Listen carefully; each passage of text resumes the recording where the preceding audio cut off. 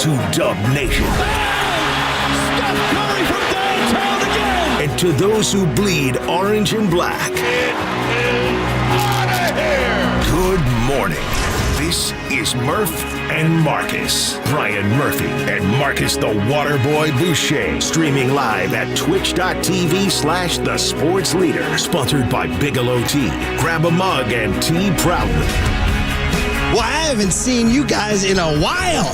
Marcus Thompson. I forgot his name. That's how out of it I am. Marcus Thompson. Did you change your name to Marcus Thompson? Yeah. Marcus Boucher, last time I saw you, we were sitting at the freaking 58 social. Bro, it feels like weeks, months, years ago since I've seen you. A guy can't take 3 days of spring break with his family without all hell breaking loose. Niners, or I should say Warriors. God, look at me. I forgot how to talk on the air. Welcome back to the saddle, Murph. You're Marcus Boucher. The 49ers didn't play. Let me start all over again. The Giants are spraying water on everybody, and the Warriors are having their hearts shredded, and it all happened in like 2 days since I last saw you. So, man, we got a lot to catch up on. But, bro, last time I saw you, Larry Bear was announcing KNBR was staying with the Giants for 4 years. Last time I saw you, Larry Bear was also calling me the wrong name. Welcome back, Murph. Welcome back, my man. Some That's things funny. don't skip a beat. At least I'm laughing, unlike your last couple of days. Right? There you go. Thank you. Glad I got my laugh track back. I don't know. I guess the sight of Harrison Barnes lobbing a grenade on the Warriors season messed with my brain. All of a sudden, I'm talking Niners and Marcus Thompson. Yeah, man. So good morning, everybody. We're back. Had a few days of spring break with the fam. Obviously, a few too many days of spring break with the fam, but drove up and down the great state of California. Got down to the desert, but kept tabs on everybody. Literally, the last time I saw you was the opening day party, I believe, right? Yeah. We went to the Giants Community Fund party. That's right. And I think Mike Holler was a little miffed to see you there, by the way. Why was he miffed to see me? Did you notice that? I think I was miffed to see him. Let's immediately start talking S right now. 6:02. Forget the Warriors. That's what we do best. Forget the Giants. Let's start talking S. Last time I saw Marcus, we went to the Giants Community Fund party, which is for the elite, where the elite meet to greet and eat. And I think Mike Holler, now with his new job, felt fancy that he was invited by Larry Bloomhagen. Fancy in his NASCAR hat and his blue jeans. But I brought Marcus as my plus one because I'm on the Giants Community Fund board. He turned around and he goes, "What are you doing here?"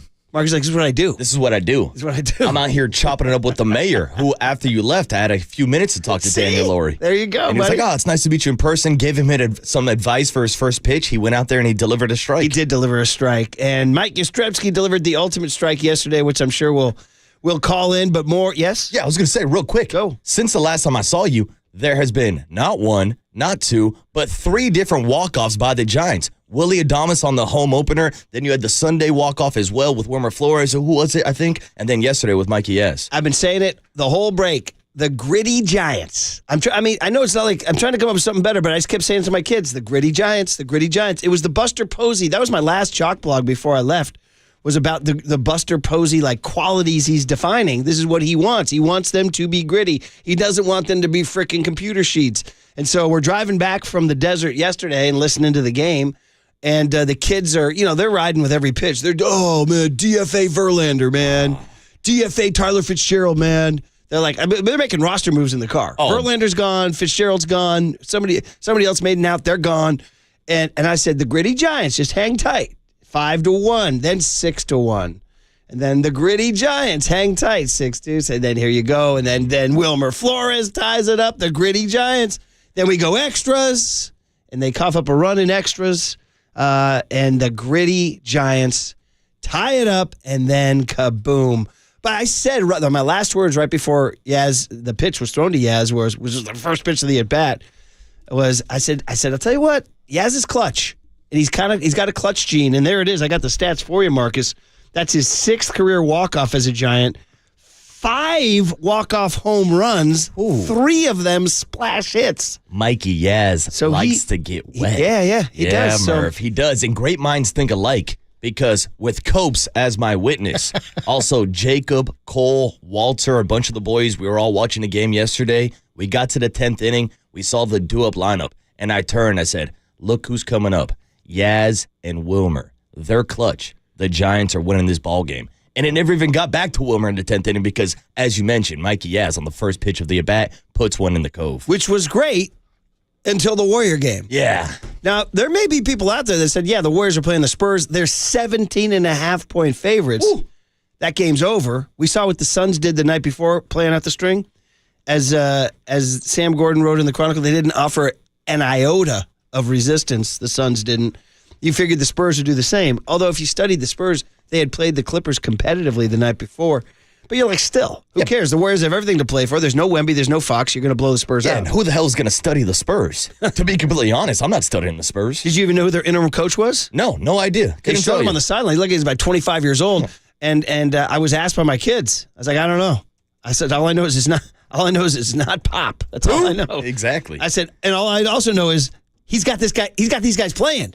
What the hell? This is a Spurs team without Wemby, without De'Aaron Fox, Harrison Barnes. Like, step aside Luka. I know you had your own revenge game in Dallas last night, but it was the Harrison Barnes revenge game. Yeah, and so the game goes on. The Warriors are looking pretty good until the fourth quarter comes. And, dude, here comes this. If you missed it, everybody, Mitch Johnson, by the way. Mitch Johnson.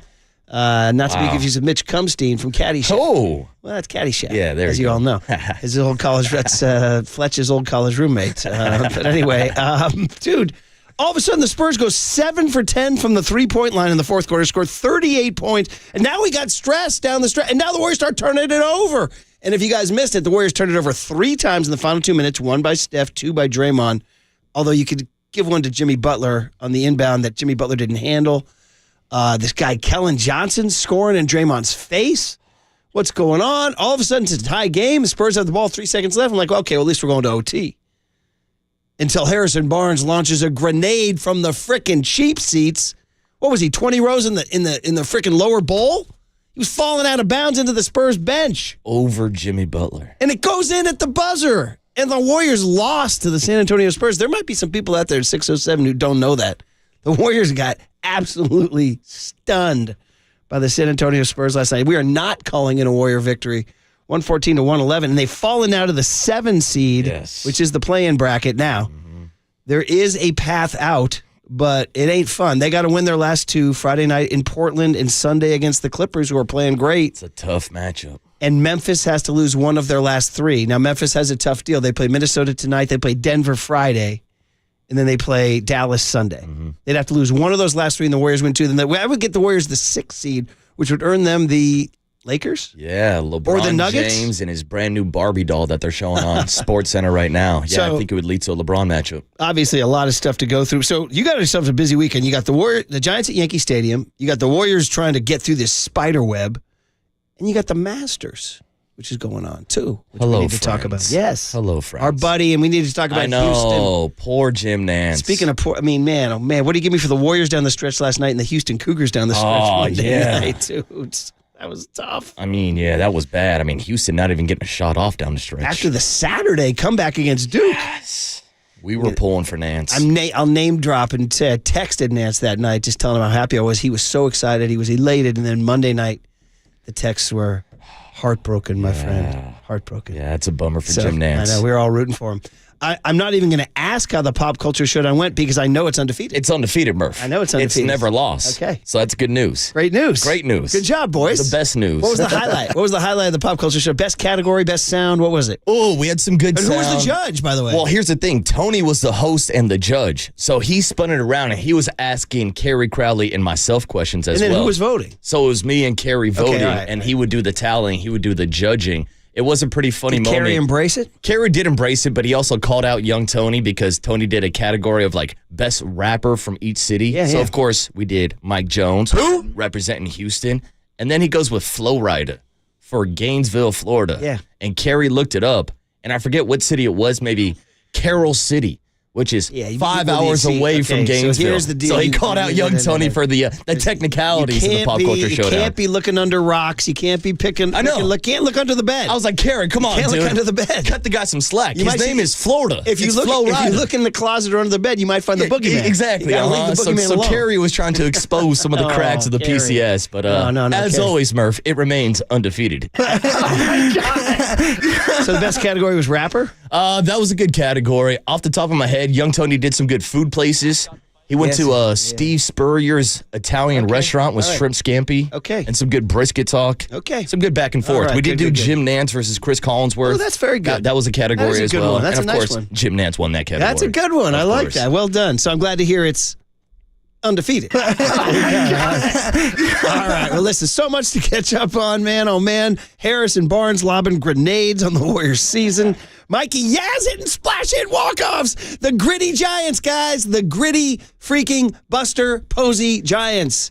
Everybody likes them. All that and City Connects. We haven't even talked about that. Ooh. I actually didn't mind them. New Jersey, who dis? I don't mind them. They kind of look, actually, like Giants uniforms in a way. They're not that, like, dramatic. They kind of, I'm like, oh, there's the Giants. Yeah, because they're wearing black and, purple, whatever. I don't know. I didn't mind them. I could do without the tie-dye bill on the hat. That's not my thing, but I think it looks hilarious on Bob Melvin. I mean, it's like me wearing it. You know what I mean? I get, like, Jung Hoo Lee wears it. He's cool. Yeah. He's fashionable, you know? Bob Melvin's doing his post-game. I think they lost that game, didn't they? Yeah, they did. Yeah. They got shut out. Melvin's doing the post-game wearing the Summer of Love warm-up jacket and the tie-dye Bill hat. He's like, yeah, we couldn't get any hits tonight. I'm like, look at this guy. What stood out to me was Matty Williams coaching third base with the purple sleeves. I'd say I like the uniforms. I'm not a fan of the purple sleeves. He wore purple with the D-back. Yeah, I know, but just the purple sleeves in general, whether it was Willie Adames or Tyler Fitzgerald or Matty Williams, I just don't like the purple sleeves. I like the black or the orange. I tell you, I just at first glance, I didn't mind them. Yeah. I didn't mind the whole And we did a whole package. show yesterday pretty much breaking down like the power drip rankings of like who wore the jersey the best. Yeah, was it Jung Hoo Lee? And it was Jung Hoo Lee. Yeah. I mean, he went with the orange sleeves, with the pants up, with the purple undershirt as well. Yeah. He looked good. Yeah. And the Giants are 9-3, guys, which is barely keeping them afloat in the freaking wacky NL West, right? Because you got who? The Padres. The Padres are what? The Padres are 10-3, and the Dodgers are 10-4. Dodgers started losing some games when you were gone, Murph. How great is that? Finally. Shout out to the Nationals. My buddy Schmitty in Philly texted me twice over the weekend, "You're welcome, Giant. You're welcome, Giant." But it was really the Nats. Yeah. Dude, can we officially say, here's a hot take, can we officially say the Nats won the Juan Soto trade? Well, with Mackenzie Gore, and I believe it was James Wood and was in the C.J. trade. Abrams, yeah, dude? C.J. Abrams, yeah. Bro. That was a huge piece, They got an ace and two potential all-stars And ever starters? since then, Juan Soto has been on 3 different teams now. Yeah, and they're not paying him $800 million. No. Can we go ahead and, this is why you don't judge trades the day of. Exactly. Let them play out. James Wood is like, dude, he's a 22-year-old phenom. He's a stud. He got called up last year. He's a 6'7" absolute power monster. I had him in our fantasy league last year. Young Tony swooped him up this week, and now Young Tony's beat me this week in fantasy baseball. All right. We got some beef on the show. Well, it's good to see you boys. And let me again say this.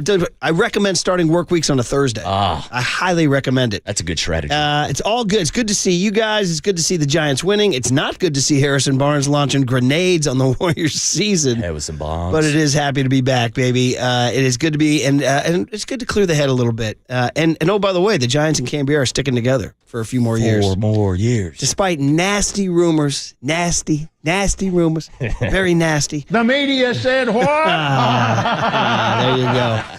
It's good to be back. Murph and Marcus on KNBR 104.5 and 680, the Sports Leader.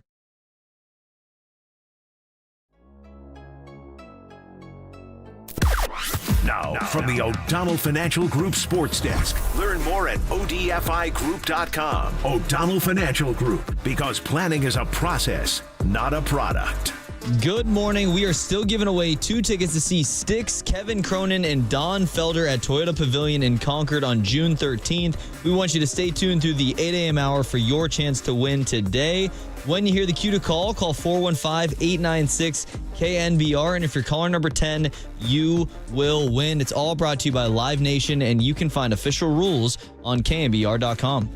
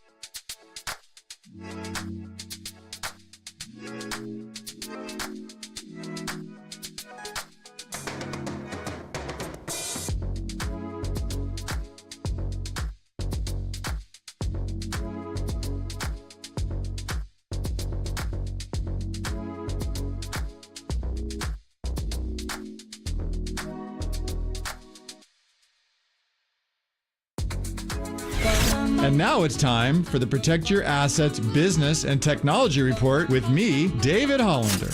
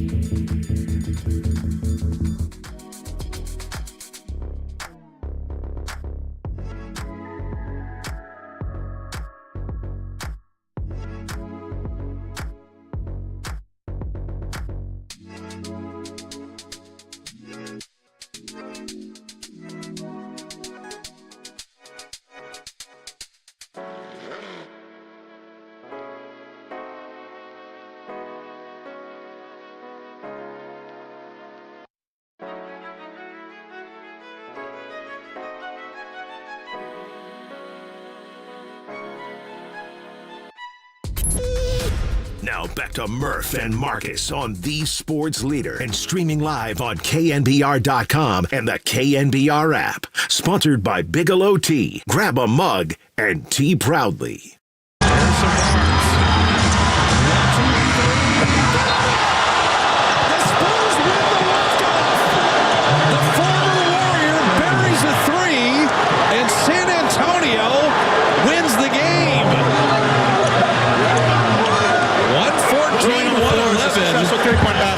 Harrison Barnes having a career-best three-point shooting year, bottoms a triple, and the Spurs deal the Warriors a very difficult loss. Look at Young Tone. I like this rejoin. So I made a little, I whisper, do you know it? No, I don't think I do know this it's track. It's a current banger, buddy. You got to get on the charts. You got to get in the car and drive the great state of California and listen to the hot songs that are coursing through the radio. Lola Young, Messy, because the Warriors are now in a big old mess. Get it? But Lola Young. It's a little banger. I like this one. It's by the way, I told Young Tony, I said we're gonna do a little tribute to the the songs the Murphys heard on their road trip. We heard this multiple times because this is a current hit. Now, was this something that popped up on radio, or was this on like Declan's playlist? No, we did Sirius XM the whole time. So we were to every station under the sun, whether you wanted Country Highway, Channel 55, whether you wanted Kelly Clarkson's new station, Channel 12, Hits 1, you wanted Sirius XMU, you wanted the U2 station, you wanted Classic Rewind, you wanted Sinatra, you wanted the Springsteen station. We did BP, we did a little EDM. Heard some stuff that Tony would have liked, but this one repeated it, and we all agree this little toe tapper. But I told Tony it'll be the perfect road trip song for me because the song's called Messy, and guess what? The Warriors, it's messy. There it is, buddy. Yeah, that was messy down the stretch. Young Tone, let's say good morning. Are you down with a Lola Young Messy, a little toe tapper from the spring of 2025? I'm down. I've heard the song. I've heard the hook. I didn't know the name or her name either, but hey, I love it. Not bad. 17-year-old Declan Murphy grudgingly goes, yeah, I'm down with this. I'm down with this. Yeah. But anyway, the point is, the Warriors in a mess. That was messy. Man, oh man. So what are we going to do about this? Are you a believer that everything will be okay, or are you thinking there was a nuclear meltdown, Chernobyl, 3 Mile Island? What did young Tony learn today about nuclear disasters, Chernobyl and 3 Mile Island? Just an inexcusably disastrous loss. Yeah, I can't excuse this. This was a bad loss. I was joking yesterday with JD. I was like, I don't want to be the guy that overlooks the San Antonio Spurs and the Portland Trailblazers, but I'm overlooking them. I'm looking towards that Sunday matchup against the LA Clippers. And now you have to win out. Now you need some help with Memphis losing the game just to get into the top 6. This is inexcusable. You should not be losing to the San Antonio Spurs when they don't have Wemby, when they don't have De'Aaron Fox, when they're not a playoff team, when your playoff life is on the line to avoid the play-in bracket. I don't know how you could excuse this loss. Listen, I know he had a nice night. He scored 28 and went 16 to 17 from the free throw line, but didn't you get Jimmy Butler specifically to not lose games like this? Well, especially... again, he had a nice night. It was the role players who stunk last night. Yeah, exactly. The role players did not step up. Pod's kind of struggled after his recent hot streak. After his incredible run. He had been playing phenomenal, so I'm not going to put too much blame on Jimmy Butler, but I do hate the last 3 buckets that the San Antonio Spurs got. Keldon Johnson backing down Draymond Green. Yeah. That's supposed to be the defensive player of the year. Yeah, what was that? I mean, he went right into Draymond's face. He did. Yeah. So Draymond lets up a bucket. Yeah. Then you got Stephon Castle splitting Jimmy Butler and Draymond Green with an absolute dime. Yeah. Those are your 2 best defenders. That was to Keldon Johnson too, wasn't it? Talk about a loss in translation. Jimmy Butler, I think Draymond was expecting a little help on the backside. Jimmy doesn't step up. And then, of course, Harrison Barnes hits the game-winning three-pointer over Jimmy Butler. And I'm looking at those last 3 buckets, and they scored on Draymond and Jimmy, 2 of the best defenders on the team. Hell, the 2 best defenders on the team. So that's disappointing. I agree with you on the first 2. The Barnes shot, the Harrison Barnes shot, basically just absolutely, but it doesn't help the optics that it was over Jimmy. Is what I'm saying. 313 with an incredible text to start the day on the Golden State Lumber and Sherwin text. And I said, if Harrison Barnes would have made 1 shot like that in 2016. 3-1 blown lead never happened. Just one, Harrison. Dude, how about that just night? one. Barnes hits the shot, kills the Warriors, blows them up, makes them messy like Lola Young, and then 9 years later, this guy's checking receipts. Yeah, you made one of those in 2016. We wouldn't have blown a 3-1 lead. People don't forget. That's freaking receipts right there. People don't forget, Murph. Receipts. No, they do not. But I'm talking about these role players, guys. Moses Moody, who's been good, 31 minutes, 7 points last night, and a -5. Pods, you pointed out. I mean, he's been so good. He's been so good. So good, but 33 minutes, 7 points, 3 of 11 from the field. Even Johnny Kuminga off the bench, like 12. Other than that, I mean, Buddy Hield had 12. He was 4 of 10 from 3. Man, oh man, they really just could not. But you pointed out there was the 2 defensive breakdowns down the stretch, but also the fact that the Spurs scored 38 points in the fourth quarter alone and made 7 of 10 from 3-point land in the fourth quarter. But also the Warriors just kind of made, there's that phrase, played with their food or whatever, but took it too lightly. And exactly, it was like everything they've done has pointed that they would not be capable of a loss like this. You know, everything, the way they've been playing down the stretch, the way Jimmy Butler has assimilated into the team. But, you know, then you fall back on this. It's the NBA, bro. You let up for 1 minute, and Keldon Johnson's going to be your nightmare. Stephon Castle's going to be your nightmare. Harrison Barnes is going to be your nightmare. Yeah, and that's why it's so frustrating. I think as a Warriors fans, after seeing the loss on Sunday against the Houston Rockets, to see them kind of check back in and blow out Phoenix by 30-plus points. Now, it was a back-to-back where they did have to travel from Phoenix back to the Bay Area, but still, they were in this game. Hell, they looked like the better team in the first and in the third quarter, but then things just fell apart in the fourth defensively. You can't allow the San Antonio Spurs to drop 38 in a quarter. Here's 415 putting a finger at the crowd. Chase Center crowd eat arrogant last night for an easy win. No noise all game. 650 just says just flat out sloppy last night down the stretch. Very true. Curry even had one. And here I am coming after Steph freaking Curry, the greatest human being in the history of Western civilization. I want him to be senator, king, president, whatever. I want him to be my best friend. Steph Curry's everything. I'll tell you what Steph Curry does. He'll turn it over sometimes, though. He will turn it over. And he had one last night that drove me nuts. I was like, Steph, you're Steph Curry, dude. You got to hang out. But he also had one where he kind of did this little hook shot pass to Draymond that could have been a turf. Draymond had to run and go get it. And that's what I'm responding to this text. Sloppy down the stretch or messy. By the way, 408 checks in, says Messi, certified banger. So we got the crowd on our side. I know. I might have to add it to my Faye Webster playlist now. It's definitely got that definitely vibe. Some of those vibes. Yeah. It's good stuff. Which, by the way, I don't think I ever told you. I was planning on trying to sneak in Faye Webster into like a 2010s Friday. Oh, that would have been fun. But we ran out of Fridays, and I wanted to do it because I never told you when I was down at Chase Center for the Tyler, the Creator concert. Yeah? In between sets, between Lil Yachty and Tyler, the Creator, they were bumping some Faye Webster. Get out of here. And there were some girls behind me. At the Tyler, the Creator show? Tyler, the Creator show, and they're like, oh my God, it's Faye Webster. The girls loved it. By the way, you want your boy talking music? So we're staying at this nice resort in La Quinta. I probably should save the story for the other side. It's a pretty funny story about music and me and Tyler, the Creator. Remind me to tell you that. Let's get the guest list going on a Thursday, April 10, 2025, 4/10/25. I'm back from a little spring break with the fam. Got away right after opening day and got down to the desert. Played some golf, young Tone. Didn't play as well as I would have liked. These greens were ridiculous. Pete Dye, he'll design a course with they call them upside down cereal bowls, buddy. You can't hold. You hit a pitch on the green and it rolls off into a bunker. You're like, bro, what? I just paid how much money for that? I hit a nice chip. It rolled into the. It should be on the green. What is this? Upside down cereal bowls? Yeah. This is like a mini golf. What is this? Golf land? Kind of. We're playing miniature golf here. You won't see any upside down cereal bowls at the Masters here, buddy, which is on today, by the way. And are you ready, young Tone, for the Masters? Oh, absolutely. Downloaded the app. I'm all good to go. The app is incredible. Although the NC2A March Madness app gave it a little bit of a run for the money. I told you that's a good app. That was a pretty good app. So but nothing tops the KNBR app. Am I right, boys? Am I right? Very good. Especially when you show highlights from the games. Ooh. That's an inside joke. Yeah. That's an inside joke. So anyway, young Tone, thought about you down there, buddy. You need to get down to the desert. There's some good golf down there as long as you stay away from those Pete Dye greens. I believe I played down there. Was it Weston Hills? Well, there's a only about courses. 7 million golf courses, so we'll never find the same one. But anyways, it was down there playing with the boys.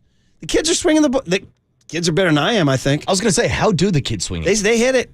They hit it, man. Little Rory, I'm impressed by little Rory, but Declan's a big guy. He hits it far. Man. I was going to say, yeah, big tree, swings hard. He just doesn't putt well. He needs to work on the blade. Have the kids always played? Must take after his dad. But from a young age, we got him out there, and it was recreational.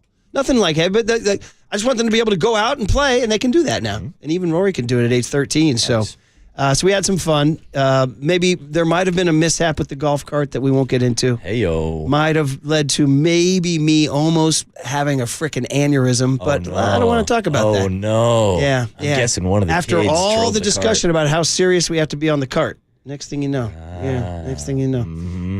Let's just say eventually cooler heads prevailed. Next thing you know, it turned into like an episode of Jackass. Pretty where much. They had the golf carts and like they jump over sand pits and stuff. Pretty much. I like it. Pretty much. I like it. Yeah, Dad was not happy. All right, so what do we got That's here, an buddy? expensive accident, too. Today's Thursday, which means it is our executive show day. Zach Manazian going to stop by at 7:30, give all the recap on the Giants-Red series. Yeah, Manazian. We spoke to him at the Giants Community Fund opening day party. That's it. We saw him eating a little bit of brisket and mac and cheese. This guy's a people person, by the way. He sees us. He comes over to us. Listen, I'm not going to say anything about past GMs, but maybe they weren't people. Hey, now. You know what I mean? Hey, now. All right, so Manazian wants to come talk to you. He's like, what's up, boys? What's the crack? Yeah. Right. I never saw Pistol Pete with the plate of barbecue. No, I can tell you that. He's a nice guy, just a little quiet. He's a nice guy. Thanks for John Lee. Zach Manazian at 7:30. The big hit is going to be at 7:50. Cooler content we're going to do at 8:30 because we have Matt Mayoko at 8:50. Talk a little 49ers football. And then Murph, Michael Arcish at 9:15 just wrote a new book. This is a longtime golf writer friend of mine, so it's a master's guest, really. But he did write a book called The Golf 100 about the top 100 golfers, so he'll try to sell you guys a couple of copies of that. But we'll talk to him about the Masters. Absolutely. So we'll get that going there, too, because they'll be underway. And by the way, I'm in a pool, and I saved my 3, so if you guys need to know who to root for if you like me or against if you don't like me, I went with Rory. Here it is, the drama. Ludwig Oberg, maybe my favorite golfer out there right now. And staying with, how's the crack, Ireland's Shane Lowry. Ooh. I went 3 internationals. Again, I'm in a pool where you can only use a guy once a year, so I've already burned Scotty Scheffler. I used him in the Players' Championship. And I'm saving Morikawa maybe for a little bit later on and all that. So those are my picks today. You can ride with them or choose not to. Nice. Yes. Real quick, update. Did Scotty Scheffler run over anybody this morning? No. No, he made it to the Masters without any problems? Are you bringing me back to the golf cart incident? Is that what you're doing? Uh-huh. Who was driving? Young Rory or Scotty Scheffler? I'm going to get hot all over again. All right. Listen, we can take. I want Lola Young Messi to be the rejoin every. It's in my head. It's such a banger. I want it to be the rejoin every rejoin. It can't be. But we can get into the Giants and some incredible stats on Yaz and then return to the Warriors, too. It's going to be a Giants joy, Warriors pain kind of day on KNBR 104.5 and 680, the Sports Leader.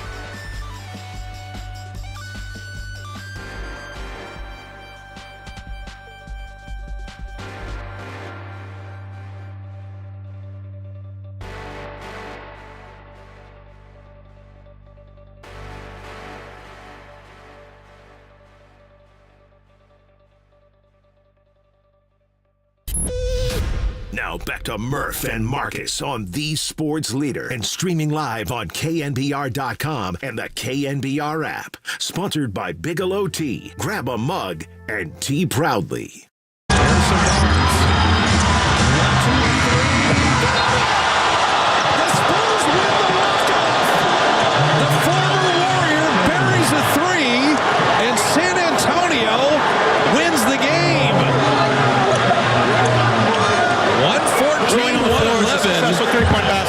Harrison Barnes having a career-best three-point shooting year.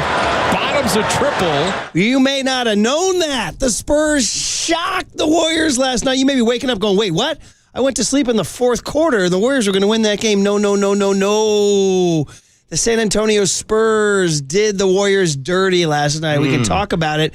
Speaking of doing people dirty, so I told Tony, I said, hey, the Murphys just did 2 9-hour drives down to the desert and back. I said, and we heard a bunch of songs. I said, why don't we make today some fun spring break rejoin songs? We hold Lola Young Messy. And then I said to young Tony, I said, special for Marcus. Special. This one, you hear this one? Special how? You hear this one on the radio now, driving what's so up and special down about it? The great state of California. Nokia by Drake. Baby girl. Baby girl. Let me see you twirl. Baby girl. Come on now. You're Is at the it club. Murphy? You're on the club on a Friday night, buddy. See, that's the thing. I'm glad that Drake is back to making dance music. This is his lane. These are the type of tracks he should be making. So, yeah, if you want to dance to Drake. Marcus, but, I mean. this coming tomorrow night, you're going to find a baby girl, and you're going to say, let me see you twirl. Let me see you twirl. You're not wrong. There's a good chance. I do have to dance to Drake when I am out at dance clubs or at bars. It happens. But, yeah, this is his lane. But, Murph, the disrespect. I mean, we got off to such a great start. Yeah. The vibes were high. You made your return. But now I'm basically going to channel my inner Murph from the golf course the other day. You're going to make me freak out here, Murph. It's funny. My kid is a big Drake fan. Marcus is a big Drake hater. That's because he has a baby girl. I heard this song multiple times on the spring break road trip. Oh, dude, it's all over TikTok. And I said, I got to play it for Marcus. And I said, there's something oddly, what's the word? Is it like, it's just compelling about the way that guy says, baby girl. Baby girl. Let me see you twirl. Young Tony, where are you with this track here? I like it. I'm with Marcus, though. I'm not the biggest Drake fan, but you're right. Dance music is his lane. That's it. It's a great dance music type vibe. That's really fun. Does this get him back from... Does this get him back from the Kendrick diss? Or? I don't know if he's ever going to fully recover, to be honest with you. Is this a slight comeback? Like the Drake fans will brag about this as another hit for Drake, and that's great. Drake should have his own lane with his own fans. He's not a rapper. He's a pop star. Okay. Good for Drake. By the way, he says, I'm going to ice you like Gretzky. Should he be saying, I'm going to ice you like Ovi? Like Ovi. Yeah, is Gretzky that's out? bad Ovi puck in? knowledge. Yeah. And he's a Canadian himself. Yeah, well. Bad puck knowledge. I don't want to get too into it here, but I don't know if Gretzky's hanging out too much up north of the border these days. Wait. You don't think Gretzky likes the 51st state? Based on what I'm reading, he may like it a little too much. Yeah, I know. Based on what's going on there. Yes. He's rocking to the OV game, hanging out with the Baby crew. girl. With his crew, yes. Baby cut, baby cash. All right, guys. It's going to be stuck in my head now. I know, so funny. Baby girl. All right, we'll give you more spring break tunes as the Lola Young Messy worked a little bit better, didn't it? On your Faye Webster. Yeah, I need some Faye in my life. Well, 707 comes in with a text. Sorry, real quick. Yeah, please. Did you want to follow up on that Tyler, the Creator, Faye Webster story? Yeah, so this is just, I'm just telling you guys spring break stories, but they have to do with the modern pop culture. So the resort we stayed at was a nice resort, and I had to call Provident Credit Union to make sure we could cover the rooms. Ooh. But it was a treat for the kids and everything. But so each resort, there's like a little like villa, and each villa had its own pool and hot tub. Hey, right? Now you're living. But you're sharing it with like 6 other villas. So you go in, there's some other family. They're like, who are these people? What are they all about? And they're checking you out. They're like, what are you all about? Like, hey, this is my pool, not your pool. They're like, yeah, it's mine. It's not your. Anyway. So late at night, not late at night, but after the Monday night Houston tragedy, I said, I'm going to go in our little private hot tub that we share with the 5 other villas. And I go out there, and clearly, and I'm not going to profile, but based just on the fact that they were all like 21 years old, and they had a little lousy Bluetooth speaker, like a little tinny, and a cooler full of beer, I was guessing they were not villa guests, that they were local high school kids crashing the hot tub. Sure enough, I was right. And so, but no hate. I had a little buzz on. So my kids were freaked out. They're like, I'm not going in there. There's people in there. I'm like, let's go make some friends. They're like, no. And so they went and crashed another hot tub. So I went in. I'm like, hey, what's up? They're like, hey, what's up? They were all buzzed and happy and listening to the little tinny Bluetooth. I wound up meeting 3 locals from La Quinta High School. They had graduated. They were maybe like 19, 20 years old, something like that. A guy and his girlfriend and a third girl all by herself. Hey now. And Baby anyway, girl. the first thing they say to me is, first thing they say to me when I sink into the tub is, are you here for Coachella? That's literally the first thing. And here I am with my gray beard and everything. Are you here for Coachella? They're like, you here for Coachella? That's a question I thought Murph would never be asked. And I said, no, are you? They said, well, we live here. I'm like, oh, so you are Coachella. And we're off to the races and we're talking about the acts that are coming to Coachella and all that. And then they start talking about, they're like, what about you? What music festivals do you go to? I'm like, well, I said, you guys are down with Outside Lands, right? Yeah. And they were like, no, they had never heard of Outside Lands. The guy goes, what is it? And I started telling them all about it. And beers are flowing. I'm just hanging with these La Quinta kids or whatever. Anyway, I get them so hot on Outside Lands that they look up the lineup and they are hyped that Tyler, the creator, is going to be at Outside Lands. I'm like, that's how we do it. I'm like, by the way, Coachella is going to be 100 degrees. I said, Outside Lands will be 50 degrees. Oh. So I said, for the amount of clothing you're wearing to Coachella, triple down when you go to Outside Lands. You can wear everything you're going to wear at Coachella in the span of 3 days. Put it all on when you come to Outside Lands. Yeah, so anyway, I'm just letting the Outside Lands people know I'm selling tickets. The guy goes, it's my birthday. This is that new generation. He goes, my birthday's in August, and I was looking for something we all could do. I'm like, bro, your birthday's not that special. Dude, everybody's like, yeah, what do you get, the month? Yeah. Wait, we're all going to go to Outside Lands for your birthday because your birthday's in August? Oh, Murph, we do know a few people that will celebrate a birthday month. Exactly. It's this whole generation. It's like, bro, most people are like, don't even know, don't care it's my birthday. Don't even talk about my birthday. Go on with your life. It's not important to you. And then somebody brings you Bob's Donuts. That's nice. Hey, that's the extent of it. Not like, yeah, my birthday's in August. We're looking for something to do. So I'm like, okay, whatever, dude. But anyway, there I was talking Coachella. They were hyped to see EDM, Marcus. That was their big thing. The gal who was by herself, she's like, I'm just here for the EDM. And I'm like, I could introduce you to a young man. And I know a young Tony. The other one was there for Lady Gaga. Gaga was going to be at... Then I had to bore them with the whole story about how Gaga hangs out at the 2 a.m. club. Oh, that's right. They seem to like it, though. Stephanie, she goes by when she's there. Because she's dating a guy whose mom and dad live in Mill Valley. So when they come to town, she pops into the Deuce. She hangs out at the Deuce. In the afternoon. That's a nice little nugget to drop on people. She just goes by Steph. So anyway, that was the follow-up there, buddy, on the story. I like it. Yeah. And 510, Stan Tim. Had they seen a guy this hot in years? That's great knowledge. He says, Stan you Tim. Clark Griswold in the hot tub. True story, dude. It's so funny. I just went in. The kids stayed away. I hung out with these guys for like an hour. Had a couple of Modelo's. Buried the lead. They're like, what do you listen to? I'm like, well, I listen to everything. I said, but if you guys want to get into your hip hop, I said, let me put you guys on. I put them on La Russell and Larry June. Did you really? And we listened to them in the tub. Look at Murph putting kids on game now. And we listened to them in the tub in their little lousy $25 Bluetooth. I mean, you guys got to get a better speaker than that, man. Love that. Murph's hanging out in a hot tub, bumping a little battery operated. Like, bring me something special. Bring me that boombox that I brought to the Presidio round table. That Gucci looking boombox. It's Gucci, bro.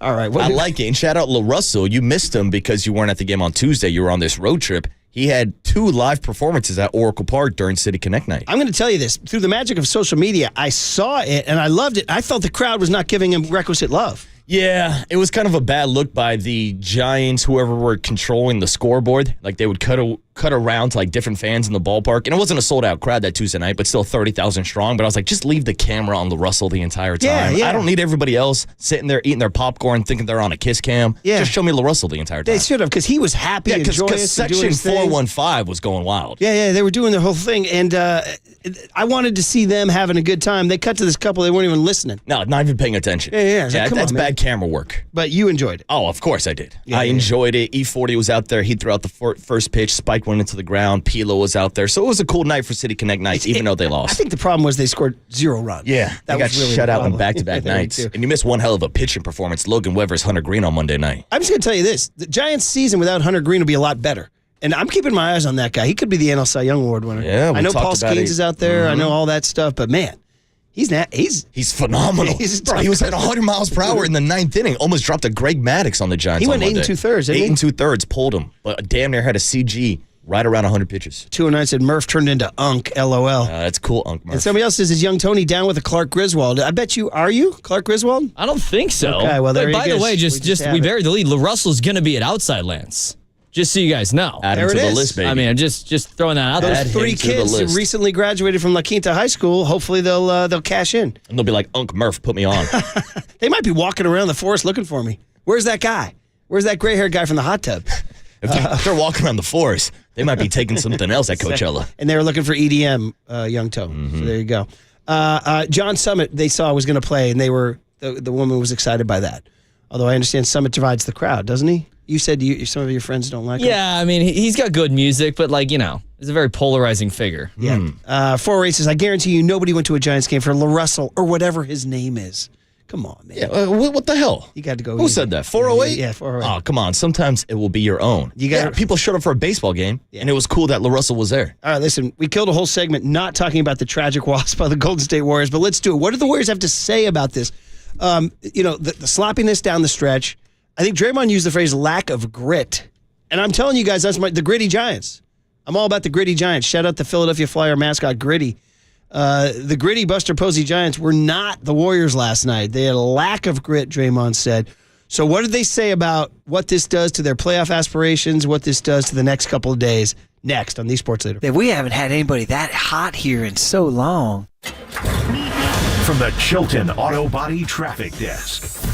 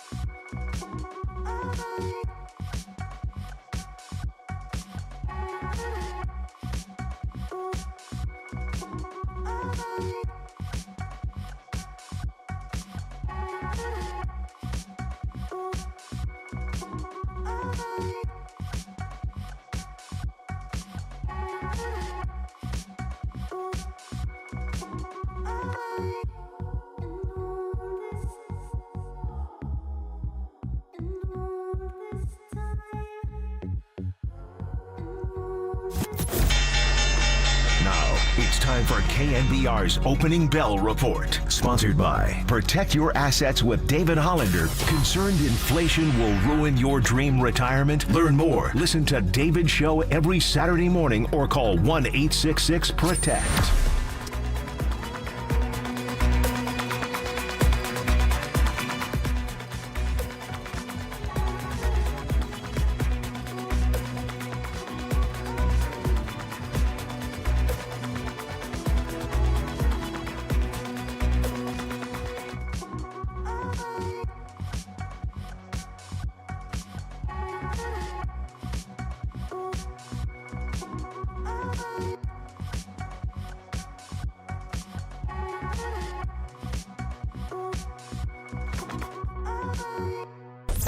Listen to the sports leader anywhere, anytime. Download the KNBR app. Murph and Marcus continue live from the KNBR Casino Matrix Progressive Jackpot Studios. Casino Matrix. Progressive jackpots are here. Where are you? Just drop in. 1-800-GAMBLER. Murph and Marcus is sponsored by Bigelow Tea. Grab a mug and tea proudly.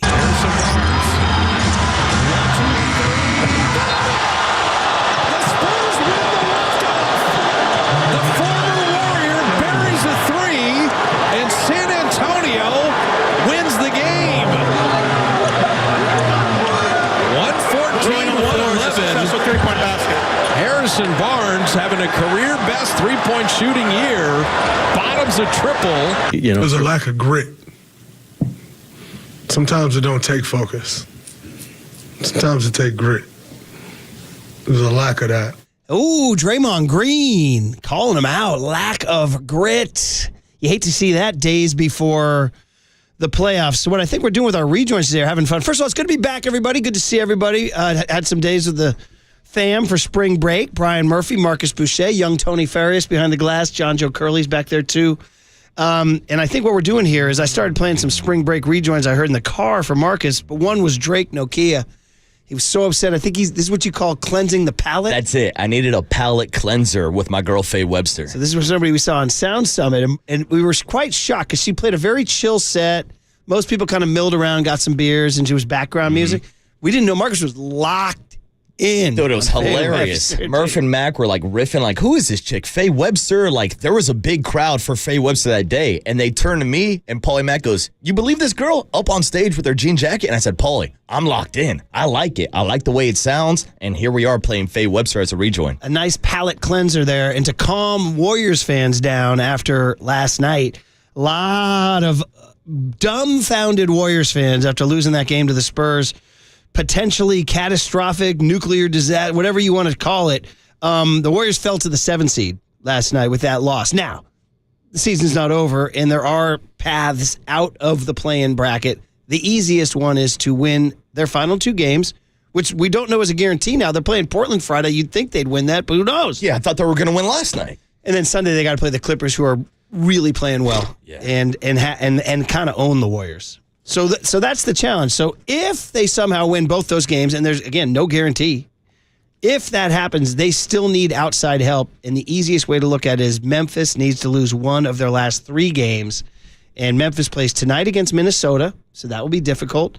They play Friday against Denver with no Mike Malone, by the way. How about that happened when I was gone, yeah. Yeah, we talked about that a lot yesterday. I'm sure JD had some thoughts on that. Oh, yeah, we had some takes. He wants the Nuggets in the postseason now. Okay. That's still a little bit of a scary matchup to me, but I don't need to see Jokic anywhere. No. Anywhere, anytime, anyhow. You can just keep Jokic away from Yeah, him. Jokic and Jamal Murray together. Yes. That's a tough duo to beat. The Warriors haven't beat the 2 of them since 2021. Bro, the Nuggets came in here without Jokic and stomped the Warriors. Remember that? Mm-hmm. So anyway, Memphis plays Denver Friday night, and then Memphis plays Dallas on Sunday. If they lose, so in other words, it's a pennant race. You need to scoreboard watch, but we need to talk about what truly happened last night. Here, for the first text I look down and see on the Golden State Lumber and Showroom text line says, I hate to do it, but I'm ripping the Band-Aid off. The season comes down to 2 games we should have won. Utah in February. Remember that? Yeah. Remember that? Mm-hmm. I was like, whoa. And Denver with a depleted roster. You win those 2 games, you're clinched in. That's why you have to take every game seriously. 707 says this team is way too inconsistent. They are cooked. Didn't we just we've had any number of basketball experts on and asked them, are the Warriors a legit title contender? And the answer is yes. Yeah, I Now wouldn't we got say them the cooked. team's cooked because they lost last night. Now, obviously, they're trying to avoid the play-in bracket. We've been talking about this for months now, ever since the Jimmy Butler trade. So that's the number one goal. But I was looking up odds yesterday, and the Warriors are essentially tied for second or third with the best odds to win the Western Conference. With the Lakers, number one, of course, being OKC, but Vegas is still viewing them as a title contender. Wow. And then we need to get into some of the, let's talk about last night before we can get into the ramifications here. So, Steve Kerr, what do you have to say last night after your team comes out and absolutely lays an egg in front of a flat Chase Center crowd? Now, you could say, oh, back-to-back. Well, guess what? San Antonio was on a back-to-back. San Antonio was playing for nothing, and they clocked the Warriors last night. So, Steve Kerr, defensively, you gave up 38 in the fourth quarter.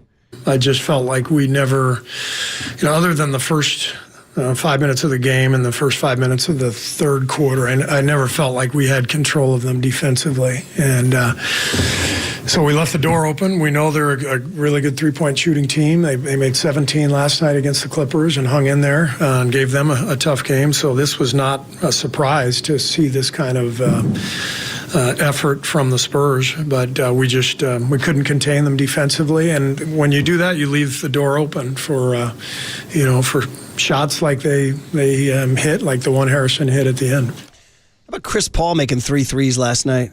Hey, Chris Paul. I don't need Chris Paul and Harrison Barnes back at Chase Center. Driving daggers down on the Warriors. Barnes made 6 threes last night, 6 out of 9. Scored 20 points. Stephon Castle, 21, the dunk guy, and Keldon Johnson, 21 off the bench, including a couple of big late buckets, too. That was the most disappointing part, was seeing Keldon Johnson get those back-to-back buckets to tie it at 109, then get up to 111, right in Draymond Green's face, and splitting the defenders right between Draymond and Jimmy Butler. He had an incredible stop just prior and got away with a no call on blocking a layup, but then they came right back at him and scored again. Crazy. So Kerr on the West, man, which, as we know, is this like 7 cars trying to squeeze into one lane here, like merging on a freeway. Kerr. This is the NBA, This is how it works. Everybody's good. Everybody's got talent. You're always vulnerable, no matter who you are. And it's going down to the wire for a reason. There's a lot of great teams in the West, and there's very few easy games. There's just very few games that fall into place. And because of the three-point line in the modern NBA, you're always vulnerable, and that's what got us tonight, 18 threes. Yeah, because of the three-point line in the modern NBA. That is true. That means you still don't want to lose to San Antonio, who's 33 and 47. Now, they're not as bad as New Orleans and Utah. By the way, Portland's 35 and 45. Portland may not lay down tomorrow night. No, and look, no game is easy in the NBA. Like, even when we sit here and joke about, like, Pat Spencer getting minutes, like, Pat Spencer could show up to any YMC in the country and be the best player on the court. Like, these are all guys who are the best high school players, college players. Like, these are still professional athletes. But still, when you look at the path that the Warriors had to control their own destiny, of all the teams that were kind of tied up in the standings with 32 losses, they had the easiest path according to strength of schedule. When you're looking at San Antonio, Portland, I know it's a tough matchup in LA against the Clippers, but look at the Denver Nuggets. Look who the Memphis Grizzlies have to play. Look at how everybody else has a more difficult path, and that's why it's so frustrating when they drop a game like that, where they were 17-point favorites last night. They should not have lost that game. Yeah, making sure. Sunday's game's at Chase Center, right? You are correct. Okay, so that's at 12:30. Warriors and Giants are at Yankee Stadium that day. Yeah, that's an ESPN game. Tough matchup. So they're 0-3 against the Clippers this year. Yeah. So you got Masters Sunday colliding with the Clippers and the Warriors, colliding with maybe a little Giants baseball too. So more Steph Curry. What do you have to say? Because he did commit a turnover down the stretch. He was not airtight down the stretch. Steph Curry about that loss. No, there's definitely weight, and there's been weight for a while. We understand. I mean, our record's been great in the last 20-plus games, and every one of them we felt a sense of urgency. So with 2 games left, you can kind of narrow down to, it's 48 minutes on Friday is going to be important. Sunday the same. We've had a very professional approach and very consistent, level we've been playing at. Our execution tonight just wasn't great, and a good team will bounce back from it and take care of business. these next two and then go from there. So we have to prove that we're a good team. Yeah, but again, even if they win the next two, if Memphis wins out, the Warriors are in the play-in. Warriors are in the play-in, at which point they would play the 8 seed, who is looking to be right now. Marcus, have you checked your play-in situation? Right now would be Minnesota, yeah. But the game would be, I saw people last night tweeting, and the Warriors may have to hit the road. No, they have the tiebreaker over Minnesota. I don't understand what people are saying on that. That's just if they lose one of their final 2 games, they might have to hit the road. Now, we could get into some of the fun stuff after I tell you you're listening to KNBR AM and KNBR FM San Francisco, the sports leader, a Cumulus media station. One more cut from Draymond Green about last night's defense. It didn't happen in the fourth quarter. It happened in the second quarter. End of the first quarter, second quarter, we just started giving up straight line drives. They found a rhythm. That's when it happened. We found a way to get the lead back, but we never don't mess around with games. Mess around with games in this league, you lose. Yeah, it's incredible that it happened. Some people coming in on the text line here. 831 says, when are people going to hold Curry accountable for his laissez-faire play against weak teams? How about that? People coming after Steph. You want to hold a 37-year-old Steph Curry accountable after all he's done for this franchise. He says, Phoenix was easy because the Warriors played respectful, focused basketball. They played disrespectful last night, and that's on Curry and Draymond. 4 and 5 says, come on, Doug Nation. That's just a hiccup. You got to believe. Signed the Vato in Novato. I like that. I like that, Vato, but that hiccup might put him in the play-in bracket now. 408 says, it's a gut check loss right before the playoffs, and it might be what these guys need. Everything was coming too easy. Time to check the egos at the door and lock in, boys. Yeah, but to me, the gut check loss was on Sunday against Houston. Like in a game where Steph Curry got locked up by Fred VanVleet and Dillon Brooks. Nobody else helped him out on that night. Amen Thompson. Amen was out there locking dudes up. So to me, that was supposed to be the gut check. That was supposed to be the get-right game before this final stretch of the season. So that leads to what you and I were, before the show, having an organic disagreement on. It's organic. This was not a forecast. This is not a... did you see Marty this weekend? I did see Marty. Did you talk to him? Oh, yeah. How about I took a photo of Marty and the mayor. Oh, that was you? I'm walking by, and he's like, hey, take a photo. And Lurie? Yeah, I took the photo. What, Marty didn't give me photo credit on his Instagram? It's orgasmic. He did not. Yeah, he walked by. Hey, take a photo of us. So let's just say the Warriors. Check out this Polaroid. Warriors black and white. Finished 7th. You know, I was the mayor here. He was. He is the Godfather. He's more than the mayor. He's the Godfather. If the Warriors finish in the 7th seed and play Minnesota in the play-in at home, okay, let's just hope they win that game. If they don't, my God, then I don't even know what we're doing here. Then the sky's falling. Yeah, then you're playing Klay Thompson maybe in a survival game for the 8 seed to play Oklahoma City. Or the Sacramento Kings sneaking back into the play-in bracket. Could be the Kings too. Yeah, it would be more dramatic to be Klay though, right? Yeah, would you imagine Klay and the Warriors? That would be a disaster. Okay, so let's the worst, most acceptable one is that they somehow don't get out of the 7 seed because Memphis wins out. And the Clippers win out, and the Nuggets win. Everybody wins out, and the Warriors stuck in the 7th seed. They're hosting Minnesota. If they won that game, they would be the 7th seed and draw the 2 seed Houston Rockets. So that's scenario number 1. Scenario number 2 is they do somehow sneak to the 6th seed, which it could very well happen. They got to beat Portland, but they got to beat the Clippers, who kind of own them. And Memphis needs to lose one of their last beats. But let's say that happens. Then they're the 6th seed, which is great. You avoid the play-in. You draw Luka and LeBron, who are in the 3 seed. Now, that's not a guarantee. The Lakers only have a 1-game lead on the Nuggets, but let's just say it's the Lakers. You and I disagreed.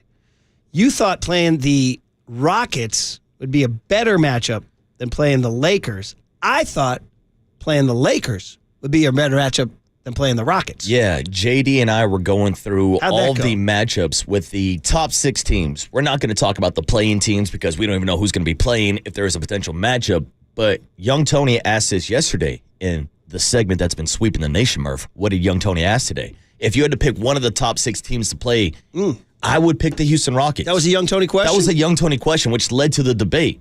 Now, surprisingly, JD actually ended up going with the Denver Nuggets. This was on the heels of them firing Michael Malone. I still don't love that matchup against Joker and Jamal Murray. I don't love the matchup against LeBron and Luka. I mean, we talk about a Houston Rockets team, and no disrespect to Houston. They had a great season this year. But in my opinion, Murph, I think they're still a year away. I think they're still a superstar player away, and I just don't think they have that experience to take down a team like the Warriors in the postseason. I definitely see the experience argument, but Sunday scared me. Sunday scared me. Like, dude, Amen Thompson and then Dylan Brooks helping out. Dude, is Amen Thompson about to become a dude in the NBA and defensively? I mean, he should be in the conversation for Defensive Player of the Year with Draymond Green. That scared me. And you know what didn't scare me was what happened when the Warriors went to Staples Center last week. They kind of cruised past the Lakers, 123-116. And we came on the air Friday morning, although it was that game was the next day we had opening day, so we didn't dwell on it too much. But we were like, man, isn't it nice to play the Lakers without AD? And we did notice that the Lakers are more gettable. So that's fresh in my mind. Of course, Luka's Luka, and of course, LeBron's LeBron. But man, oh man, I felt like what happened, and maybe it's recency bias, that the last time they played the Lakers, they handled the Lakers. And the last time they played the Rockets, bro, the Rockets smacked them. And it didn't look like a fluke. It looked like the Rockets played D. Dude, Ime Udoka, did you guys talk Monday morning? Because I know it was the Giants walk-off on Sunday. But how about Ime Udoka getting in Steph's head? Did you hear Steph's comments? About the International Smoke? It's like he made a reservation at International Smoke and then canceled. Tremendous pub for International Smoke. It's a great plug. Because, it got hot right when it opened. It was like, oh, Aisha's got smoke. And then, like, this happens to restaurants. They cool off a little bit. Steph just gave him a nice little juice. It was like, oh, that's right. I haven't been to International Smoke. I got to get down there. And I love the fact that he was at the podium with Draymond, and Draymond goes, the plug. Yeah, that's what he said. Yeah, uh-huh. Then they were laughing. Yeah, how about them doing the post game together that day? That was a little odd. I mean, you guys were probably mostly Giants that day. Yeah, we tried to mix in a little Warriors as well. Were the Warriors bum Warriors babies? were a bum baby, which was tough because I was like, damn, can Steph Curry be a hum baby and a bum baby? Because he dropped 36 that Friday night against Denver. But Friday night is where sports talk radio goes to die. So he did not make the hum baby list because it was filled with walk-off performances from the Giants. We're not even talking about the 303 that he hit in his Wayne Gretzky, Jerry Rice record, his sixth 300 three-pointer season. Nobody else has more than one. It's just a casual 300 season for him. He's 6 times lapping the nearest competition, dude. Not even close. So, yeah, but he still turned the ball over late last night. Yeah. Hold him accountable, Murph. Hold him accountable. So, anyway, I'm on alert about the Rockets. Listen, you play who you play, and you got to go beat them. And if they draw the Rockets, so be it. Just the way we like it, as we like to say in our youth sports teams, no matter what. That's what we were saying I was saying to my kids who were giving up last night. We were driving up I-5. 5-0, DFA Verlander, Dad. Fitzgerald grounds out. DFA Fitzgerald, Dad. I was like, just the way we like it. 5-0. The gritty Giants, stick with it. And sure enough, the Giants won the game. So, I mean, if you draw the Rockets, fine, let's go. Mm-hmm. But I would prefer, if I had done Young Tony yesterday, I would have said the Lakers. Plus, how deeply, richly, profoundly satisfying would it be to knock LeBron James? It would be great. It would be fantastic. And Luka. But also, last time the Warriors faced off against LeBron and the Lakers in the postseason, we saw how that went. It's no good. Yeah, but AD was on that team, so it is a different matchup. AD was dominating. AD's a monster. AD's a monster. There you guys go. All right, listen, hey, we're giving away these tickets to see. You guys must have been like, wait, who's Sticks and Kevin Cronin? Dude. You guys must have been so baffled. I told Young Tony, I was like, I know Renegade. I know they play it at Pittsburgh Steelers game, but that's all I got with my Sticks knowledge. Well, plus Kevin Cronin, the frontman from REO Speedwagon, such an icon that in the TV show, let's keep it current now. Ozark, anybody down with Ozark? I'm familiar with it. I never watched it. Great episode where REO Speedwagon played on the casino boat. And that episode is titled Kevin Cronin Was Here. And I think because Bateman was like, man, I got Kevin Cronin on my show. Anyway, REO Speedwagon. And then Don Felder, I'm going to embarrass myself here. Actually, I'm not a Felder PhD. But he was with the Eagles, wasn't he? Yeah, he was with the Eagles. You're asking the wrong guy. Yeah, he was with the Eagles. Yeah. I'm not going crazy. So Don Felder was from the Eagles. Kevin Cronin was from REO Speedwagon. And Sticks is Sticks. Tony La Russa, big Sticks guy. Anyway, as we like to say, Marcus, we're taking care of the young demo. Yes, we are. The young demo. Absolutely, we are. We're giving away 2 tickets to see Sticks, Kevin Cronin, and Don Felder. Come sail away. At the Toyota Pavilion. Come sail away. Remember JaVale McGee's song. Stay tuned through the 8 a.m. hour to win those. Okay, guys, we got to get ready for Zach Manazian, who's going to join us at 7:30. People person, Zach Manazian. So let's talk about these Giants. The homestand's done. What did we learn about the Giants on this homestand? Next on the Sports Leader. Made a reservation at International Smoke and then he canceled it. Plug.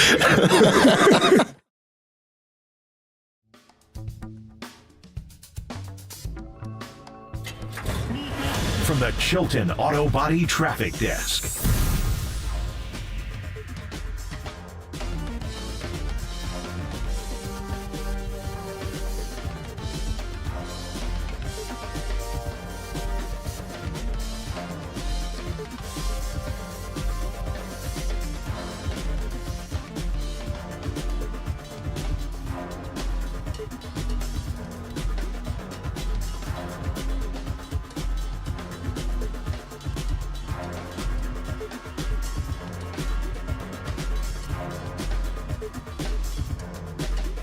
All right, let's talk about Provident Credit Union. And hey, in these turbulent times, you want a smart, safe way to grow your money.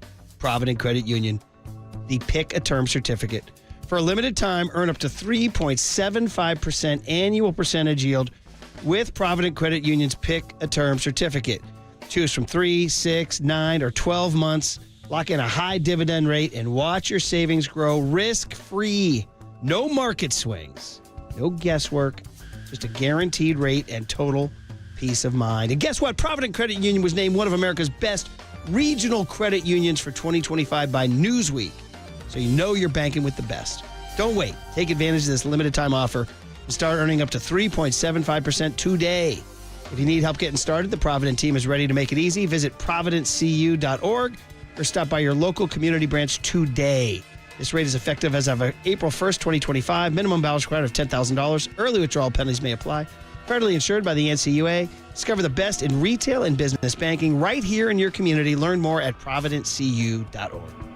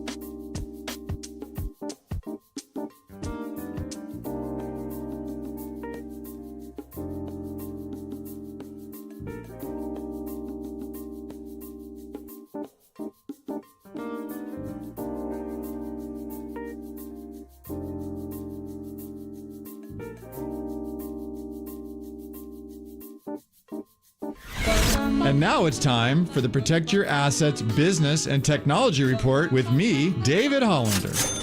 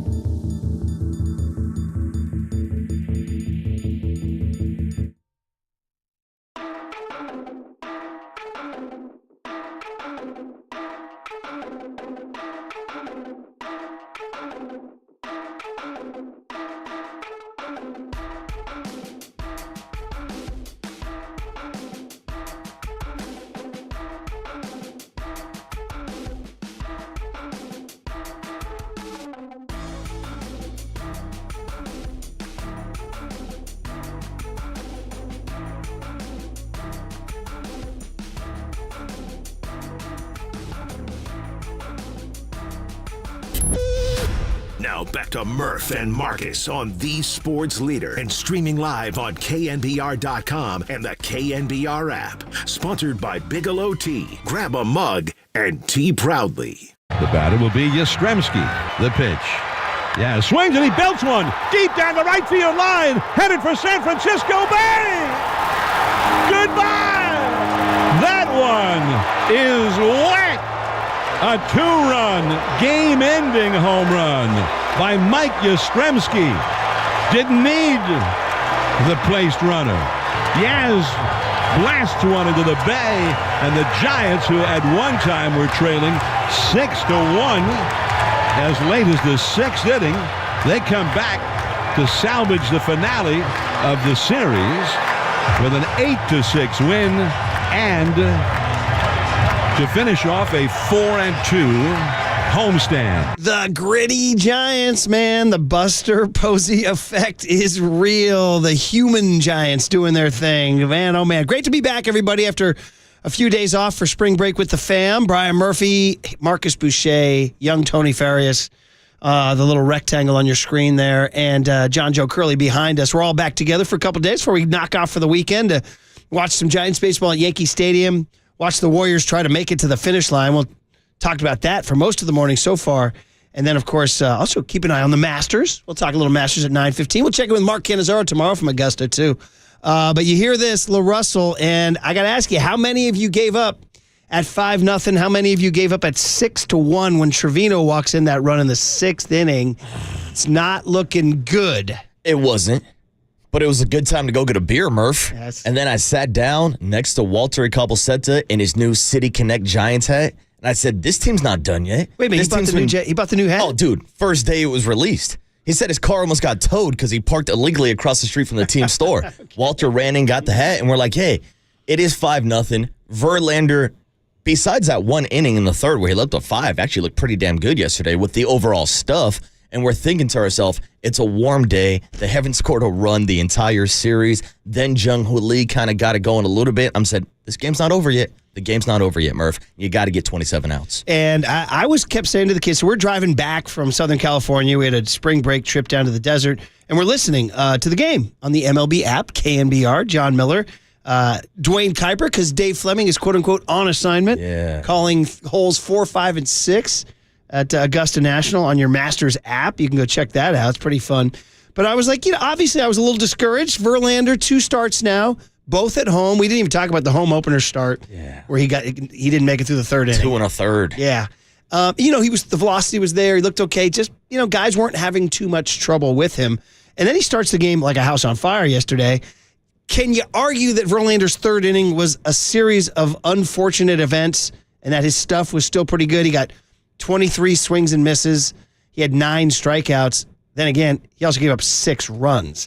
And I don't know, maybe I'm getting too into this Baseball Savant page. I don't know how much worth you should put into it. You should probably just, did the team win or did the team lose? Are they 9-3 or are they not 9-3? But right now, after 2 starts, his advanced metrics are not outstanding. Like, it's all in the lower half of baseball in terms of his fastball, his off speed, all that stuff. He does have better than average chase percentage and whiff percentage, but again, I find myself getting too mired down. That seems like the previous regime, not the current regime. Like, is Verlander a gutty pitcher? One of the things I'll say that's non-metric, Marcus, is he got you to the 6th inning when he could have been knocked out in the 3rd inning again. Yeah, when a lot of people thought he was going to be pulled from the game in the 3rd inning. And we were joking around like, hey, should the Giants start thinking about maybe saving Hayden Birdsong for Justin Verlander days because he can't get out of the 3rd inning? Yeah. Now, that was a little early. Remember and to when your Snell point, would pitch? It was Mei Wing. Who's the guy? Kai Wang Tang. Kai Wang Tang Day. Yes. Kai Wang Wu Tang, exactly. He would come in and he'd kind of pitch more innings than Blake Snell would. So we were thinking about that, but he was able to labor through that 3rd inning. JP Martinez went down, kind of calmed it down a little bit. And even after the game yesterday, Justin Verlander said, look, this is the best I've felt, and this is the best my stuff has looked since 2023. We know he's dealt with neck injuries over the last couple of years, but he was healthy. He was hitting 97 miles per hour at 42 years old. And you mentioned the swing and miss stuff. 9 strikeouts on the day. He just had 1 bad inning, so hopefully he can get it all together next time. Yeah, in fact, Tony, we have it on the Giants cut sheet. I know we had other stuff queued up, but the Verlander stuff cut N is in Nancy 0409. Oh, you got it. Good man. The young tone on it. This is Justin Verlander. He's hasn't gotten a win as a Giant yet. Both games he started, his gritty Giants saved him with walk-off wins. I mean, how about the fact that the Giants are 9-3, and the only pitcher who can't get a win is the man that's chasing 300 wins in his career? Yeah, although they've won both games, but he does have 0 wins in both starts. A win. Here's Verlander about his body here. But take that away and how I felt and how the stuff was, it was best I've been in, best I've felt physically in years. So, I think I keep doing that, I'll be just fine. But it's still not really an easier pill to swallow right now. The only thing that makes it easier to swallow is that the boys rallied and we won this ball game. It's a hell of a win. It's what good teams do. We had a tough couple days. I put us behind the 8 ball, and these guys responded. Impressive today. Yeah, they did, and I don't know how many times they can rescue. I got sort of bad news for him. His next start is in Philadelphia. Ooh. He's a fly ball pitcher in a small ballpark filled with sluggers. Citizen Bank. So that's a small ballpark. This ain't his first rodeo. No, not at all. He'll be calm. It's April, but that is going to be a challenge for sure. But I think maybe that's a good sign, and I know this is going to be hard to follow, but I think it's a good sign for the Giants that they are 9-3, and Justin Verlander is not pitching at the level that he wants to pitch at. Willie Adames is not playing at the level he wants to play on. Yeah. I mean, we can get into Lamont Wade and go down the lineup of guys who are not even hitting at the Mendoza line at 200, but they still have a 9-3 record. I mean, we could, listen, we're going to have Zach Manazian on in just about 5 minutes, and, they're going to say, he's going to say, first of all he should say is we're 9-3, which is true. Mm-hmm. But I was telling you guys right now, the batting averages are not strong right now, other than Yaz and oh boy, Jung-Hoo freaking Lee. Jung-Hoo Lee. Who seems to be finding his groove a little bit, huh? I saw you posted on Insta his double yesterday. Was his triple? It was a triple. Mm-hmm. And then scored on a wild pitch, I believe, right? I mean, exactly. He scored on a wild pitch, I believe. Yeah. And then Mikey Yaz got on. Flores singled him in. Then Pat Bailey, who low-key he had a big swing of the bat on opening day that should have been a walk-off home run or an 8th-inning home run that went off the right field wall. Yeah, and then how about the Victor Robles play for the walk-off on Sunday when Patrick Bailey hit one down the line and he goes flying into the net? We were on the golf course at that time. It was hard to follow what John Miller was saying because I had the game on my app in the golf cart, and I was like, what is going on? The game stopped for like 10 minutes, and then Flores got the knock the next time. Tyler Fitzgerald did come through with an RBI single yesterday. Flores homered in the 8th. Tony, we didn't even call it in. What are we doing? We got to call it in with a couple of bombs. So, yeah, I mean, listen, I take a couple of days off. The Giants are 9-3. And yesterday, down 5-0, down 6-1. Pat Burrell calls Rob Manfred. Manfred said, wait a minute, you don't understand. This division belongs to the Dodgers and the Padres. What are you guys doing? He said, we're winning, you empty suit. Put it in the stupid books, you dummy. San Francisco Giants 8.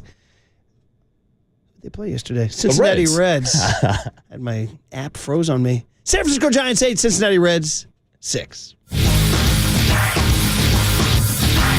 Beautiful baseball. Beautiful baseball. It's a marvelous day in the BAY. I like America. Healthy flow. Winning is fun. Yay! Okay. A couple of new additions when you were Winning gone. fun, is that Wilmer? That was Wilmer after the walk-off on Sunday. And Winning is fun. LaRussell. I like Yerp. I heard that was LaRussell off our interview. And, of course, leaving the yard yesterday, that guy who said winning is fun, Wilmer Flores, number 5. Big fly. Boom! And a walk it off into the water, the surprisingly clutch Mike Yastrzemski, number 2.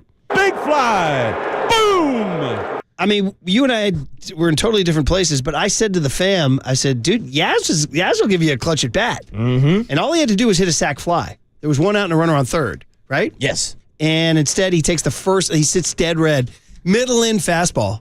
That's lefty's happy spot. And Mike Yastrzemski on opening day came within a few feet of being a hero. Do you remember that shot he hit down the right field line in the 8th inning on opening day? I think I He do. almost hit not a walk-off, but he almost hit a go-ahead home run there.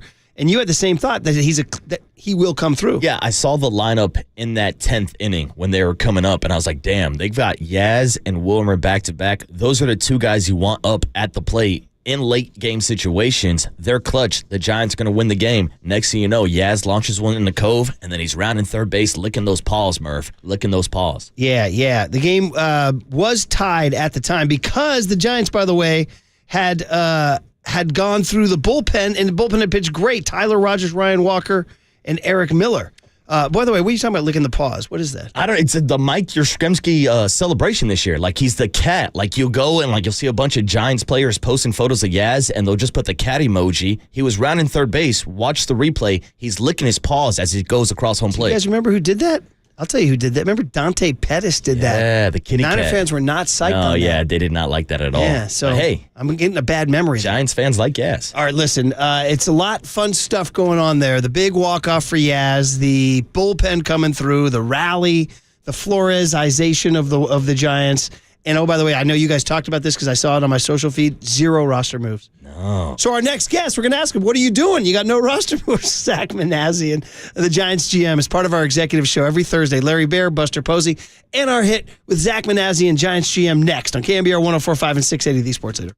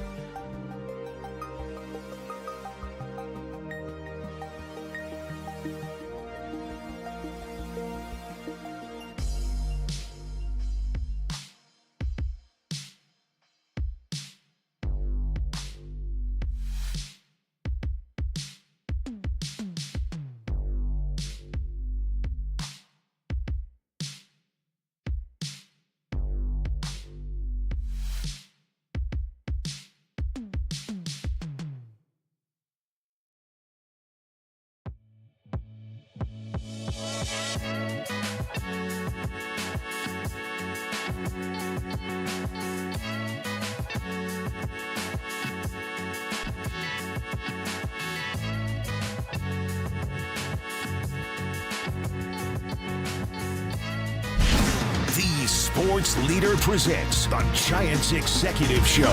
Every week we go straight to the offices of 3rd and King and hear from the guys who are calling the shots for the orange and black.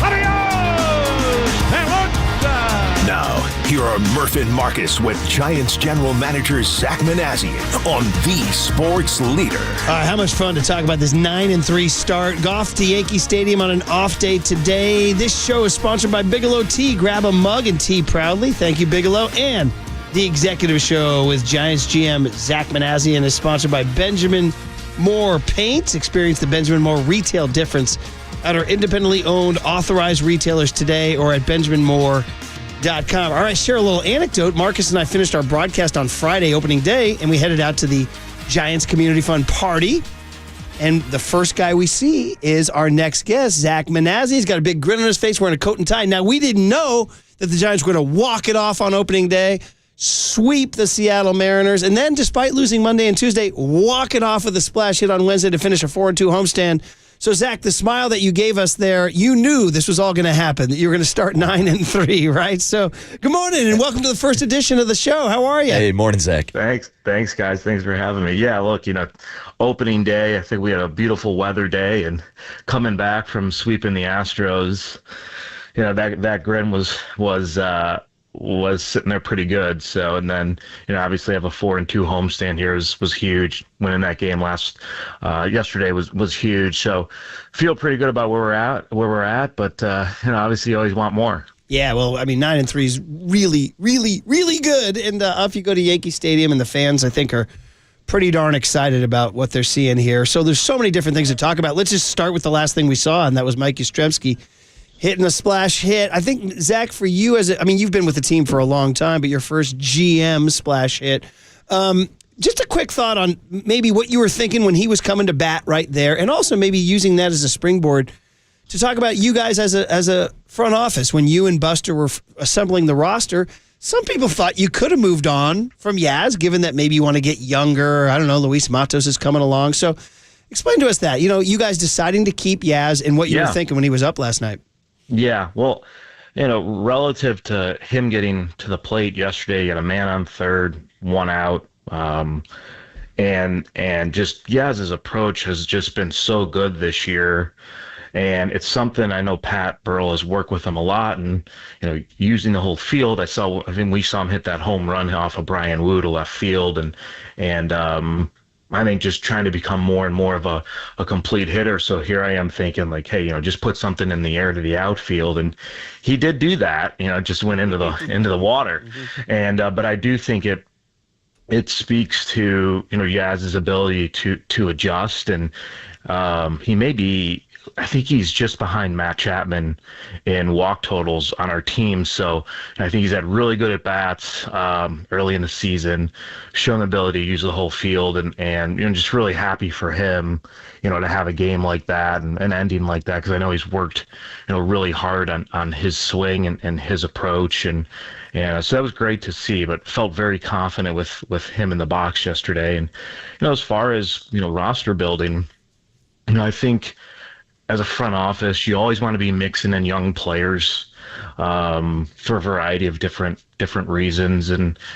But one of the things I think comes along with mixing in young players is having veteran players who have been there and done that.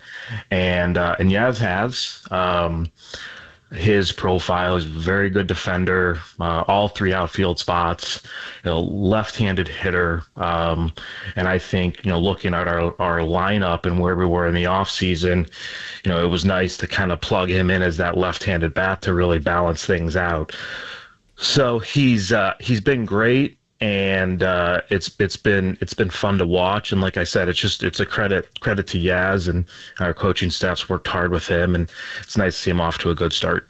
Wilmer Flores is another one of those veterans that some Giants fans had questions about, just like with Yaz heading into the season after seeing him deal with injuries in 2024 and only hitting 4 home runs. But Zach, now 12 games into the season, he's eclipsed that total, has 5 home runs on the season. Is it as simple as just having a healthy Wilmer Flores, or what are you seeing from Wilmer in these first 12 games? Yeah, I mean, look, it's a guy that he's such a difficult guy to count out because we just love the person so much. And it's another guy who's been there and done that. It's a professional at bat. And I think when we talk about the type of players we want to have, the makeup of our team, I mean, he just fits that so well. Yeah, so coming into spring training, I think as a front office, we all felt like, Wilmer deserves some slack. And look, it wasn't just coming back from, a non-Wilmer Flores type year production wise. It was coming back from a significant injury. So we wanted to give him some grace coming back, and he started to flash it a little bit in spring training, maybe even when you guys were there and we were speaking, it kind of when he first started getting going. And when Wilmer flashes it, you feel like it could come in bunches, and he's always been that kind of hitter. And fortunately for us, those bunches are coming early in the season, and they've just been such huge hits. So it's somebody that we all root for, teammates, front office, and it's just been so great to see for him personally, and then obviously it's helped to lead to a lot of wins. Yeah, Wilmer Flores could not have had a better start to the season. Certainly winning back the fan base, and Yaz hitting .344 with a splash hit goes a long way. Now, the other guy we're going to ask about next is not having a good start to the season, yet you wouldn't know it based on his body language. That's Willie Adames. Once again, the first guy out splashing his teammates or hugging his teammates. But he's not. He's hitting 184. His OPS is in the 400s. It's like definitely not the start he wanted. So, Zach, what would you tell the fans and us about what you guys are seeing for the first 12 games of Willie Adames? Yeah, I mean, look, I do think the first thing I would point to, Murph, is exactly what you're saying, that, we go back to the person that we got, and it's someone who the exuberance is there, no matter if he's hitting 180 or 380, and it's about the team winning, and that's the type of teammates that we want to have here. And, I almost look at it like, man, we're getting away with something going 9-3, and not getting, the production from Willie that he's going to give us, and eventually that production's going to come, and this is a very difficult game, and guys go through ups and downs. And, maybe when Yaz is going through his tough time, that's when Adames is picking us up, or when Jung-Hoo goes through his tough time, that's when Adames is carrying us. So, I do think some of the performance will come in waves, especially on the offensive side. And Willie has been someone who, at the end of the season, the numbers are there. I still think he's played very well defensively at shortstop. So, wouldn't say it's a concern. And it's interesting, even in the biggest moment. And I think Willie would be the first to tell you he's trying to get locked in here, and he's not there yet. And in the biggest moment, he finds a way to win us a game offensively too. So still feel really good, obviously, about him at shortstop and hitting second, and I think it's just a matter of time before he gets it going offensively too. Zach Manazian, his voice here this morning on the KNBR Giants Executive Show that is sponsored by Redwood Credit Union, 75 years and growing. And Zach, I think we have to ask you about the hottest hitter in the lineup, Jung-Hoo Lee. He leads Major League Baseball in doubles this season, but it's not just what he's doing with the bat. I'm loving what I'm seeing on the base pass with him being aggressive, swiping bags, and defensively as well, the way he reads balls off the bat. What have you seen so far from Jung-Hoo Lee to start the season? Yeah, I think it's someone who's healthy. I think it's someone who's having fun. Thought it was pretty cool. He recognized just the love he's getting from the fans and what that means to him when he's out there. The Jung-Hoo Lee chant's awesome, and I get pumped up hearing it as well. And I think we're seeing a complete player just go out there and play his game. Defensively, offensively, I really think there's nothing he can't do on the field. And, there's been a couple of balls that he's absolutely scorched. One got caught up in Triple's alley for an out the other day. So everything from hit, power, run, defend, throw, those are all things that he can do. And we talk about this a lot in spring training, and there's just such a good vibe right now. And Jung-Hoo's a big reason for that, not only because of his play, but just the attitude and energy level he brings to the field every day. Stylish. Did he wear the City Connects the best? Man, it was pretty good. We were saying, how's Bob Melvin doing with the tie-dye bill of the hat, though? Oh, Bomel's versatile. He's very versatile. So he's. I think I heard Matt Chapman call him Showmel one time. So he can pull it off. Oh, funny stuff, man. Okay, listen, Zach. So many things. Here's one of the ones I want to hit you with. No roster moves. And I know Marcus talked about it with John Dickinson, who was in for me earlier this week. And I know Maria Guardado I think wrote about it in MLB.com, SFGiants.com. So you're like sitting around going, yeah, Buster, do you need anything? And no, you don't need anything. Actually, it was Henry Shulman who wrote it in that MLB.com. So tell us about that. Yeah, I think, look, there's definitely a part of it that's intentional as far as wanting to have a stable roster, but the other thing too is we're sitting here at 9-3, and if we had made a bunch of roster moves, when things are going well, I would expect you guys to be asking me on this show, what are you guys doing? So, us playing well, I think, is a big part of that. But also as early in the season, especially wanting this group to gel. We talked about just trying to be a little bit more stable with the roster, and I think we've been fortunate that it's worked out that way as well. Knock on wood, no injuries here early, and pretty good performance all around. That probably dictated as much as anything. Zach, Justin Verlander probably hasn't gotten the performance that he's wanted, even though he was able to work through a hiccup yesterday, ended up with 9 strikeouts. What are you seeing from Justin Verlander's stuff after he said yesterday that this is the best he's felt in years? Yeah, I think the stuff's all there. And even going back, I was thinking about that 5-run inning yesterday, and I think Friedel hit the ball hard to the outfield, but beyond that, there was a single off of Fitz's glove, a single off of Lamont's glove, an infield single, the ball that Chappie caught.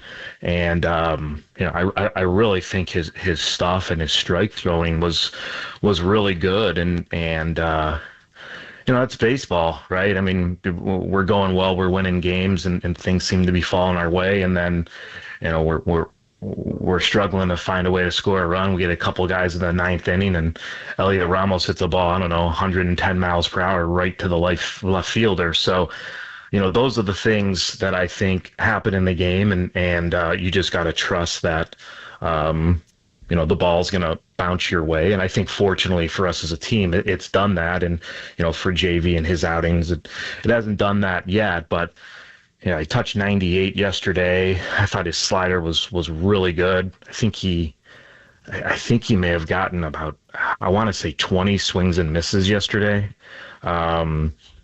It's pretty impressive number. So personally, I feel good where he's at. And the other thing with JV, given his success, is it's very easy to trust him. He's his own harshest critic. So, we'll chat a little bit as he's walking by, and he'll kind of share how he's feeling or what he thinks he needs to change. And so I think it's just a matter of time before we see some of those balls that end up as outs as opposed to hits. And really importantly, that he got into the sixth inning yesterday, which set up your bullpen, which is pitching fantastic. Tyler Rogers did it. Eric Miller did it. The only guy we got to ask about is Camilo Doval, because obviously fans were a little miffed, and Giants fans were upset with that. I'm looking down at AAA stats. You got a lot of guys pitching well down there. Carson Wisenhunt, Kyle Harrison. A lot of guys are pitching well. I'm not suggesting you're going to make your first roster move but you can maybe just tell us about how you guys are being patient with Doval, and or also making some urgency about his outings. Yeah, I mean, look, I think as far as the urgency, JP Martinez, Garvin Alston, our pitching coach, assistant pitching coach, they're on top of everything each and every day. So, whether it's a release point, maybe different movement to the baseball coming out of the pitcher's hand. I mean, they're monitoring and tracking everything to try and determine, is there something mechanically, so on and so forth with each and every pitcher. And, I think with Camilo in particular, he had such a great spring, threw so many strikes. It was really encouraging.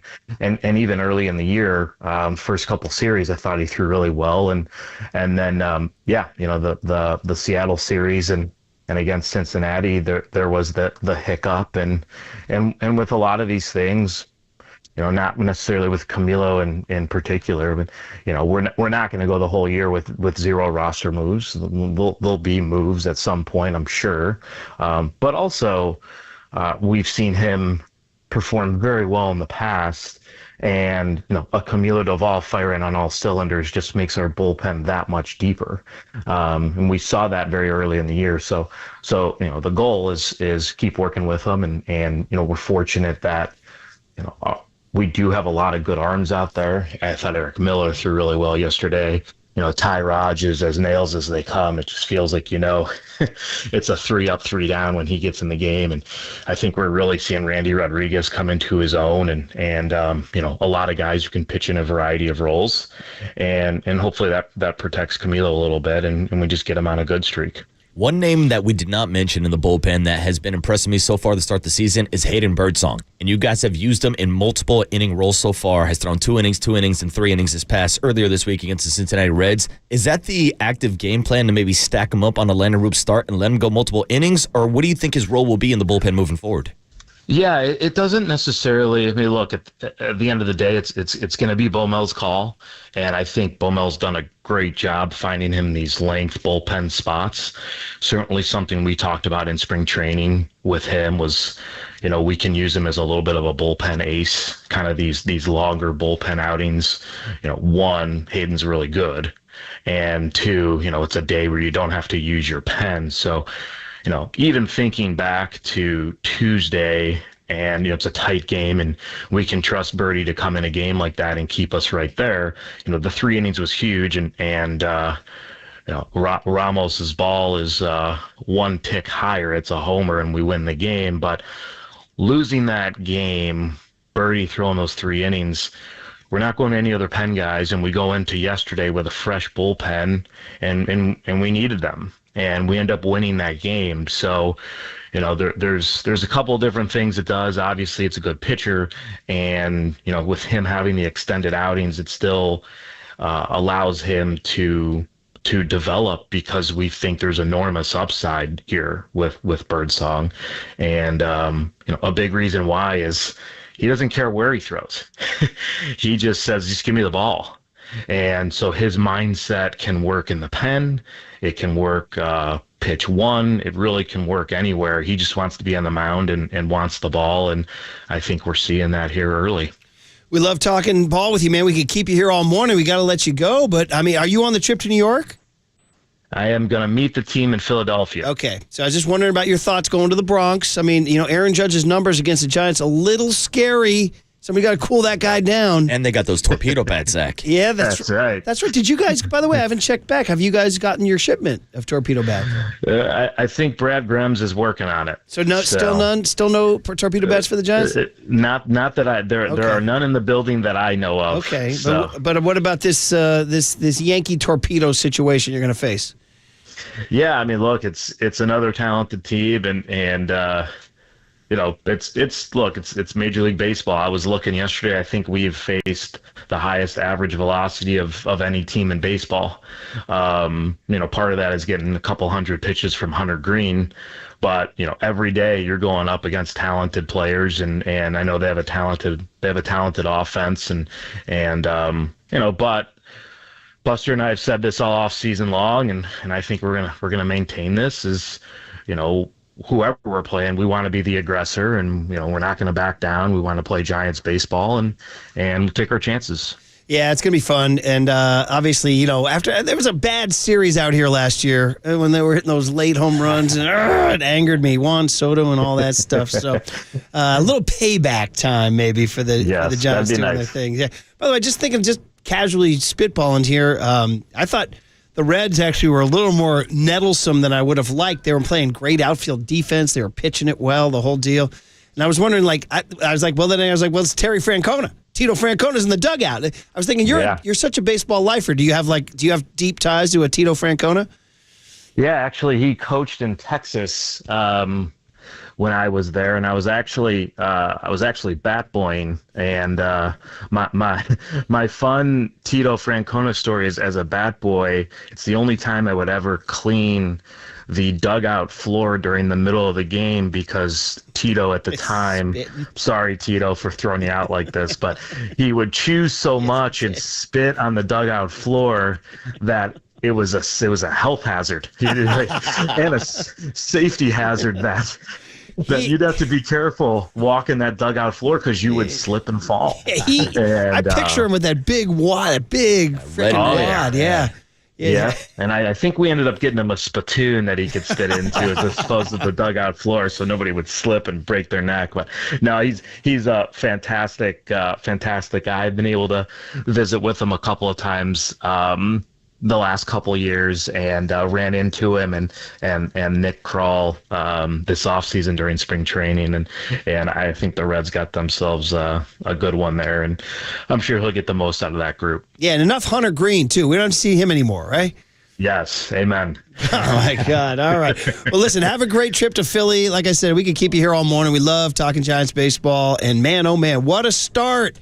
Zach, so as long as you guys make no moves, everything's going to be fine. I'm kidding. That sounds good to me. That works for me. All right. Have a great trip. Thanks for the conversation. We'll talk soon. Anytime, guys. All right. Thank you. Zach Manazian, our Giants executive show. Awesome. So from that joyous Giants 9-3 start to the agony of the big hit, the Warriors get shocked by the Spurs. What does it mean? How mad are you? How calm are you? 808 KNBR is the phone number. 415-808-5627 is the Golden State Lumber and Showroom text line. Warrior Pain next on the Sports Leader.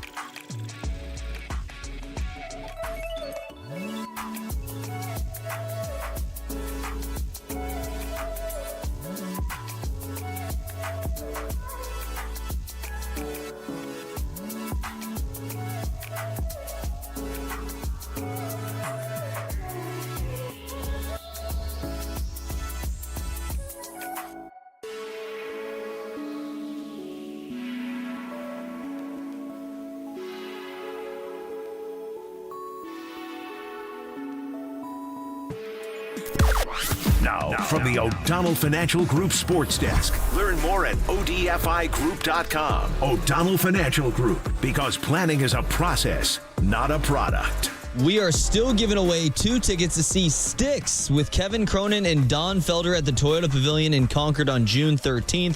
We want you to stay tuned through the 8 a.m. hour for your chance to win. And when you hear the cue to call, you're going to call 415-896-KNBR. And if you're caller number 10, that means you win. It is all brought to you by Live Nation, and you can find official rules on KNBR.com.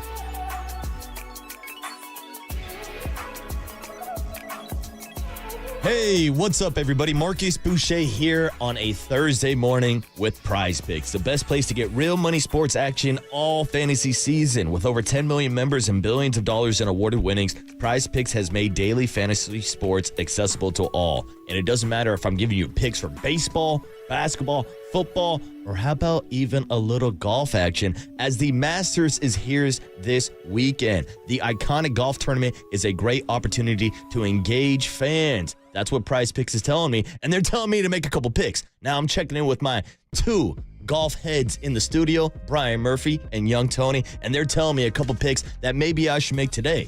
Murph saying that Bryson DeChambeau will not have an eagle, so take under 0.5 birdies or better for Bryson DeChambeau. He also said Oberg, Ludwig, I believe his name is. Eagles on Bryson, not birdies. That's exactly what Murph said. Listen to Murph. My bad. And then take some of his picks. But who are we going with? Oberg. Ludwig Oberg, was it 71 was the number? Under 71 and a half strokes. I think he's going to make a statement. He's going to have a good first round. 69, Now, 70, what about like Rory? Over under 70 strokes, day 1. He's had some troubles on Thursday. He could be a jerk and take the over. Yeah, Rory will struggle a little bit, and Murph took him in his Masters pool, so maybe you could fade Murph and go the other way. Regardless of any of the picks you want to make, they're all available now on Prize Picks. So download the app and use the code word LEADER, and you'll get a $50 bonus instantly when you play your first $5 lineup. That's code word LEADER on Prize Picks to get a $50 bonus when you play your first $5 lineup. And look, it doesn't matter if these golf picks hit or not, because they're getting the bonus anyways, because it's guaranteed and it's only available on Prize Picks. Run your game.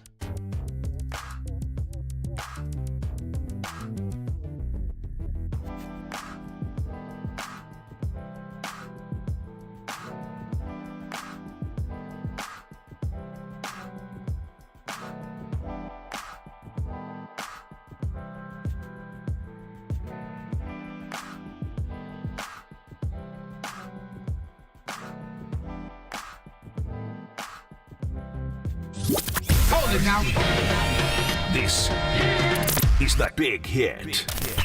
Sponsored by Benjamin Moore Paints. Experience the Benjamin Moore retail difference at their independently owned authorized retailers today or at benjaminmoore.com. On KNBR 104.5 FM and 680 AM. The sports leader. Murph and Marcus is sponsored by Bigelow Tea. Grab a mug and tea proudly.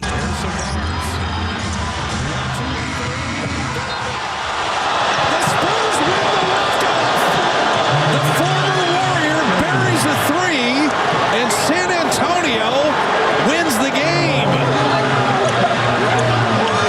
114-111. Successful three-point basket. There's a lack of grit. Sometimes it don't take focus. Sometimes it take grit. There's a lack of that. Ooh, lack of grit. Oh, the big hit is the big pain last night at Chase Center. Well, listen, it's great to be back with all y'all. Brian Murphy, Marcus Boucher, young Tony, right there. And we got, of course, John Joe. And we were trying to have fun earlier in the show. We road tripped. The Murphys road tripped on spring break. We went down to Southern California and back.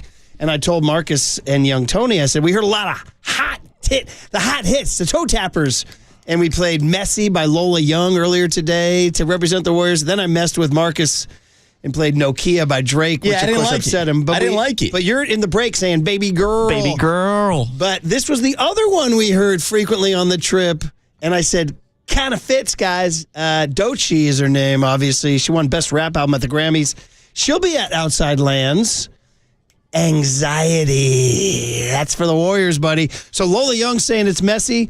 Doechii's saying there's anxiety. First of all, you ride with a Doechii. Oh, yes. Okay, this is a trend that is taking over TikTok right now. Okay. The anxiety trend. Oh, okay. Where one person starts dancing and the other person sneaks in the room and starts dancing behind him. I believe it references Will Smith in The Fresh Prince of Bel-Air when he sneaks in on Ashley and starts dancing behind her. And Will Smith and Ashley just put out a TikTok with Doechii doing this TikTok trend. Okay, wow. Up to date on the trends right there. So that's a lot better than talking about the Warriors blowing that game last night to the Spurs, causing a lot of anxiety down at Chase Center. Because guess what, guys? Wake up. You're the 7 seed. You have fallen out of the playoffs and into the play-in bracket. Now, the good news is the season ain't over. Bad news is now you are in a pennant race and you need outside help because the Warriors, even if they win out now, need other teams to lose. Specifically, the most likely scenario would be the Memphis Grizzlies, who the Warriors have played well against, losing one of their final 3 games. The Memphis Grizzlies play tonight against Minnesota, so that's going to be a tough game. They play tomorrow night against the Denver Nuggets without Mike Malone, and obviously that will be a tough game. And then finally on Sunday, they play the Dallas Mavericks, who are locked into, I believe, to the 10 seed, but still could be a crazy game given that, who knows what Klay Thompson could do for you or Anthony Davis. So you need outside help, guys. Also, if the Clippers, the Clippers could lose, but I don't think so. Just to give you guys a little scenario here. So tonight, the only game of consequence is Minnesota-Memphis. Tomorrow night, the Warriors play the Blazers. Minnesota plays Brooklyn. The Warriors do have the edge over Minnesota tiebreaker. So the teams you're really worried about are Memphis and the Clippers. Memphis plays at Denver, as I mentioned. The Clippers are at Sac. Any chance they lose that? I don't know. And Houston is at the LA Lakers, if you still care. And then Sunday, guys, at 12:30, the Clippers come here. And quite frankly, that might be the one. Yeah. Because if the Warriors lose that one and Memphis wins, even goes 2-1, Warriors are down to the play-in. And in the play-in, you're playing the Minnesota Timberwolves, and who knows what can happen there. One game. And as Anthony Slater wrote in the Athletic, the play-in tournament, a style that has been bad to the franchise in its short history. Yeah, yes, you're looking to avoid the play-in at all costs. And you could have done that if you just took care of business and won the remaining 3 games on your schedule. Now, we can't get too far ahead of ourselves because I don't know if they win the game on Sunday against the Clippers. I mean, the Clippers right now are one of the hottest teams in basketball. They're also 3-0 against the Warriors this year. Now, you do got to put the asterisk there that Jimmy Butler was not on the court. And, of course, we talk about it damn near every day. The Warriors' record with Jimmy Butler. But look at the Clippers' record with a healthy Kawhi Leonard, with a healthy James Harden. Over the last 21 games, Murph, they're 18-3. Like, they are the team that maybe I want to avoid in the postseason the most with the way that they're playing basketball right now. Yeah, totally true. As far as last night goes, guys, I mean, there's really almost no excusing it. I don't want to call them flat. I don't want to call them uninspired, but they kind of were flat and uninspired. And the San Antonio Spurs under Mitch Johnson, they weren't messing around. They weren't like the Phoenix Suns who on Tuesday night offered nothing. Warriors were hoping the Spurs would offer nothing. By the way, Warriors had a big lead going into the fourth quarter, got outscored 38-23 in the fourth quarter alone, and sloppy down the stretch, including the great Steph Curry, a little sloppy with the basketball, Draymond Green, sloppy with the basketball. And how about a defensive breakdown between Jimmy Butler and Draymond Green to allow Keldon Johnson an uncontested layup? A rare defensive breakdown. At a critical moment. Yeah, it was bad the way that game ended down the stretch. And no disrespect to Keldon Johnson, who's a good player, or Stephon Castle, or even Harrison Barnes, or CP3, who we saw on the court last night. But you shouldn't be losing to a San Antonio Spurs team that doesn't have Victor Wembanyama, that doesn't have De'Aaron Fox, that doesn't even have Pop coaching the team right now. They had an interim coach on the bench. That loss was inexcusable. Young tone Steph Curry, about what did he have to say about last night? Now, last night was the role player. Steph did score 30, and Jimmy Butler made 16 of 17 free throws. Man, he is uncanny in getting to the line every single time and shooting them well, too. Draymond Green almost had a triple-double. But your absences were Moses Moody, only 7 points in 31 minutes, 3 of 11 shooting. Brandon Podziemski has been so good, 7 points in 33 minutes, only 3 of 11 shooting. Those are two guys you expected more out of. You know who I missed a little bit last night? Quentin Post. Yeah. He's been out for a couple games. It seems like their floor spacing hasn't been the same. Like, you're looking for an extra shot or two off the bench. Quentin Post has been that guy this season. Keith Santos with a bagel in 8 minutes. Kevon Looney only 2 points in 12 minutes. So the role players really let him down. But Steph Curry was left to explain it after the game. Cut eye, Tony, about what they're staring at. No, there's definitely weight, and there's been weight for a while. We understand. I mean, our record's been great in the last 20-plus games, and every one of them we felt a sense of urgency. So with 2 games left, you can kind of narrow down the, it's 48 minutes on Friday is going to be important. Sunday the same. We've had a very professional approach and very consistent level we've been playing at. Our execution tonight just wasn't great, and a good team will bounce back from it and take care of business these next 2 and then go from there. So we have to prove that we're a good team. I mean, you know what's crazy is the Warriors have 47 wins, and had they won a game they were supposed to win last night, 17.5-point favorites, by the way. I hope your prize picks, you had San Antonio plus 17.5. I should have took them. Jeez. Is that had they won that game last night, then taking care of business Portland on Friday, dude, they were looking at 50 wins this year. They were looking at 50 wins. Which is wild when you throw in the fact that they were a sub-500 team before Jimmy Butler joined the Warriors. And I know Jimmy's been unbelievable and the team has completely remade itself, but last night's the kind of night you thought with Jimmy on the team, you're not going to lose that game. And again, Jimmy was good, although the defensive breakdown we mentioned late, and he and Steph did combine on a botched inbound pass that was one of their 3 critical turnovers down the stretch, which you just can't do when you're in this situation. But the point is that the Warriors will wind up hopefully with 49 wins. Although I'd just say that Sunday game against the Clippers, dude. So Sunday's going to be nutty. 12:30 tip at Chase Center and Masters Sunday. And oh, by the way, I have 2. This is most important for all you listeners. I have 2 conflicting youth sporting events too. Wow. How are you going to watch anything on Sunday? My phone. How are you going to be at both sporting events? Give me Dochi anxiety. Yeah, you got anxiety. Give me some anxiety. It's always watching you, Give me some Lola Young messy. By the way, I think Lola Young deserves a reprise in the 9 o'clock hour. Oh, we can re-rack it. Because it was messy last night. Out to the cash, the Golden State Lumber and Showroom text line, guys. 408 says, this year specifically, I don't think there's really anyone in the playoffs that strikes fear like in years past. Every team has a weakness or something behind the scenes. Look at OKC. We're 2-1 against them this year. So there you go. Yeah, how about the fact that there will be 3 interim coaches in the Western Conference playoffs this year? Wow. With Sacramento, Memphis, and now Denver. Then you throw in 2 other coaches that Steve Kerr has the advantage of. Ime Udoka, he beat him in an NBA Finals. Ty Lue, he beat him in an NBA Finals. Like, maybe that's one of the biggest keys to a successful run for the Warriors is having Steve Kerr still as your coach. Yeah, and the 408er says, and if I had to pick a first-round matchup, I'm going with the AD-less Lakers. As did I in that one, too, for sure. 559 says, Murph, in honor of your road trip and the Clark Griswold reference, did you play Holiday Road from your spring break? It appeared We were on 80s on 8. I told you guys we listened to every single channel on SiriusXM. And 80s on 8, we did hear Holiday Road, and we laughed.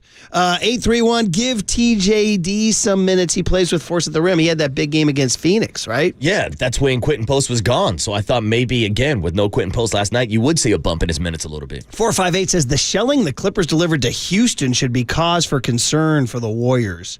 Yeah, I told you guys, the Clippers, you're right, Marcus. That's the team I want to avoid the most. That is a hot team. 925 says, the Dubs' age shows when they play back-to-backs. The good news is there are no back-to-backs in the playoffs. That's true. 802 says, I was at the game and they looked slow and tired. Would you agree on that, too? They looked a little flat. I mean, I hate the fact that the Warriors have had to play 2 road-home back-to-back games in the last week. We're down in L.A. on Thursday, came back here in San Francisco, played Denver, and then the same thing. Phoenix coming back to San Francisco. I know a lot of people are playing back-to-backs at this point of the season, but this is on Adam Silver and the NBA for screwing up the schedule and trying to cram everything into the last couple weeks of the season. There you go. 650. So Warriors need consistent play from the young guys or they're done. And that's true because last night their young guys did not do it. 650 says the Warriors can lose, yes, but it's okay because the Niners have a last place schedule. All will be all right. 415 does point out the Rockets sat almost every starter against the Clips. 916 says, why are my Rockets getting no love? Dude, 916, you missed it earlier today. That's a team I said I fear more than the Lakers. I want that smoke. And if Marcus wants the Rockets, I do not. Amen Thompson scared me, man. 707 says, has a sub-50 win team ever won the NBA Finals? 707. Your 1975 Golden State Warriors. He's still love one those less than 50 Golden teams. State Warriors. Dude, do you have that still, by the way? Tony's got it. We're going to stick with that, too? Yeah, we got to keep using it. 408 says, Warriors just getting past the play-in is a bonus this year. Jimmy, next year, along with one splash move, will be the final championship. I don't know. Don't tell it to Draymond Green. It was just a few weeks ago that he was guaranteeing a championship. I don't think they're satisfied just getting to the playoffs. You're not satisfied getting to the playoffs with Steph Curry. When you have this window with Steph Curry and Draymond Green, and now with the addition of Jimmy Butler, their goal is to win a championship. Yeah, that's the idea too, for sure. You got the young Murph when I was I was the age of those kids in the hot tub. Yes, Brian, hi. Brian Murphy. I'm from Mill Valley, California. I'm a 20-year-old junior major in English, and I'd just like to say we still love those fighting Golden State Warriors. You and the 3 others. No, never mind. Listen to that, my friend. 707 says the cheapest ticket on StubHub for Sunday is $300. Ooh. Says this ain't Oracle anymore, fella. Is that right? That's pricey. And a lot of people checking in on my hot tub story saying I was Clark Griswold in vacation. Kind of for sure. Murph jumping in the hot tub time machine. For sure, man. All right, guys. Well, listen, that's the big hit. It's kind of abbreviated because we went long with Zach Manazian. We can carry it over to the other side, though. And then the cooler of content at 8:30. We'll do a Masters hit at 9:15 with golf writer Michael Arcish. He's got a new book out ranking the top 100 golfers of all time. Any news, Young Tone, from the Masters? Anything you got? You on your app? Or what do we got Scotty here, buddy? Scheffler been arrested yet? There you go, buddy. The fugitive. That's my big question. What do we got? Come on. You got anything for me, kid? No? I'm just checking the leaderboard now. Looks like Jaeger and Rye are at the top of the Aaron Rye making his Masters debut is 4 under. Yep. Let's see. Who is this kid? Is he a pro? He finished T19 at the 2021 British Open. Who? He's English. Aaron Rye. Totally. Rye. And birdies. I'm down with some rye whiskey. Stefan Jaeger is there, and then the Joaquin Jägermeister. Niemann. So a little bit early on. None of my guys have gone off yet. McIlroy, Oberg, or Lowry have yet to tee off.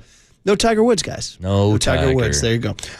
You are listening to KNBR. Oh, I already told you that. You're listening to KNBR AM and KNBR FM, Sarasota Sports Leader, Cumulus Media Station. Might as well say it. Yeah, why the not? big hit on the Warriors continues. 808 KNBR. If you guys are filled with anxiety, or is it too messy, or are you still believing? Next on the Sports Leader. 'Cause I'm too messy.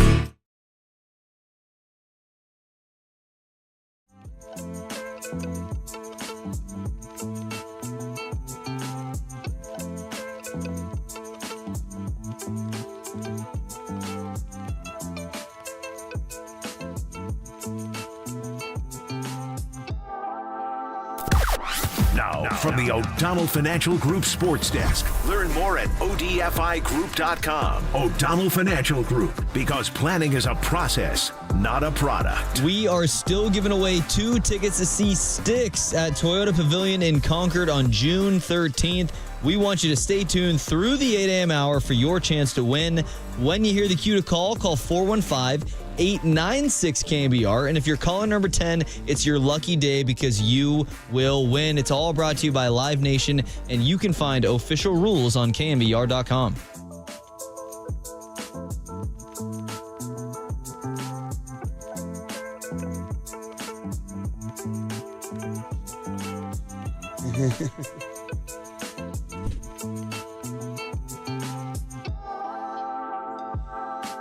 All right, we're getting ever closer to the big day, tax day. Steve Moskowitz is your man of the moment. So, Steve, good morning. You want to talk to people about what to do if you can't pay your taxes? Paul, it's Tuesday's tax day, and this weekend is what I call panic weekend. A lot of people and a lot of tax preparers wait till the last weekend before the due date to do it. And by Monday, there are going to be a lot of people in shock. There's no way they can pay their tax bill. They had no idea they owed anything like that. If that's you, don't make the mistake of not filing the returns. File it. If you made that mistake previously, we can fix it by filing what we need to file. And then we want to make a deal for you. There's so many good deals. Whether we ask the government to let you pay just part and forgive the rest, or forgive the penalties, or get you a monthly payment plan you can really afford, not what some IRS agent says you can afford. Or shift the blame where it belongs, to the former spouse or former business partner. The bottom line is, we've been doing this for so many years. We're familiar with all the solutions. We have a free consultation. We'll explain everything to you. And if you want us to, we'll just do it for you. The only thing you have to do is call up and say, hey, Steve, fix this for me. That's the guy to call, tax attorney Steve Moskowitz. He's my tax attorney. He should be your tax attorney. Give him a call at 888-TAX-DEAL, 888-TAX-DEAL, or go online to MoskowitzLLP.com.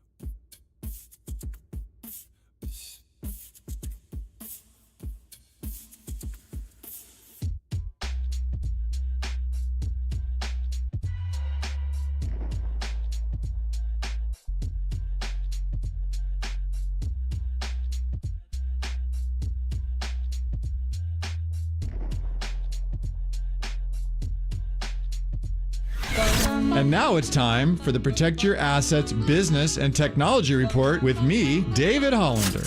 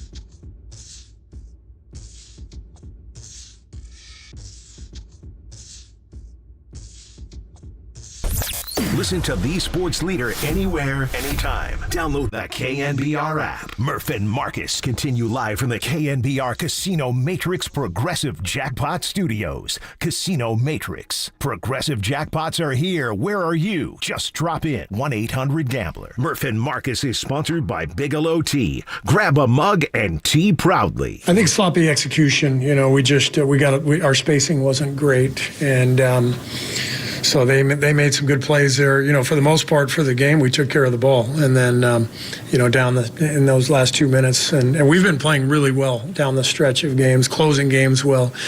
Tonight we weren't able to do it. Ooh, Steve Kerr describing the messy finish last night at Chase Center. A little homage to the Murphy family road trip to Southern California and back. Yeah, we roadie. No airplane for us, buddy. I said, kid, you got to learn how to hang out in the car and talk to your parents or stare at your phones or look out at the cows in Coalinga as you drive. Plus, we got to listen to all the music that's out there, including this. Lola Young, Messy was a song we heard multiple times on our drive, and I was like, yeah, unfortunately apt, because it was messy down the stretch, Marcus. 3 critical turnovers. 3! Bro, you're trying to be a championship team. You're trying to be a championship contender, and these are your veterans, too. Yeah. It was Steph and Draymond turning it over. Even Jimmy had his hand in one of them, too. And this is a Spurs team that obviously is not going to be playing in about a week. I mean, their season's about to be over. So last night they got to play spoiler. And it might spoil the Warriors' season now if they do end up playing in that one-game play-in. I know if they fall to 7 or 8, they'd have 2 opportunities. But, Murph, it's getting messy. I think Young Tone is down with a Lola Young. You're down with a Lola Young. I've heard that hook on the radio, and I just didn't know the song. But now I'm actually, I'm intrigued. I like it. I think the kids are listening to it. So you're good. You're hot. You're hot. You're on the cutting edge there, buddy. By the way, speaking of cutting edge, we're sponsored by Marin Health with top physicians, surgeons, and clinicians right here in the North Bay. Marin Health puts you closer to your best health, world-class care, closer than you think. So I guess the big question you would ask is, do losses like Sunday to the Rockets and last night make you doubt sort of like the Jimmy, I want to make this about Jimmy Butler. Like when Jimmy came, it was like bulletproof Warriors. They were incredible. Are they starting to maybe come back to earth a little bit and or maybe doubting the fact that they could win the Western Conference? Or is that an overstatement? It's the NBA. The Rockets got them with a great defensive effort. They fell asleep against the Spurs. They can still carve their path. And with days off in between to rest their legs, and with their veteran presence, still win the Western Conference. I think so, Murph. Okay. And here's my breakdown. Because for the last 2 days, 3 days, even when you were gone, JD and I, Carrie and I, hell, we talked about it earlier this morning. Who's the matchup you want for the Warriors? And we can go down and power rank them. Who do you think the best matchup is? Who do you think the worst matchup is?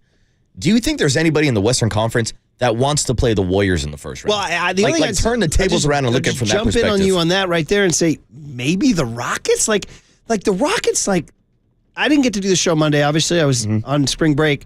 You guys did, and I know you guys probably talking mostly Giants, I imagine. Yeah, we mix in a little Dubs, but... Dude, there was something about that Rockets game, and you tell me if I'm overreacting, but the way Ime Udoka kind of woofed at Steph, and Steph woofed at him, was like Steph was rattled. And the way, dude, was it 3 points?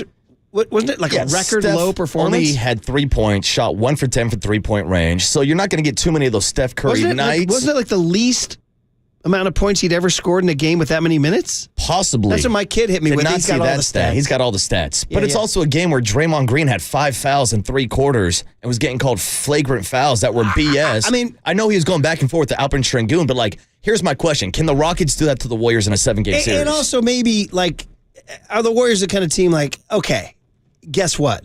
Here come the champs. Mm-hmm. You know what I mean? Here come the champs. Yeah. That is, I'm just, again, I don't want to overreact, but I definitely am on alert about the Rockets. And again, maybe if you guys are listening out there, you guys think I'm giving the Rockets too much credit. Fair enough. And what have they won? Right? You know, what have, but Dylan Brooks is out there as a nuisance. Fred VanVleet's out there. And this kid, Amen Thompson, dude. Did you see him say he wants all the smoke? He goes, I want Steph Curry. Did you see him say that after the game? He should. I mean, he's a kid that grew up here in the Bay Area watching Steph Curry. Did you read the stat? Dude, not a stat. Did you read this quote? No. He's a huge LeBron James guy, and he, quote, hated the Warriors, unquote. Whoa, that would have been my entire show Monday. Yeah, what's going on here? Yes. I did not see this quote. Yes. I'm over here giving him love for being from the Bay. Because you guys were doing Wilmer with the knockoff. Yeah. Walk-off. Vibes were high. Vibes were high. They I did swept not the see this quote. Mariners on Sunday. Yeah. But, dude, yes, his quote. Now I got to turn my back on him. Well, there you go. Or does he said he went to Steph Curry's camps in the Bay, but was a LeBron James guy who, quote, hated the Warriors, unquote. See if you guys can find that. That's unfortunate. That sound out there. Now I want to beat him even more. Well, but it seems like he wants the smoke. Yeah, but like, here's the thing. He's a great young defender. I think he should be in the mix for Defensive Player of the Year. But I don't think I'm like more intimidated by him than a Jaren Jackson Jr. or even a Kawhi Leonard. Like, there's other great defenders in this matchup also. But to your point, as a team, the Houston Rockets have a top 5 defense, so they do make it pesky. I just don't think they have enough superstars. They have some really good players, but I think they're a year away, and I just don't think they have the experience to take down a team like the Warriors in the postseason. That's a sound thought. I mean, I get it. That's probably, realistically, if the Warriors played the Rockets, here come the champs, you guys are babies, and in the NBA is all about you have to pay your dues in the playoffs. Michael Jordan's Bulls got smacked around for how many years? All that. The Warriors and Steph lost twice before they got to the championship. So history would show that. So, I mean, maybe you do want the Rockets for a lack of experience. I'm just saying, I don't know what Ime Udoka fed those guys on Sunday. Oh, dude, it was chippy as hell at that game. That's what I mean. And, like, I want to see that energy. I want that in a playoff series. I think it would really spark the Warriors or maybe wake up some of the vets. Not like they need to be woken up anyways, or maybe they do after dropping that game last night. Anyway, guys, it's out there. So, listen, quick check of the Golden State Lumber and Showroom text line. 209 says, in any professional sport, any given Sunday. Okay, well, thank you for that. 650 says, but what about a Wednesday? 650 says the Jimmy Butler trade made the Warriors a top 6 team, not a Western Conference contender. I'll tell 209 says, what about the other times they played the Rockets? I like my chances against the Rockets because Curry will not play like that more than once. There is that feeling. Like Steph, probably more than we realize, went home and frickin' like threw weights against a wall. Like the fact that he had that performance, we know he's the baby-faced assassin. He's not the baby-faced friendly guy. He wants to kill. Yeah. So he would, the next time they play him, probably wanting to kill. Yeah, and I would assume in the playoffs, they're not going to let Fred VanVleet hold on to Steph Curry like he's trying to take prom pictures with him. He was draped all over him the entire game. Jimmy had those quotes after that game saying, I've never seen a teammate be fouled more than Steph Curry. Yeah, and they talked about, I mean, him and Draymond Green both reference about how Steph Curry doesn't get the calls because he's not a flopper like Amen Thompson's favorite player, LeBron James. 510 with a negative text. Warriors just lost to a team that didn't have Wemby or De'Aaron Fox and had a 13-point lead in the fourth quarter. Any team in the West is okay playing the Warriors right now. Ooh, I don't know. Okay. I don't know about that. Okay. 510 says, 831 says, I'm blaming those NC2A games at Chase Center because it made an extra long schedule for the Warriors. We're blaming the Texas Tech Red Raiders and their guns? Shoot them up. 925 says this is Rudy. Moody, Kuminga, Quentin Post, Payton, and as a bench is not deep enough. These guys aren't cutting it. It's strength in 3 All-Stars, not in numbers. 925 says, where's it 2 backs-to-backs in the past week? This will not be an issue when the playoffs start. Relax. 831 says, as Draymond would say, nah, it's fine. Ooh, great knowledge. No, it's fine. 209 says, it's good they're coming back to earth a little, but they will clean it up. It was the tail end of a back-to-back. 95 says, I think they need a week off. They've been on a month-long run battling interest, so we'll stay out of the playoff play-in then. That's how you get a week off. So that means they got to win the next 2, and then they gotta hope Memphis loses one of the next 3. I mean, if you You'd like their chances a little bit. The only problem is the Clippers on Sunday. Yeah. That's a problem. It's a tough matchup. And 415 says, hey, guys, what song was that? That was Messy by Lola Young. One of the many spring break bangers we heard. It's so messy. We already played Dochi's Anxiety. That was good, too. And then we really messed with Marcus by playing the other banger, Nokia by Drake. Baby girl. Marcus is back on the dance floor for that one. Baby girl. Let me see you do your dance. Let me see you twirl. There it is. That's it right Let me see you twirl, Murph. We're going to twirl into the cooler of content next on the Sports Leader. Baby girl.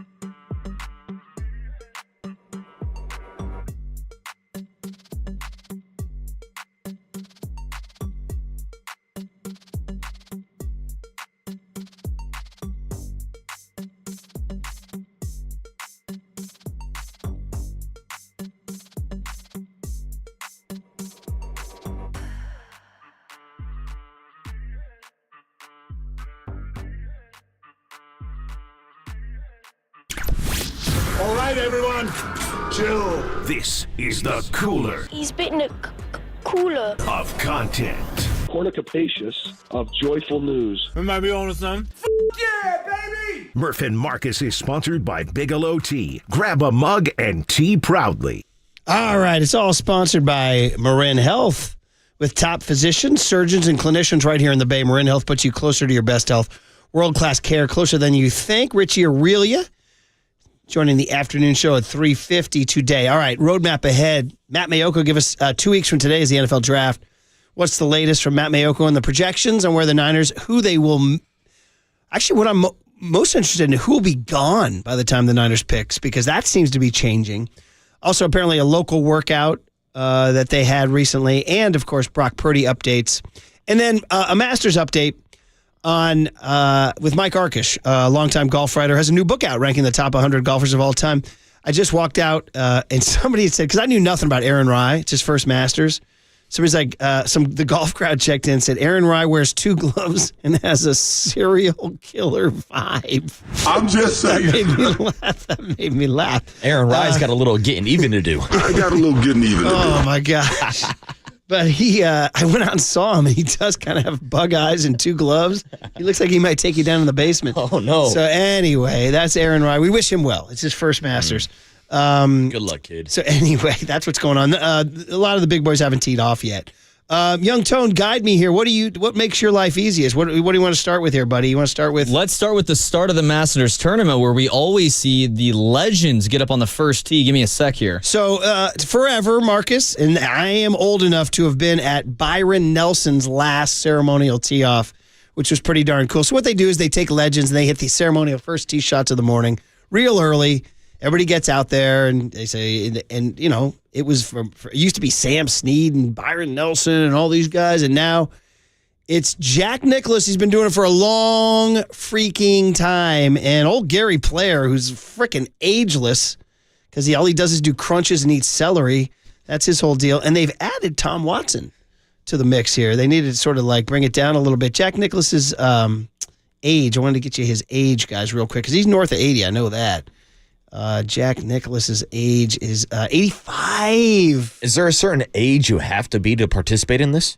No, it's through the Masters decree. Like Tom Watson's younger. I think, to be honest, I think they're kind of prepping for Tom Watson's 75, which is, you know, pretty young by these things standards. And Gary Player, guys, is now 89. Ooh. Did he do it this morning, or was it just Jack? And we have the video of Jack. Jack's definitely, listen, he's 85. Of course he's going to be, but here he is. He's moving a little stiff, but the Golden Bear gets it done. We have a video on YouTube, Twitch, and Twitter. This is how it all starts. 85-year-old Jack Nicklaus, 6-time Masters champion. Fall down and put this in the ground. Ooh, good laugh. Good laugh. I'll have to use that. He's sticking the tee in the ground. I won. Oh, boy. Watch out. Oh, there's Gary Player. There he is, yeah. Listen, that's some good applause. Oh, yeah. That's Tom Watson. Oh, those laughs are incredible. You got to cut those laughs. Got to. There's Gary. There's Watson. He'll smoke it. There it is. Yeah, they're off and running, bro. I cannot get over those laughs. Can you please give me those Masters? Because all these people get out there early in the morning, 7:30. They're bundled up because it's a little chilly in the morning, and contention is so thick because it's kind of a awkward ceremony. You know, there's one guy hitting a tee shot. That's it. So you're on edge. So any laugh is going to be huge. So he's like, "Oh, it kind of hurts to bend down." Boom.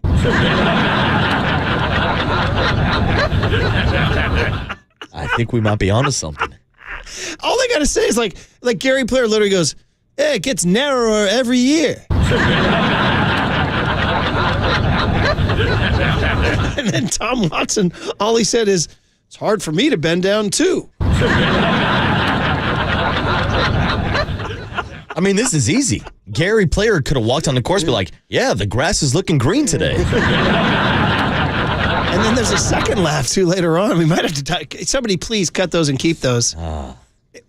Young Tone, since I missed the show for 3 days, I'm glad to be back. Is any chance the Detroit Lion fan was at the first tee?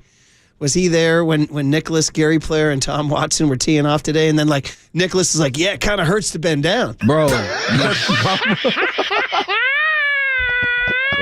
Chill.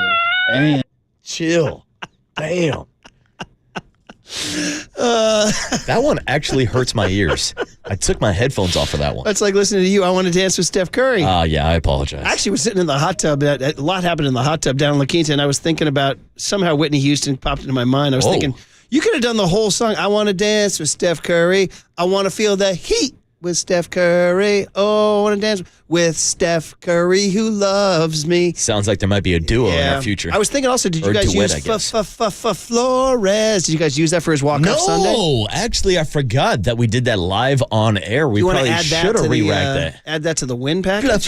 Flores. That was done on April Fool's Day, right? Because we were doing fooling. Yeah. All right. Well, anyway, thank you guys for that, for the overlaps of Nicholas Player and Watson. But Gary Player, 89 years old, hitting his freaking tee shot.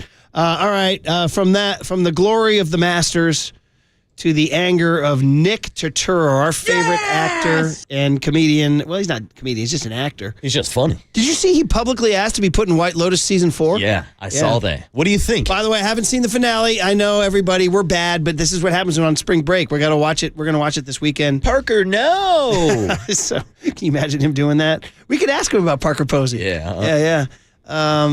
Buddhism.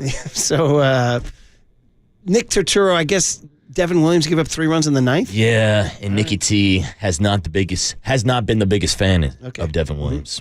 What the f*** is going on? F*** is going on?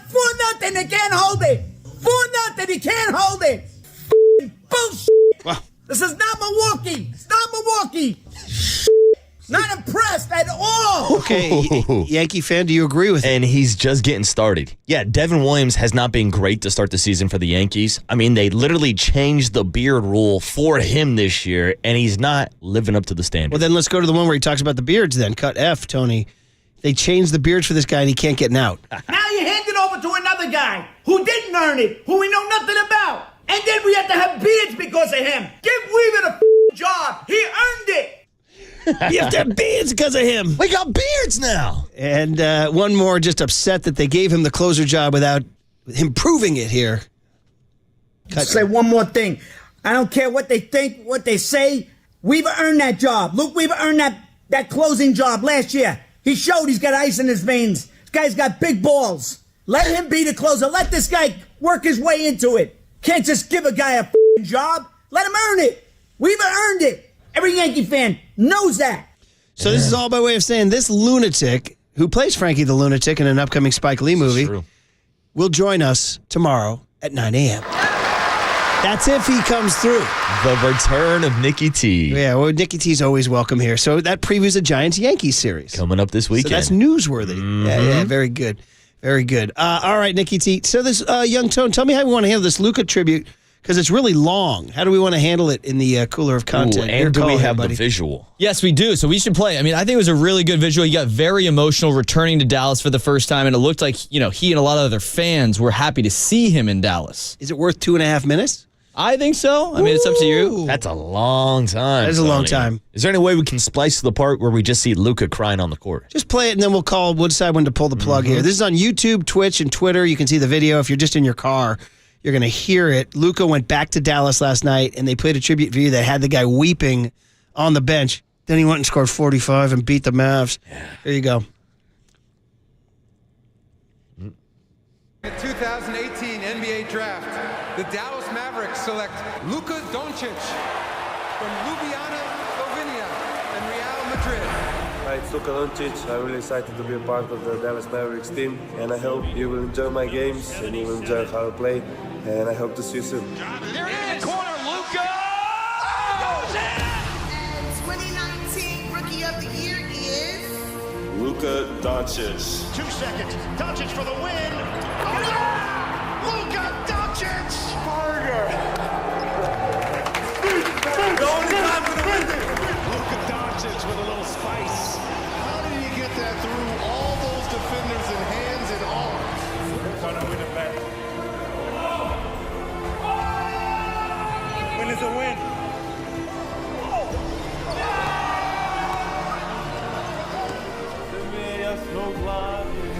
Hey, my baby.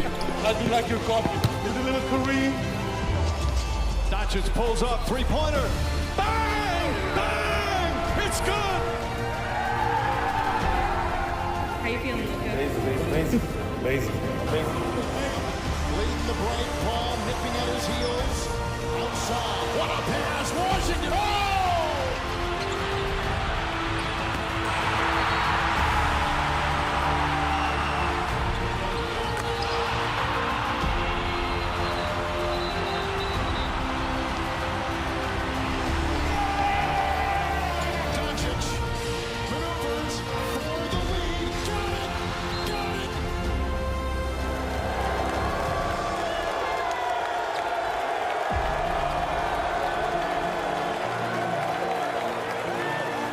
What you got to say? You guys have 3, 1, 2, 3.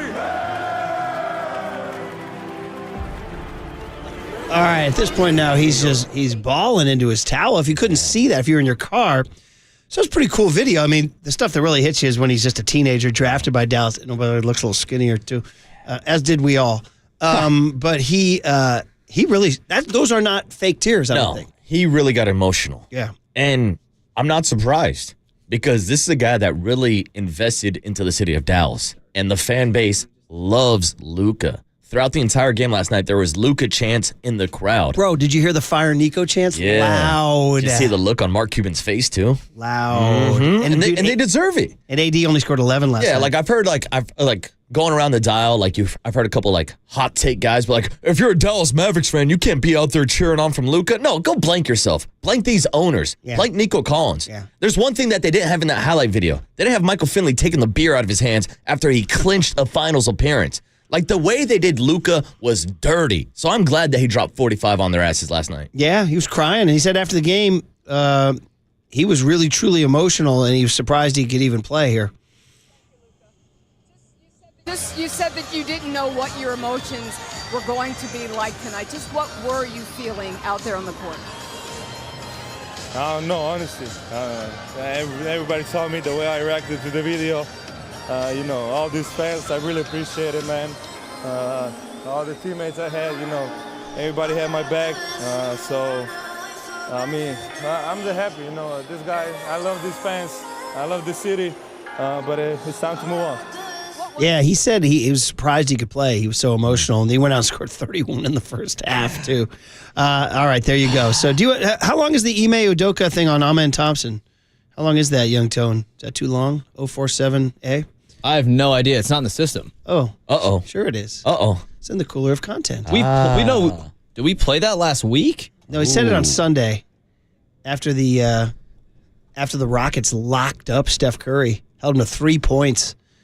And, I don't know where Amen Thompson's going to finish. You got it? Here it is. Draymond Green's been pretty vocal about what he thinks about the Defensive Player of the Year race, but you have Amen Thompson. He's obviously in the running as well. I was wondering, where do you think Amen kind of stacks up in the Defensive Player of the Year race?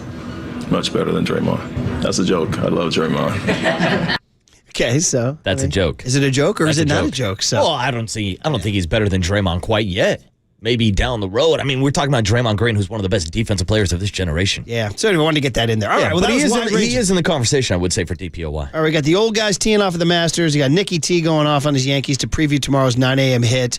And, of course, you got Luka's video and Ime Udoka. And that all leads to Styx tickets and Kevin Cronin from REO Speedwagon and Don Felder from the Eagles, Friday, June 13th, Toyota Pavilion at Concord. Call John Joe right now and enjoy the heck out of it. There's going to be featured food trucks, music courtesy of Retro Junkie featuring DJ Ajax, special proclamation from Mayor Carlin Obringer.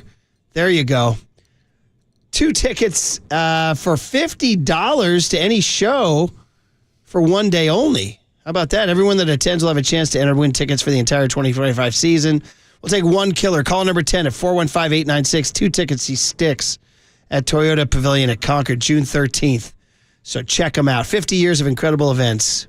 Oh, that's Saturday, April 12th when you're going to have the food trucks. My bad. Saturday, April 12th. That's this Saturday, 10 a.m. to 4 p.m. Come on down. Food trucks, DJ, and the one-day-only offer to get 2 tickets for $50 to any show this season. Whew. That's a long read. Yeah, I know. I had to do them 2 days in a row. All right, guys, you're off the hook now. Thank you. Matt Mayoko on the draft. Brock Purdy in the local workout. Mike Arcish on the Masters at 9:15. All coming up on The Sports Leader. From the Chilton Auto Body Traffic Desk.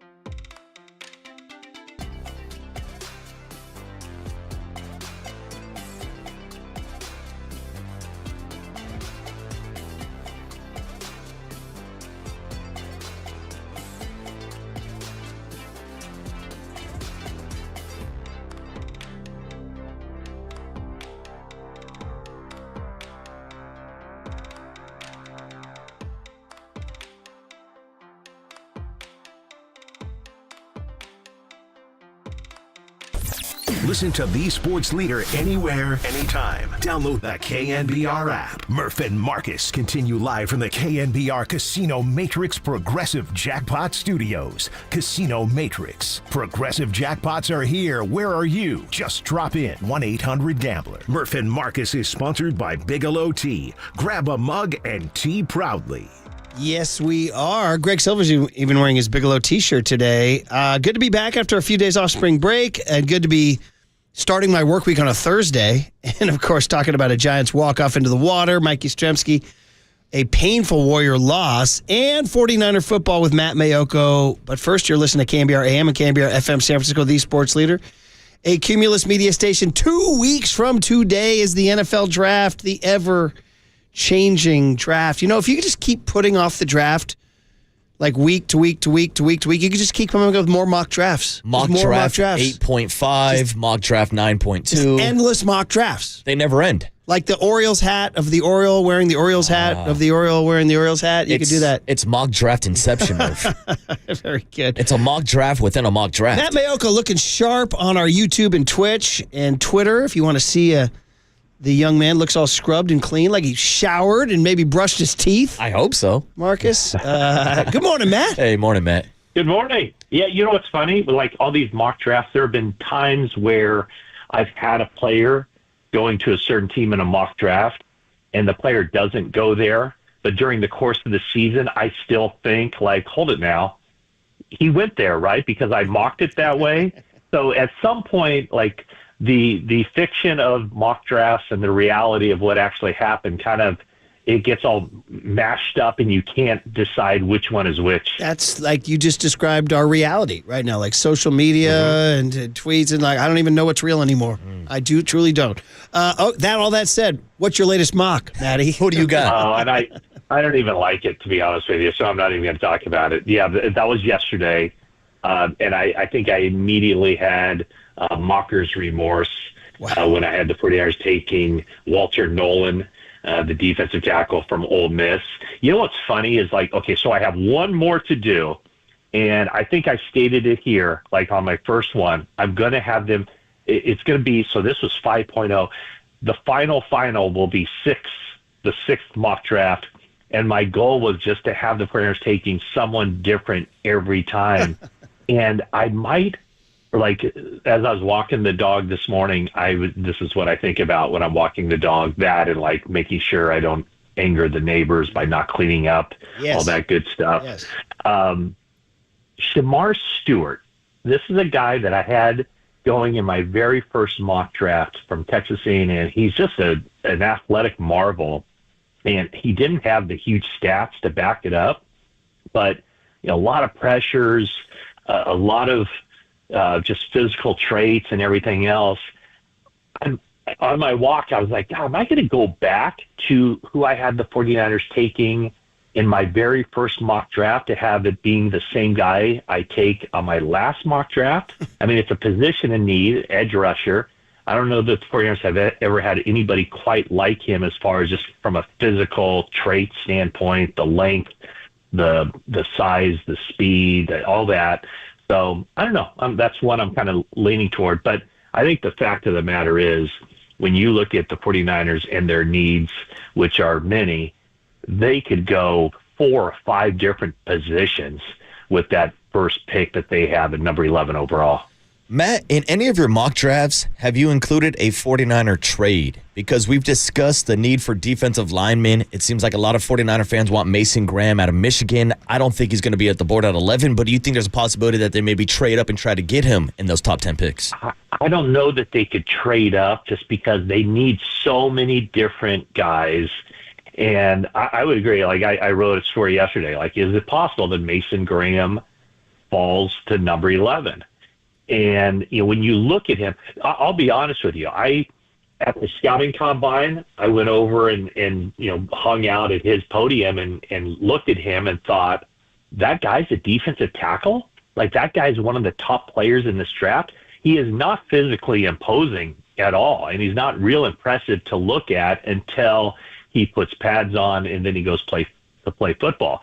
But I think that where the 49ers are at 11, in order to go up, and I don't know how many spots it would take for them to get up there, I think the draft capital that it would take to go get somebody kind of defeats the purpose of having the 11 draft picks, because they do need, over the course of this draft, they need 2 defensive linemen. They probably need a cornerback. They need a linebacker. They need maybe 1 or 2 offensive linemen, maybe a receiver, maybe a tight end. I mean, there's so many different positions that they need to check off. I think the most likely scenario would be that this is such a good defensive tackle and edge rusher draft that if the 49ers had an opportunity, and these opportunities don't come around often, but if they had an opportunity to move back and pick up more draft picks and get one of those players still at whatever, 15 or 17 or wherever it might be, and then you can use those later picks, 5th or 6th or 7th round, and use those to move up in the middle rounds to go get somebody you've identified. But I wouldn't think that they would engage in the cost of doing business in order to go up and get somebody in the first round. It just the cost is just too much. Matt Mayoko, NBC Sports Bay Area, 49ers insider for KNBR. 2 weeks from today is the first round. Niners have the 11th pick, or will they trade out of it? Who knows? Matt, what changes to affect a mock draft from week to week? What affects it? What changes? Nothing really, other than just trying to look at it from a different standpoint. I mean, I think when you look at these drafts, you always kind of try to match it up. Like, okay, if the 49ers take a defensive tackle here, then what's the next position they could take there? And are the options better, are the options better at 43 where they have their next pick, like at a certain position? So, I'll just take, Mason Graham, for instance. Would you rather trade up to get him when maybe you're still getting a really good player at that position a little bit later? And so, those are the kind of things that you have to kind of sort out, is that if you take a player at this spot right here, is the fall off taking the next guy later, is that going to be something that's conducive to putting together a good football team? Matt, over the last week or so, the 49ers have brought in a bunch of players for interviews and to visit the facilities. How much do you read into these player visits when it does come to the draft? Well, you almost read into it kind of counterintuitive. If it's a guy that has been talked about as like the number 11 overall pick, you almost look at it the other way, like, oh, I guess that means they're not interested in him, or that they have question marks that might prevent them or from taking him, or they just want the smoke screen out there because they know that the word is going to get out. But I'd say, when you look at the guys who are available a little bit later in the draft, 2nd or 3rd round, then that's where you start to kind of pay attention. But there have been so many guys the 49ers have taken through the years, especially with their first pick, wherever that comes, that the player will say, I had no idea the 49ers were even interested in me. I only talked to them once during this whole process, or something along those lines. So it can really go both ways. Some teams feel like if they have enough information, if the player made a good enough impression, then they don't need to do anything. I remember Mike McGlinchey was a guy that I think they met at the combine, and then they went radio silent on him. I don't recall Ricky Pearsall having much conversations with the 49ers either. So it really can swing both ways. Matt Mayoka, our 49ers KNBR insider. You can read him at NBC Sports Bay Area. Listen to his podcast, too. Also, Matty, did the Niners have their local workout? They did yesterday. Okay. Yep. Did anything come of it? I was on the road. I had a couple of responsibilities, but there are a couple receivers, I think, that probably are about as, would be the most likely scenarios. The receiver from Sanford, the receiver from San Jose State. There's a safety, Teddy Buchanan from Cal, who looks like a day 3 draft pick. So, typically the guys who are draftable don't do much and don't work out. But every year, there are a couple guys that end up finding their way in the 49ers training camp. Last year was Tariq Owens, who was one of the players, and the 49ers ended up signing him after the draft. Then he got injured, and then they brought him back for the practice squad. So, it's just a way of kind of checking the boxes and making sure that none of the local talent escapes your notice. Eric, I'm sorry, help me out. Elick? It's a tough one. Iomanor. I can't even speak. I call him Big E. Iomanor. I can't speak today. The Stanford receiver, it seems to be some smoke around there. Where there's smoke, there's fire. So and then also the a little bit easier to pronounce the San Jose State receiver, Nick Nash. Right.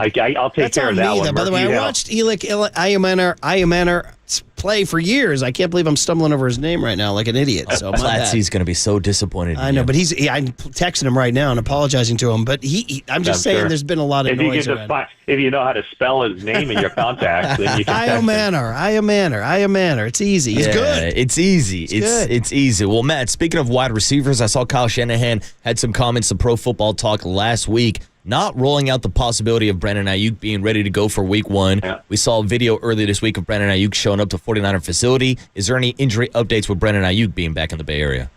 No, I mean, the doctor, Neil Elatrash, who did the surgery, he had a checkup with Brandon Ayuk a week and a half or so ago, and everything checks out fine. Obviously, the 49ers aren't going to push that issue. And they were told that, yes, there's a chance he could be ready for the start of the regular season. That's probably extremely optimistic. And I think the 49ers feel like, they haven't signed up through the 2028 season.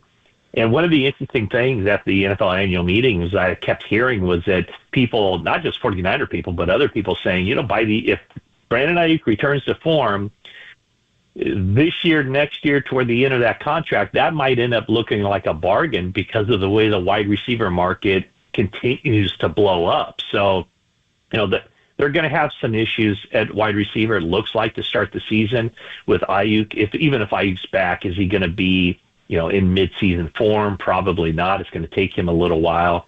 And then there's Demarcus Robinson, who they signed from the Rams as a free agent. He's got kind of looming over his head the very real possibility of a 3-game suspension for violating the league's policy on substances of abuse. So, 49ers could enter the season with Juwan Jennings, Ricky Pearsall, Jacob Cowling, and maybe not a whole lot else besides those 3. Elick Iomanor. I was told Elick Iomanor. And I should have known that. There we go. That's on me. Perfect. We only have a couple minutes left, Matty. The Niners' off-season camp dates were announced, right? So the question is, when would Brock Purdy's first required, or I should say not required, but what would be the first true workout he would miss if he was, quote unquote, in negotiations? Well, I guess the soft deadline would be April 22nd. If the 49ers want to have an off-season where there's just zero, well, I shouldn't say zero drama, but less drama starting off than a year ago. April 22nd is when a good portion of the team will report, and there's no on-field workouts, so there's no throwing the ball around and creating chemistry with the receivers or anything like that. But it is when players are allowed back in the building to begin organized workouts as far as the conditioning part of it. That's a 2-week program. I would think that would be the first kind of soft deadline. And then 2 weeks later, when they're able to start working with coaches, doing some stuff on the field, then that would be a little bit more. But, I think when everybody gets inside the building for that first time, I think it'd be sending a really good signal to the entire team if Brock Purdy is signed by that point. So it remains to be seen. I know the sides are apart. How far they're apart, might be $5 million per year, something like that. But there's also the structure and how much of that money would be fully guaranteed, just how the money is laid out over the course of whatever it is, 4-year extension, 5-year extension. So I sense the 49ers are optimistic, cautiously optimistic. It can be done in a timely fashion. It's just a matter of what it looks like. And everybody at the annual meeting was talking about this because it is probably the big deal that's kind of looming out there in the entire NFL. I think, a lot of talk about Dallas and Micah Parsons, but, the Brock Purdy situation, when you're talking about a guy going from the 262nd overall pick in the 2022 NFL draft and making less than $1 million a year, and now seeing a contract anywhere from 50 to 60 million per year. That's what people were talking about. And, there is it's been laid out there what other quarterbacks are making. Jed York said that he considers Brock Purdy a top 10 quarterback in the league. And then you look at the list of the quarterbacks, and at number 10 right now on the pay scale is Jalen Hurts at $51 million a year. So that's kind of where it sounds like the 49ers slot in Brock Purdy, somewhere in that the low to mid 50s. It's beautiful stuff, Maddie. We're getting ever closer to that deadline and the draft. So good stuff. We will finally have something we can sink our teeth into. Here's what I want, folks. I want, if the 49ers draft that receiver from Stanford, I want Murph to be at the podium in Green Bay with card in hand. I'm going to do announcing it. Alec Iomanner. There it is. Beautiful. Stanford University. There it is. I just crushed it. Maddie, go have a great weekend. Enjoy the Masters and all that stuff. And then and we'll talk to you next week. Yeah, thanks, Matt. Sounds good. Okay, thanks, guys. Matt Mayoko, as we get just changing drafts week by week. I mean, it's crazy. And guys that they thought they could get Membu out of Missouri, is now leapt up into the top 10. It's also hilarious. You ask Matt, what changes when you change your mock draft? He goes, not much. Yeah. Just looking for a different answer. Honestly, the only thing that changes is the combine. And when guys like Membu jump up. And then after that, you sit around for 2 months. Yeah, unless there's a video of somebody using a gas mask and they drop down on the board or something. It's honestly, you ever get a menu? Yeah, there you go. Yeah, that's how you're going to get Mason Graham. You get a menu and you look at 4 different entrees. It depends on when the waiter comes by. I would have ordered, for the other night, I was looking for a piece of fish. But the guy walked by right when I was looking at the pork tamale. He's like, just give me the pork tamale. If he had come by 2 minutes earlier, I ordered the fish. You would have got the fish. So that's it. That's what changes. That's going to be John Lynch on draft night. It's I feel like a defensive lineman. No, I think I'm feeling like a corner now. Exactly. I want interior, exterior. Right. The Masters is being led by a guy who wears 2 gloves. But a lot of the big boys haven't teed off yet. Michael Arcish is a longtime golf writer, golf.com, you name it. He and I used to be in golf tents together. He has a new book out called The Golf 100 for the golfer in your life. He ranks them 1 to 100. And, of course, you can talk to us about the Masters next on The Sports Leader.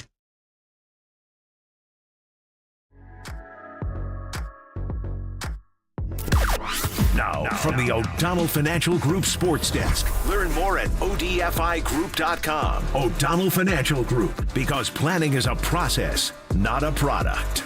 Mark Spears, the Hall of Famer, joins Dirty Work with Copes and Depop at 4:50 this afternoon. Mark Spears does the dirty work at 4:50. You can hear the whole interview and the whole show on the KNBR app and KNBR.com.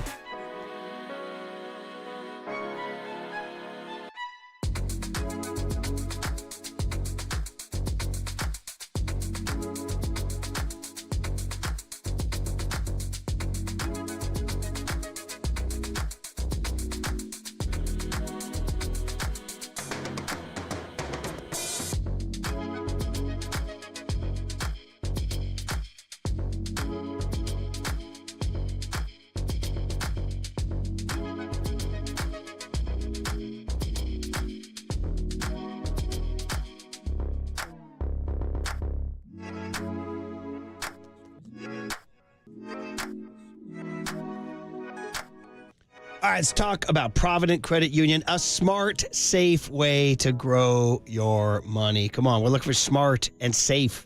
For a limited time, earn up to 3.75% annual percentage yield with Provident Credit Union's Pick a Term certificate. That's where you choose from 3, 6, 9, or 12 months. Lock in a high dividend rate and watch your savings grow risk-free. No market swings, no guesswork. Just a guaranteed rate and total peace of mind. And guess what? Provident Credit Union was named one of America's best regional credit unions for 2025 by Newsweek, so you know you're banking with the best. Do not wait. Take advantage of this limited time offer and start earning up to 3.75% today. And if you need help getting started, the Provident team is ready to make it easy. Visit providentcu.org or stop by your local community branch today. This rate is effective as of April 1, 2025. Minimum balance required of $10,000. Early withdrawal penalties may apply. Federally insured by the NCUA. Discover the best in retail and business banking right here in your community. Learn more at providentcu.org.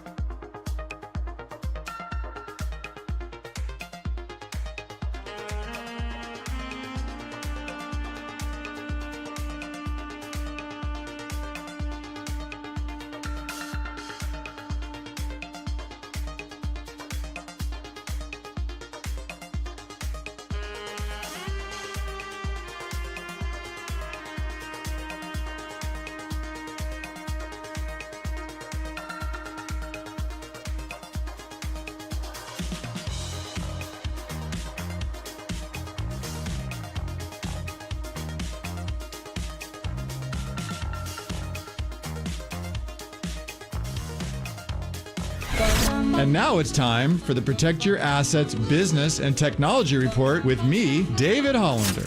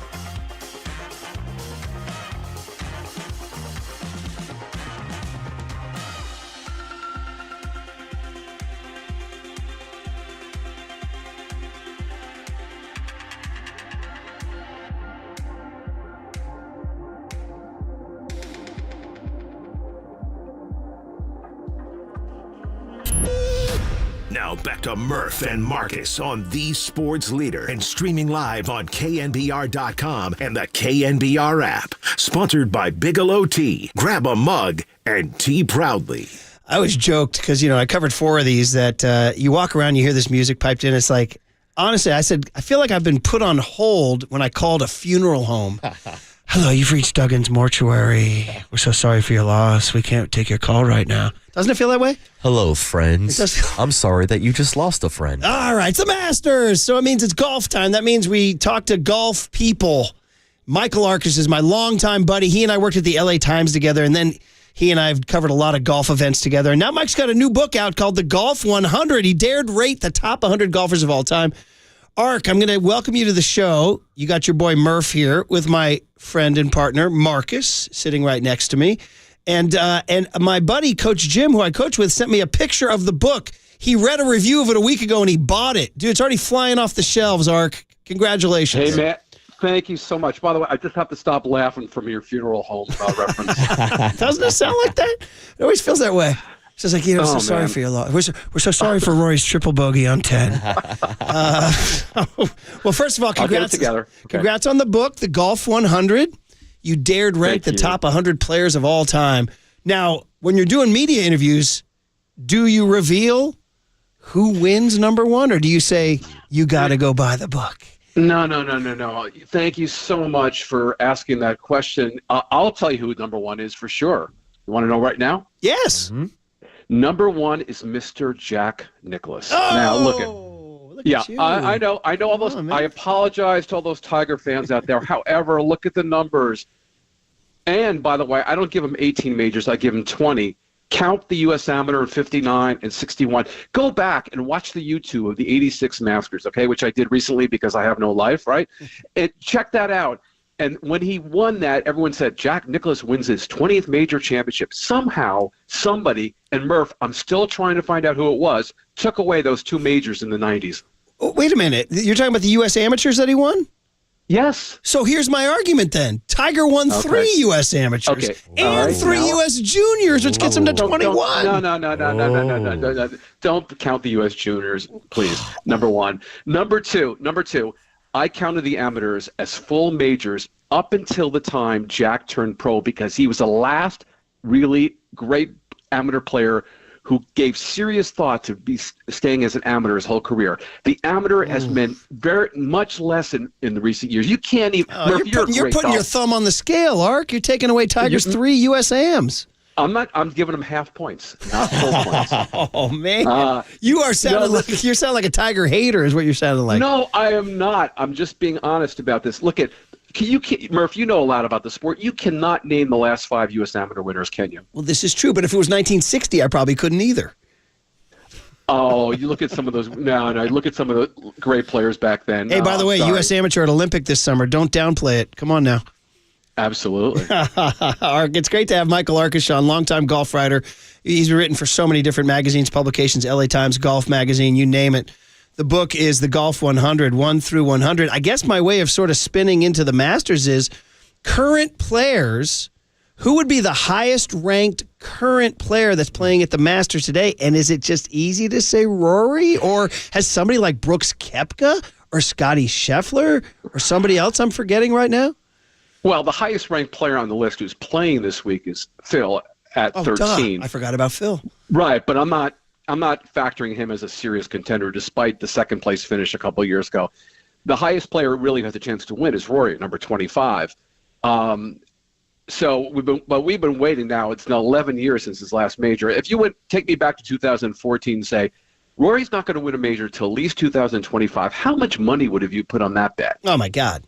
I would now impossible. Yeah, it's staggering. If you said in 2014 he's not going to win a major for 11 years, I would have bet you a lot of freaking money, and I'd have lost my money, Arc.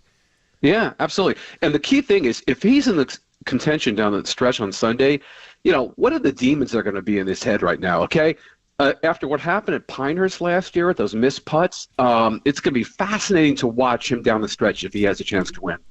Michael, speaking of making money, Scotty Scheffler is the odds-on favorite to win this year's tournament. Last year he won it. He's looking for his 3rd green jacket. Do you think he gets it done again this year? Well, it's hard to bet against Scotty. He's looking good already. Just made a long putt early in this first round. Let me just say this. Scotty Scheffler is not on my list. Okay, I just want to let you know. Wait a minute, he's not in the top 100? No. I factored in all the points. I calculated all the points, and he fell just short. Needless to say, I'm hoping to do a paperback, and I'm sure it'll get on. Okay, let me throw that in there. Wow, he didn't make it to the top 100? Nope. Okay, he's got. How many majors does he have in general? He has how many? He's like, I lose track right now. 2. He's got 2. The 2 Masters. Okay, are there any other players on there with only 2 majors in your list? There are players on there with only 1 major, but I also gave points for 2nd, 3rd, 4th, and 5th. So Scotty hasn't racked up enough total, but he hasn't been around long enough to rack up enough points. Wow, Mike Arcish is the voice you hear, a longtime golf writer. The book is called The Golf 100. I'm always curious. Like, to me, the mystical man is Ben Hogan. Some people would put him number 1. Just because of what he meant. But I imagine you had him pretty high.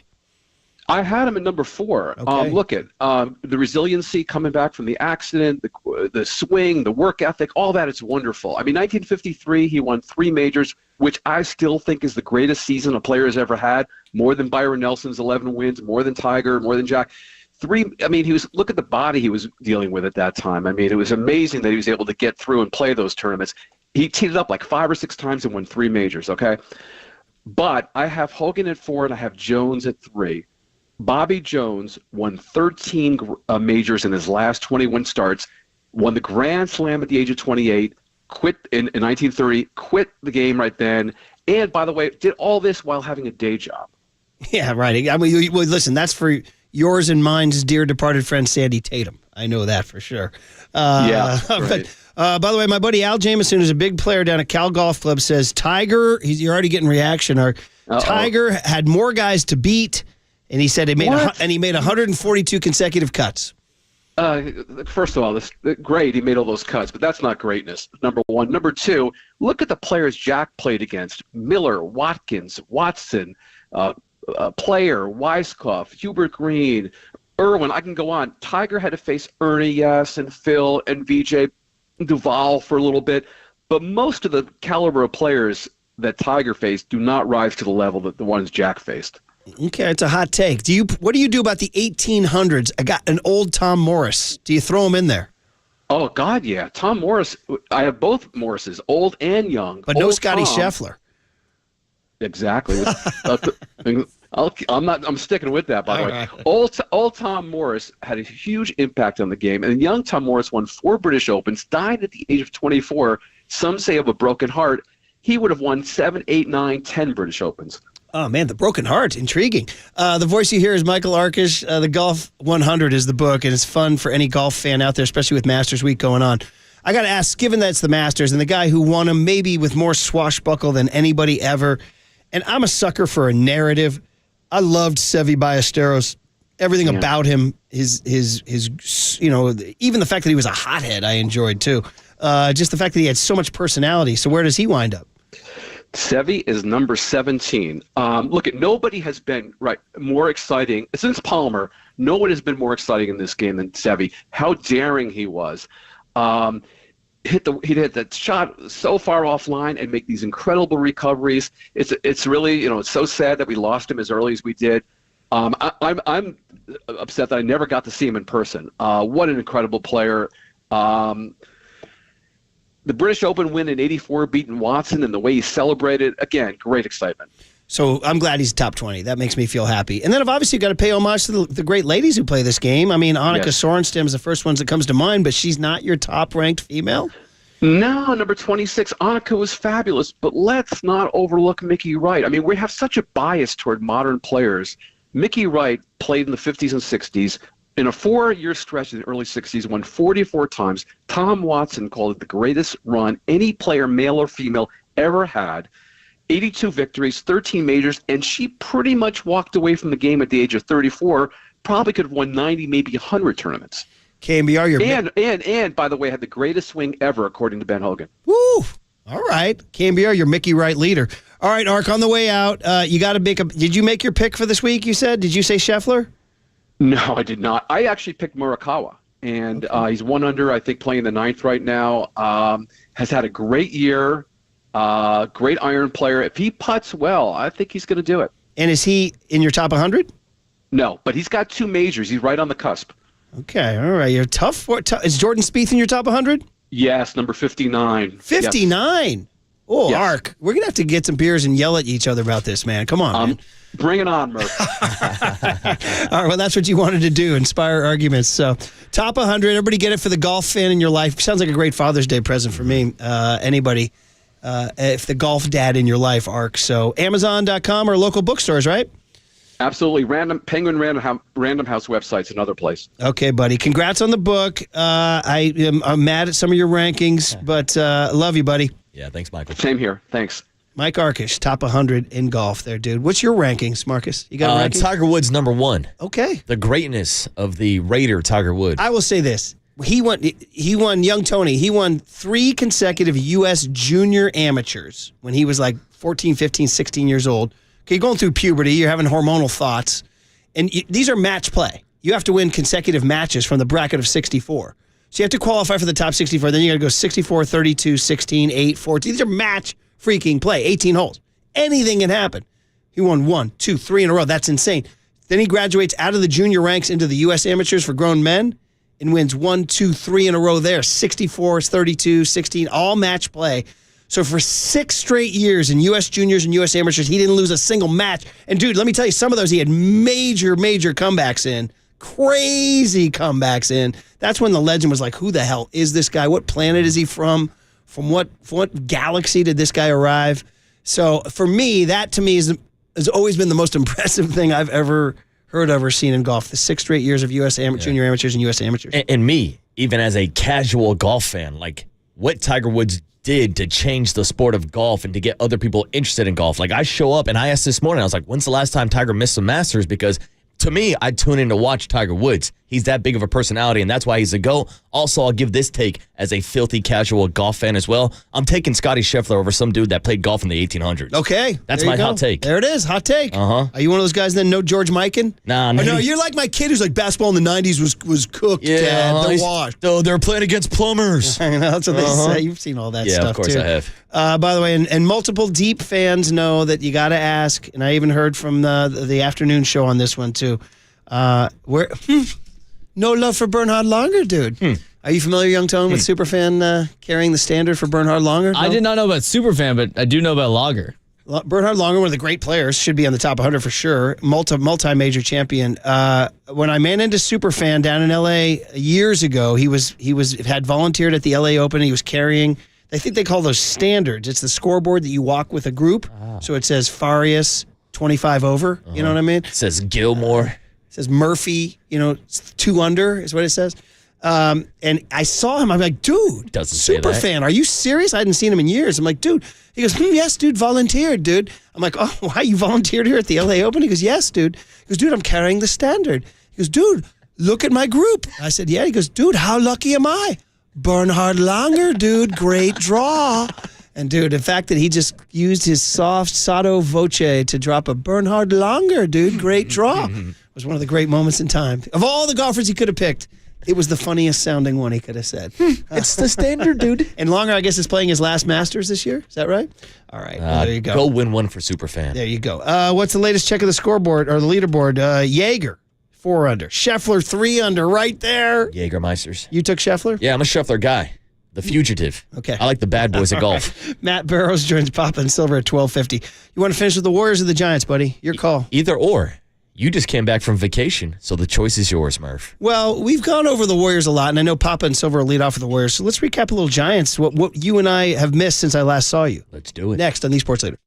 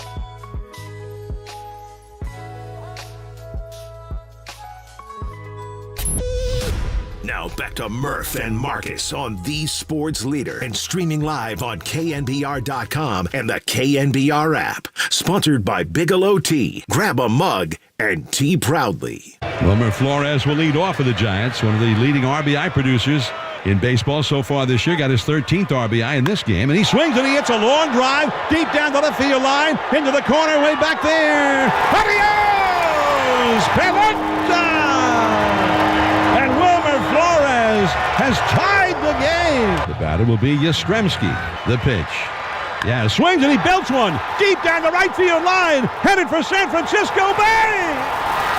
Goodbye. That one is whack. A 2-run, game-ending home run by Mike Yastrzemski. In a very, very, very baby way, they reprised Mike Morse and Travis Ishikawa's 2014 heroics, because everybody forgets that Morse hit the big home run to tie the game that set up Ishikawa. Now, a game in April in 2025, obviously, is 1/1,000,000th as important as the Giants winning a National League pennant. But it did remind me, because Flores hit the home run to tie it, and then Yaz hit the one to win it. Man, oh man. By the way, Mike Yastrzemski, 6 walk-offs in his career. Ready for this? 5 of them home runs. Wait, what? And ready for this? 3 walk-off splash hits. Bro, my guy's got a clutch gene, huh? Yes, he does. Passed down from generation to generation. Platzi has been very good to me today, helping me out on Alec Iamaner. Also points out, has any Giant have a higher walk-off home run to years played ratio than Yaz in history? Because that's 5 walk-off homers in 6 years. Mm-hmm. That's crazy. That's impressive, and I think that's why we both had the same thought going into that 10th inning. Seeing Yaz, and for me personally, even seeing Wilmer in the lineup right behind him, I'm like, damn, these are the 2 guys you want up at the plate, because it seems like they do have that clutch gene. And man, oh man, the 9-3 Giants, no roster moves. We talked to Zach Manazian earlier today, and even Bob Melvin said, yes, that is somewhat by design. Now, if they need somebody, they'll make a move, but somewhat by design, they're trying to create stability. And they're also trying to create some chemistry, Murph. Not just in the clubhouse, but within the lineup. Like, we haven't seen an overreaction to drop Willie Adames to the bottom of the lineup and flip him with the Wilmer Flores. Right. They're sticking to their guns, and they've had success with it. 831 says, Giants still can't hit at home, but their pitching has looked stellar, and Jung-Hoo is a dude. I mean, they scored 8 runs yesterday. What'd you guys think? What was the take Wednesday morning, and they've been shut out in back-to-back days? To me, I was not overreacting. Some people were losing their minds, saying you can't get shut down by the Cincinnati Reds back-to-back games. I understand when you go up against Hunter Green and he almost throws a CG in less than 100 pitches and he's throwing 99, 100 miles per hour in the 8th inning. That, to me, is an understandable loss, even though it did feel like a wasted effort when Logan Webb goes out there and strikes out double-digit guys as well. Then you're going into Tuesday, and I thought Landon Roop and Hayden Birdsong pitched phenomenal, so that, to me, was more of a wasted effort. But my same takeaway was, even in those 2 shutout games, it felt like you had the feeling that if they just made something happen in the 9th inning, that the Giants could come back and win. And that's what we saw kind of the first couple series of the season also, them battling back. So when Hunter Green got pulled on Monday night, I'm thinking to myself, damn, Elliot Ramos has a chance here. And in back-to-back nights, Elliot Ramos squared up a couple balls in the 9th inning, but credit to the Cincinnati Reds, their outfield played phenomenal this series and took away some of those hits. Yeah, I can keep my eye on Tito Francona's Cincinnati Reds. They played great outfield defense all series long. Mm-hmm. They have a top 5 pitching team ERA in Major League Baseball. Which blew my mind.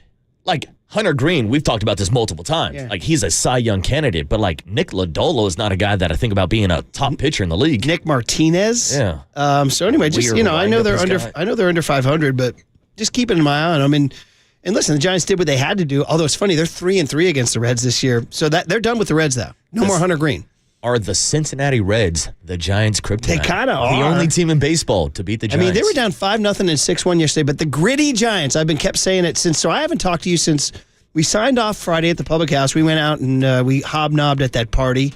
Really angered Mike Holler that you were at the party. Yeah, we were also angered that Mike Holler was at the party. Well, he's now trying to play like the whole program director thing, and as evidenced by what he talked about during the last break, he clearly can't handle it. Yeah, he's out here pocket watching. I know, he's out here, just dry snitching, as Marcus would call it. Come on. Anyway, point is that he thinks that like his ship has finally come in because Larry Bloomhagen, our market manager, invited him to the big fancy opening day party that only aristocrats get to go to.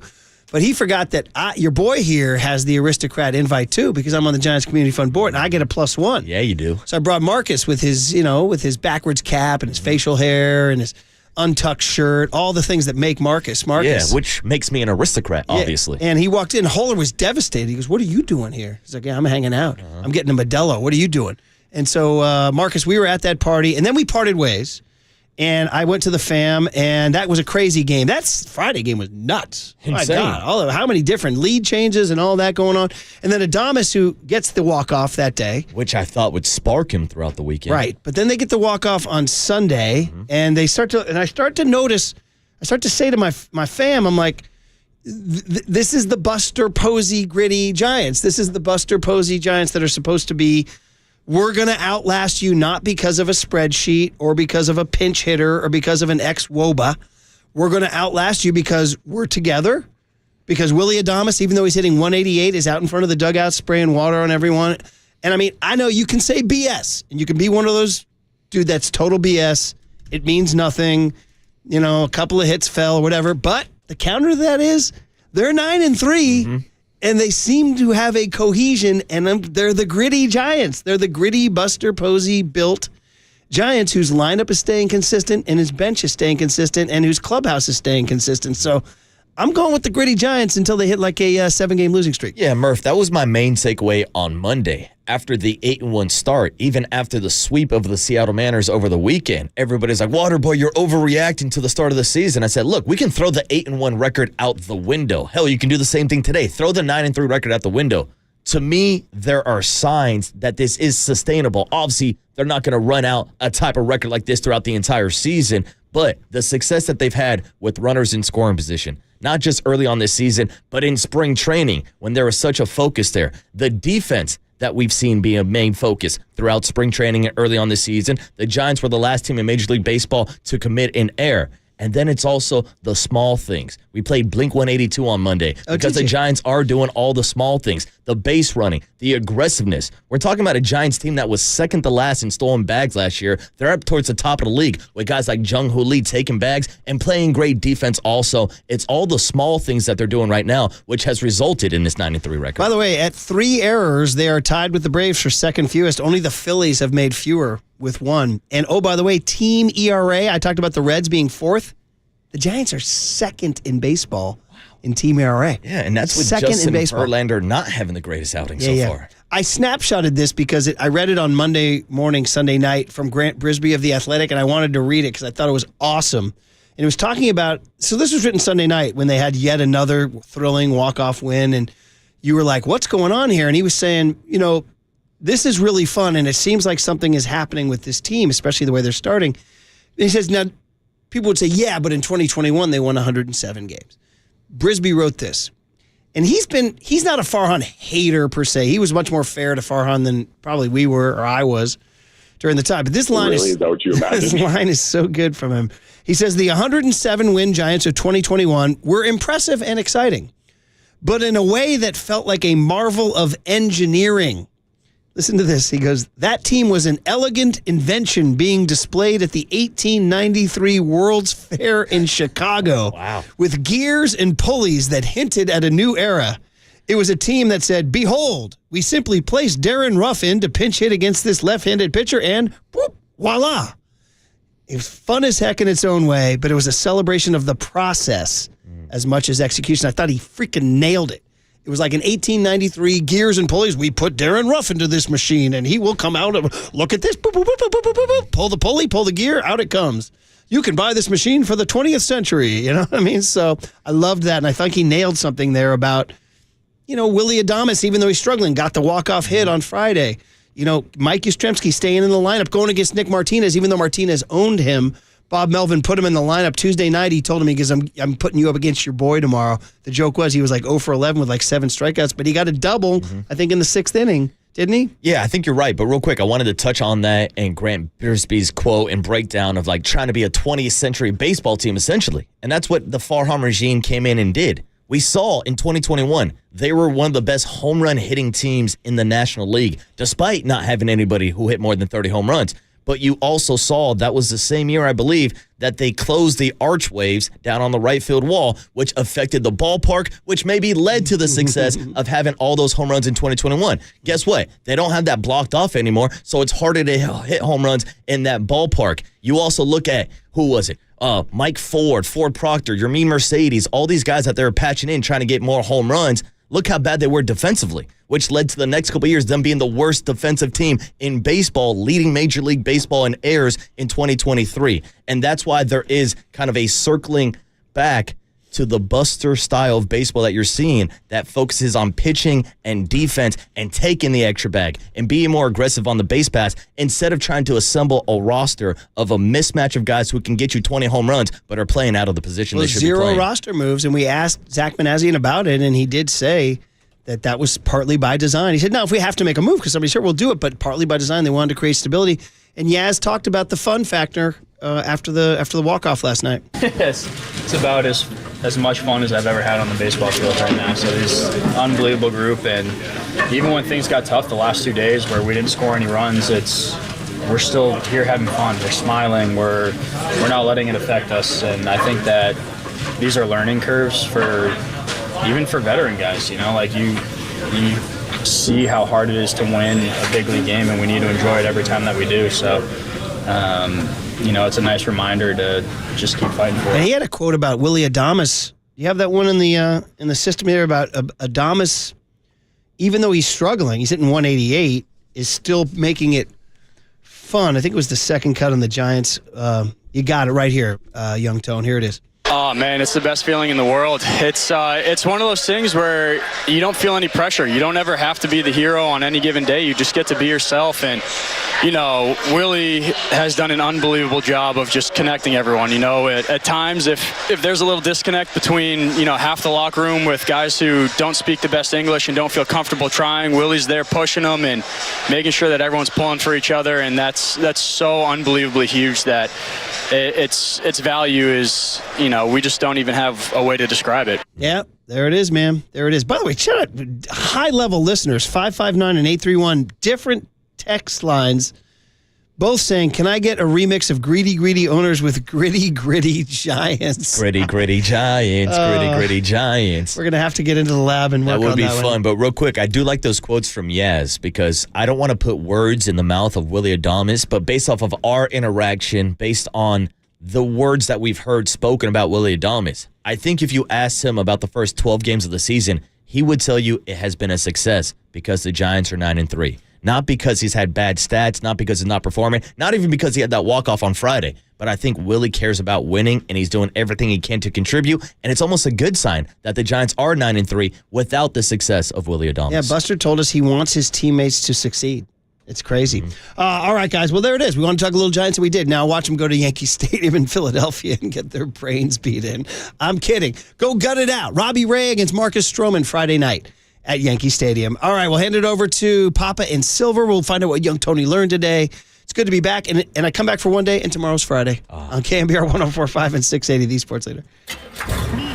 From the Chilton Auto Body Traffic Desk.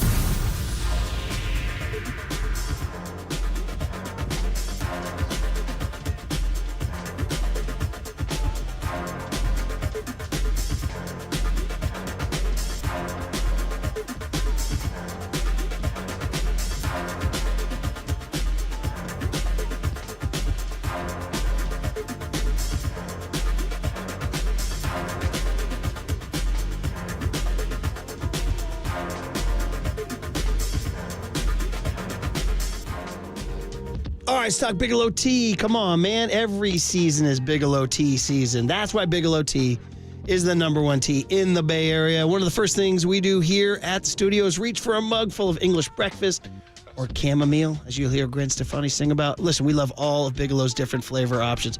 Perfect for those of us who make a living behind a microphone. Nice and soothing. Keeps me going, keeps you going. Look no further than your cup of Bigelow tea. We got it right here at KNBR. So grab a mug full of your favorite Bigelow tea and tea proudly. I'm just sipping on chamomile.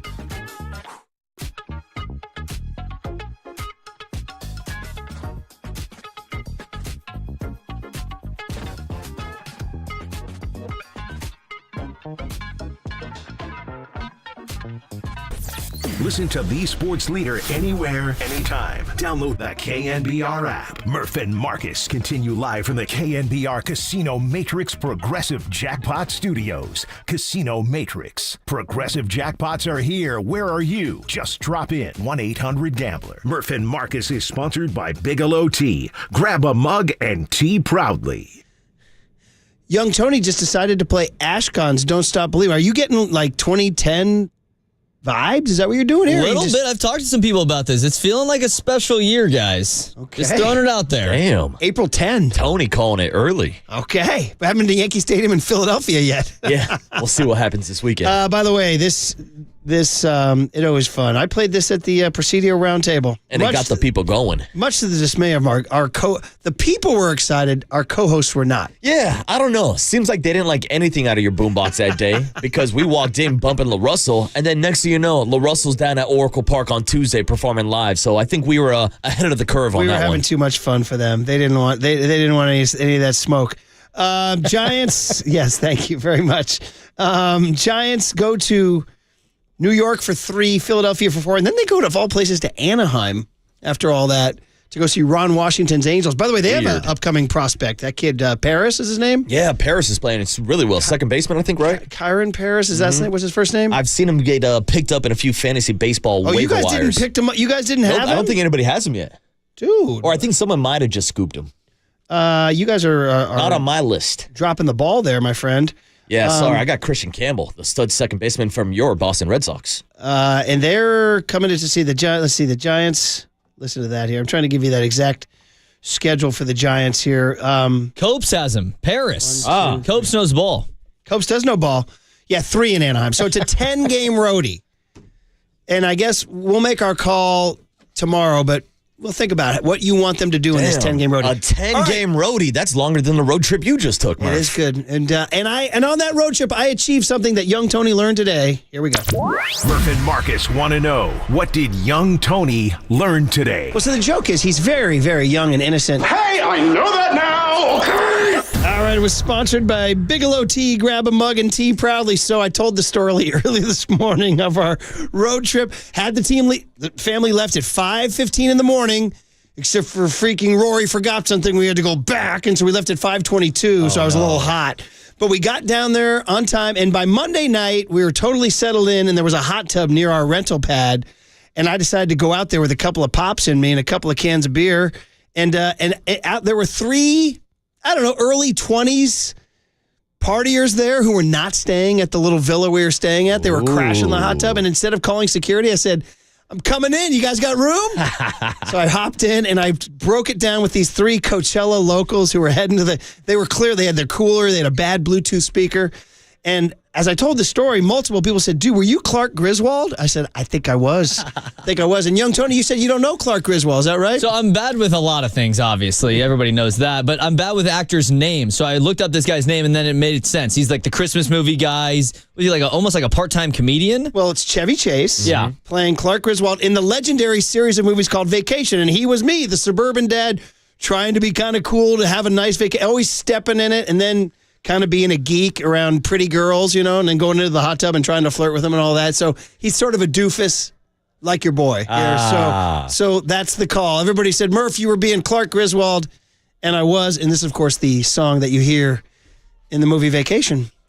There you go. You learned it, buddy. Vacation, not seen the movie. You guys seen the movie? Well, multiple movies. Yeah, it's a whole series. National Lampoon's Vacation. European Vacation, Christmas Vacation. Mm-hmm. All iconic. So there you go, buddy. All right, Marcus, good to see you, buddy. How about I pronounce tomorrow a Friday? Welcome back, Clark Griswold. Mark Cannizzaro from Augusta tomorrow. Nick Turturro from New York, or from L.A., talking New York tomorrow. Yes! So let's do that. Hey, when it's time for a change, think Speedy Oil Change and Auto Service. Engine light on. We can fix that. You're listening to KNBR AM and KNBR FM San Francisco, the sports leader, a Cumulus media station. Baby girl. What the f*** is going on? Can't just give a guy a job. Let him earn it. And then we have to have beards because of him. Amen. That's the end of the game. 4 hours, 3 faces, 2 Gregs, and 1 place to be. We're excellent. Greg Papa. Touchdown! Say Greg Silver. Let me tell you something. There is no such thing as being calm. I am fired up to be here. This is Papa and Silver. The pitch. Yeah, swings and he belts one deep down the right field line. High drive to right. Headed for San Francisco Bay. It is out of here. Goodbye. That one is whack. A 2-run, game-ending home run by Mike Yastrzemski. And we are going home. There's some Barnes.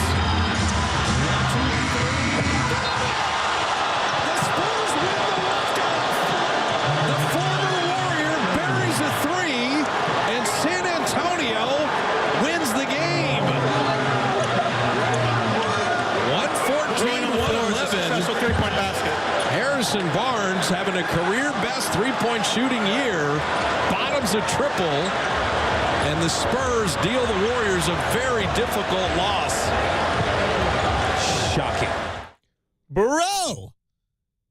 I mean, we had both sides of the coin yesterday on sports. I was out at Oracle Park after we had our show on the patio. I will say this as a positive.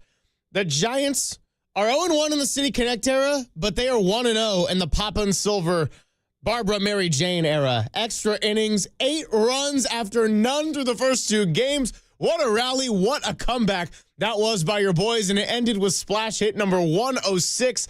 Mike Yastrzemski into the Bay where Mark the Shark picked up a game winner. And then if you did the Terry Francois two-step, you got to go and see the Warriors. They're looking great in the first quarter.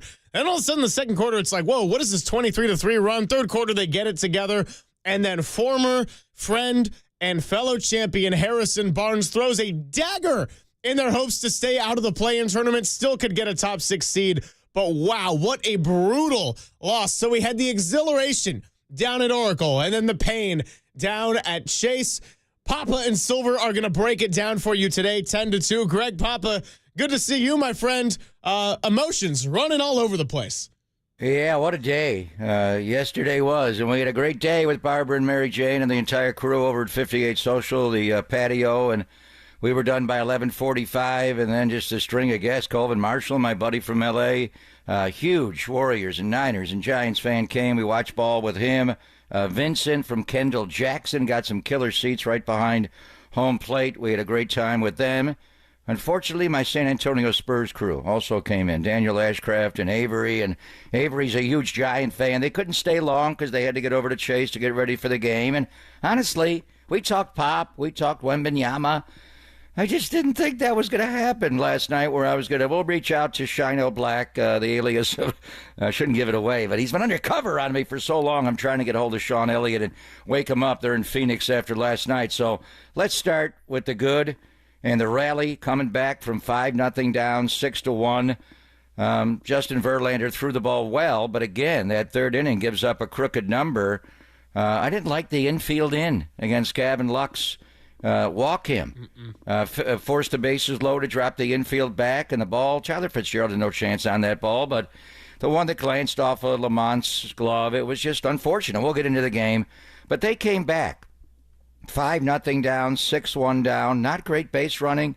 The Jung-Hoo Lee play at the plate. Nick Martinez made an amazing play, and Austin Wins as well to tag him out. But Wilmer, where you going?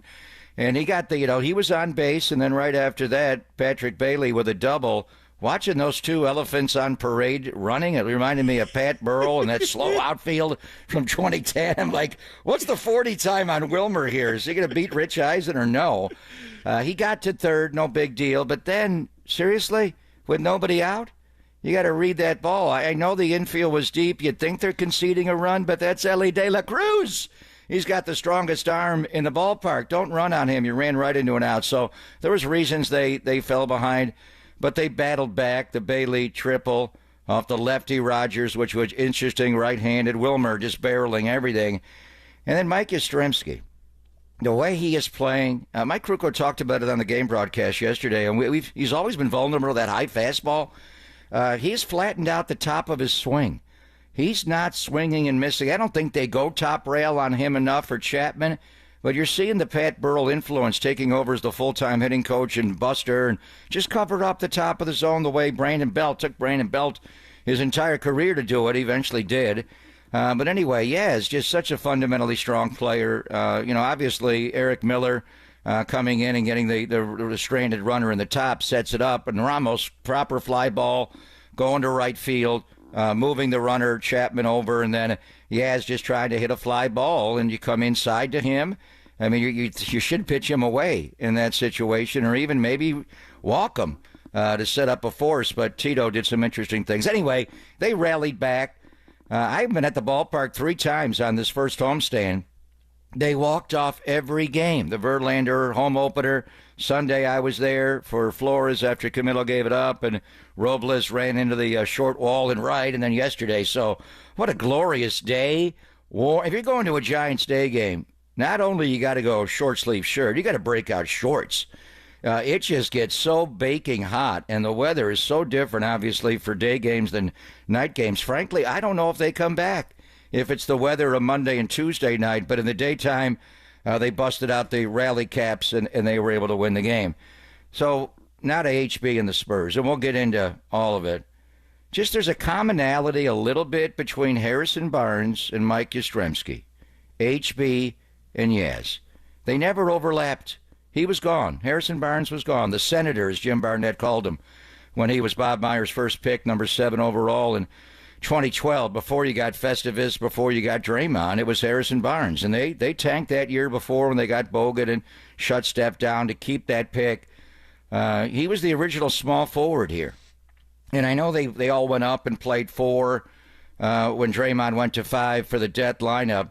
But the small forward, I was just thinking of Harrison Barnes before we even saw him last night, and he was the original small forward on this dynastic team.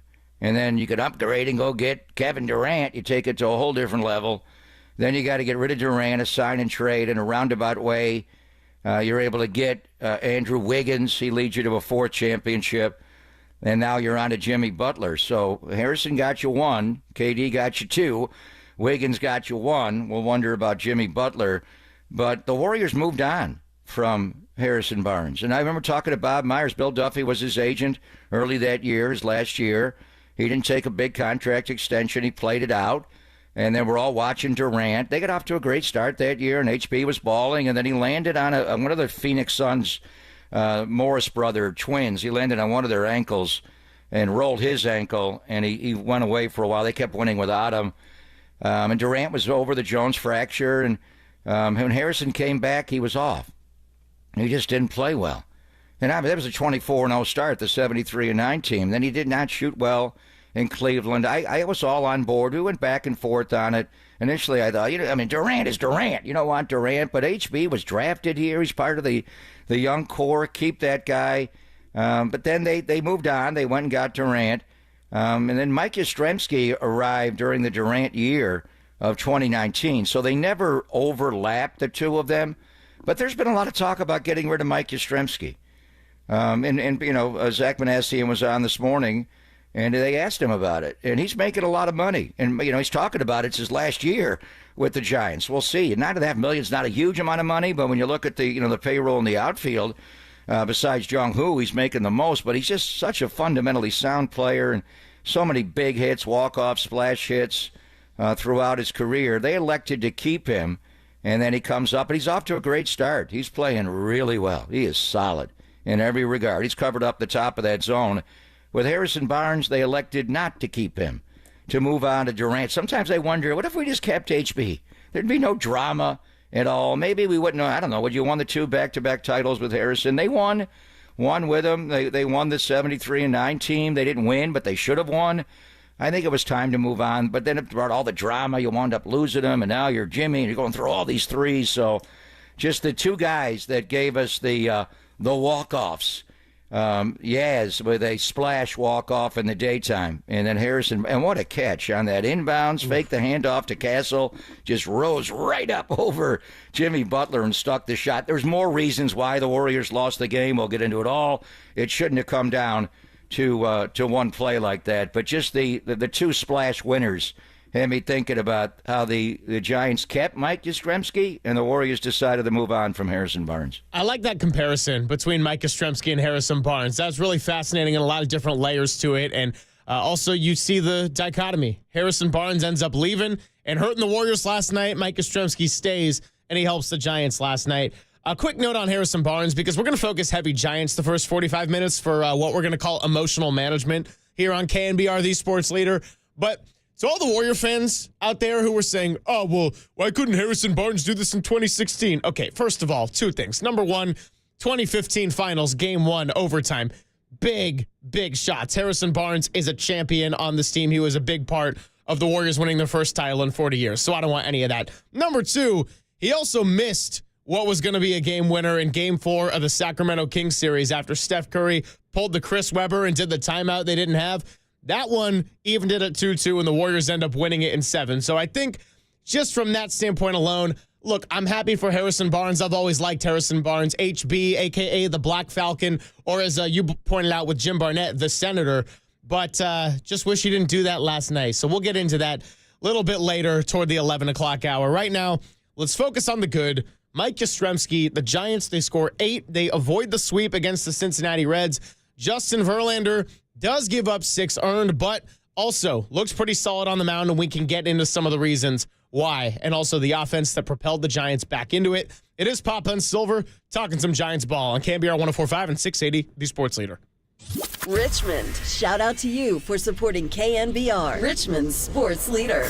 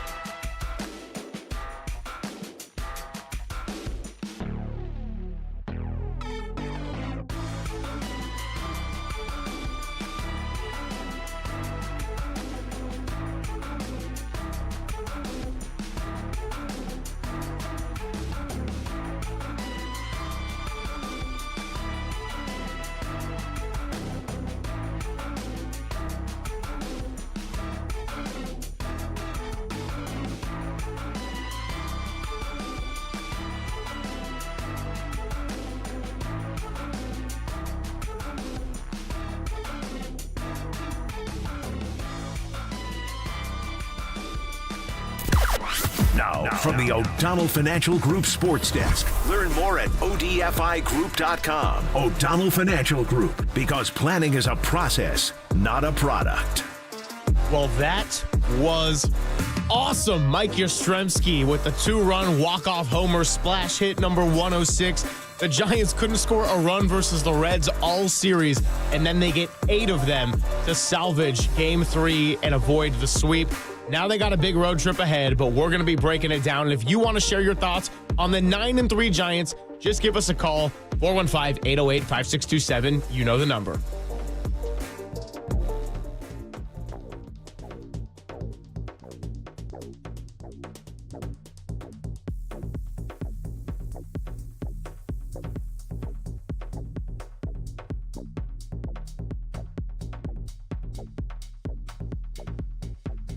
Greg Papa here from my friends at the Laser Eye Center of Silicon Valley. For over 25 years, the Laser Eye Center of Silicon Valley has been the Bay Area's leader for modern vision correction. Do you struggle with distance vision, need reading glasses, or wear bifocals like I did for years?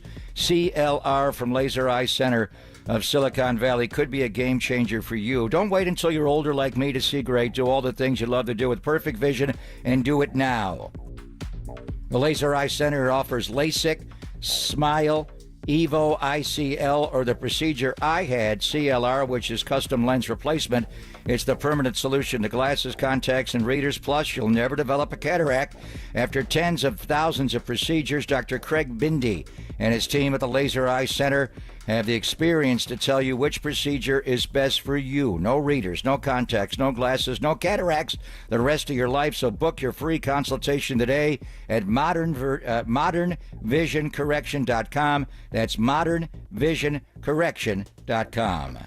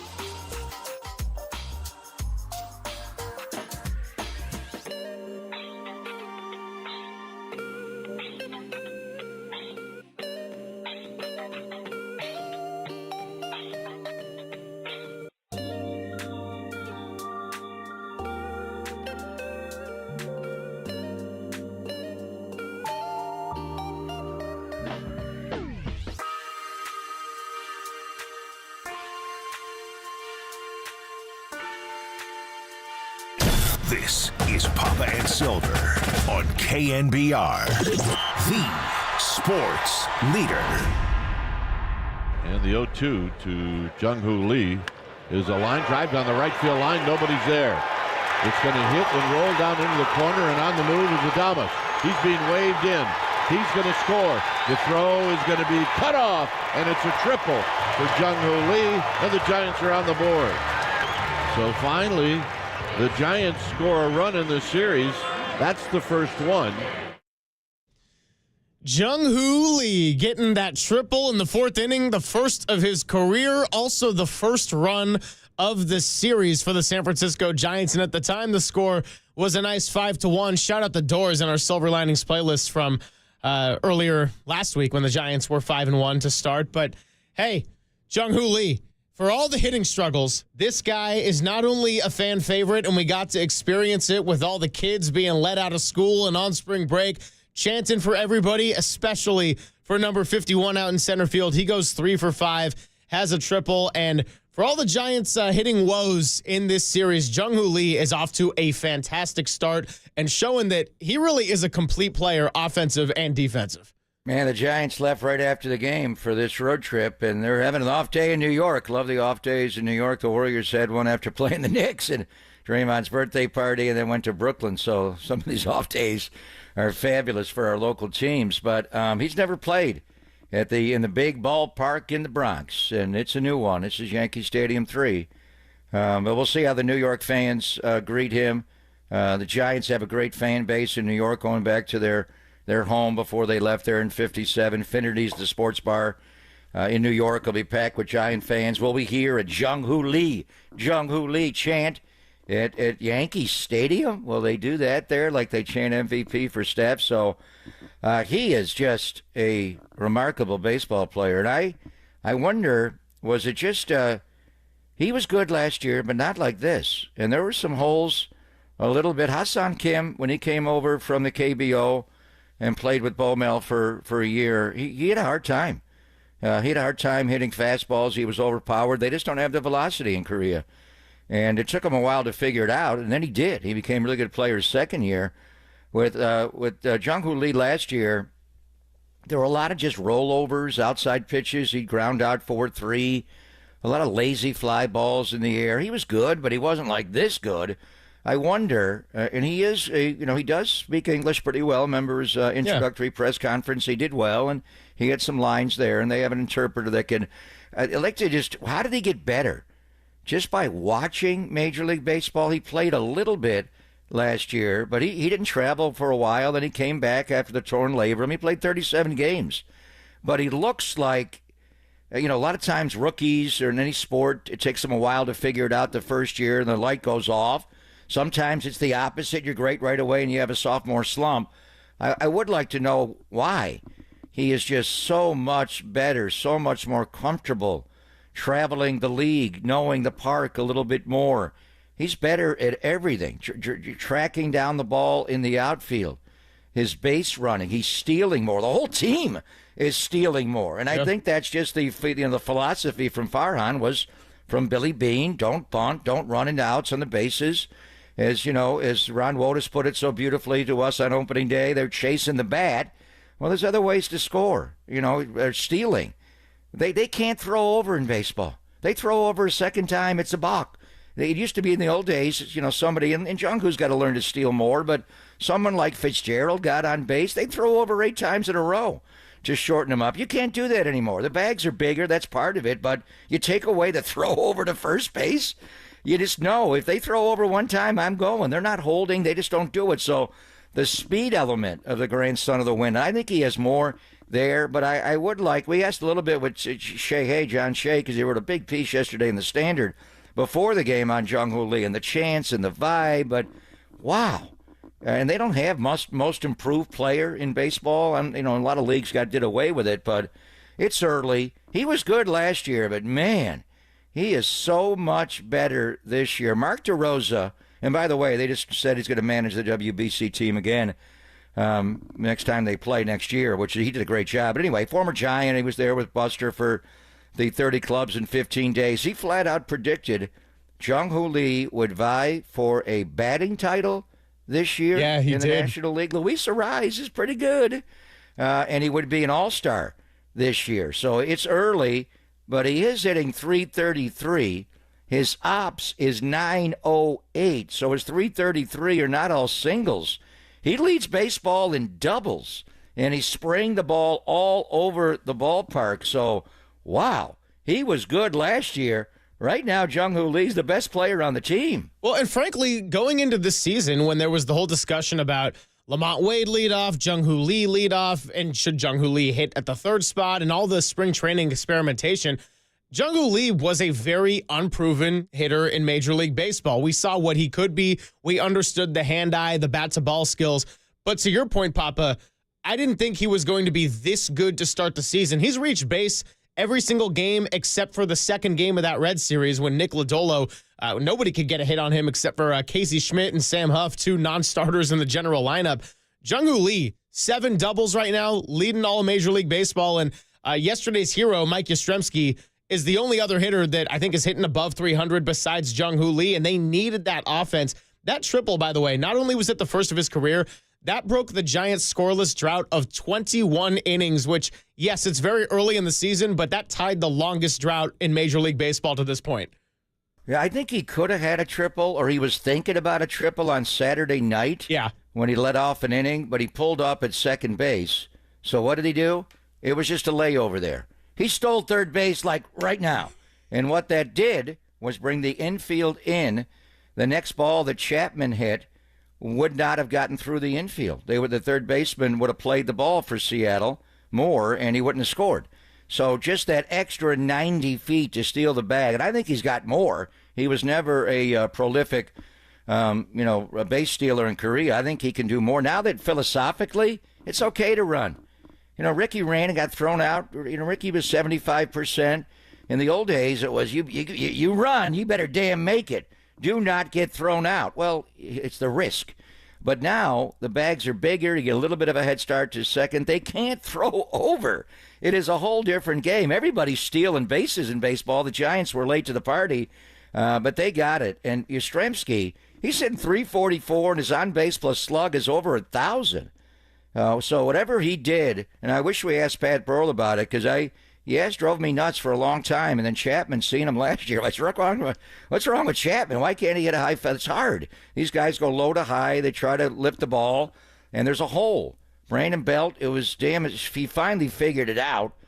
Deep into his career, he would get on top or foul the ball off. But he's got a little uppercut to his swing. So to be able to flatten out that top rail fastball, really, he's not swinging and missing on that pitch. He's shortening up.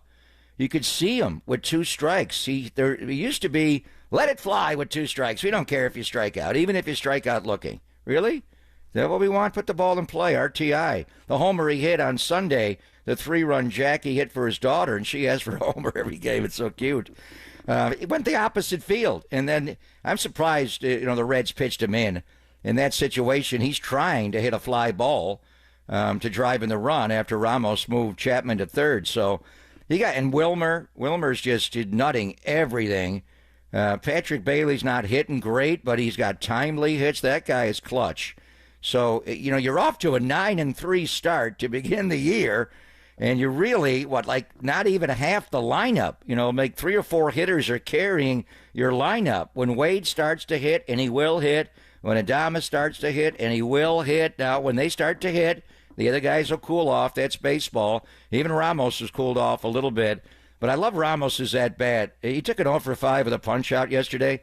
But once they did not score in the top with the placed runner at second base, it sets it up.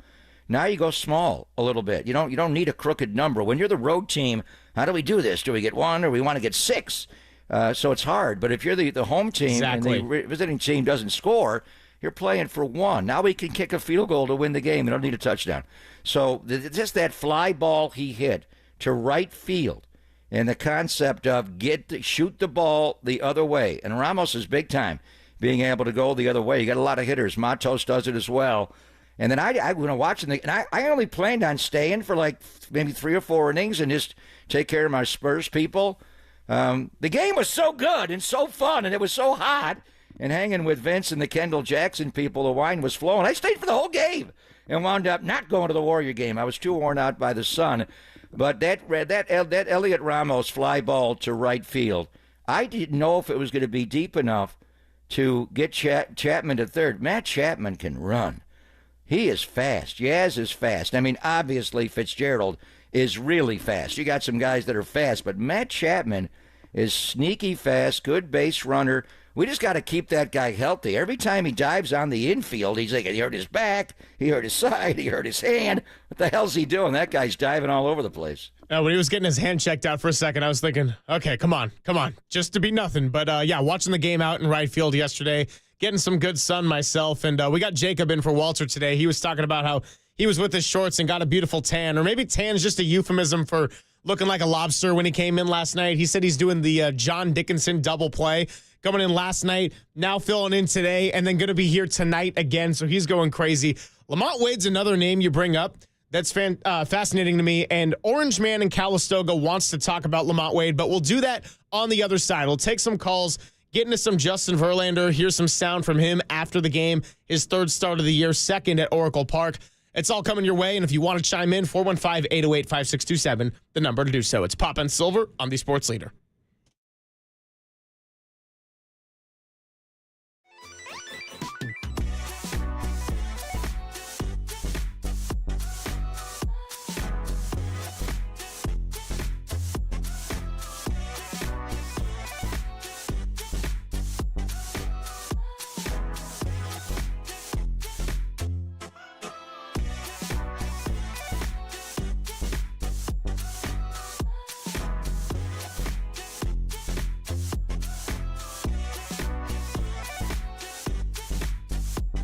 Hey, what's going on, everybody? Greg Silver here. And did you know that many of the attorney ads you've seen or heard aren't even based here in the Bay Area?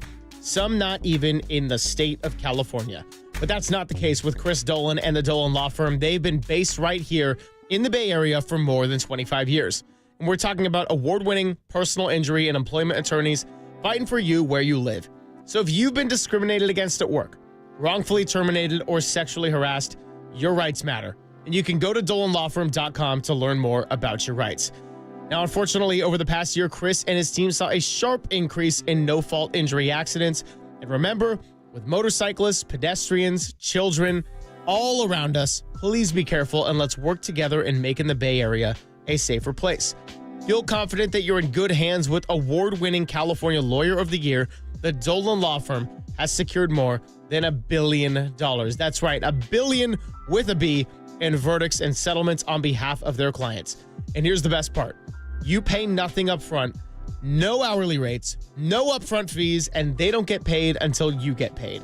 They live here, they work here, they win here. DolanLawFirm.com.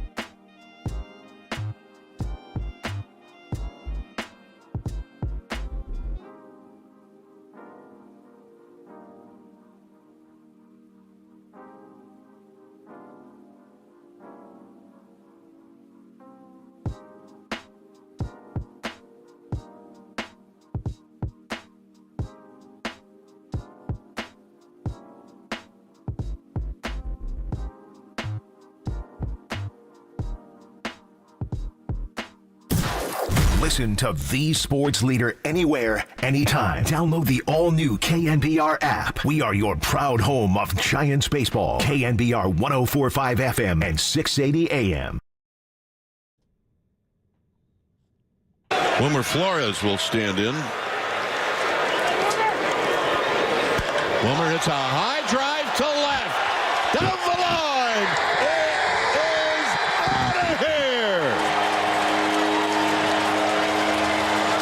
And this game is tied.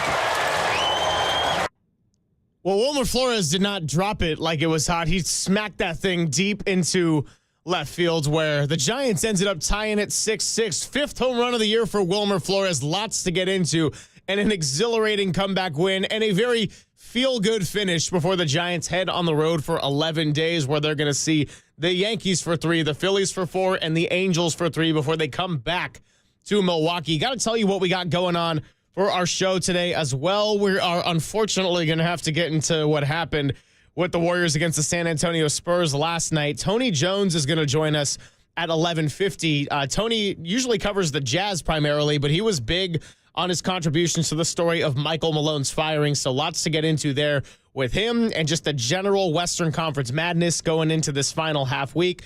We're also going to get into a little bit of football. Yeah, that's right. Matt Barrows was out at the 49ers local pro day yesterday, where they did a little renovations on the turf practice field and talked to some of those local kids from Cal, Stanford, San Jose State, a tackle from Washington State. So going to be great to catch up with him.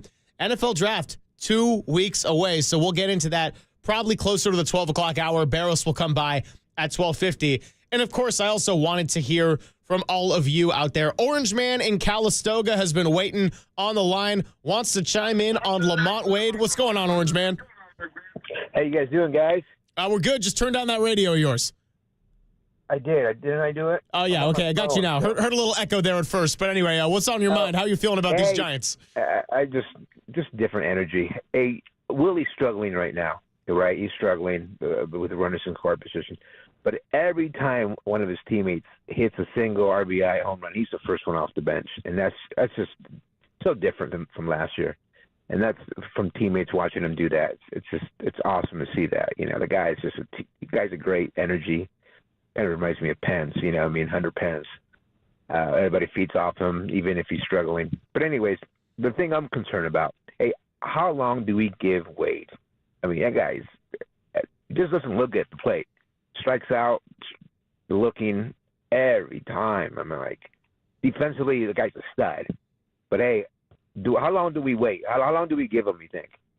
I'll let you take this one, Papa. I think a while. Lamont was he came up at that 21-year Memorial Day Monday against the Angels, hit his first home run, and late night Lamont. They don't win 107 without him. So Buster was on that team. He saw it up close. He's not been the same player since, and whenever he's not, it's his legs. I remember one year late in spring training, running the bases, he popped a knee, and he just wasn't the same player. Last year it was the hamstring. He looks fine. I think he is barreling the ball, so the 105 don't look good, and he's not driving the ball. He's 4 for 38 to start the year, and the on-base plus slug is only 435. The way he tracks the ball, I think the way for him to get going is just draw some walks. He's getting into his legs more. I think he'll be fine, but it doesn't matter. You got to produce. There's a point here where they can replace you. Now the problem is he's a left-handed hitter, and this team right now, if they don't seem to care about balance and left and right, and they don't have enough left-handed hitters on the team, and they only have one left-handed reliever. They haven't made a roster move yet. They're just going to ride it out. They're going to play their best players, and they're going to figure it out. They're not going to be all matchy-matchy the way Farhan was, and the way almost all of baseball is. It is driven trying to avoid a left-on-left matchup. The Giants are not going to see Max Fried. Go ahead, Orange Man. You think you move him down or you keep him at the top? Well, I was making the point he's a veteran. They're going to ride him out. Now, in the offseason, I honestly thought they'd trade him. And I'm not sure what return they would have got back for him. With Wilmer, it's just getting healthy. And Wilmer's making $3.5 million a year. He had that contract. He could have left. Wilmer's back into his legs now. Watch Wilmer on the load. He's back to rocking back. Some guys have a leg kick. Some guys are perfectly still. Wilmer is just loading up, and then he comes forward, and he's just nutting everything. We talked about it, Greg, yesterday. If you want to put Jung-Hoo Lee in the leadoff spot, right now he's your best hitter, he and Yaz, and you want him leading off. Yaz used to lead off a long time ago, so you could move Yaz up in the leadoff spot. The part about Lee is he doesn't walk a lot, but he is barreling everything. I think they'll ride him out, but they don't have a lot of left-handed options. I mean, we talked about Bryce Eldridge in spring training. He's just not ready, and then he hurt his wrist.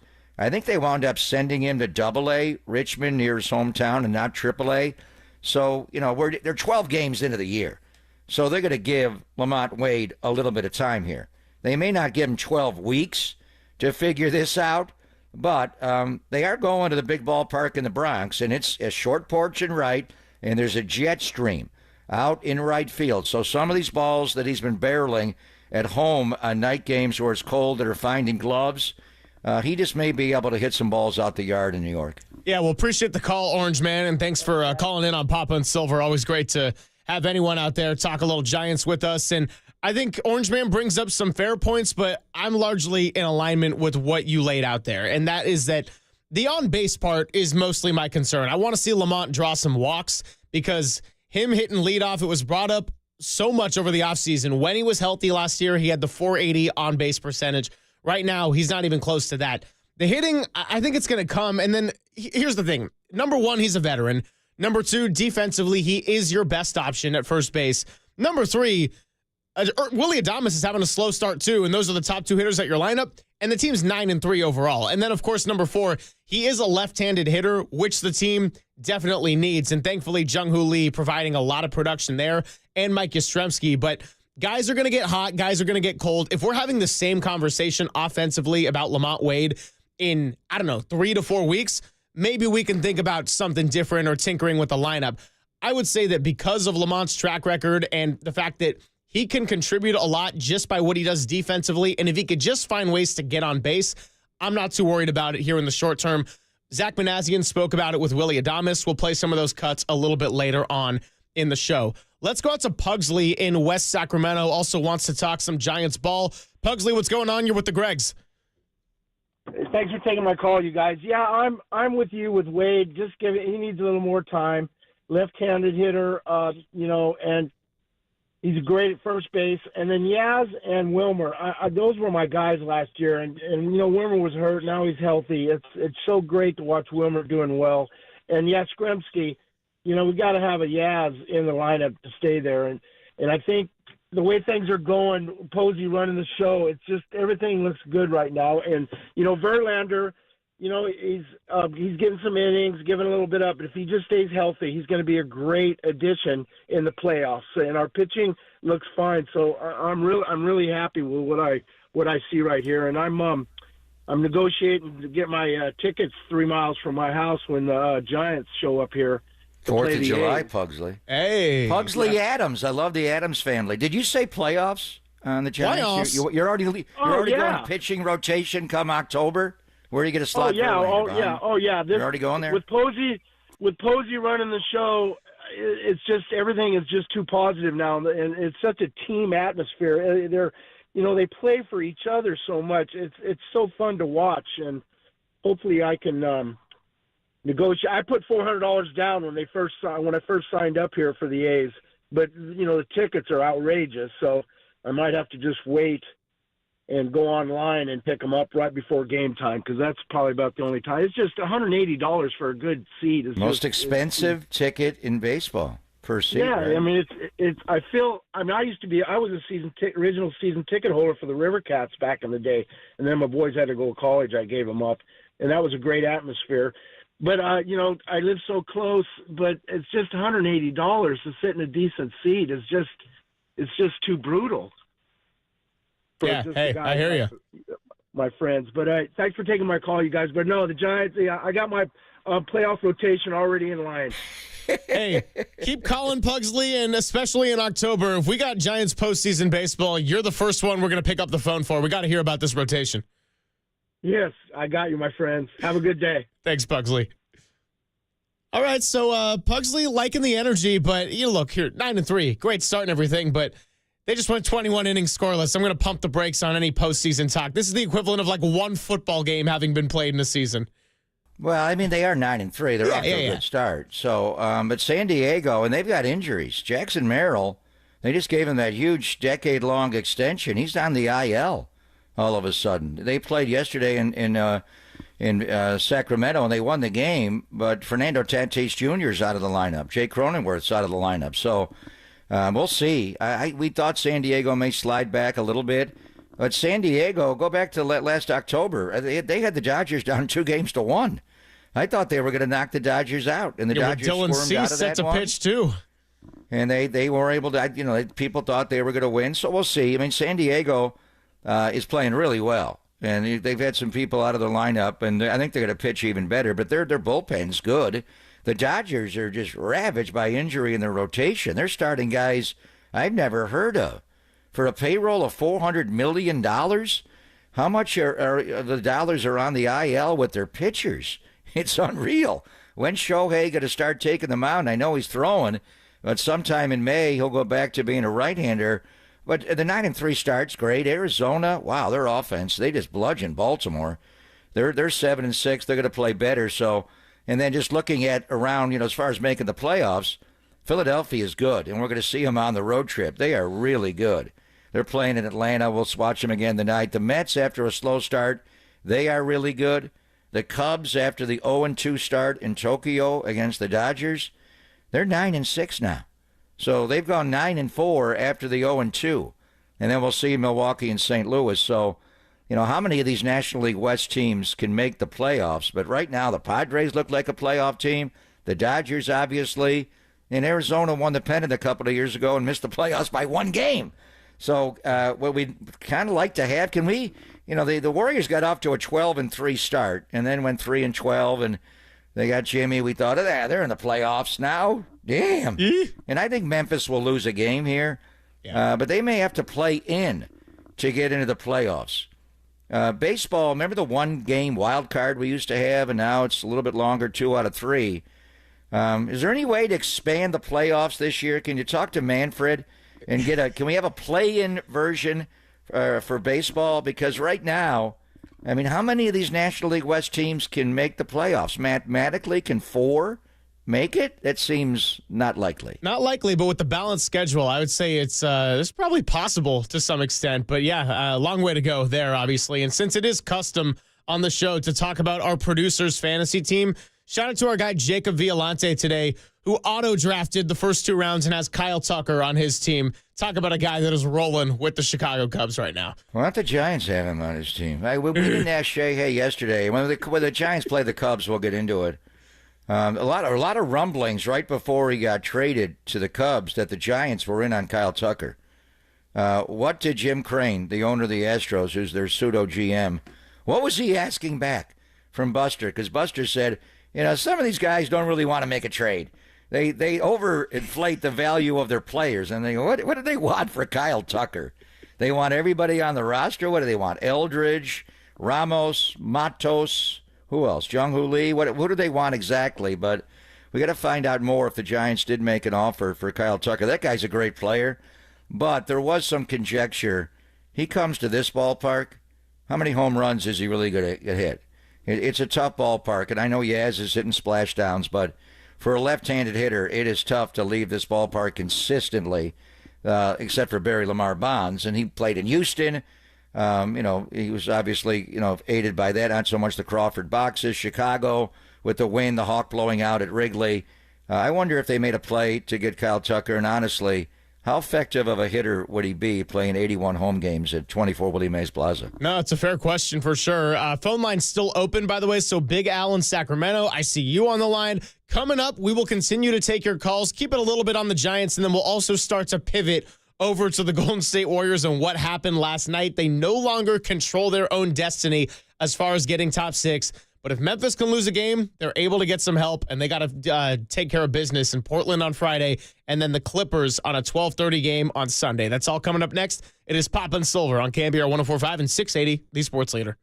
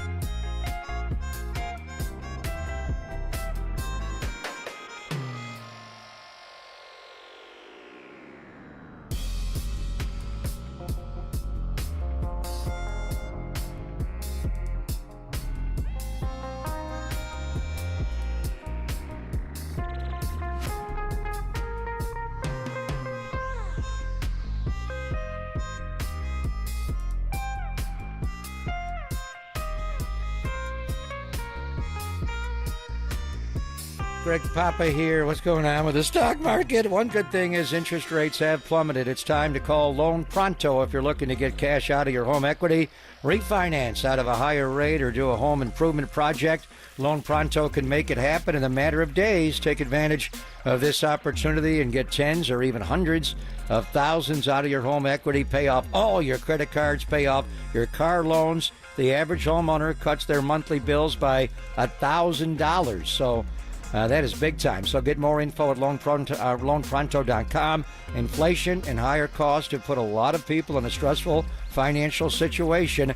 But if you own a home, there's a way out. Loan Pronto has multiple options that can help you get the financial freedom you deserve. Most homeowners get their cash in less than 2 weeks, and most don't even need an appraisal. Do the smart thing. Stop paying insane rates on those credit cards. Wipe them all out. Get a lower mortgage rate. Get some money for that home improvement project. It all starts by getting in contact with the experts at Loan Pronto. That's loanpronto.com, 415-808-5721, loanpronto.com.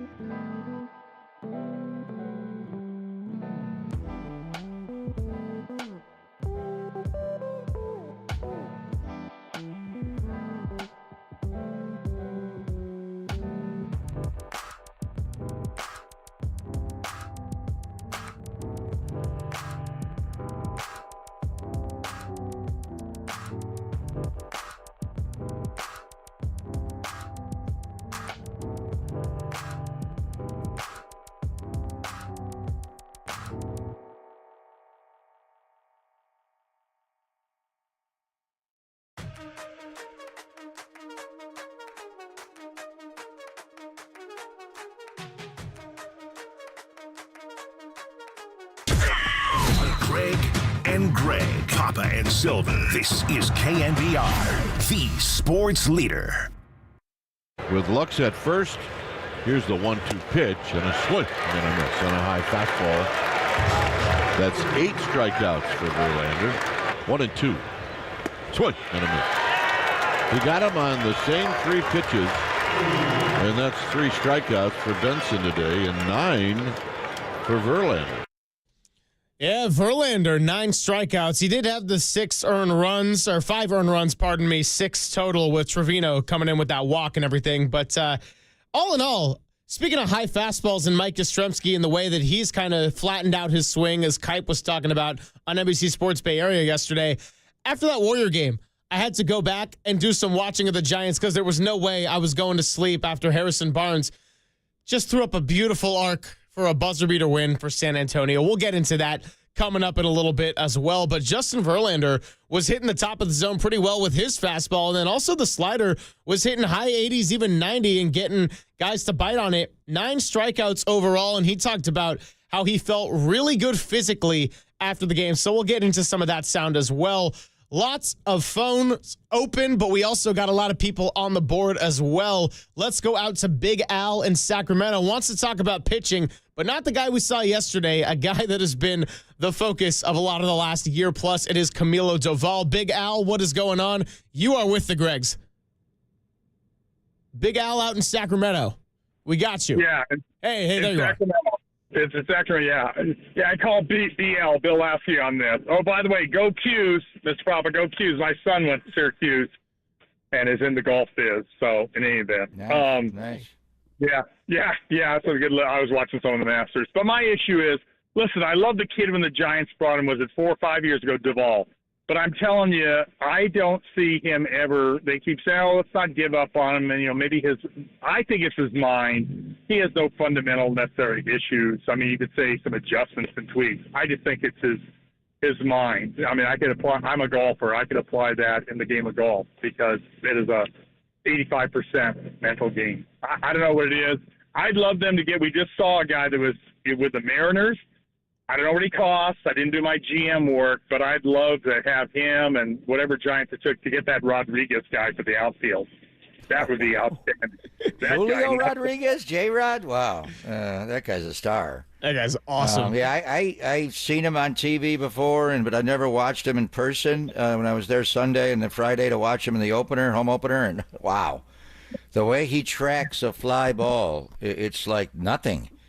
He just runs to the spot and puts his glove up. He's so smooth, everything he does, and then he clears the maze wall going the other way, and then he pulls one against Jordan Hayes. He's a big-time player. They know that. They're Seattle's a lot like the Giants. The ballpark there is beautiful. They got a nice buzz there. Very good pitching staff, defense, and then timely hitting, and he's their best offensive player, along with Cal Raleigh, the big dumper. They're not getting rid of that guy. You're not going to get him. And they'll re-sign him. They have a lot of money there, and they paid Raleigh a lot of money. Anyway, as far as the Giants and Camilo Doval, he was an all-star closer. He did rack up 39 saves one year. Buster knows him. The 21 team is when he came up, so that was 4 years ago. And we'd already seen him in glimpses. He had a hard time. I remember one game against Colorado. He gave it up on his fastball, a late game home run, either tie a game or lose a game, and he wound up not throwing his fastball anymore. It was all, what are you doing? I mean, the guy throws a cutter that's close to 100 miles an hour, and actually some are 101, the slider, two-seamer. You ever learned a four-seam fastball? How hard would he throw? Justice De Los Santos was going to ask him, and I don't know if he wrote about it, if he's something wrong with him, because the game on Monday, his velocity was down a little bit, but he already threw his fastball. He threw nothing but cutters and sliders, and he was bouncing him. So he got off to a good start. He was very calm in the spring, and then the road trip was great. He even had a save, and then he gave it up on Friday in the home opener. Mm-hmm. The game Sunday, and I was there to watch it, and he only gave up the 1 run. We talked about it on Monday, and I didn't want to make a big deal out of it. It wasn't so much that he got hit. It's just he doesn't command the mound the way a pitcher needs to. They're starting to run on him, and Seattle ran him wild. and he just doesn't manage the running game. He doesn't step off, and it's hard. You can't throw over anymore. They've taken away all that. But the pitch clock seems to get into his brain a little bit. Just when you think he's over that. So I think he just has to figure out, like a quarterback who's got a big-time arm, how does he manage the game? Don't have the play clock expire and you lose 5 yards, or all of a sudden it's ball one. If they're running on you, step off. You don't have to throw over. Just you're in charge. They're not going anywhere. You're on the mound. So it's just the little nuances of pitching that he doesn't seem to always embrace. But Mike Krukow made a point the other day when they were breaking down Camilo. I think it was on Wednesday, how because they were running aggressively against him and stealing him blind, the Mariners were, now all of a sudden you're quicker to the plate. Your natural inclination then is to just come forward, and when pitchers get out of mechanics, they invariably, so many of them, fly open with your right-handed pitcher. Your left shoulder flies open. You're trying to come down the hill. Maybe that's why he didn't get in the strike zone. He got ahead a ball and 2 strikes. Who was it, against Steer on Monday night? And then he bounced a couple of sliders, and he choked off one, and then he drilled someone. And then all of a sudden he's out of the game. He gives up a bunt at second and third, and Bob went to pull him. So I think maybe his lack of ability to naturally hold runners and step off and come down to the plate. Logan Webb had a hard time with that. Logan doesn't hold well. He's learning how to do it better. Because of that, he's trying to rush coming down to home plate, and he's pulling off a little bit, and he's not throwing strikes. He's got great stuff. Honestly, and there's a lot of guys in baseball that have insane stuff, like everybody throws 98, but this guy throws 101-mile-an-hour cutter. What is that? He's insane. When he's in the strike zone, he devours everybody. So I don't know how, but they're not going to give up on a guy like that. We asked Susan about it the other day, and she mentioned trading him. Whoa. Really? Well, what would you get? Would you get value back if you traded him? Maybe they get Kyle Tucker. I wouldn't do that now. I was joking. Maybe they get Kyle Tucker or Julio Rodriguez as Big L / BL. You're not getting a guy like that. Yeah, I know. You know how much those guys make? That's not happening. Yeah, no, just had to go with the riff. And appreciate the call, Big Al out in Sacramento, talking a little Camilo Doval. You're listening to KNBR and KNBR FM San Francisco, the sports leader at Cumulus Media Station. Pop and Silver going on hour number 2. Bob in El Dorado Hills actually just want to have a note on Kyle Tucker. Bob, what's going on? You're with the Gregs. Hi, nice to talk to you guys. Hope you're having a good day. Yeah, you as well. So Greg had mentioned Kyle Tucker and what the Giants offered or could have offered. Look what the Cubs gave up. They gave up Paredes, Yastrzemski, and their top pick, Cam Smith. The Giants' equivalent of that, if you really think about it, would be something along the lines of Eldridge, Ramos, and Roop. And that would have been organizational suicide for 1 year of Kyle Tucker. You do that if you're an 88-win team thinking you can win 92 games. You don't do that when you're an 80-win team hoping to, if everything goes right, you can squeeze into the playoffs. It would have been a crazy thing for Posey to do. Would have looked fun at the time because I'd love to watch Kyle Tucker 162 times in a year. But to do that with where the Giants are, with what they had to give up, it just couldn't happen. So, I mean, while I'd love to see him, I certainly understand why he wouldn't pull that trigger. And I assume that that's probably around what they would have been asking for if you compare what the Cubs gave up for him, which was a hell of a lot. No, that's great insight. Thank you. And, appreciate we it. saw Cam Smith in Houston. He's not playing every day, but he's a phenom. He's already in the big league. So, and then organizations may value one organization's it's not to say and it's Jim Crane. They have a GM in Houston. McCrane, the owner, really does run that front office. He may not evaluate the Giants prospects the same way he evaluated the Cubs prospects. So, there's a factor there. And then the other part of it is, this ain't Wrigley Field. This ain't, it used to be Enron Field, and it was known as 10-Run Field, and then the Juice Box, Minute Maid, and whatever the hell it is now, Dakin, whatever it's called. The balls fly in that ballpark. It's a whole different world.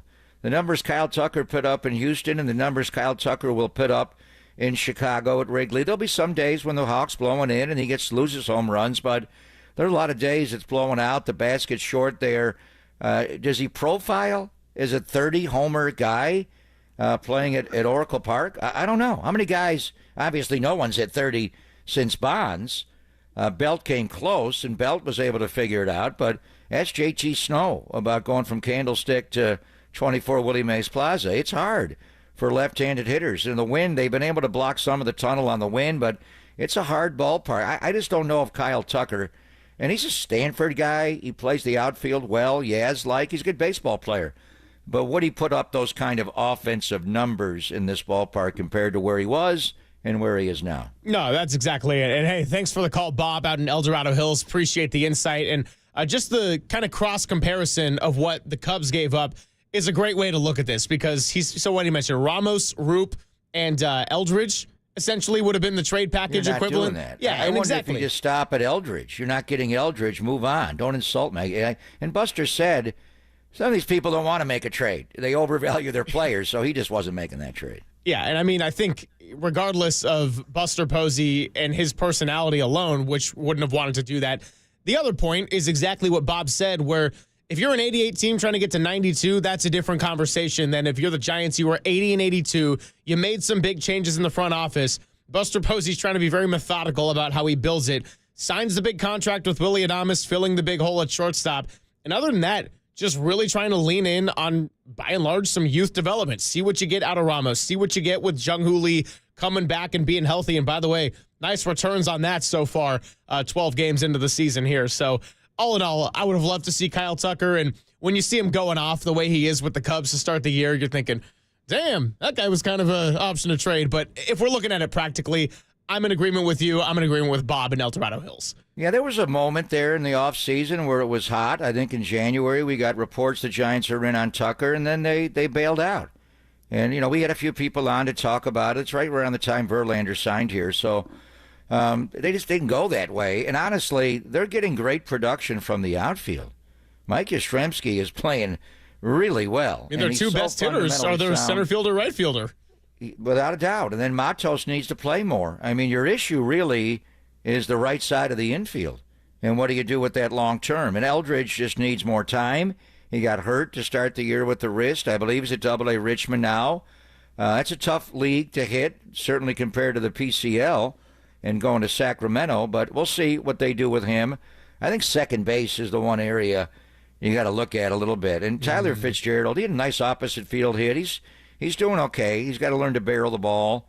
I had no problem with the ball glancing off his glove.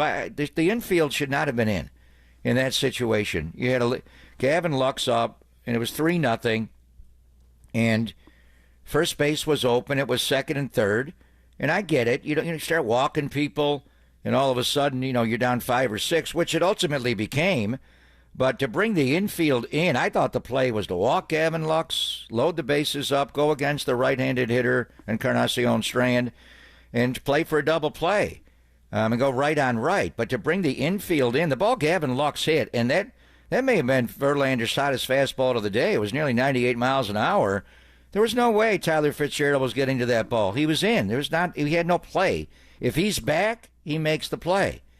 And the next hitter, Encarnacion Strand, wound up fouling out. So you don't know. But, Susan wrote about the play at second base on the feed from Adames when he was kind of searching for whether, to put his foot on the bag. And it looked like he may have gotten there, and he wound up not getting there. Yeah. I think the outfield's fine. And, Yaz could go into a slump, there's no doubt. And he's doing well now, and so is Jung-Hoo Lee and Ramos and Matos when he plays. The real question is second base. I mean, what do you do? Casey's improved so much at first base. The first game in Houston, it was like, why is he playing there? This is unfair. His footwork's all screwed up. He has no idea to field the ball. He's getting better and better. The play he made the other night, charging him like a third baseman and diving across his body and nailing the runner coming down from third to home. So, and if he plays more, he could play second base. And I love his bat speed. He's got big-time bat speed. So I think the one area, it's early, you're 12 games in, you're 9-3. Season started 2 weeks ago today. You're just assessing early. But the right side of the infield overall is just a little unsettled right now. No, and that's a great point. So I was going to get to Fitzgerald at some point in the show, and 512 on the Golden State Lumber and Showroom text line, saying a lot of what is coming out of your mouth right there. It says, love what the Giants are doing and have no real complaints, but how long is the leash for Tyler Fitzgerald? I would like to see Schmidt win the second baseman job and Tyler move into a valuable role player. Casey Schmidt ended up pinch hitting for Lamont Wade yesterday and ended up playing first base. And, I think Lamont deserves a little bit of a longer leash on this team. Tyler Fitzgerald's the one where I'm thinking, yeah, maybe that one is a little bit of a shorter leash. And again, the perspective check, 9-3, no major complaints to this point, but certainly something to look at when you think about some of the tweaks that could be made over these next coming games. Yeah, I'm not a fan of that line. What are we, training dogs here, and we're snapping them back? These are men. These are athletes, and the point is, how long do you go with them? Farhan Zaidi may have already flipped. First of all, Casey would be at Sacramento. He would not be here. Brett Wisely would be on this team, and they'd have a left-handed complement to Fitzgerald in the middle infield. And then if Fitzgerald got off to this kind of start, Farhan would be quick to make a move. I mean, Connor Joe, Michael Reed, he flipped guys after a day. This is baseball. What are you doing? It takes a month to figure it out. You can't play like that. But he ran it really like a football GM, where the roster every day was built to win that day or that weekend, and he got it all lined up, and he never let guys play. So Zach was on today. They haven't made a roster move yet. There's been no transaction at all. Now they're 9-3, so it's going well. The bottom line is Buster played. Buster didn't want to get jacked in and out. He wasn't even an everyday player behind the plate. He played first base when he first came up in 10. They traded Benji Molina. So, he understands. They're going to give Tyler Fitzgerald a little bit of time. They're not going to give him as long as they will give Lamont Wade Jr. or, Willie Adames is going to play. He's making too much money. They're going to give Fitzgerald time. What's the proper amount of time? I don't know. It would be the cage work, what they see. These guys are experts defensively. You've got Wody and the infield people that know what he's doing defensively, and you've got Pat the Bat and Damon Minor and all the hitting guys that can figure out what he's doing. They're going to give him time a little bit. Typically, you evaluate your baseball team after 40 games in. Overall, when you get to Memorial Day and about late May or 1 quarter of the year in, they're not going to wait that long for a player. But he's going to have time to show, because once you pull him, and he's not a young guy. He's not 21. He's an older guy. He just got on the scene last year. Once you pull him, where are you going? Do you want to make a trade to get somebody else? Do you want to bring Wisely back? Do you want to play Casey Schmidt at second base? What are your options to make that move? But he's done some good things. He's fine. Yeah. You got to produce at some point. But he's hitting ninth in the order. He does have speed. He knows how to run the bases and steal bases, and his defense, I think, has been overall fine. It's not like they're bearing. He's hitting .219 and needs to hit better. But as far as him, he's not going to get as long as Lamont Wade Jr. I don't know. I think with Buster, he's going to let these guys ride it out till you're absolutely sure you have to make a change. Well, the overarching point of this is we're 12 games into the season, and it's not time to be making impulsive decisions. Jacob, by the way, every day, if I can help it, I try to find a random, borderline useless statistic. Here's one for everyone. In way too early stats, and Jeff Young tweeting this one out, Randy Rodriguez leads all MLB relievers with a 0.5 WAR, the Fangraphs WAR. So there you go. Randy Rodriguez off to a nice little 12-game start. Coming up on the other side, let's open up the box. The Golden State Warriors. It was looking nice. Phoenix was a disaster. They come home on a back-to-back. The Spurs are also on a back-to-back. And the non-Steph minutes don't exactly go so well. You leave the door open for a little too long, and Harrison Barnes closes it shut in his old city. Papa and Silver talking some Warriors next on the Sports Leader.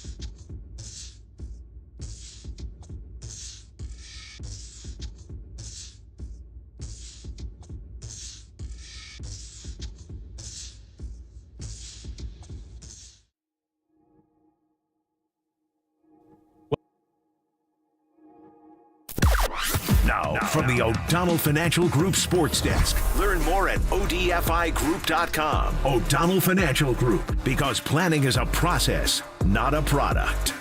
Well, that was painful. The Warriors, man, oh man, control of their own destiny for the number 6 seed. No more. They lose to the San Antonio Spurs. The non-Steph minutes are a fat -16, and now they got to go win in Portland and beat the Clippers on Sunday, and that alone might not even be enough to keep them out of the play-in tournament. So how do they respond, and should we officially be concerned that it was too little, too late for the Warriors to make a push? Share your thoughts on the YouTube chat, the only place for Bay Area fans to sound off instantly.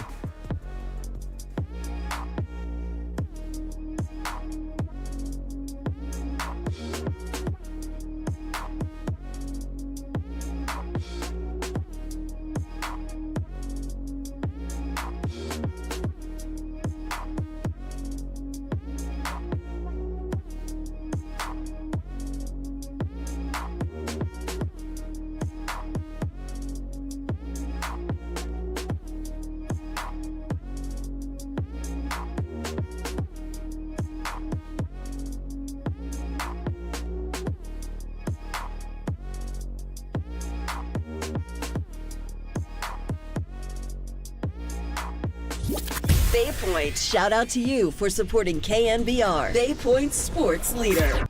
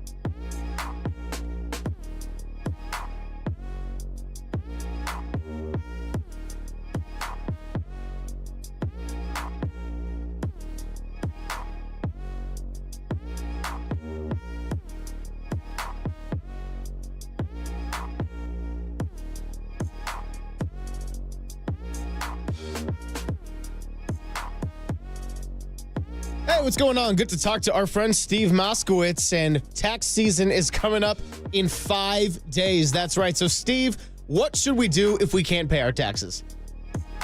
You should call us. You know, a lot of people make a mistake. They owe money, and they just don't file their return. That's a bad mistake. And you say, well, Steve, it's kind of late, buddy, because they haven't filed for years. That's okay, too. We can file all the old back returns, and we can make a deal for you. There's a lot of good deals. Whether we can get you qualified to pay just part of what you owe and the government forgives the rest, or get the penalties forgiven. You know, sometimes the penalties and interest are more than the taxes. Or a monthly payment plan you can actually afford. Not what some IRS agent says you can afford by eating rice soup every night, but something you can really afford and still live. Or shift the blame where it belongs, to the ex-spouse, to the ex-business partner. There's so many good solutions. We've been doing this for so many years. We're familiar with all of them and everything there. We have a free consultation. We'll explain everything to you. And the only thing you have to do is say, Steve, go get them. And we take over for you. And then you don't have to worry about it. Don't wait for that IRS agent to come knocking on your door, ruining your life, your business, marriage. Let us take care of you.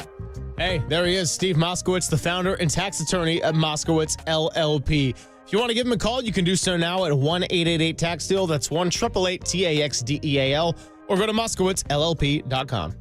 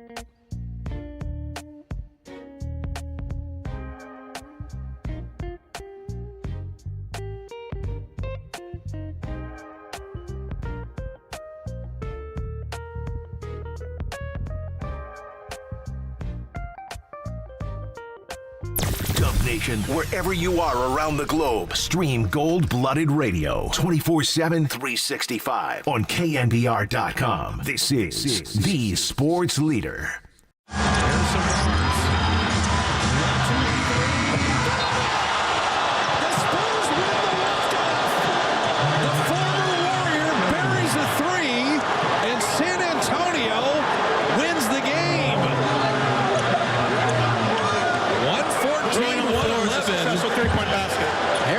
Barnes having a career-best three-point shooting year, bottoms a triple, and the Spurs deal the Warriors a very difficult loss. Shocking. Brutal loss for the Golden State Warriors. And if you avoided doing the Terry Francois two-step yesterday like our guy Greg Papa, well, guess what? It might not have been such a terrible decision in the end. The Warriors start hot. Then the second quarter, it's a big old Spurs run. Down 4 at the half. Then the third quarter, they get it together again. They hold a 12-point lead going into the fourth, and then they get outscored by 15 in the fourth quarter. None bigger than those final three you just heard right there from our old companion, Harrison Barnes. Spurs not playing for a whole lot. They've essentially shut it down. No Wemby, no De'Aaron Fox. They're not making the playoffs. And the Warriors, in a game that they needed, just couldn't close the door. Yeah, but unlike the Phoenix Suns, who are not showing any professional pride at all for Mike Budenholzer, Mitch Johnson, and we know Mitch well from Stanford days, and he's been on Pop's staff for a while there, has taken over, and Pop's not well. I mean, it's just it's not going well. I'm not sure he's ever going to coach again in the NBA. But they played hard, and they've been playing hard. They weren't a back-to-back. They gave the Clippers a game before, so both teams traveled. Back-to-backs are hard. The Warriors are done with back-to-backs. There's no more.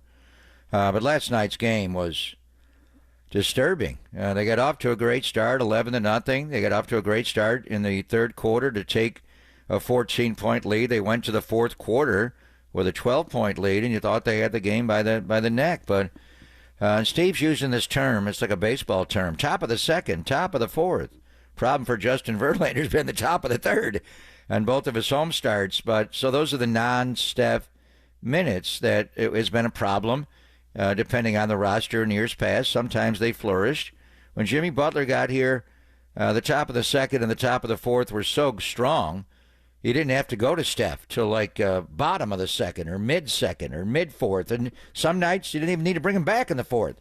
The game was over. Drive home safely. They won last night. And a lot of it is Gary Payton II. And the Warriors are flying out at 1 o'clock today to go to Portland. This knee inflammation. When did this happen? You know, the guy's playing with a partially torn ligament in his thumb, his left thumb, and a shooting hand, and now he's got buildup of fluid in the knee. What's causing that? They got to drain it, and getting on airplane flights, not good for that. He would have played a lot more last night. Quentin Post is a part of that stretch five, spread the floor in the top of the second, the top of the fourth. Trace played well in Phoenix. He didn't play as well last night. But why are they losing? This is why, they keep going back to trading Andrew Wiggins. And, when Harrison Barnes was here, HB could guard the ball, but he had Clay to do that, and Barnes would guard more inside. And in any event, Wiggins was a ball stopper. San Antonio broke you down at the point of attack, and they did it differently. Pop was the one that brought the, break down and pitch to a shooter. When he won his first championship, it was all 4 down, 5 up, 5 with the big guys, Tim and David. And then, David wasn't there, and they opened the floor, and they let Tony Parker and Manu Ginobili, Tony with a side pick and roll with Tim Duncan, and Manu just whenever he wanted, they just break you down, get in the paint, crack the paint, and pitch to corner shooters for threes. Nobody shot the 3 ball from the corner before. Pop brought that into the NBA, and that's what his Spurs did last night, whether it was Castle, Vassell, and then the cagey one, Chris Paul, time and time again. And they have shooters everywhere. Biyombo does not shoot. They play 5 out, and they spread the floor. They got them all around the arc. They're an old ABA team. And they just broke you down a little bit, but not all the way go in and score like a lot of teams do, but just break down the penetration off the dribble and force you into rotations and then pitch to shooters, and they made shots, and they won the game. So You're light, a ball stopper. Wiggins ain't here anymore. You thought you had more. Moody has not been stopping the ball as well lately. He's not making shots as well. Yastrzemski, after playing so well in Phoenix and not a heater, he didn't make as many shots last night. But this Gary Payton II thing, where is he? When is he coming back? Is he going to play against his former team, the Portland Trailblazers? When they get beat like this a lot, and it's defensively where it breaks down, and they were miserable. They gave up 32 points in the second quarter, 38 in the fourth. San Antonio shot the nets off. You need 7 for 10 from deep. What's going on with Payton? Yeah, you need him to defend. Now you're looking at Sunday's going to be huge. I know we'll talk about Portland. You can't overlook that game, but you got to stop James Harden. You got to stop Kawhi Leonard on Sunday. You lose one more game, then it gets a little. We'll get into the schedule game. And you did a good job of picking the opponents. We didn't think the Warriors would kick a home game to the Spurs. Memphis will lose. Memphis will lose a game here. Yeah. But if you don't beat the Clippers, you may need them to lose 2 games here. Otherwise, guess what? Next Tuesday, you are hosting I assume you're hosting a 7-8. They could drop down to 8 for all we know. But all of a sudden, this play-in thing you didn't want any part of next week. Those start Tuesday. Tuesday, 7-8 in the East. Tuesday, 7-8 in the West. ESPN, TNT has both of them, I think. I think we'll get Harlan and Reggie Miller. BA's going to go to Orlando. But if you lose one more time here in the Clipper game, they're playing. The Clippers have won 16 of the last 19. They may be the team that ultimately comes out of the West. They're playing so well. We talked about maybe not having to win that game. It's very likely, Greg. And you need help, but I think Memphis will lose a game. But are they going to lose 2 games? Otherwise, you got to beat Portland, and you got to beat the Clippers, and you got to stop the ball right now. If you can't stop Chris Paul, who's 40 years old, how are you going to stop James Harden on Sunday? Yeah, and James Harden cooked them in that first loss of the year when Andrew Wiggins actually had a great game and was shooting the lights out the first game at Chase Center when the Warriors dropped their first of the year. I see Jose and Tracy. We'll get to your call coming up in just a bit. To put it simply, tonight, when the Timberwolves play in Memphis at 6:30 Pacific, you're rooting for Minnesota. Now, that said, the Warriors got to take care of their own business. They got to beat Portland, which, after last night, I'm not taking any game for granted. And although the Greg Silver board was looking so pretty, I might just want to rip that up this morning because of what happened last night. Warriors, if you take care of your business in the last 2 and Memphis loses a game, you can be in the top 6. The devastating part now is you don't control your own destiny for top 6, which was not the case when we were last on the air about 24 hours ago, getting ready for the Giants and the Reds to get it going. So keep it Warriors on the other side. We got Tony Jones joining us at 11:50, so he's going to get into Michael Malone, the firing, the craziness of the wild, wild west in these standings. Great to be catching up with him. And we'll take your calls as well. So, Jose, we'll get you on the other side. It's 415-808-5627. Say what's up to our guy, Jacob. It's Poppin' Silver on the Sports Leader.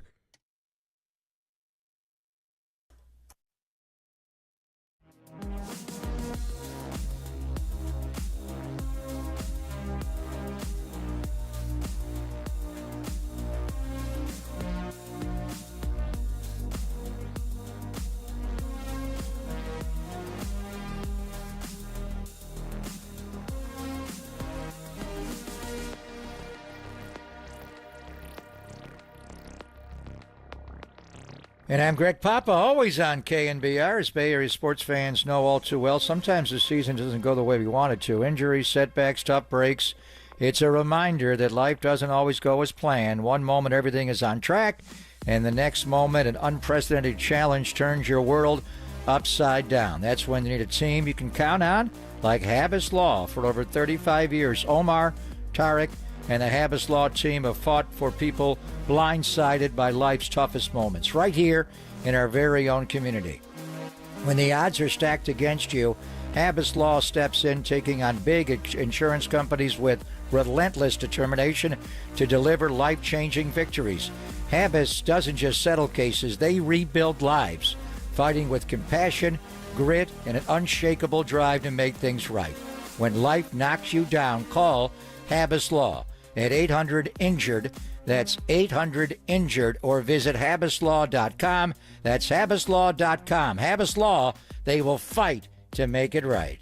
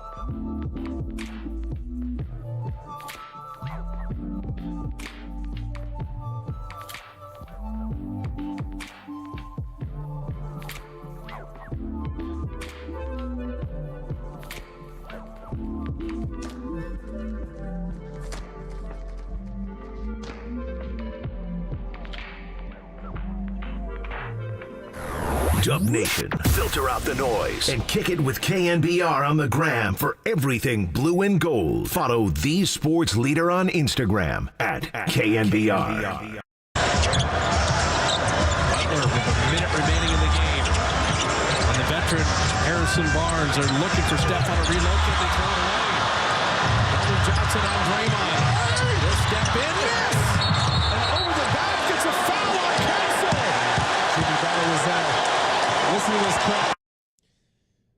So Jimmy Butler drew the foul on the rebound there and ultimately made his free throws. Had 16 of 17. Good for 28 points last night, but the turnovers were just killer last night. And as much as I hate to say it, a lot of this game and the way it ended and leaving the door open, it was on Steph Curry, it was on Jimmy Butler, and it was on Draymond Green with a couple of bad passes. We're going to talk to Tony Jones coming up in about 15 minutes. Also wanted to take some calls. Jose out in Tracy wanted to share some thoughts on the Warriors falling flat against the San Antonio Spurs with now just 2 games to go. Jose, what's going on? You're with Greg and Greg. Hi, guys. What's going on? How you feeling about the Warriors? You know what? I didn't even watch the game. I was working. But I guarantee you, especially with Draymond, I always refer to it every time I watch the Warriors play. When Draymond gets a rebound or offensive rebound, and he drives down the court, and he's a great player. I always refer to a saying I always say, no magic. He tries to do these little Magic Johnson bounce passes in between defenders and, the guy on the Warriors within like a foot. And I'm like, it just seems like it's every game I see 2 or 3 times that he does that. I'm like, you just make the right pass. We know that you're great at passing, but just make the right fundamental pass, if that makes sense. Yeah, so what you're saying is that Draymond, he's got a little bit of this incredible ability to play the point forward, but sometimes in these tight games when you want to win, you just want to see a little Jimmy Butler in there. Tell me if I'm wrong, Greg. I think you know what I'm referring to. It's where the defender, let's say they do a pick and roll, and then let's say Curry's going to the basket. He does that, tries to do that little in between the defender and I'm just like, dude, please don't do it. Yeah. Come on, Draymond. And yeah, it's on just seems to happen. I hope I'm calling the right. Maybe you guys can. Yeah, he sets the high drag and they run they play in the pocket and it's the half roll that Draymond gets the ball on. I don't see what you're talking about when he clears a rebound. And there were times when he first came into the NBA and obviously the Michigan State tie that he did look like Magic going end to end, but he's not Magic. I mean, Magic played in an era where he's a 6'9" point guard and everybody else was 6'1", 6'2", 6'3". He just, it was able to see over them and throw over them, a lot like the Joker does. Draymond, he had 3 turnovers last night, and I can remember all of them. There was one up top where he hit Steph off a little pin down, little curl, and I don't know if Steph didn't go to catch the ball or the ball was on the wrong side. I played it many times. Whatever it was, it got stolen. It got tipped away. Jimmy Butler stormed the baseline. Looked like he was going to go up and score, and the ball got stripped right when he was taking it from low to high. The ball was lost. There was a ball that Harrison Barnes just took away from Jimmy Butler last night. So, they didn't have a lot of turnovers last night. They only had 10, and including a couple of team turnovers, 12 in total. But those 3 they made in the last minute or so of the game cost them the game. That and not being able to defend. But Draymond, his turnover totals are not that high for a guy. He had 8 assists last night. He's not Magic. I'm not saying he is, but he guards a lot better than Magic Johnson. He rebounds better than Magic rebounded. Magic's a Hall of Famer. I'm not here to compare the players. I think by and large, Draymond takes care of the ball. There are games when he's a little sloppy. It was just the nature of the turnovers, late in last night's game. And they just didn't have enough firepower around him. They just didn't shoot the ball well enough. Steph got up 14 threes in the game, but everybody else, Moody. There's a time there where you thought, Moses Moody's starting, he's finishing, these are still young players. And in order to win playoff games or win play-in games, to get to the playoffs, you're riding on young players a lot. Moses Moody, Brandon Pajemski. They're not going to play great every single night. And one thing, you just light a couple of bodies right now. Without Quentin Post and without GP2, Kuminga played 18 minutes off the bench. Buddy Hield played 26. They attacked Buddy Hield. They kept trying to get the Chris Paul switch onto Buddy. Yeah. I just wonder, what the rotation is going to look like. And these play-ins, you lost last night to San Antonio. They're playing golf. They're going to the Quarry Golf Course to go play golf next week. They're done. They're not going to be in. You get into these one-game scenarios, even at home. Is Memphis going to lose twice? Memphis' schedule is hard. I don't know if the Warriors are going to beat the Clippers on Sunday. Memphis has got the game tonight you've been talking about against Minnesota at home. They got to go to Denver. They got to play Dallas. So they could easily, if they win all three, you're screwed. They could easily lose one. Are they going to lose two? They could lose tonight to Minnesota, and then they could, lose in Denver. I don't know. But I don't want to come down to you have to win that Clipper game on Sunday, and then we'll see what the Clippers have to play for. That's going to be hard. And then if you lose and you're in the play-in, you're going to play on Tuesday night, and it'll be a chase, I think. I mean, you're going to drop to 8 and have to go on the road. You don't want to do that. I don't know what it is, but you go into a one-game situation where all of a sudden Houston beats you on Sunday night at home. The Spurs come in. They had a back-to-back. They beat you. You get into one situation, one swing. It's not 4 out of 7 where our scouting report, our acumen, our playoff savvy and experience, the 4 rings, will ultimately beat you. You may beat us once. Are you going to beat us 4 times in 2 weeks? Good luck with that. But you get in a situation where it's one and done, and it's like March Madness. Duke's a better team. They should have won that game, but they didn't. The better team doesn't always win. Sometimes you're not the better team when you get a younger team. So just, late, they've been winning all these clutch games with Jimmy, where they were a 500 team before, where they were 9-1. They just found a way to win these games. At the end of the game, they're going to slow it down. They're going to get good shots. They're going to defend. Last night, they didn't get any shots. They turned the ball over, and they didn't defend. They couldn't stop the ball without Gary Payton II. So you put yourself in a vulnerable situation where it's 48 minutes of basketball. We know from history they do great when they get to the playoffs. They don't do well in play-ins. So what are we looking at? Are they going to have to play a game next Tuesday night? Well, every Bay Area fan and Warriors fan knows that the Warriors are a nice 0-3 in these play-in situations. And so kind of something they would like to avoid if they can help it here.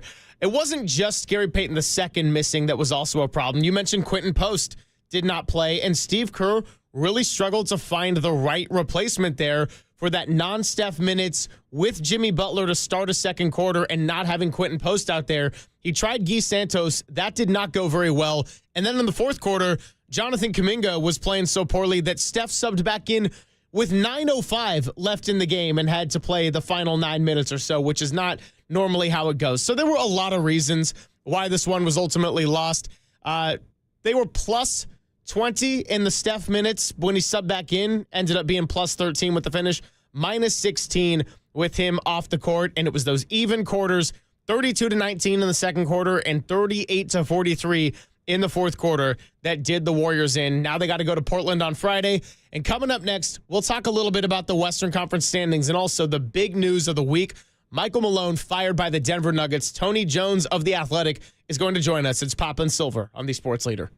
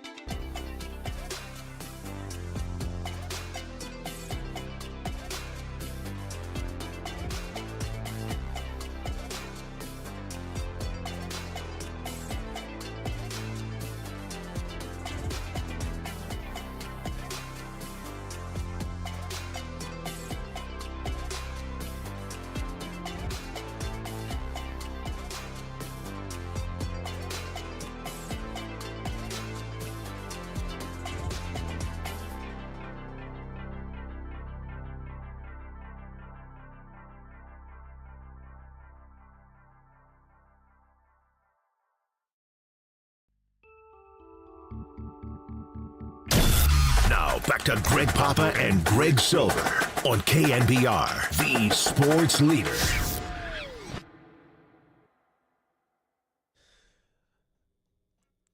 All right, so a little bit of a change in plans here on Papa and Silver. Tony Jones will still join us, but he's going to do it in the next hour around 12:15. So we greatly appreciate his flexibility. Sean Elliott, who we've been trying to get on, has been a little bit of traveling here and there, and I can't blame him. The Spurs are all over the place. The only thing that angers me about the San Antonio Spurs is that, bro, you're tanking. Just fight for lottery odds. Why'd you have to do that to the Warriors last night? But anyway, Sean Elliott is traveling with the Spurs, and he's going to call in a few minutes or so, so we'll get a chance to talk to him. And, yeah, Papa, you know, the conversation continues. And actually, Jacob, we'll go with the sound from Steph Curry that we were originally going to play in the last segment. This one is Cut Eye, talking about having something to prove in the last two regular season games, saying that that's what good teams do. They take care of games they were supposed to. They didn't do it last night, and now they need to prove that they are a good team. So here's what he had to say. No, there's definitely weight, and there's been weight for a while. We understand. I mean, our record's been great in the last 20-plus games, and every one of them we felt a sense of urgency. So with 2 games left, you can kind of narrow down the, you know, it's 48 minutes on Friday is going to be important. Sunday the same. We've had a very professional approach and very consistent, level we've been playing at. Our execution tonight just wasn't great, and a good team will bounce back from it and take care of business these next 2 and then go from there. So we have to prove that we're a good team. So a couple thoughts on all of this. The first part is that for the Warriors, I mean, they're 21-4 with Steph and Butler in the lineup. So I'm not going to take one game as saying that they can't be that team. On the other hand, I also think we're at the point where it's no more complaining about the seed, no more complaining about matchups, circumstances.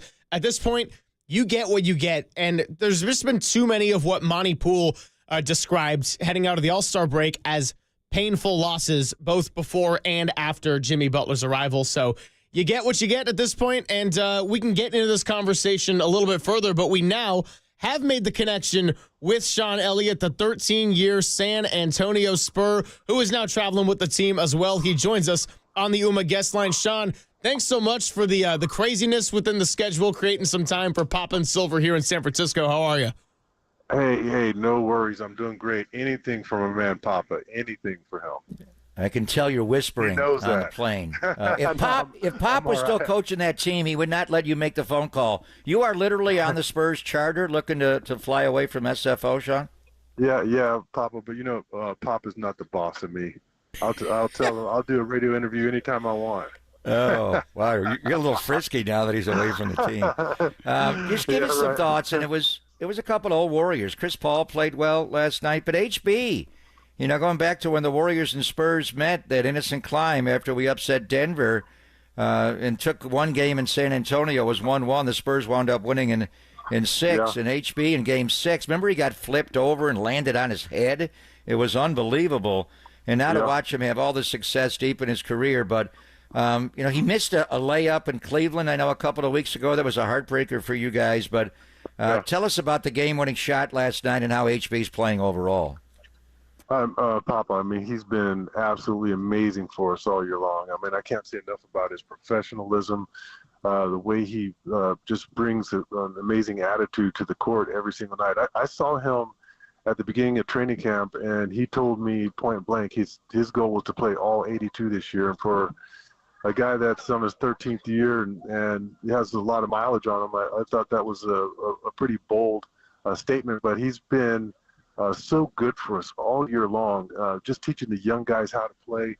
And he's been making a lot of threes. He's one of the top three-point shooters in the league when you look at percentage-wise. And you talked about that Cleveland game. It was just last week where he and Chris Paul single-handedly, those two guys, brought us back and rallied us in that fourth quarter. And he had a running hook that just hit the back iron at the buzzer. Otherwise, we win that game. So for us, and watching him last night was just a redemptive shot. It was really cathartic for him to get that game winner off, because he's had so many good looks this year. He's had so many big-time performances in the fourth quarter. And from our angle, when I saw it, he's just fading away to his left a little bit. But when I saw the replay, he got really good extension over the top of Jimmy Butler. And, I always feel like when he gets a good look at it, the way he shot the ball this year, that he has a good chance to go. And sure enough, he had nothing but the bottom. Yeah, Sean Elliott joining us right fresh off of the Harrison Barnes game winner at Chase Center last night. And, Sean and I am realizing we have something in common now. We say that Pop is not the boss of us, but I digress on all of that. You're both lying.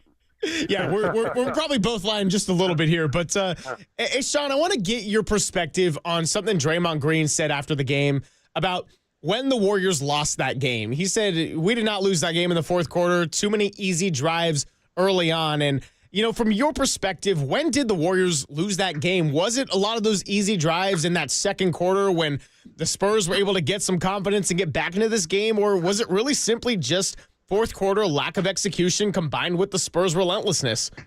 I think it was a little bit of both. We were down 11-0 to start the game. Yeah. And it seemed to me that, we just continued to pound the rock and we continued to persevere. And, we've done that all year long, actually. We've found ourselves in big holes, and we just continue to play.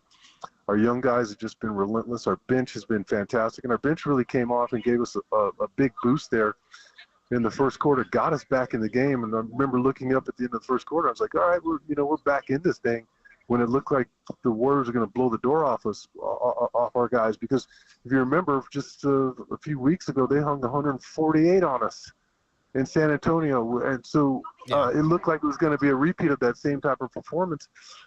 But I really thought that our young guys showed a lot of composure and poise in that fourth quarter. Mitch Johnson said earlier this year that he was going to allow Steph Castle to crash the car. He's going to give him the keys and just let him crash the car if he has to. And last night he didn't crash the car. He navigated the fourth quarter brilliantly.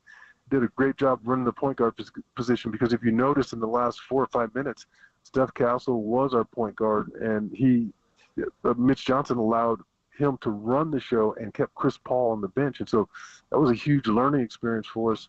Keldon Johnson has been terrific all year long, and the way he played in the fourth quarter, he caught that pass. There was a bullet pass by Steph Castle to Keldon underneath. They kind of Draymond was kind of sneaking up to help out on Castle's penetration.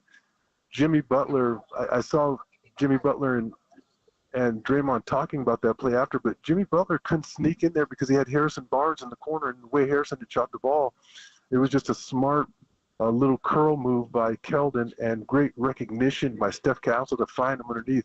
That was a absolutely huge bucket. And then another huge bucket was when Keldon went one-on-one and beat Draymond in the middle of paint. I mean, those 2 buckets were absolutely enormous for us. And then just to get the ball into Harrison's hands in the final shot. So there are a lot of things that the Warriors can look at when it comes to what won and lost the game.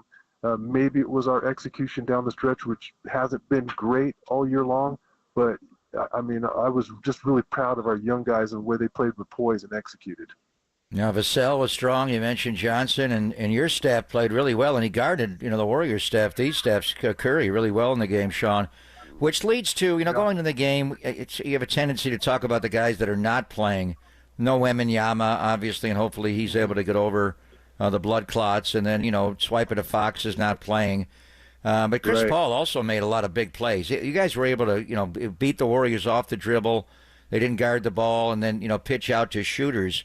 A lot of rumblings going into the game that this is going to be it for Chris Paul, that he is going to retire. They asked Steve Kerr pregame, they asked him postgame, and Steve shot it down like, I think he's playing.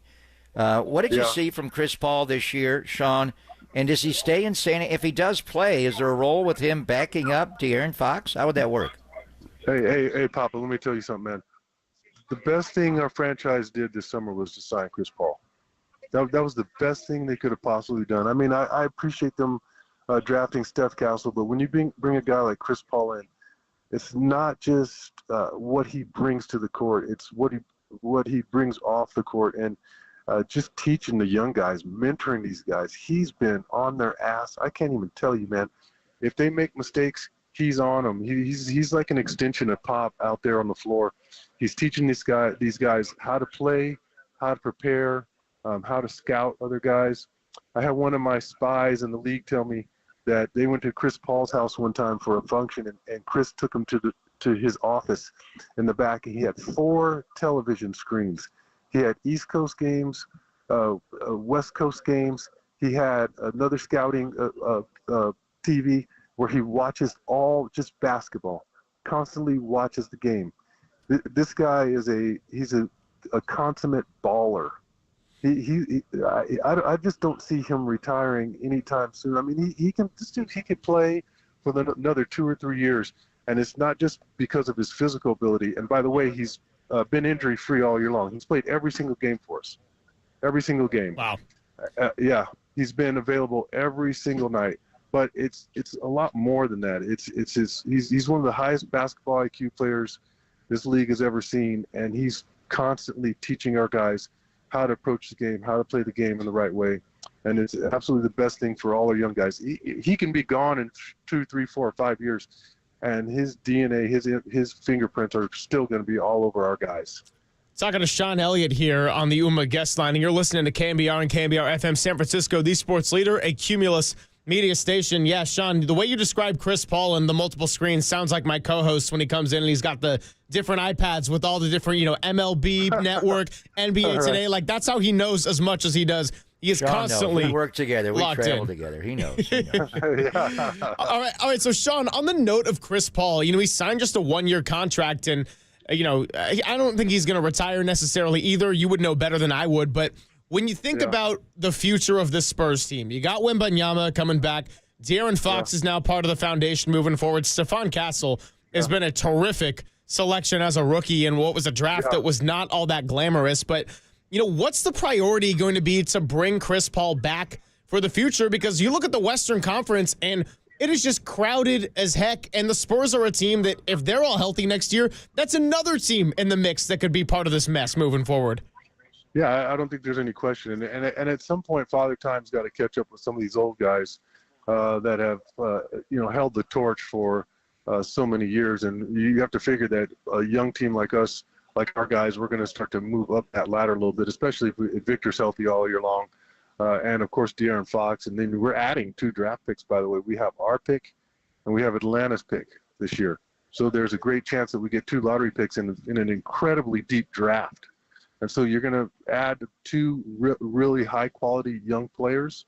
I would love to see Chris Paul and Harrison Barnes back. I think actually, for me, I think they're essential because you need guys to show the young players the ropes. And our guys still need that constant coaching and mentorship that those 2 guys bring. And I feel like if you have those 2 guys with you continue to blend in a lot of good young talent, I just think the sky's the limit for us. And so I would love to have both those guys back in a Spurs uniform next season. Without a doubt. We're honored to have my friend and one of the great Spurs of all time, Sean Elliott, pure class, and the author of the Memorial Day Miracle, that baseline Yes, shot sir. over Portland against Portland. But you've been with the Spurs forever. You're with the Spurs now. You just took the bus ride. You're on the plane at SFO. You guys get a lift off and fly to Phoenix.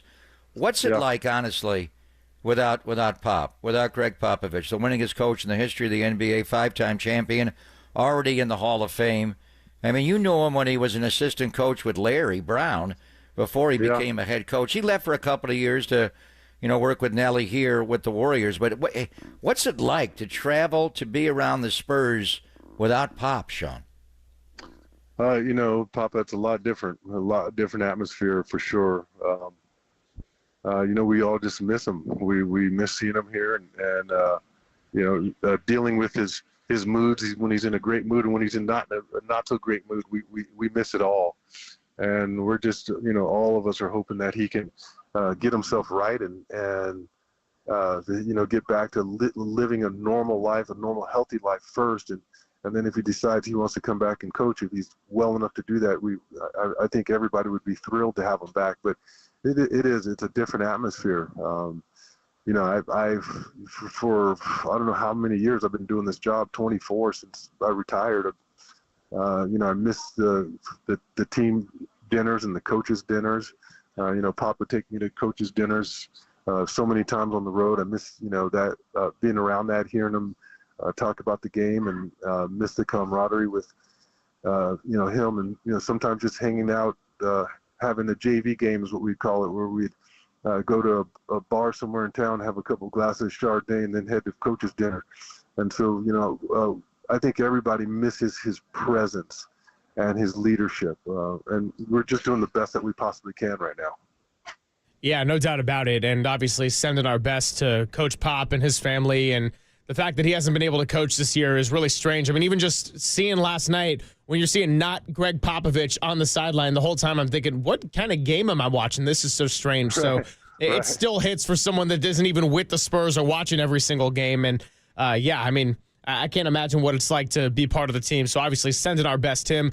Last couple of minutes here with Sean Elliott. And as you've gotten a chance to observe some of these Western Conference teams and opponents down the stretch, I mean, this is just a crazy packed race and everything. And we've had a lot of drama going on, too, with Taylor Jenkins getting let go, Michael Malone being fired as well. You've seen the best and worst of the Golden State Warriors in the last week and a half or so. So, I mean, who would you say just the toughest out is from getting to observe a lot of these teams? OKC is certainly in the most comfortable position, and they've sort of known their fate as far as seeding for a while. But, Houston, Denver, the Lakers, the Warriors, Minnesota, these are all teams that you can make a case for as being a pain in the butt come playoff time. What's your Sean Elliott take on this, kind of being around the league and seeing these teams up close? The West is absolutely wide open. It's just not a foregone conclusion. I know OKC's kind of run away with the regular season title, but I was on 2 Spurs teams in the mid-'90s where we had the best record in the league 2 years in a row, and we found a way to lose during the playoffs because we just didn't have the know-how. Yeah. And I like their team, but they're awfully young, and they had a great record last year. They got knocked out in the second round by Luka and the Mavericks. And so, for me, when I look at the Western Conference, I really hate the decisions to fire Michael Malone and Taylor Jenkins. I just don't see the logic in that coming into the playoffs. And I really feel like both guys earned the right to see it through and see their teams through the playoffs, especially Michael Malone. I mean, come on. Guy just won a title 2 years ago. He earned the right to finish off the season and make a playoff run because you just never know. The West is wide open. Whoever is playing the best at the right time can come out. It wouldn't shock me if Denver came out. Wouldn't shock me if OKC came out. Would not shock me if the Lakers or the Warriors. I thought the Warriors, with the addition of Jimmy Butler, they were the true definition of a dark horse in the Western Conference, along with the Clippers. I mean, it just comes down to who the matchups, number one, during the playoffs, and who's playing well at the right time. And the playoffs always come down to a couple possessions in the same 7-game series. Whoever executes on one possession could end up winning the entire series. And so for me, I don't, when I'm thinking about tough outs, my initial thought is the Lakers with Luka and LeBron James, because both those guys just have the ability at any time to take over a ball game. Yeah. And I like the Warriors because I feel like Jimmy Butler has been a guy who has carried teams, put teams on his back. I really like the way that he plays the game. Even last night, where he does a great job just distributing the basketball, getting other guys involved, not trying to be the man all the time, but when you need him to get a bucket, he can go get one for you. And he brings a grit and the edge and a toughness to that team, along with Draymond Green, that you're going to need come playoff time. And so the Warriors are going to be an extremely difficult out. The Lakers are going to be a tough out. OKC is going to be a tough out. The Clippers are going to be a tough out. It's going to be an absolute bloodbath in the Western Conference for the playoffs, and it's going to be a lot of fun for the fans to enjoy. Yeah, the Wild Wild West and the uncertainty of these new teams, new coaching staffs with Taylor Jenkins getting fired. And I know you saw Denver a little while ago, about a week ago, in Denver, and you beat them. And they didn't play their guys in that game, but the Spurs pulled off the upset like they did last night. So, and we all hope Pop comes back, but he's got to be healthy enough to do it. It's a hard life when you're completely healthy. Mitch Papa, Johnson, it's been a grind. It is a grind, the way he works at it, right? And Mitch Johnson has done a nice job. But, going back early in the year, we're shocked by what Memphis and Denver did late in the year, firing their coaches with 9 and 3 games to go. We were stunned here in Northern California, Sean, when Mike Brown got fired from Sacramento. Yeah. And you guys know him. He was with Pop there. If Pop can't come back and coach, do you see the Spurs reaching out to one of these veteran coaches? And there may be more that lose their jobs, at the end of the year. Or is Mitch Johnson done enough in the interim role to be a candidate to keep that job? I'm not the guy to determine that, Papa. I have no say in that. I think Mitch Johnson's done a phenomenal job. He hasn't been dealt a great hand over the course of the season. Obviously, with Victor going down, with us shutting down De'Aaron Fox with his hand surgery, obviously with Pop going down. It hasn't been the ideal situation for him, but he's navigated a difficult season and just done a great job keeping his guys engaged and involved, and it shows. I mean, almost beat Cleveland at home last week, who beat the Warriors on their court yesterday. I mean, he's got the guys engaged, locked in, and they're fighting to the end. So I'm sure that he's going to receive a lot of consideration. Sean, thanks so much for coming by. Safe travels and everything. And I would say, go Spurs, but after last night, I'm just not really in the mood. So I'll give you a bear down instead. All right, I'll take it. Bear down. Thanks, Sean. Go, Spurs, go! I'm always with you, Elliot. Love you, brother. Fly safely. Hey, you're the man, Papa. You're the man. Take care, Sean. He is Sean Elliott, fresh off of the Spurs, coming in to shock the Warriors on a buzzer beater stinger. Coming up next, we'll do it with Tony Jones now. Talk about the crazy Wild West coaching changes. What's the seeding going to be? I don't know, but Tony's going to be awesome to talk to. We'll do that on the other side. I'm Papa and Silver, KNBR 104.5 and 680, the Sports Leader. Hercules, shout out to you for supporting KNBR. Hercules' Sports Leader.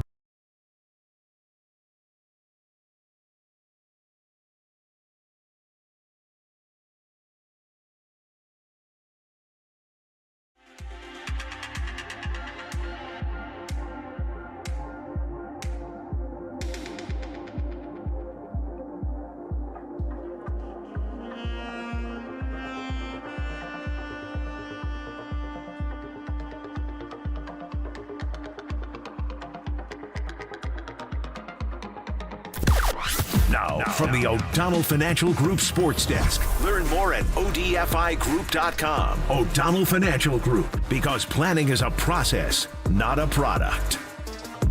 Well, it's a Thursday, which means it's the Giants Executive Show with Murph and Marcus, and they had the pleasure of having Zach Manazian join them at 7:30 this morning to talk about Mike Yastrzemski's walk-off, the 9-3 start, but also some of the questions that surround the bullpen here as the Giants still have a lot to figure out, even with the vibes being high and a big road trip in front of them. Check out that interview on the KNBR app, KNBR.com, or wherever you get your podcasts.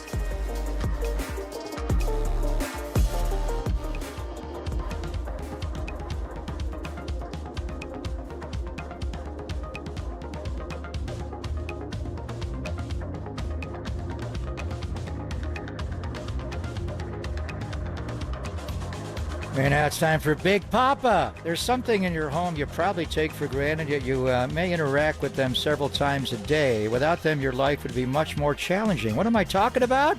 Imagine your home without doorknobs and locks. Not only are they essential, they can make a bold statement about your home. At Golden State Lumber and Showroom, they offer a wide selection of stylish brass and bronze knobs and levers, from sleek modern designs to timeless classics. Need a perfect match for your decor? They have finishes to complement any style, plus their locks combine beauty and durability for years of reliable performance. I encourage you to visit GoldenStateLumber.com and click Windows and Doors for the nearest Bay Area showroom. You can make an appointment from the website and bring your architect or designer to see if new doors and windows may be appropriate for your home as well. Family owned for 3 generations. Golden State, when you succeed, we succeed.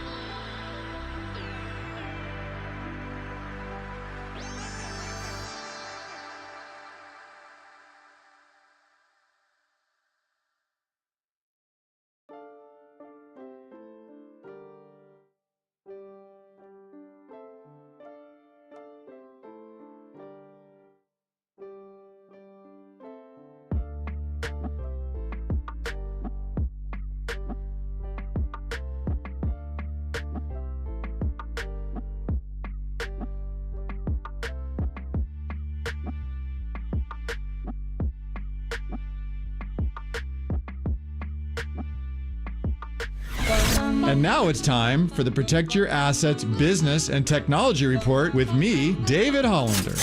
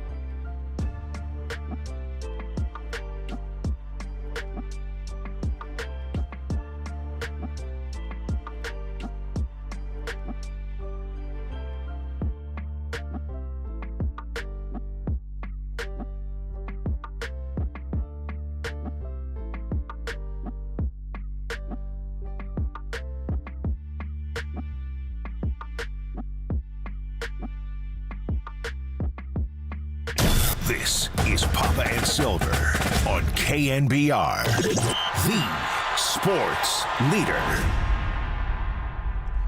And we're back. Papa and Silver, thanks for hanging out with the Gregs on a Thursday.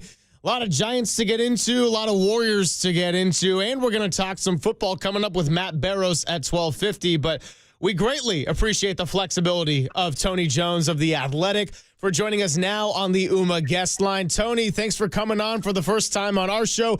Great to communicate with you off the air, but also even better to have you on the air. How's it going? I'm good. Thank you for having me. I really appreciate it. No, absolutely. And look, you were all over this Michael Malone firing, which happened during our show on Tuesday, which just kind of shocked everything. And I understand that there was tensions and frictions going on, but this is also somebody that helped bring Denver its first ever championship. It has a 3-time MVP, maybe a 4-time MVP if the voters want to select Nikola Jokic again. And the bottom line is the timing of it with 3 games to go in the regular season just kind of blew people's minds. So what can you tell us about how this all went down and why Denver thought that the timing was acceptable to let go of their championship head coach? Well, it was the simple answer is that ownership concluded that in order to save the season, something had to be done, right? Like, morale was low in the locker room. The team's play was cratering on the floor. They had lost 4 in a row for the first time all season. Last week, they lost to the San Antonio Spurs. They lost to, early in the season, they lost to the New Orleans Pelicans. They lost to the Washington Wizards twice. You look in the standings, and the Nuggets are, in fourth place in the Western Conference, still in position to host a home floor first round series. But the vibe was off. The vibe in the locker room was certainly off. The Nuggets weren't defending. And, when you stop defending, that's usually the first sign that, you're not really listening to your coach anymore. And, Michael Malone's a great coach, and he's, been around forever, and he is a great, great coach. But he is also a coach, one of the coaches that kind of has an expiration date because he coaches you hard. He's brutally honest. And, at some point, I think if he stays around in a situation long enough, a team is going to tune him out. And I simply think that that's what kind of happened here. Yeah, he's the son of a coach, there's no doubt. And he's an SOB. He can get in your face and challenge guys. So as far as doing it so late in the year, and we understand Calvin Booth's contract was up. They couldn't come to an agreement on the extension. But Michael's on a contract for a couple of more years, as you report, and for a lot of money, $10 million a year. Is ownership and Josh Kroenke doing this hoping to save this season? And give me your thoughts on how David Adelman, Rick's son, ran the club last night. I mean, most people would think just let Michael coach out the year and in the playoffs. Did they just view it that could not be done and this team was not going to do well in the postseason or maybe even fall into the play-in? That the timing of it, why did they feel the need to do it with 3 games to go in the year? yeah, they thought by doing this, they're hoping that they can save the season. And, I think last night was a step in the right direction. They had a 124-116 win over the Sacramento Kings, but, they played with energy and they played with intention and they played with force, and, they did defend and they did,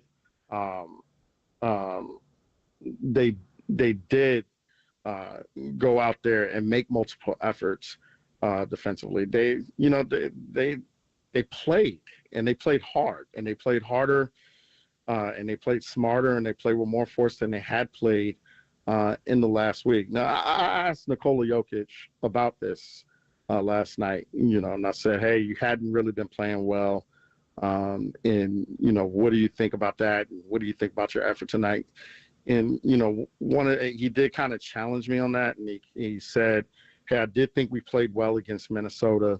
We just lost the game in the final moments. And, against the Indiana Pacers on Sunday, we were up in the fourth quarter and we kind of lost that down the stretch. So he does have a point there. But there was a certain spirit last night that was there with the Nuggets that no doubt hadn't been there in recent weeks. So, Tony, it was pretty clear that, this was a decision that came from ownership, and then Nikola Jokic also said last night that he was consulted before, but it wasn't as much of a discussion as it was a notification that they were going to be moving on from Michael Malone.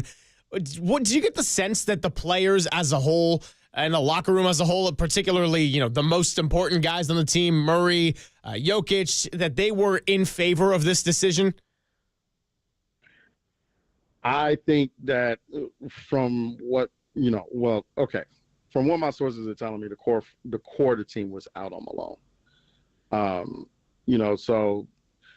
Whether that is Nikola Jokic, whether that is Jamal Murray, whether that is Aaron Gordon, whether it's Michael Porter Jr., I was told that the core of the team, whatever definition we want to use, had kind of tired of Malone and were kind of, needing a new voice. So, that's what, me and Sam Amick reported. That's what we wrote in our story today about, some of the things that led to the firing. And, here's the thing, the feud between Calvin Booth and Michael Malone had reached a point to where it kind of bled into the locker room, and then in turn, it bled into the play on the floor. And once it got to that point, I think ownership concluded that something had to be done.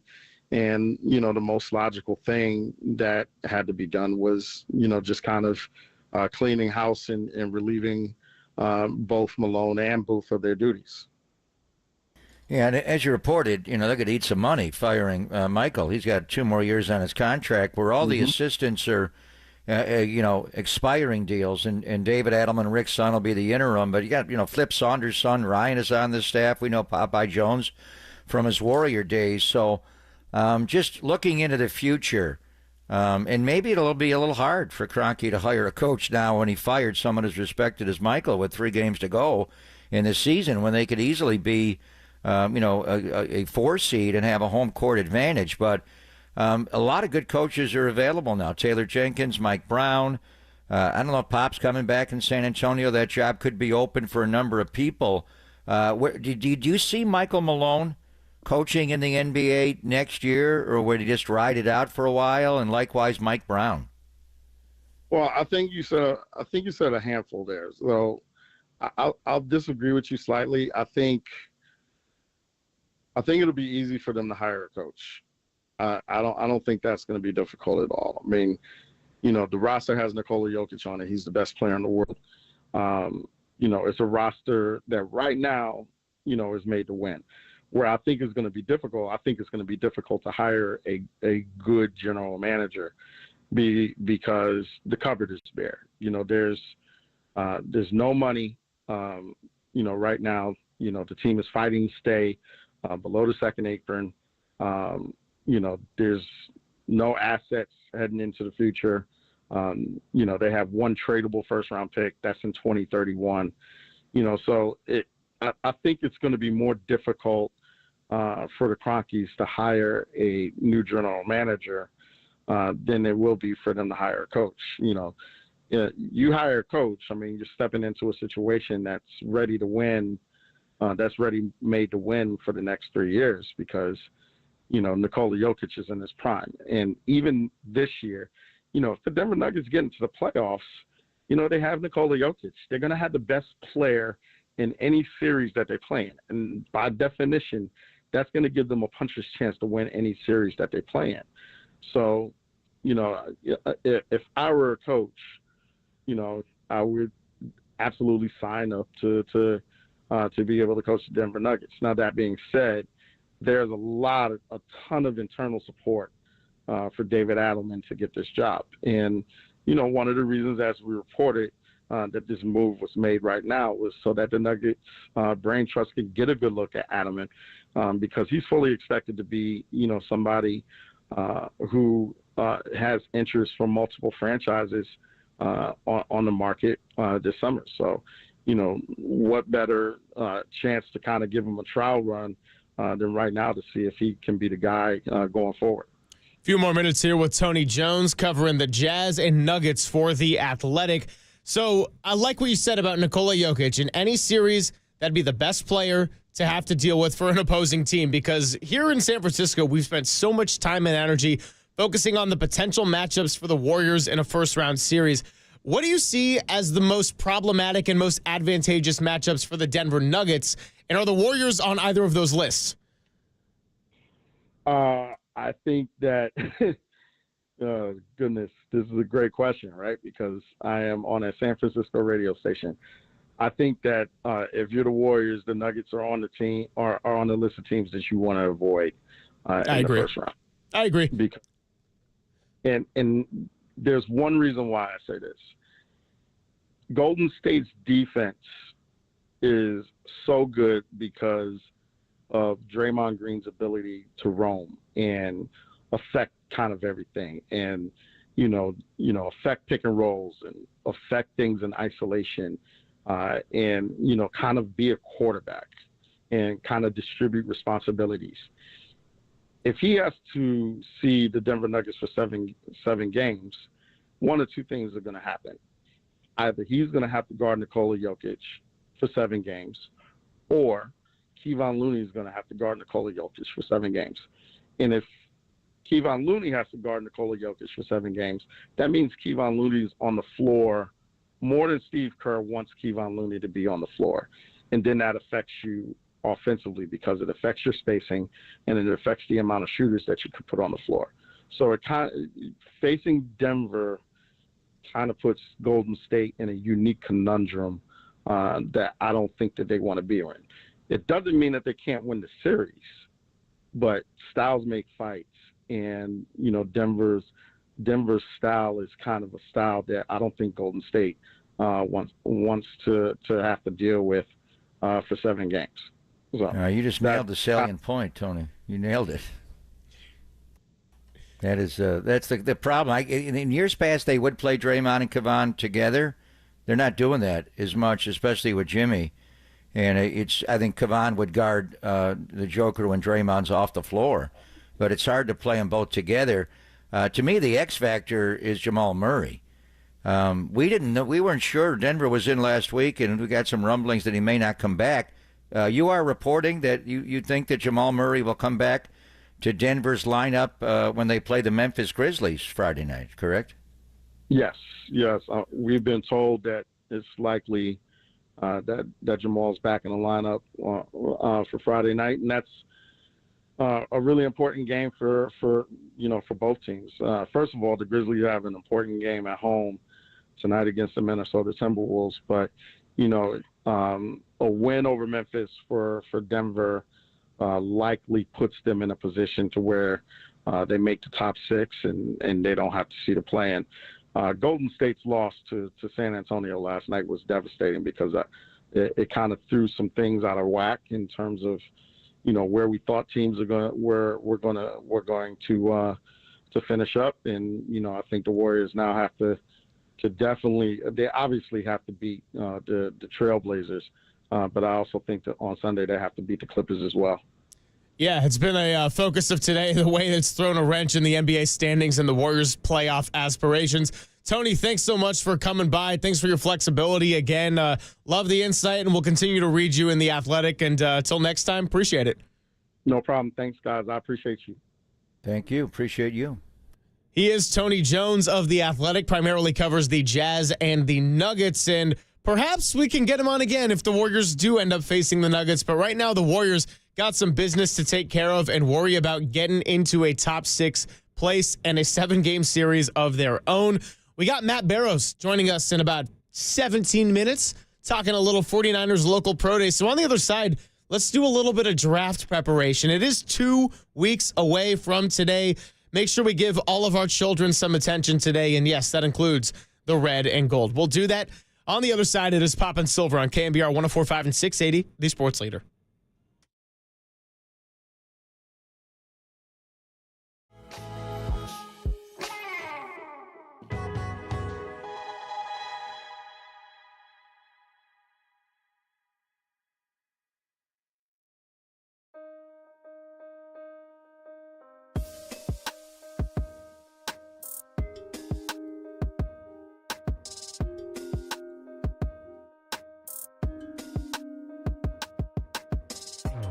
Hey, what's going on, everybody? Greg Silver here. And did you know that many of the attorney ads you've seen or heard aren't even based here in the Bay Area?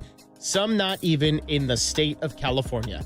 But that's not the case with Chris Dolan and the Dolan Law Firm. They've been based right here in the Bay Area for more than 25 years. And we're talking about award-winning personal injury and employment attorneys fighting for you where you live. So if you've been discriminated against at work, wrongfully terminated, or sexually harassed, your rights matter. And you can go to DolanLawFirm.com to learn more about your rights. Now, unfortunately, over the past year, Chris and his team saw a sharp increase in no-fault injury accidents. And remember, with motorcyclists, pedestrians, children, all around us, please be careful and let's work together in making the Bay Area a safer place. Feel confident that you're in good hands with award-winning California Lawyer of the Year. The Dolan Law Firm has secured more than $1 billion. That's right, $1 billion with a B in verdicts and settlements on behalf of their clients. And here's the best part. You pay nothing up front, no hourly rates, no upfront fees, and they don't get paid until you get paid. They live here, they work here, they win here. DolanLawFirm.com.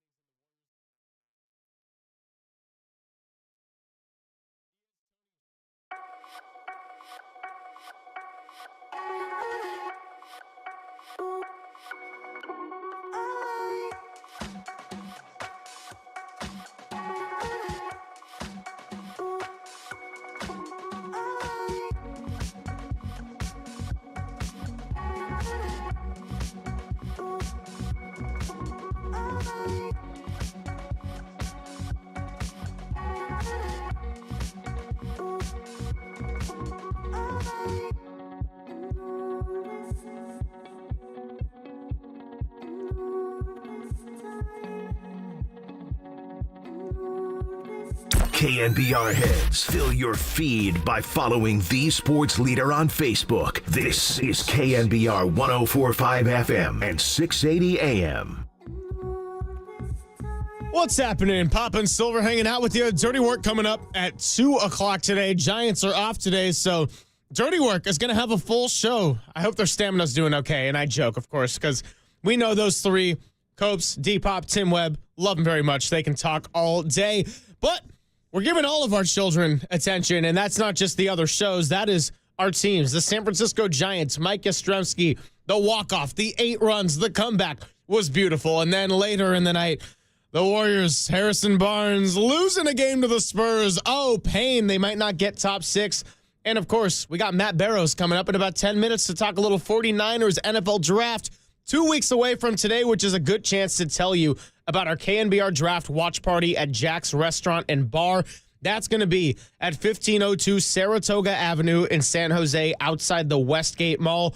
Dirty Work with Copes and D-Pop will begin after the Giants game at approximately 4 p.m. Then the draft party begins at 5 with Marcus, Copes, and Derek.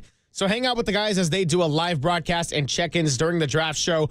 And we will watch to see who the 49ers will take with the 11th pick. And also, my co-host Greg Papa is going to be down at 4949 for some business of his own. That is a couple Thursdays from now. Yeah, we're actually running the draft there. You guys are just going to party at Shaq's, but we'll do it there. And Todd Husak will be joining us, and we had Todd on last year, the former Stanford quarterback and the lead analyst on their games, and we'll take you pick by pick. And, Todd knows it all. Last year, quarterbacks went heavy. 6 of the top 12 are quarterbacks. I am starting to look at the quarterbacks. We'll get into it this weekend. I'll start to look at all the draft eligibles, maybe the top 40 or 50, and see. There may be a talk about trading back from 11. I'm not sure the Niners will stick and pick at 11. The way this draft works, and it's obviously we were there for the combine. The D linemen, the D tackles, the D ends are the strength of the draft. But if guys do come off early that you have a high grade on, could you get the same player at, say, 21 that you could at 11? And the reason I throw 21 out there is Shedeur Sanders is in Pittsburgh today, visiting with the Pittsburgh Steelers as they wait on Aaron Rodgers, and they could do a number of things. Jackson Dart did go visit the Cleveland Browns this week, which was really interesting. And I reached out to Andrew Siciliano, their voice, and not just on the radio with Cleveland, but he covers the NFL so expertly for years for the NFL Network and now on NFL Radio. I'm like, well, they wouldn't take Jackson Dart number 2 overall. And he said, no, doubtful. But, do you think they could get him in the second round? Would they make a trade up to get him later? So I have started to look at just the top quarterbacks. And we saw the other guys at the Combine. We were there that Saturday to watch, Tyler Schaff, the Louisville quarterback, and who was from Texas, and Milroe, who can really run, but not a big arm, and Kyle McCord from Syracuse, and Dylan Gabriel, the lefty from Oregon, can power the ball, and Riley Leonard, and Will Howard, and all of them. We watched them all. But the general thought is Cam Ward will probably go number 1 overall to Tennessee. And then where do you start to slot Shedeur? Where do you start to slot Jackson Dart? And I was so impressed with Jackson Dart watching him at the Combine. Just everything about him, his swag. I think people are turned off that he's too swaggy. The one thing is he's not real tall. The guy's 6'2". I'm watching a video of him right now. But he has thick legs. And, 6'2", Brock, we'll talk to Matt Barrows about the Brock, numbers. And, we're coming up on a deadline for, in the building OTAs. They're not on the field yet, but the Monday of the draft. So a week from Monday, the OTA start with Brock roll in there. That's going to be huge. But Brock's, he's a little shorter than Jackson Dart, not a lot. Jackson Dart's 6'2", but he has incredibly thick legs. You see where he drives the ball. He's 223 pounds, and he can make every throw. Every throw. He is an elite thrower and a natural thrower of the football. But the one thing I did not know, because of the combine, you're not running quarterback draws, just the thick legs. So when I started watching him, and I watched him for a long time the other day, and I watched Shedeur, and I watched Cam Ward, Jackson Dart can run, and he runs over people with those legs. He gets the ball out on time. It's a pro offense with Lane Kiffin. Is that a bit of a turnoff having Lane as his head coach? And I don't know. To me, he's kind of Lane as a quarterback, long hair and just the way Lane was when he was younger, Lance. But it's a pro offense. He gets the ball out on time, but it's his ability to run with the ball and run over would-be tacklers. He just trucks them. And Cam Ward can really run, there's no doubt. Yeah. This guy runs in a different way. I see a lot of design quarterback runs. Watching the bowl game against Penn State, they lit them up. They scored every time they had the ball, and they ran, a little pass to him out in the flat. He caught it, and he ran over guys. So I did not know. I just saw his ability to throw. He's just a natural elite thrower of the ball. But his ability to run and run with power is, you got to be careful. You don't want to get guys hurt. But we know Cam's going to go 1. Where is Shedeur going to go? Is he going to last at 21 with Pittsburgh? Maybe. Or would Pittsburgh want to trade up?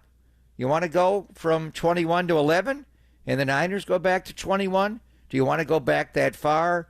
I don't know. But the big thing is, because these other players, the non-quarterbacks, if 3 quarterbacks go in the top 10, and I don't think he's going to go 2, but I personally like Jackson Dart more than Shedeur Sanders.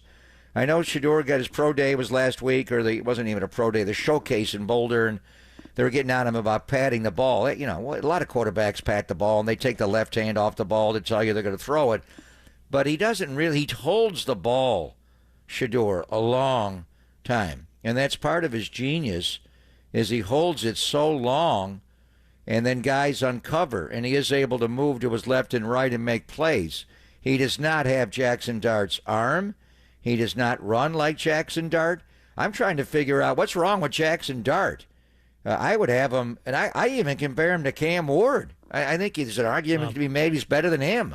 But the consensus is Tennessee and Brian Callahan and Nicky Holtz there, their offensive coordinator, are going to take him 1. But how high could Jackson Dart go? And if you get 3 quarterbacks that are chosen in the top 10, then who's John fallen? Lynch and Kyle Shanahan will be very happy, because they had to drop other players, whether it's offensive linemen or D tackles or D ends or whatever you're looking at. Tyler Warren, that monster at Penn State. If they take 3 quarterbacks in the top 10, would that drop him to the Niners at 11? Would you do that? The running back from Boise, he's probably not going to be there, but he may drop a little bit. So what's wrong with Jackson Dart? Why? I mean, is he not a guy that could go in the top 5 in this draft? We can talk about that coming up next with Matt Barrows. And speaking of top picks, Adam Schefter putting out there about 10 minutes ago that Abdul Carter's medical recheck in Indianapolis showed the Strex reaction in his foot is healing. There has been improvement and no surgery will be needed, and that it should be a non-factor with teams at this point. So maybe when you talk about Andrew Siciliano in Cleveland, number 2 pick, maybe they take a different Penn State guy in Abdul Carter. So let's get into all of it with Matt Barrows coming up next. He was out there at the 49ers local pro day in Santa Clara, and we'll hear his thoughts on Papa and Silver on KNBR 104.5 and 680, the sports leader.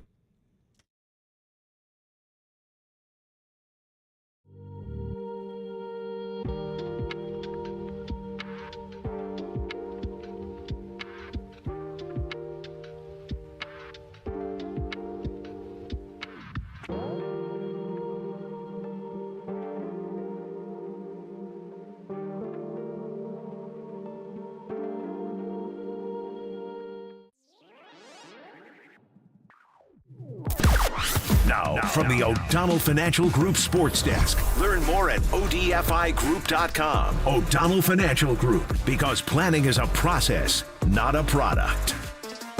Well, that was awesome. Mike Yastrzemski with the 2-run walk-off homer splash hit number 106. The Giants couldn't score a run versus the Reds all series, and then they get 8 of them to salvage Game 3 and avoid the sweep. Now they got a big road trip ahead, but we're going to be breaking it down. And if you want to share your thoughts on the 9-3 Giants, just give us a call, 415-808-5627. You know the number.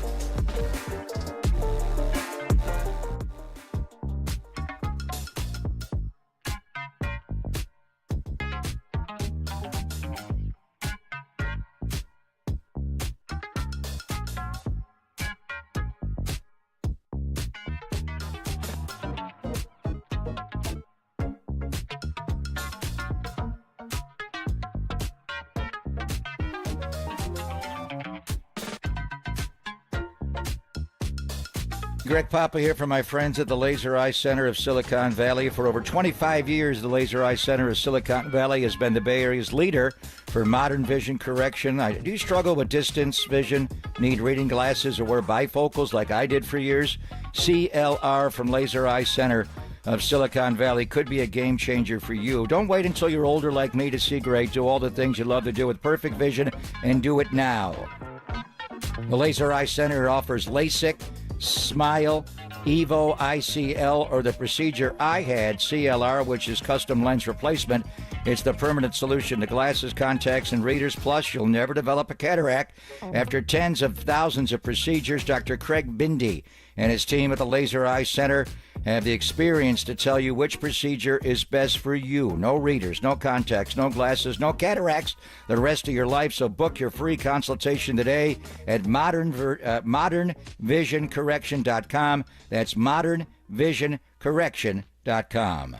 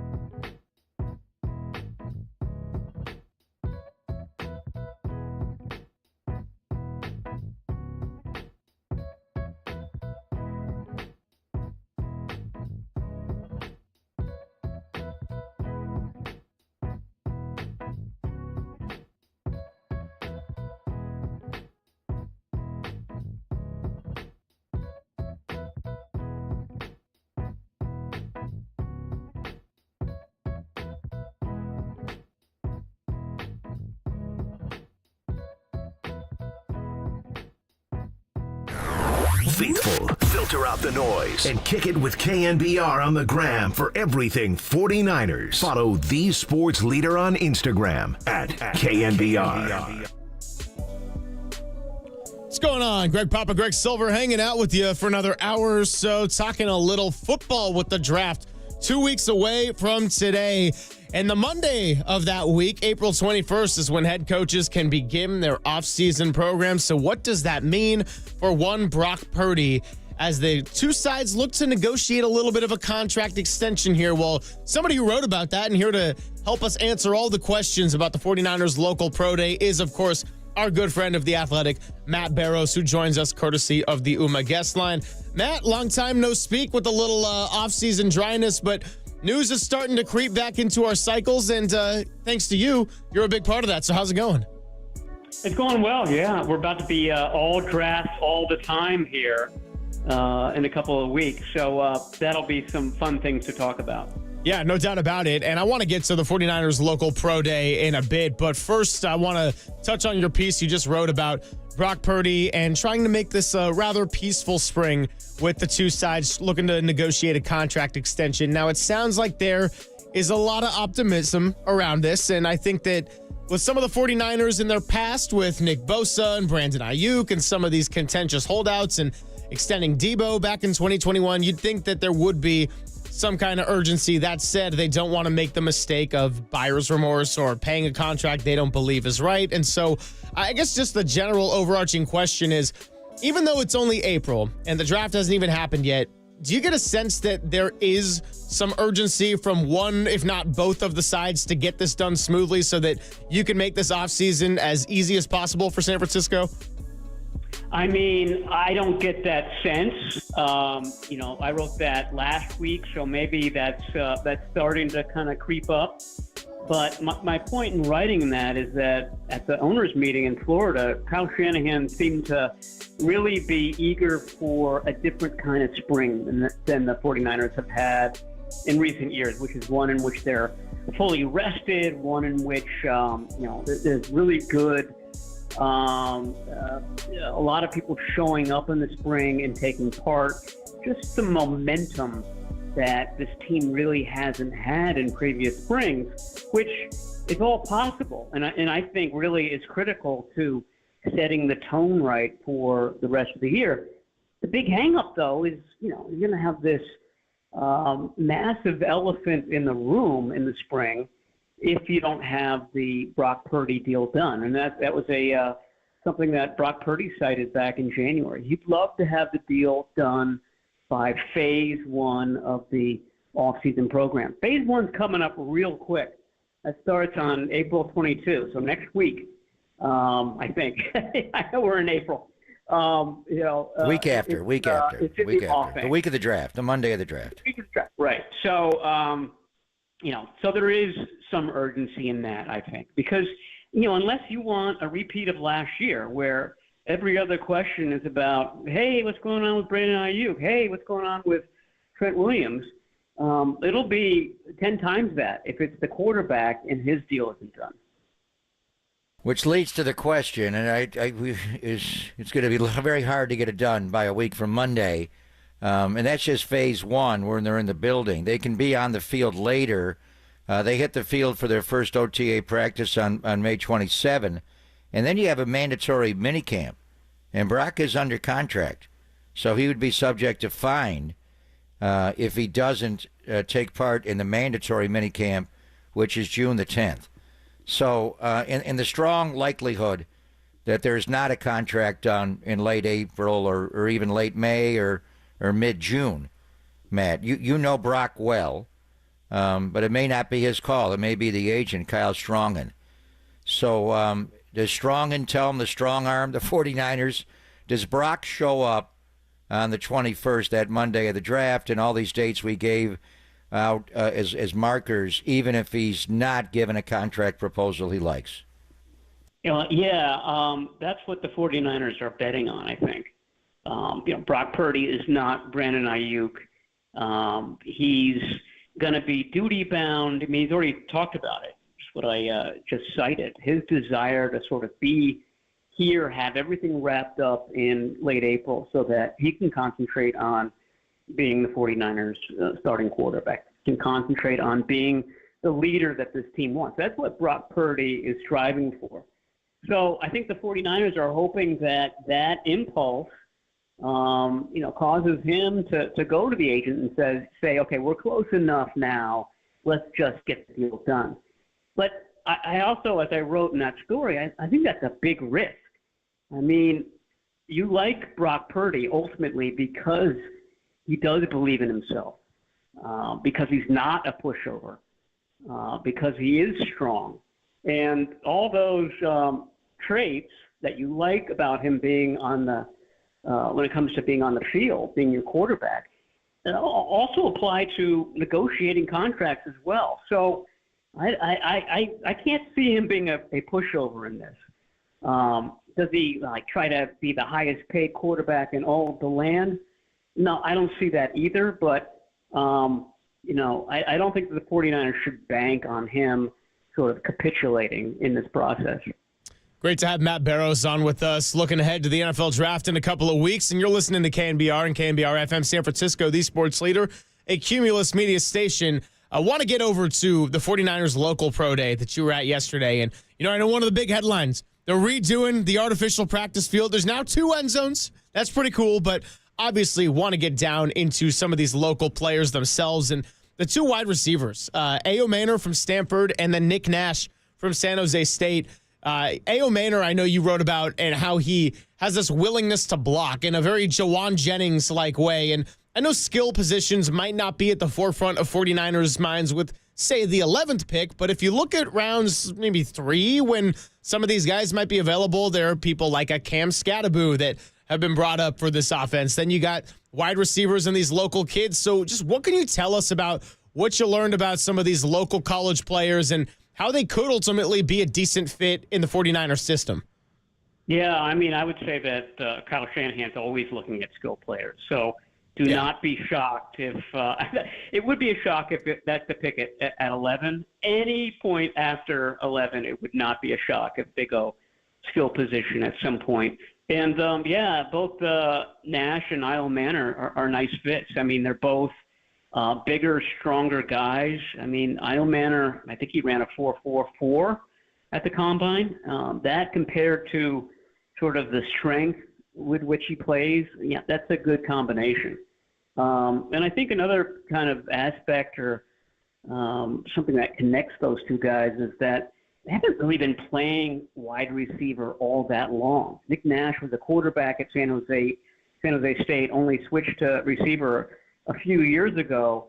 My point being that, a team that drafts them is going to ultimately get a better player than we're seeing right now. There's a lot of upside, I think, to both of these guys. And, when you're talking about, say, the 3rd round, that's what you're looking for. Which of these guys left on the draft board can become something special down the line? Maybe we're not seeking too much for them in 2025, but we think by 2026, 2027, this guy could be really something special. So I think that Nash and Isle Manor, and probably more so Isle Manor just because he's got more physical traits than Nash, is sort of that type of receiver. Yeah, you guys got a good look at him and others at the local pro day yesterday. And Greg mentioned the practice field, which is significant. The fact that they're ripping out the artificial field, one closest to the building, which they really don't use a whole lot. They put blocking sleds out there for the tight ends and such, and the kickers use it, but it's not big enough to actually practice on. And now they're going to go from the 80-yard fields, the 1 end zone, to 2 100-yard fields. So I'm anxious to go down there and check this out myself, Matt, but give me a little more of a word's-eye description on what's going on. And one question would be, whenever they do joint practices, there's just not enough space there to really bring another team in during training camp. We are hearing rumblings about them having joint workouts with the Denver Broncos and Dre Greenlaw and Talanoa Hufanga, which will be interesting. Do they have enough space now to do these in Santa Clara, or would they still have to go to Dove Valley? Is there more room to bring a second team in? Well, they did do one, I think, with the Broncos even maybe 10 years ago. And it was cramped. I mean, there's no two ways about it. It wasn't a great situation. Dove Valley has way more space than the 49ers do. But you're right, having two full-length field, and we're going to be doubling our end zones from 2 to 4 at the 49ers facility. So 100% more end zones in 2025. That's going to make it easier. Yeah, and I have heard that game or that joint practice plus the game will be out here. So they're planning on doing that. Now, whether it's 2 days worth or just 1 day's worth, I'm not sure. But that's the plan this year, to have that joint practice in Santa Clara. They actually had to not only rip out that artificial field, but it was a little bit higher than the other fields. And so they're reconfiguring the whole thing. The old fields went went north and south, which is what most NFL fields are because of the sun. That's what Levi Stadium is. These new fields will go east and west. So they had to just not only rip out the artificial field, but take away a lot of the ground, the soil, so that it was now even with the old fields, creating one plane from one end to the other. So it's a bit of a engineering feat that they're doing right here. It's not an easy fix. So it's going to take a couple of months. Not exactly sure when it will be ready. Maybe for OTAs. I'm not sure. Certainly for training camp. But that's going on. And while that's going on, they're also doing a lot of construction at Levi Stadium. 2 big new video boards on either end of the stadium are going in. That's another major construction project. Talking to Matt Barrows here about the 49ers local pro day that was there yesterday. Of course, the new field and replacing the artificial practice field, adding some more end zone capacity, and how that's going to change things for them coming up here with training camp and then eventually into the season. And, you focused on Washington State's tackle Esa Pole on the roster of local players that came to the pro day. And what an interesting story this guy is. I mean, started football late, was from Hayward, then at Cal State East Bay, and then dropped out, felt kind of lost, ends up, playing football at Chabot College and eventually Washington State, and now has got a chance to make a real impact in the NFL. I just wanted to ask you, Matt, if you had a chance to talk to him personally or just kind of evaluate him on the field yesterday, and what you can highlight about this young man. Yeah, no, I did talk to him for about 10 minutes. He's sharp. And that actually kind of played a role in his late entry into football. His mom knew that he was sharp, or it was really the aunt that he grew up in the house that he grew up in. She knew that he was a good student. She didn't want him playing football. She didn't want him to bang his head and kind of ruin the brains that she noticed. So she forbid football until very late in the game, 2021, when Pole decided that he wasn't going to become a basketball player like he dreamed, and he decided to give football a try.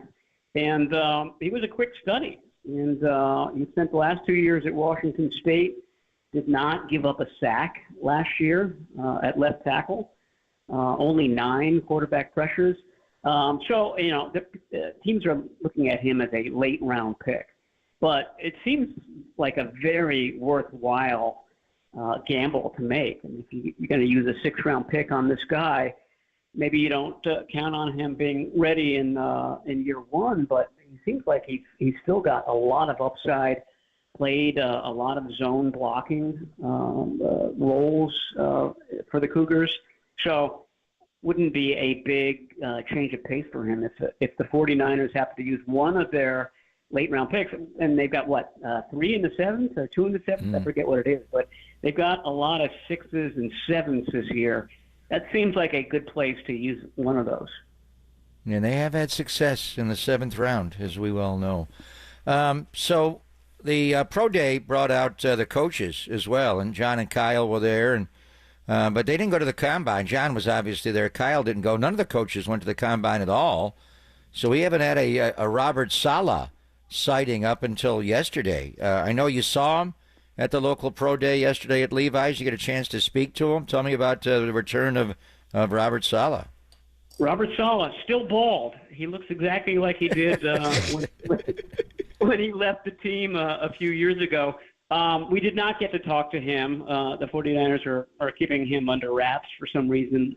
Both him and Brant Boyer, the new special teams coach, who I actually am more eager to talk to just because, we know Saleh pretty well here. And Boyer has had a lot of sway, I think, during free agency. So both of those guys were out there. Saleh was focused on the linebackers like he usually is. That's his kind of bread and butter position. But it was like 2019 all over again with him and Kyle Shanahan out there chit-chatting before practice began.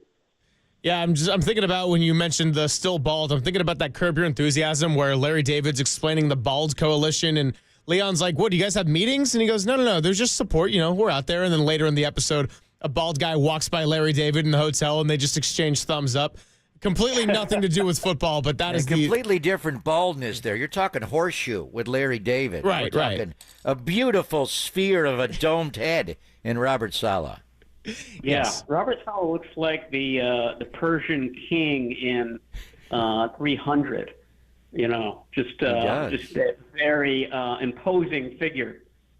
Mr. Clean. Wasn't he on the back page of one of the New York tabloids when they hired him? And I think they did a side-by-side with Robert Saleh and Mr. Clean. That's awesome.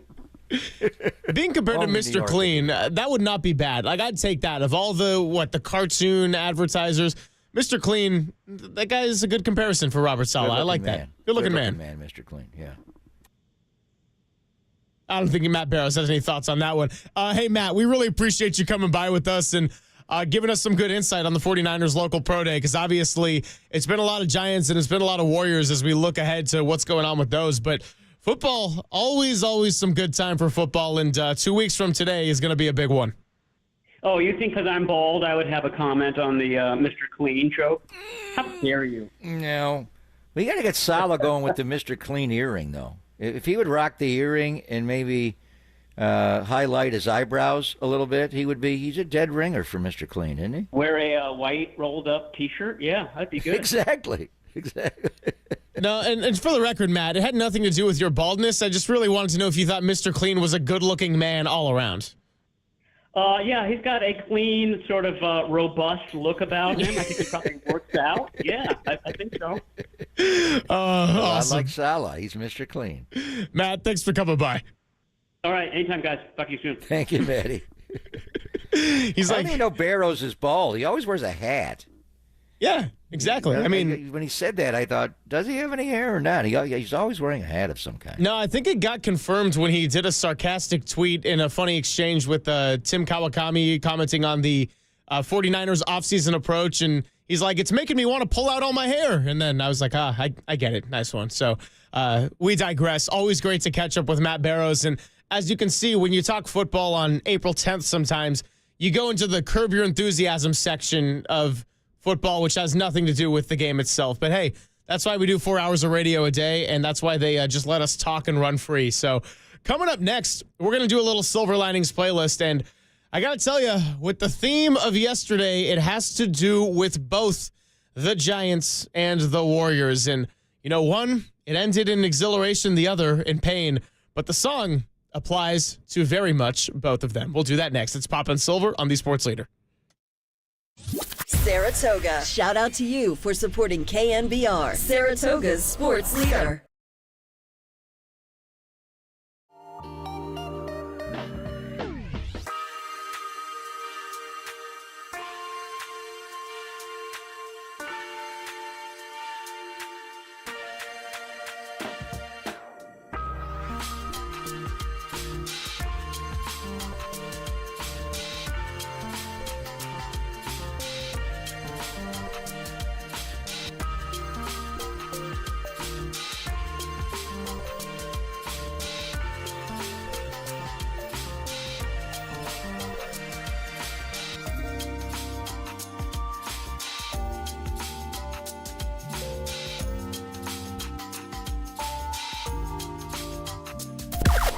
Now, from the O'Donnell Financial Group Sports Desk. Learn more at odfigroup.com. O'Donnell Financial Group, because planning is a process, not a product.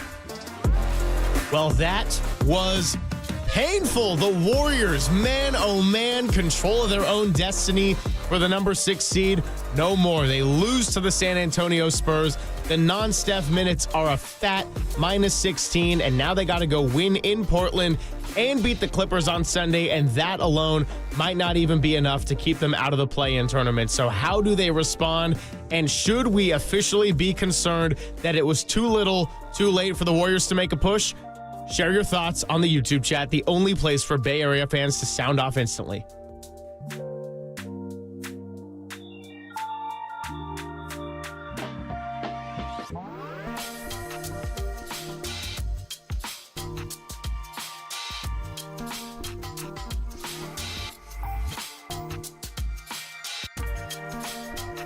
Hey, it's Greg Papa here. I tell you to do this every day, but today you need to call O'Donnell Financial Group, because having the proper investment strategy in place may allow you the freedom to do what you want, and when you don't want to do whatever you want to do, and potentially for the rest of your life and go into retirement, you've worked hard.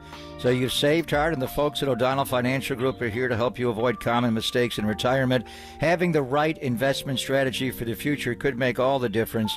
Reduce what you owe to the government and keep hundreds of thousands more in your pocketbook, especially for those who have saved a lot. So don't wait any longer. Call O'Donnell Financial Group today at 866-496-2300. Learn what it means to truly achieve retirement independence. Call 866-496-2300. You can learn more online at o'donnellfinancialgroup.com. That's 866-496-2300. Also online at odfigroup.com. O'Donnell Financial Group. Let us help you retire confidently.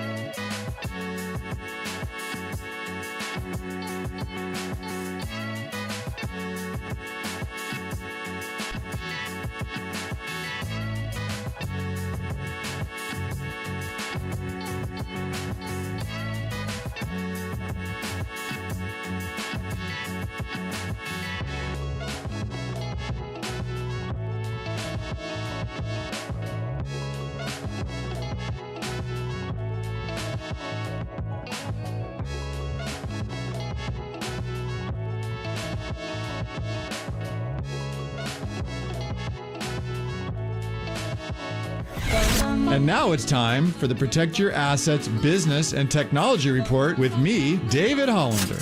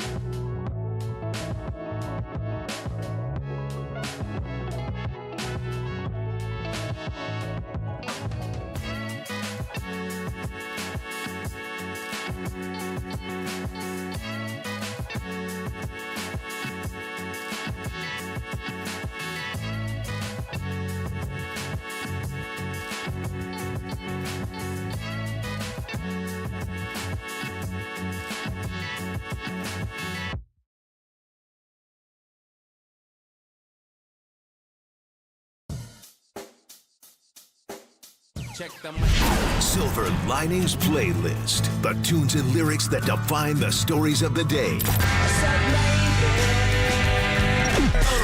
Drop the mic, Silver. Ooh! It's a good song, and it's bittersweet right now because I'm taking it back to 1991 for Silver Linings Playlist. That's right.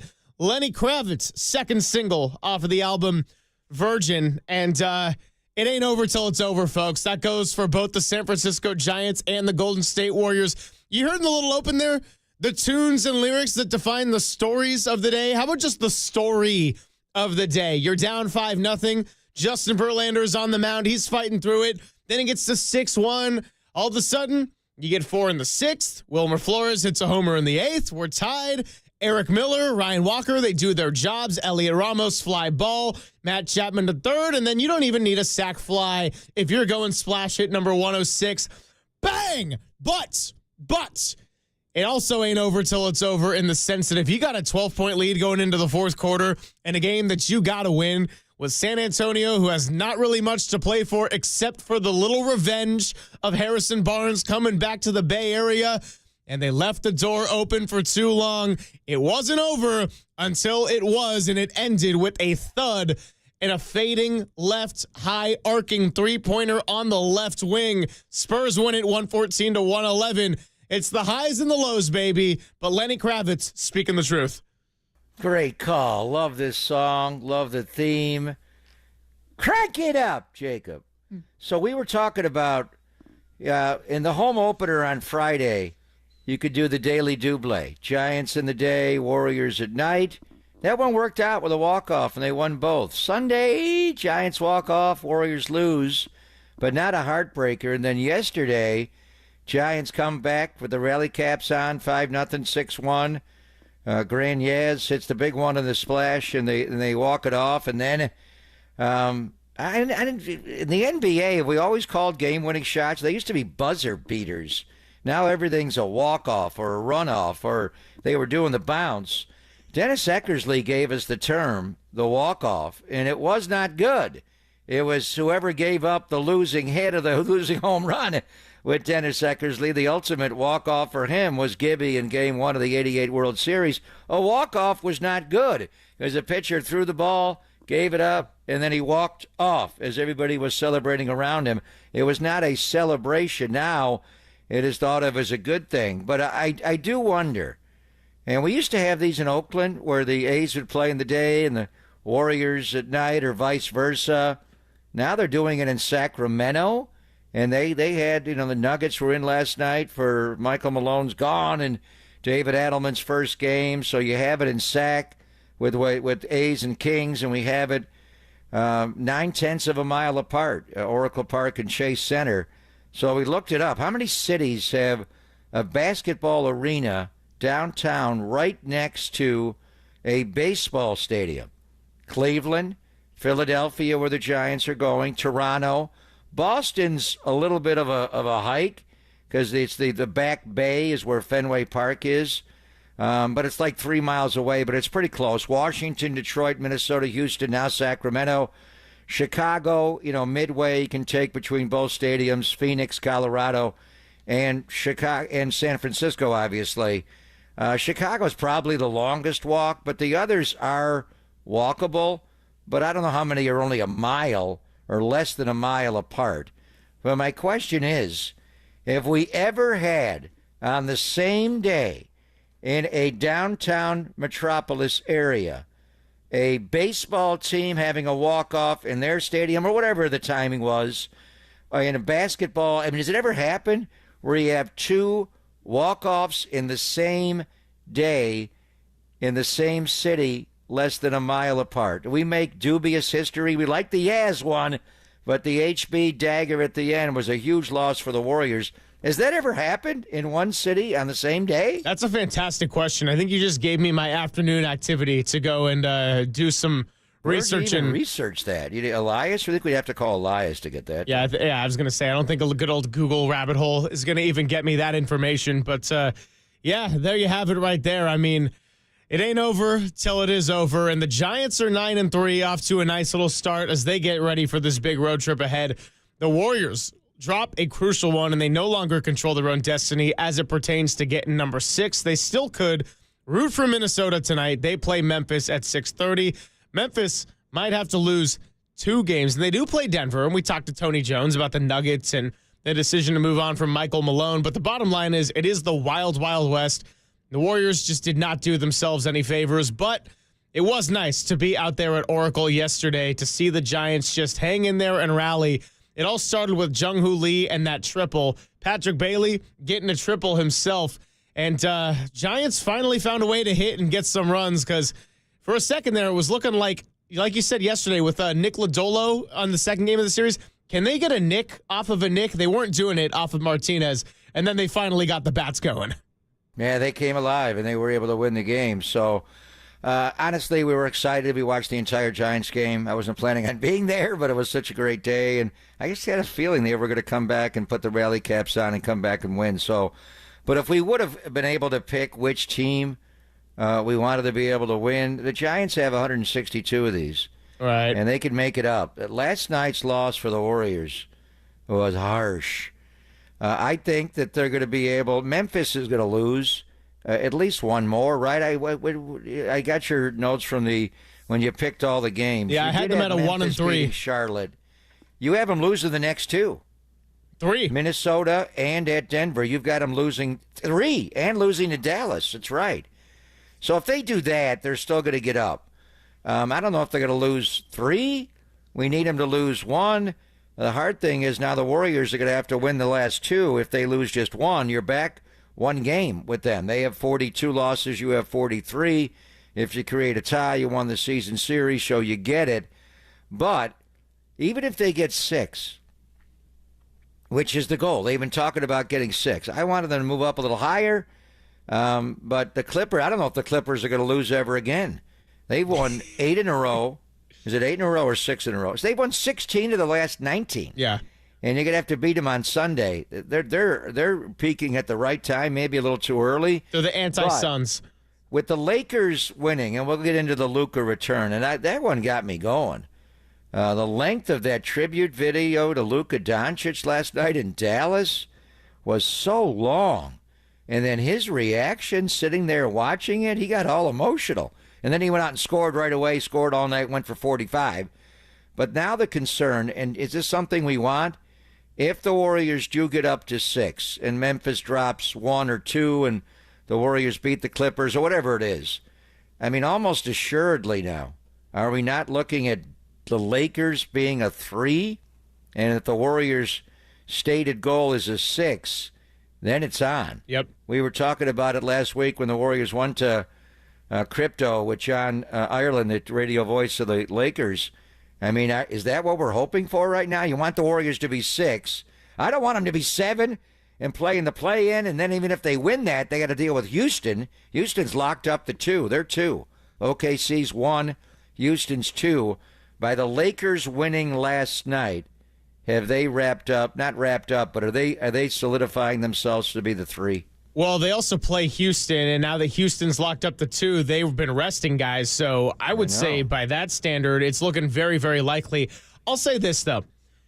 If I could have my choice of a matchup, regardless of the seed, I would still take Houston over the Lakers. I just think the mental challenge of beating a LeBron and having to deal with Luka's offensive skill set over the course of maybe 7 games, that is going to just strain a lot of resources. And Houston's very good in a different way, but they're inexperienced, pardon me. But I would rather face the Lakers as the number 6 seed and get time to prepare for that series and have your guys be the healthiest possible than face Houston by way of winning a play-in game. So for me, I would rather stay out of the play-in, and if it means you got to face the Lakers instead of someone like a Houston, I'm taking that deal. Yeah, that's where I'm at. Play-in is like you made it as a wild card and you got to play an extra round. Right. The other way, it's a bye. You don't have to deal with the play-in. And the Warriors don't do well in play-ins. And the play-in will start Tuesday. Good thing you're playing the Clippers in a matinee to have a little extra time. But and who would they play in the play-in? Minnesota? Memphis, if they drop back? I mean, I don't even know how this would all work. It's so jumbled up because you get all these teams with 32 losses, and now the Warriors have 33. Minnesota has 33. So we'll figure it out. I don't know. But one thing we are rooting for tonight is A-Rod's team, the Minnesota Timberwolves. Are we actually rooting for Alex Rodriguez to win at anything?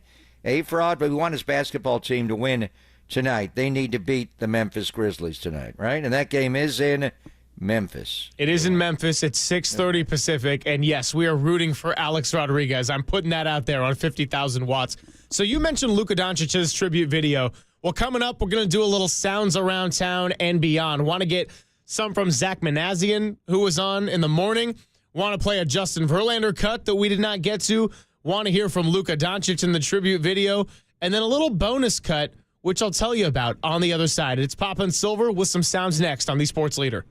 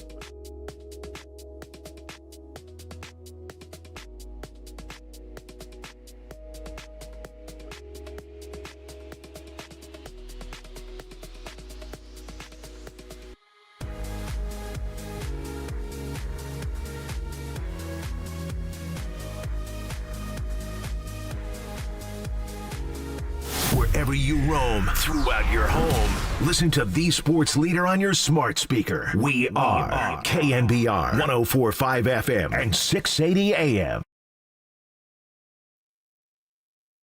What's going on? Papa and Silver, we're getting ready to hand it off to Dirty Work coming up in about 25 minutes. They got a nice little 2-6 with the Giants off today. In the meantime, so much sound to get to, and it's been a busy week of sports. Had a little sounds from around town and beyond. So we're going to start it off with yesterday's starter, Justin Verlander. Now, he did give up 5 earned runs, but he also had 9 strikeouts, and the way he was locating the high fastballs up in the zone was good for a lot of those strikeouts yesterday. After the game, he spoke with reporters and said that despite some of the unfortunate, I would call them just bad fortunes of the way that some of those runs went in, he feels pretty awesome physically, and it's the best he's felt in a long time. So here's what the 42-year-old future first ballot Hall of Famer had to say. But, take that away and how I felt and how the stuff was, it was best I've been in, best I've felt physically in years. So, I think I keep doing that, I'll be just fine. But it's still not really an easier pill to swallow right now. The only thing that makes it easier to swallow is that the boys rallied and we won this ball game. It's a hell of a win. It's what good teams do. We had a tough couple days. I put us behind the 8 ball, and these guys responded. Impressive today. You know what, Justin? I wouldn't feel too bad about it with the way the offense picked it up, because the previous 2 games of the series, Webb and Roop pitched their face off, and the Giants went for 0 runs apiece. So I get what he's saying, but good to hear him feel good physically, because the big concern, and maybe concern's the wrong word, but I would say the biggest question mark with Justin Verlander over the course of a season is how is he going to hold up physically rather than the specific numbers and box scores through 3 starts. Yeah, he looks fine. I mean, there's a lot of swing and miss. He seems to be in command. But the 2 home starts, the baseball team did rally back, and they won both those games. And both won them, putting up a big number and winning in walk-offs at the end. But he wants to pitch better. It's a little hard to watch him when he's squirming so much. And I thought he pitched better in this start than the one in the home opener on Friday, but the result was the same. It just went sideways in the 3rd inning, and for different reasons. He had a long battle with Cal Raleigh. He had a leadoff walk. He gave up a ball off the wall. The infield was in. The ball that Ellie De La Cruz hit, Lamont got his glove on it, but Lamont really got high in the air to get a glove on it, but he was in tight. I didn't like, pitching to Gavin Lux with first base open and him the infield in. I think if the infield's back and he faces the right-hander, he may be able to get a double play ball. But the one that, with the infield in, Fitzgerald could not get a glove on it. It cost him a couple of runs. He came back in and he pitched better. He got deep into the game. He went 5 2/3, and then they couldn't get to play, the force out at second base with Fitzgerald on the feed from Adames, and Trevino walked in one of his runs. So he gave up 6 runs, 5 were earned. It was not a good outing for him. His ERA is too high.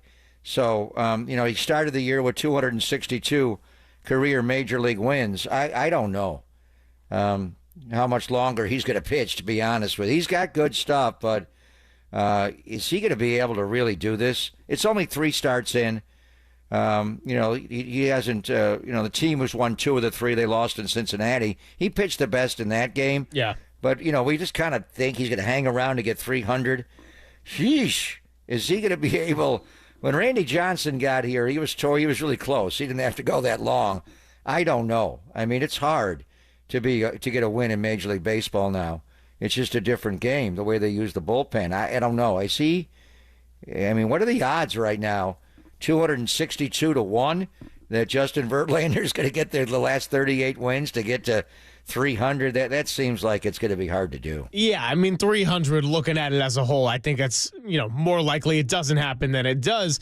I'm also looking at Greg Amsinger's 17, and hey, one at a time right now, all right? We got to get to 263 because your hat still stands today at 262. I love it. I get to keep the 262. Brock's hat. It works for Verlander. So, but we do want him to get some wins here, personally. But the bottom line, the baseball team won twice. When he started, they weren't perfect, but they won both of his starts. And they are 9-3 as a result of it. So, speaking of the bullpen, Zach Manazian was on as the Giants executive show. It's going to be a rotation between Larry Bear, Zach Manazian, and Buster Posey with the morning show every Thursday at 7:30. So recommend going back and checking out the whole interview if you didn't get to listen to it yet. But wanted to play this bite on Hayden Birdsong's role and if he will piggyback Roop in starts moving forward. Yeah, it doesn't necessarily. I mean, look, at the end of the day, it's going to be Bomel's call, and I think Bomel's done a great job finding him these length bullpen spots. Certainly, something we talked about in spring training with him was, we can use him as a little bit of a bullpen ace, kind of these longer bullpen outings. One, Hayden's really good, and two, it's a day where you don't have to use your pen, so. Even thinking back to Tuesday and, it's a tight game and we can trust Purdy to come in a game like that and keep us right there. The 3 innings was huge and Ramos's ball is 1 tick higher. It's a homer and we win the game. But losing that game, Purdy throwing those 3 innings, we're not going to any other pen guys. And we go into yesterday with a fresh bullpen and we needed them. And we end up winning that game. Yeah, so there you go. I mean, Hayden Birdsong has had some good stuff so far. And you look, here's the other thing. And I did have this thought yesterday. Verlander, by and large, he did look pretty solid physically. I think he's hanging in there. But if he kind of start breaking down, maybe he's the one that you get the piggybacking off of a Birdsong. Or maybe it comes to a point where Verlander's not physically right in the second half of the season. Birdsong goes ahead and takes that starter spot. Yeah, I think he'd be next in line. And you got a bunch of guys pitching well at AAA, and Kyle Harrison is throwing well. The one thing with Birdsong is, do they have to build him back up? He's thrown 3 times out of the pen. 1 inning, 2 innings. In the game he referred to on Tuesday night, he threw 3 innings. So can he go right back out and throw 6? John Shea spoke to him, and he could go longer, but he's not building up the arm. He's not getting to 100 pitches in these outings. He's pitching well. There's no doubt. But Zach Manazian, he's a smart guy. The way he phrased that, because they didn't use Hayden Birdsong yesterday, but all those other arms were available because he basically took you through the 7th, 8th, and 9th. In a game, you wound up losing 1-0. In a close game, he kept them at 1. He kept them reachable, and only the 1 run Landon Roop gave up. So he did not directly have an effect on yesterday's game as far as he didn't pitch in the game, but what he gave you on Tuesday night set the bullpen up to be able to go 10 innings yesterday with your high leverage arms. They didn't pitch Camilo Duvall, and they haven't pitched him since the game on Monday, but that was a fascinating deep dive baseball look at what Birdsong's outing Tuesday did for them to win the game yesterday. That was brilliant. Yeah, no doubt about it. So there you go with a piece of sound on Zach Manazian, Justin Verlander as well. And you mentioned it in the last segment, Luka Doncic, the tribute video. What a strange scene as a whole. The way that the crowd was cheering for Luka all game long, the thank yous, the not wanting him to leave, and then also the way Luka received that video, just being teary-eyed from the get-go, and how kind of strange how he really never wanted to leave, and the trade happened, and now both sides are moving on. Here's a couple minutes of that emotional tribute from last night. With the 5th pick in the 2018 NBA Draft, the Dallas Mavericks select Luka Doncic from Ljubljana, Slovenia, and Real Madrid. Hi, it's Luka Doncic. I'm really excited to be a part of the Dallas Mavericks team, and I hope you will enjoy my games and you will enjoy how I play, and I hope to see you soon.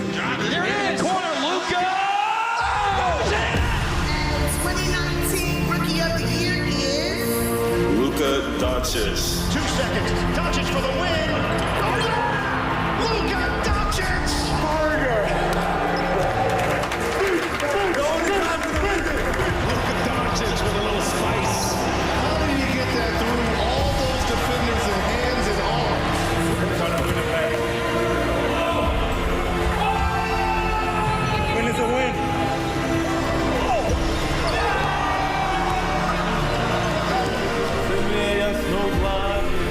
Hey, my baby.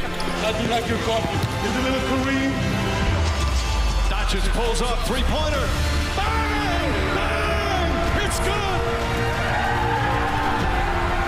How you feeling? Amazing. Leading the break, Paul nipping at his heels. Outside. What a pass. Washington. Oh!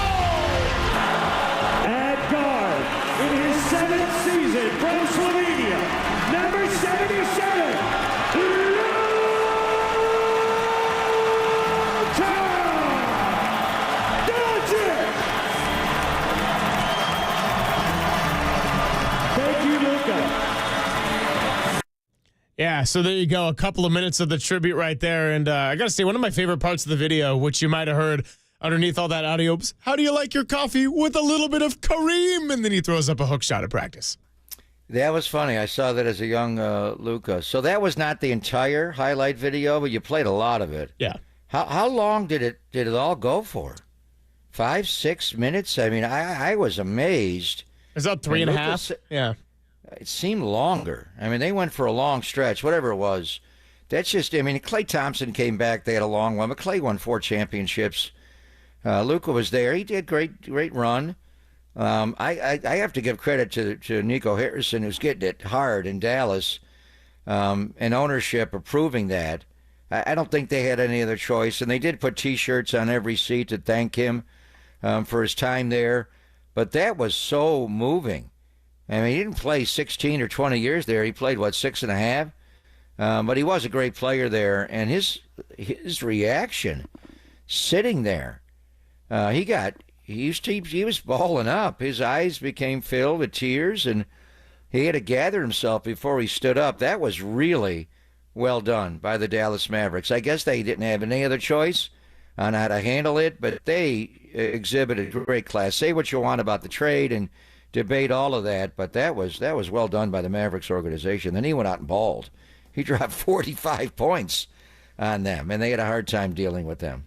And he didn't get ejected for trash talking a fan because all the fans were so grateful to see him. So it was a win-win in the eyes of Luka Doncic and the LA Lakers. But yeah, I'm with you, man. Just seeing how emotional that he got, and just trying to think of tributes we've seen like that before, where he didn't necessarily want to leave. He didn't win a title there, but he still meant so much to the fans, and you could just see how thankful that the fans were, and they did the whole shirts and everything, and I don't know, just the general reaction from it all. And I mean, this trade's going to have an impact for the next 10 years plus of both of these franchises, so wild to see him back, but he's wearing the purple and gold, and perhaps will face the Golden State Warriors in the first round of the playoffs. One more piece of sound, and yeah, after watching Harrison Barnes hit a game winner, I wasn't just going to go to bed right away. Okay, I was way too awake, so I watched a little Justin Verlander and his pitching. Also watched 15 goals, back in highlights, of course, between the Minnesota Wild and the San Jose Sharks. Yes, the Wild got it done, 8-7 in overtime, but pretty cool story right here of Macklin Celebrini. Well, guess what? Jung-Hoo Lee got his first ever triple. So did the kid, Macklin Celebrini, with his first ever hat trick. Here is the audio of goal number 3. And Thompson behind the net. That shot by Foligno was the 40th of the night for Minnesota, as Will Smith has a look, gets to the puck, across, and Macklin Celebrini has his first NHL hat trick. And the great part of all of this is that Make-A-Wish kid Luke Schumann was in attendance to watch his favorite player, Macklin Celebrini, and there's video of him celebrating cancer survivor, and he's yelling, "That's my friend." So pretty wholesome all around. And like I said, 8-7 loss, but I mean, come on. The future is teal, and how can you not love it? No, there were 4 hat tricks in the NHL last night, and one was a 4-goal performance. And I watched the game. Macklin he was in the slot, not the high slot, the low slot. His teammates certainly gave him some nice feeds to get the hat trick, which leads to, and you went to see him play this year, Evgeny Malkin. That's where this jersey. Holler texted me a Penguins jersey. Nice. WTF? Why? I have no idea why I have a Evgeny Malkin Penguins. Honestly, no idea. I have a Gilbert Perreault.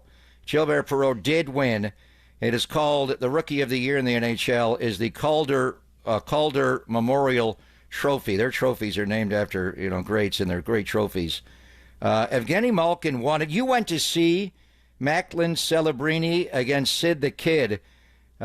Sid the Kid never won a Calder Cup in his rookie year. He was not Rookie of the Year that year. Malkin won it, of course, the great Mario Lemieux. Evgeny Nabokov, the only Shark, Patty Falloon, the first year of the existence, came close to winning the Calder that year.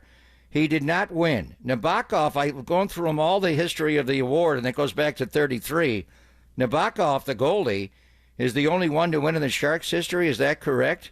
So as good of a year as he's having, I'm not sure Macklin Celebrini's going to win Rookie of the Year, the Calder Memorial Trophy. He's going to finish 1 or 2. We'll see. But what a rookie season this year. He's 18 years old. He's just a baby. He's as old as Luka when he got drafted to the Dallas Mavericks. Yeah, he's as old as Cooper Flagg, who is going to be the number 1 pick of the NBA draft as well. So we're seeing a lot of rising stars at that young age. And I know I'm not that old, but I am now at the age where it's different when you're growing up and you're like 13 years old and you see an 18-year-old who's a freak athlete. And not that you think that you're going to reach that level at 18, but there's some part of you that's like, oh, yeah, they're older than me. And now I get to the point where I see people who are, grades and grades below me just way overachieving. And Jacob's looking at me like, yeah, I know, man. It's a humbling reality, but here we are. Good for Macklin Celebrini and his first ever hat trick. Yeah, I mean, it's pretty. Sidney Crosby did not win the Calder, his rookie. How could he have a nickname, Sid the Kid, if he didn't even win the Rookie of the Year, the Calder Trophy, his rookie year? I was shocked by that. He never won it? Yeah, I guess not. Or did not win it? You only get one chance to win it. He didn't win it? Unless you're Ben Simmons, and I joke, of course. Coming up on the other side, we're going to wrap up the show. We'll get ready for the Giants and their big road trip, and the Warriors are going to have to go to Portland today, win these last 2, and get a little bit of help from the others. It's all coming your way, and then we'll hand it off to Dirty Work on KNBR 104.5 and 680, the Sports Leader.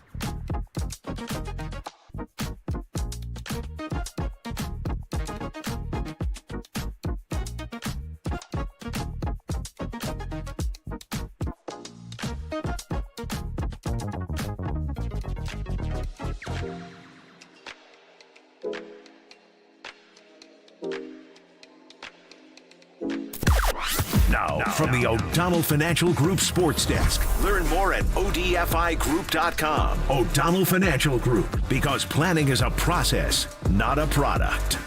Well, it's a Thursday, which means it's the Giants Executive Show with Murph and Marcus, and they had the pleasure of having Zach Manazian join them at 7:30 this morning to talk about Mike Yastrzemski's walk-off, the 9-3 start, but also some of the questions that surround the bullpen here as the Giants still have a lot to figure out, even with the vibes being high and a big road trip in front of them. Check out that interview on the KNBR app, KNBR.com, or wherever you get your podcasts.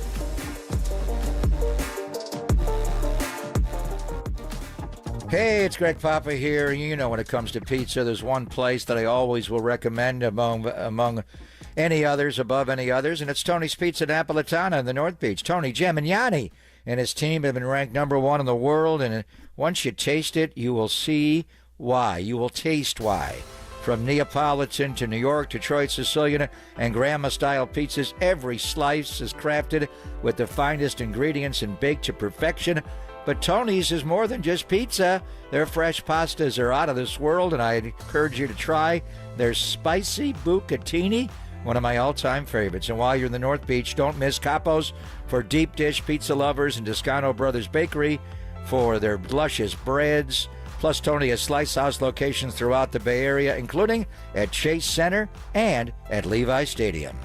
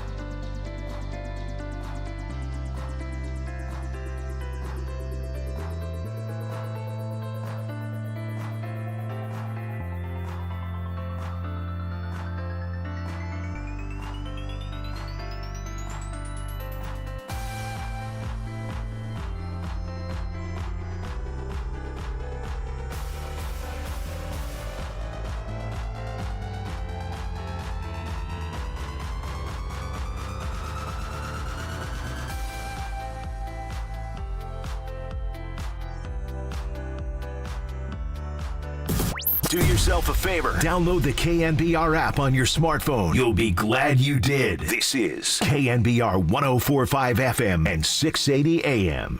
The pitch. Yeah, swings and he belts one deep down the right field line. Headed for San Francisco Bay.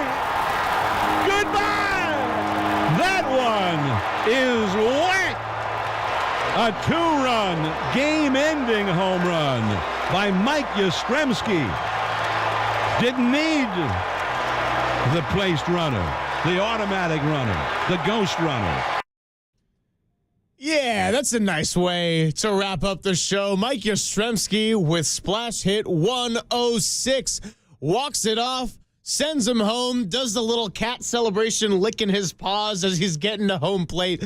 Whatever it is, the Giants avoid the sweep, and they're traveling for a big road trip, which starts in the Bronx. And tomorrow, we're going to see Robbie Ray, who's off to a 2-0 start himself, go against Marcus Stroman. 0-0 on the year, 7.27 ERA. Chance for the Giants to keep building off this hot start. And Marcus Stroman was the one who was very outspoken in spring training about, I'm not pitching out of the bullpen. I am a starter only, when the Yankees had a lot of starting pitching. They don't have Garrett Cole. Tommy John, wow, where did that come from? He melted down in Game 5 of the World Series, didn't cover first base. They had a 5-0 lead. Great pitcher, without a doubt. One of the best in baseball, just overpoweringly good, but he's done for the year with a Tommy John, so that's wild. So Stroman is in their rotation. Carlos Rodon will pitch against the Giants on Sunday.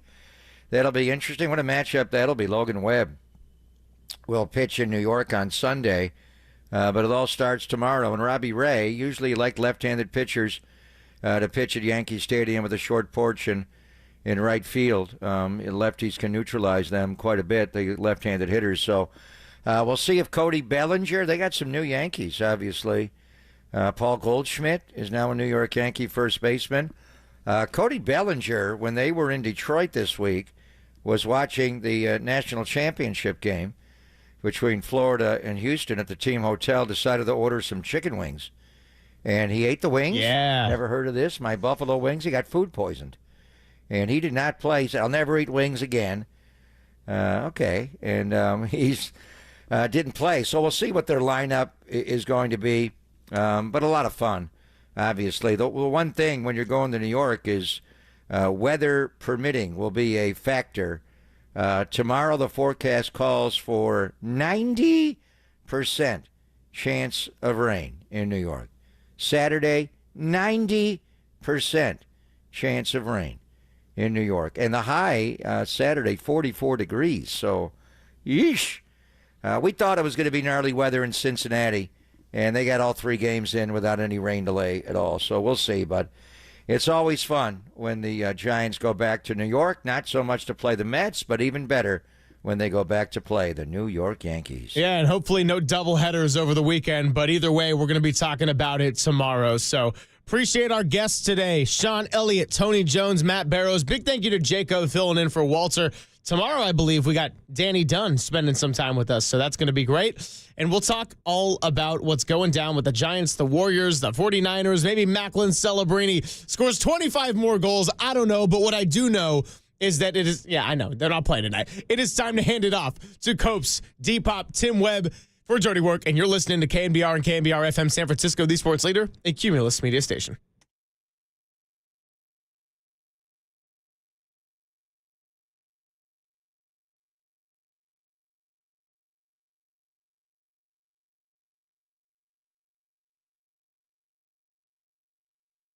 Thanks, Jacob.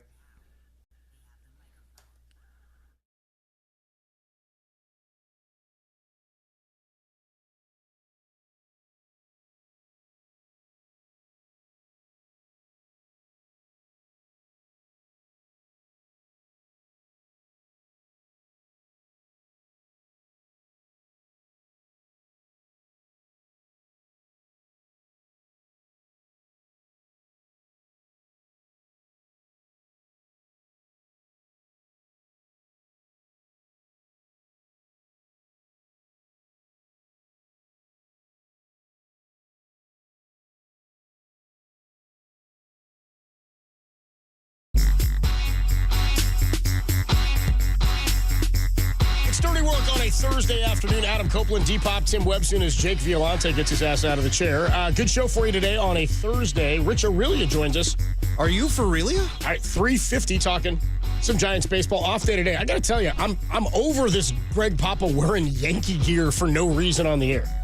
Why and what is the reason that he's doing this? Well, because the Yankees are playing the Giants, I don't care. Why is he wearing Yankee gear? Well, the rationale would be that he's going to wear an outfit every time the Niners have an opponent. So he's going to wear Cardinals gear? No. And he doesn't. The problem is that he doesn't do any of this consistent. Like, the only thing consistently he does is we're doing Warrior talk, Warrior gear. Yeah. Giants talk, Giant gear. A's talk, A's gear, whatever they're doing. This whole thing, we're talking NCAA tournament, so I'm throwing out every piece of Syracuse. I'm wearing my Syracuse orange men on. They didn't make the dance. They're talking about Macklin Celebrini getting the hat trick last night, and he's wearing a Penguins jersey. I don't understand. It's hockey, isn't it? Let me just find any piece of clothing that closely resembles what I'm talking about. Ridiculous. Anyway, I don't understand the point of wearing the Yankee stuff. Completely ridiculous. What's it going to open against the Yankees tomorrow, and they're going to talk Yankees, so he's going to wear Yankee gear? He better wear it the entire show tomorrow and see how that goes. What's he, Bob Costas, rolling around with a Mickey Mantle card up his ass or something? What the hell is this about? You know what I mean? Up his ass? Yeah, Jesus. I don't know. It's Bob Costas. Bob out there. We love you, Bob. Yeah, I know. He's a friend of the program. I don't know if we'll ever hear from him again, though, now that Tom's gone. It's dirty work. We'll just talk Pootie Tang with him. Yeah, Pootie Tang gone. Done it again, yo. Sign my pity on the running kind. Getting him to say, "Wadate, my brother, wadate," was pretty incredible. What do you say? It's like choosing between. It's like a Sophie's Choice. We asked Bob Costas when he was on with us months ago with Tom. He used to come on the show. But the best was that he would ask to come on. He would call us and be like, "Hey, can I come on? I've got something to talk about." Well, no, the best was he was on a Friday. Then he hit me up and like, "Derek, I didn't fish exactly what I wanted to talk about. Can I come back on Monday?" I have a good note for your Barry Bonds fan listeners for you. And so he came back on Monday and then pretended like we had hounded him to come back on a second time. He's like, I only have 15 minutes. It's like, okay, but Bob, you reached out to me. You told us you wanted to come on. You called me. Then we asked him what his better on-screen performance was. Was it basketball or Pootie Tang? And he said, it's like asking Jimmy Stewart to choose between Mr. Smith Goes to Washington and whatever else. Yeah, It's a Wonderful Life. It's a Wonderful Life, yeah. And then he said, let me leave you with this. Wadate, my brother. Wadate. Rich Aurelia at 3:50. He's from New York. He ain't rocking Yankee gear. No. He's not. He's from Brooklyn. No, from Brooklyn. No sleep till Brooklyn. Yeah. I used to come up to back to that. And then Mark Spears at 4:50. By the way, Tim, we need to play that song during the intro today. I don't know why we don't do that. Yeah. I don't know why we don't do that for Rich every single time. We should be playing everybody's walk-up music every time they come on. You tell me if we had Rob Nett on, which we need to. He was on earlier this week with the Gregs. Well, I didn't hear that. I wasn't listening to that. I don't care about that. I don't care about that. I'm talking about me talking to Rob Nett. What did Greg throw on an Angels jersey when they talked Rob Nett, reminisce about the 2002 World Series? Mark Spears on at 4:50 talking about the meltdown that was Warrior basketball last night. I'll tell you this, guys. I didn't need that, I didn't need it at all. No, I mean, as good as we were feeling yesterday after the Giants walk-off win. That was as bad as I couldn't believe that last night. That walk-off loss last night. I mean, we'll get into it, but there's only one person to blame for this. It's not Steph Curry. It's not Draymond Green for the turnovers. No, it's not Jimmy. It's not Jimmy Butler. It's not even Steve Kerr. No, it's not. It's not even Pat Spencer. I would have liked to see him last night. There is one man, and one man only, that predicted this thing, and it's all his fault. Ladies and gentlemen, Exhibit A, Marcus Thompson on Monday's show. They got to run the table, but you just already know this team is going to lose to San Antonio at home on the back-to-back. Oh, no. Come on, bro. I'm just prepared for it because if it happens. Marcus, we didn't need that, man. He sniped it. He's like, they're going to kick one to San Antonio. Because I asked him, where do you think the Warriors are going to finish now? And I said, because all these teams like tiebreaks are going to come into play now. What do you think is the most likely scenario for where they'll finish? And he said, man, that's exactly his answer there. As you know, they're just going to – he said they should win all of them. And Derek, for his lack of positivity around just about anything, you were pretty gung-ho on the Warriors winning all four. You thought that was in the bag. Well, the only thing or certainly the first three. The only negative thing I said was maybe they're getting a little older and maybe they can't withstand a 7-game series against these younger teams. But I expected them to, run the table here and avoid the play-in, get the 6 seed, the 5 seed. But Marcus, calling me Mr. Negative, he called it. Yeah. Now we got to deal with this crap. He knows the team. I mean, dude, I texted him last night. Yeah. And I texted him his quote to us, and I said right after the game. I said, this one's on you, Marcus. You got to wear this one. I said, 808 KNBR, how much do you blame Marcus Thompson? We were joking about. And he said, man, because he's not going to be on with us tomorrow. I think he's going to be traveling or he's doing something tomorrow? Well, we don't have a ton of time tomorrow. That's right. Suppose a scheduled short show tomorrow. Yeah. We'll see what happens with the weather. Knock on wood. Let's see what happens with this weather, yeah. Murph would say knock on Formica, whatever. Formica? I don't know. He always says like that's the surface. Okay. I think it's just the one surface that he can think of that's not. I mean, it might be Formica. I don't know what this is. Anyway. You respect wood? I respect Wood. Okay. Yeah. Use a coaster, though. Yeah, there you go. You respect Wood. I texted Marcus. I said, this one's on you. And he said, you're lucky I'm not coming on Friday. I might predict a Portland loss, too. I was like, damn, Marcus. Bro. I don't need all that, Marcus. He's turned into Ray Rado covering teams. Good Lord. Drop into Portland. I mean, look at the magnitude of this game on Friday against Portland tomorrow night. And then they got to take on the LA Clippers. Just to stay alive. I mean, we've gone now from a week ago, them having the back-to-back wins against the Lakers and Nuggets and thinking, all right, this team's going to be, I mean, they're definitely going to avoid the play-in. They're a 5 seed, maybe a 4 seed. We'll see what happens. No, I think that loss last night is detrimental. I think at one point last week I said something about a 3. Yeah, that's all out the window, my man. Six is the pinnacle of and I mean, honestly, like I don't know if they get higher. They need to just win in order to maintain the 7 seed at this point, and then hopefully see some losses from Memphis and the Clippers to get up there in the seeding. Well, and they own the tiebreak with Memphis, so they can finish tied with Memphis in the standings record wise, right, and still be above them in the playoff spectrum and the playoff standings. But hey, I got good news. So they can't get higher. Take it from me, you can always get higher. Oh, you can't get higher. What you got? Yes, I mean the Warriors now. The good news is good news. I mean the bad news is Warriors lose last night. We'll see where they finish. Good news. The good news is I think I'm over this sinus infection. It sounds better. Yeah? He does. You're considerably less I can stuffy talk now and I can sing. You still have. I mean, you still got a little bit in there. It sounds like, but it sounds like you're just more normal, a little bit nasal. Yeah, I got a little nasal spray to help out with what's clogged up there, and then I'm chugging some hot water. So yeah, I think I've turned a corner here. There you go. So by the way, they won. So what are they? 21-7 with Jimmy? Yeah, I think that's a number. 21-7 with Jimmy Butler. Just damn good. I mean, we talked about this. Yeah, I mean, the best they can finish now with Jimmy would be 24-7. But think if they started out better, they would be avoiding this whole damn thing. Of course, but they didn't have Jimmy. They I know. weren't very good. I was talking to a guy at Showdown last night. I was watching the game up the street in North Beach at Showdown. Good burger up there too, by the way. Had one for lunch.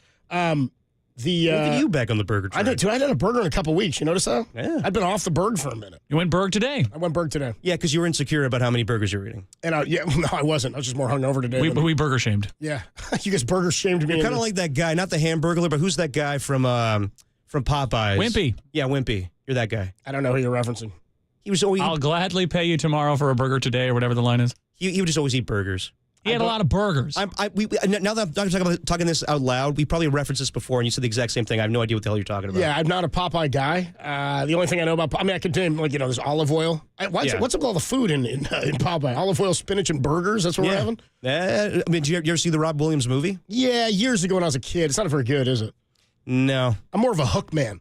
Yeah, Hook was good. More of a Hook man. I'm more of a Hookman. Although my favorite bit on Family Guy years ago was when Popeye goes to the doctor's office. The doctor's like, Popeye, we figured out what's wrong with your arms. Those aren't muscles. Those are tumors. He goes, and also you've had a stroke. That's not how you're supposed to be talking like that. And then he goes, I'd say about 3 months.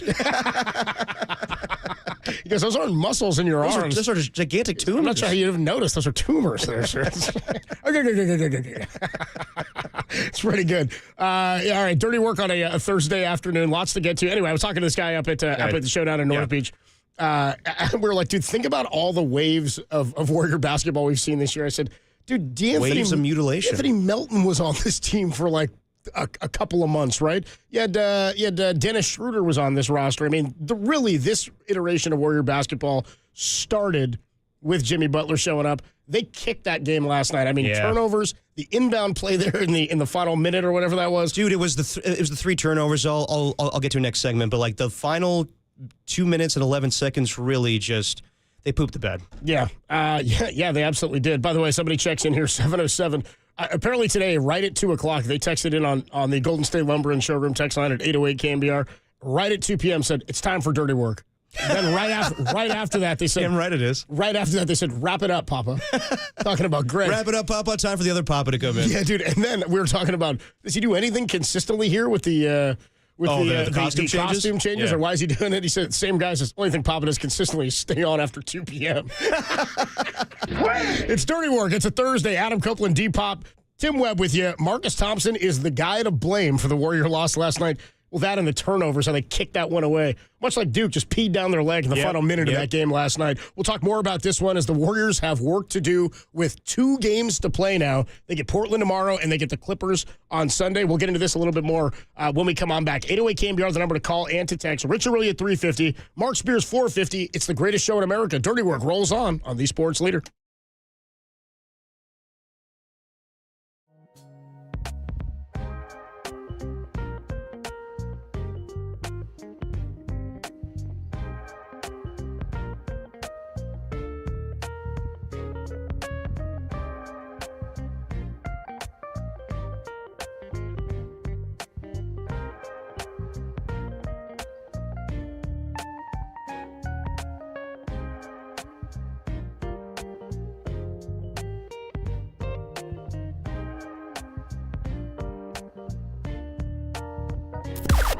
Now, from the O'Donnell Financial Group Sports Desk. Learn more at ODFIGroup.com. O'Donnell Financial Group, because planning is a process, not a product. After a huge comeback win versus the Reds, just listen to this. High drive to right. It is out of here. The Giants have an off day before taking the field in New York against the Yankees for a 3-game set. How are you feeling about the team after a 9-3 start? Tell us about it on the KNBR YouTube chat, the only place for Bay Area fans to argue why 9-3 is actually a bad thing. No, really, that happened yesterday.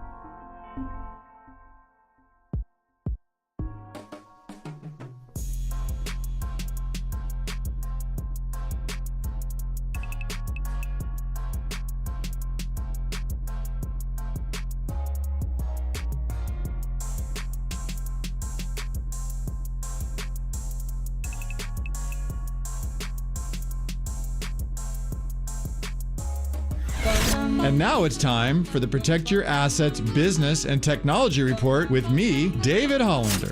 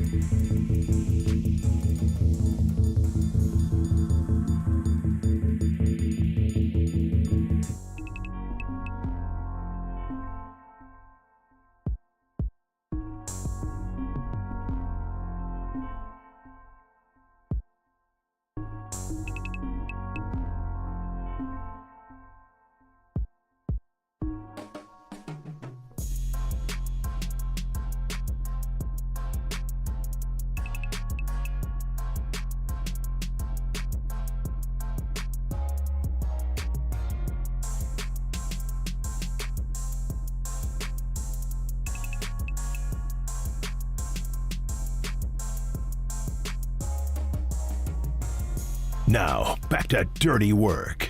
Adam Copeland and Derek Papa on KNBR 104.5 and 680 AM, the sports leader.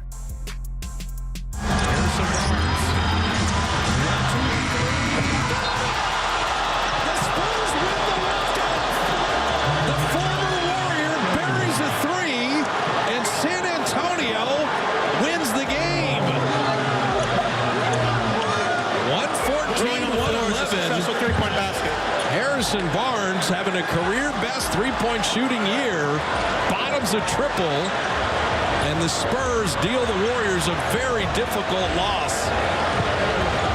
Shocking. Had to be you, HB. It had to be you. Yeah, Harrison Barnes takes him down with, a dagger three, dude. I mean, it was hands in his face. He's like jumping as high as he can in the air. I just think it's incredible when guys jump that high and they're shooting at the peak of their shot like that. He gets it over the defenders. It looked good out of his hands. Well, Jimmy had good defense on it, but God. They smothered him, but it was a damn good shot. And you leave yourself open to a game winner like that. I mean, Draymond hit 2 huge free throws. I was like, dude, how'd you like to have, if you had to pick one guy to be at the line there, Draymond. He was sweating it, too. Dude, I do that. After he made the first one, I was like, you got to be kidding me, dude. I was like, and he knocked down the second one. I was like, Draymond Green coming through clutch on that foul. I mean, Harrison Barnes comes up clutch with the 3-point shot there to win the game. But before that, it was like, Harrison Barnes, what are you doing? Yeah. Why are you fouling Draymond? And, of course, Kalena and Fitz are like, well, that's a stupid play to send Draymond to the line. I'm like, maybe it's a good play, actually. Wasn't he the one guy on the court you would have wanted to be at the line? Absolutely. If you had to put somebody at the line, it would have been him. He just didn't need to foul in that situation. Or, if Kevon Looney was on the court, but he wasn't there. That's what I mean. If the guys who were on the floor, you just didn't want – I just don't think San Antonio wanted to foul in that spot. No, they did not. But, man, last night was pretty much a tale of the inconsistencies in each quarter. First quarter, they were great. Second quarter, not so good. Third quarter, great. Fourth quarter, not so good. And I didn't mind – that the game was so close. Like, everyone's going to talk about, you shouldn't lose to the San Antonio Spurs, and I said that prior to yesterday's game, too. But when you have a back-to-back and San Antonio has nothing to play for, give kudos to San Antonio for the amount of fight they had. Like, compared to what the Phoenix Suns displayed on Tuesday night, San Antonio's playing for something. And Chris Paul, 20 years in this thing, he still is fighting, to prove something, even though I'm like, a lot of veterans in his position will probably be like, just release me. Let me go to a playoff contender. He's like, no, I'm going to fight with these guys no matter what, even if Victor Wembanyama and De'Aaron Fox are there. But they lost this game because of the sloppy turnovers. Steph almost turned the ball over in the closing or the last 2 minutes, but he gets it back. Then Draymond immediately turns the ball over. Then Draymond turns it over again. It's an over and back with Stephon Castle, so they avoid that. But the inbound play from Steph to Jimmy, that's just what killed them. That was the one that was atrocious. Just a disaster. Some of the lax passing, even before Draymond gets fouled, Steph drove down the court and he dribbles up right side. He's doubled a little bit, and he just sort of flipped it over his head up to that high pass. Yep. I was nervous on that pass with as sloppy as they've been. I was like, bro, Steph. But they were all converging on him. I know they were. It was the right thing to do. It was the right thing to do to pass it to him. I just thought it was not the best pass, and then ultimately Draymond gets fouled, and they get to the he gets to the free throw line. How about Harrison Barnes in this game? Did not attempt a field goal that was not a 3-pointer. 6 of 9 on the day. 6 of 9 from 3. Go ahead, Tim, hit it for me if you got it. 69. Thank you. There we go. Stephon Castle had a great game. Stephon Castle is a player. That guy's a baller, man. That's what I'm saying. I know a lot of people are going to be like, how could you lose to that team? Keldon Johnson gave him 20. Keldon Johnson going straight at Draymond Green in the closing seconds, too. And this is where, like, I hate that they lost this game. I'm disappointed. It was unacceptable to lose this game. What were they, 17-point favorites in this? Or something like that. I saw Spurs. They were. Spurs on the money line. You bet $100 on this, plus 900. You were fixing to make a 9-to-1 profit on the Spurs if you had taken the money line straight up to win this one. I didn't. Good on you. Didn't think that was in the cards. Plus 17 came in pretty easy, or 17.5, whatever that was. But when we were bitching and moaning yesterday about how Houston didn't have anybody, they're off 2 days ago. They're off today, and they had one game last night or whatever, and they were going to bet rest a bunch of their guys. And we're like, what the hell's going on, man?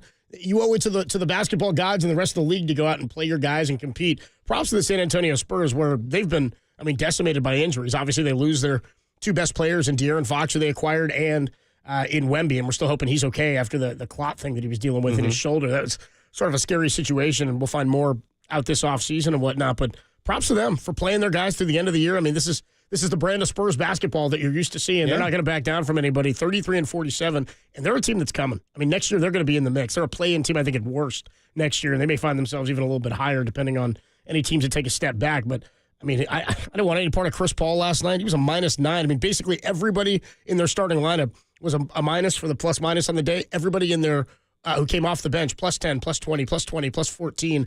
They played 9 guys, and they just Warriors too sloppy. They put up enough points to win, but a 38-point fourth quarter just destroys the Warriors after a 37-point third. And you pointed out the second quarter was disastrous for them too.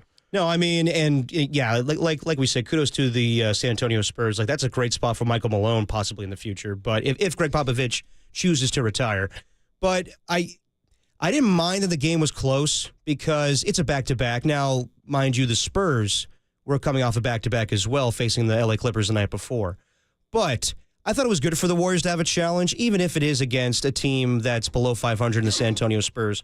Like Steve Kerr talked about it last night, these games are almost like playoff games. So when you're fighting with everybody else in the Western Conference to maintain or get to a certain seed, then, I like that last night's game was going to be a fight. And I like that, I've been talking about how Jimmy Butler needs to be more aggressive. He was aggressive in the fourth quarter. He was getting to the line. It wasn't like him, even last night, it was benefiting him to pass the ball up. There was a moment there where he could have been aggressive and gone to the rack. Instead, he found an open Steph Curry behind his back. He had a damn good game last night. 17, he had a great game. 17, you talk about his aggression. It's so funny, too. We talk about how Steph gets no calls. I think it's because Jimmy gets all of them. Yeah. Jimmy gets every single call, it feels like. And that's what's frustrating is when he's not driving to the lane or trying to get to the hole. It's like, bro, you're going to get called for, they're going to call fouls on you like every single time. He goes up strong. He had a couple where he just flipped him up, but 16 of 17 from the line. He had 28 points, 5 of 8 from the field, 7 assists, 4 boards. He had a damn good game. Again, just too sloppy at the end. Yeah, what I wanted to see was they'll find a way to win this. Even though they're down in the game, they had the lead by 14, they lose it. The whole time, I wasn't that concerned. I was just like, this is not great, but they'll find a way to win. Even when they were going, the way they ended the second half was not very good. The display where Draymond Green had an open basket under the net. He dishes it off to, I believe it was Steph or whoever it was, misses the 3. Then that leaves it wide open for Stephon Castle to get the lob up and slam it down. That extended their lead at halftime.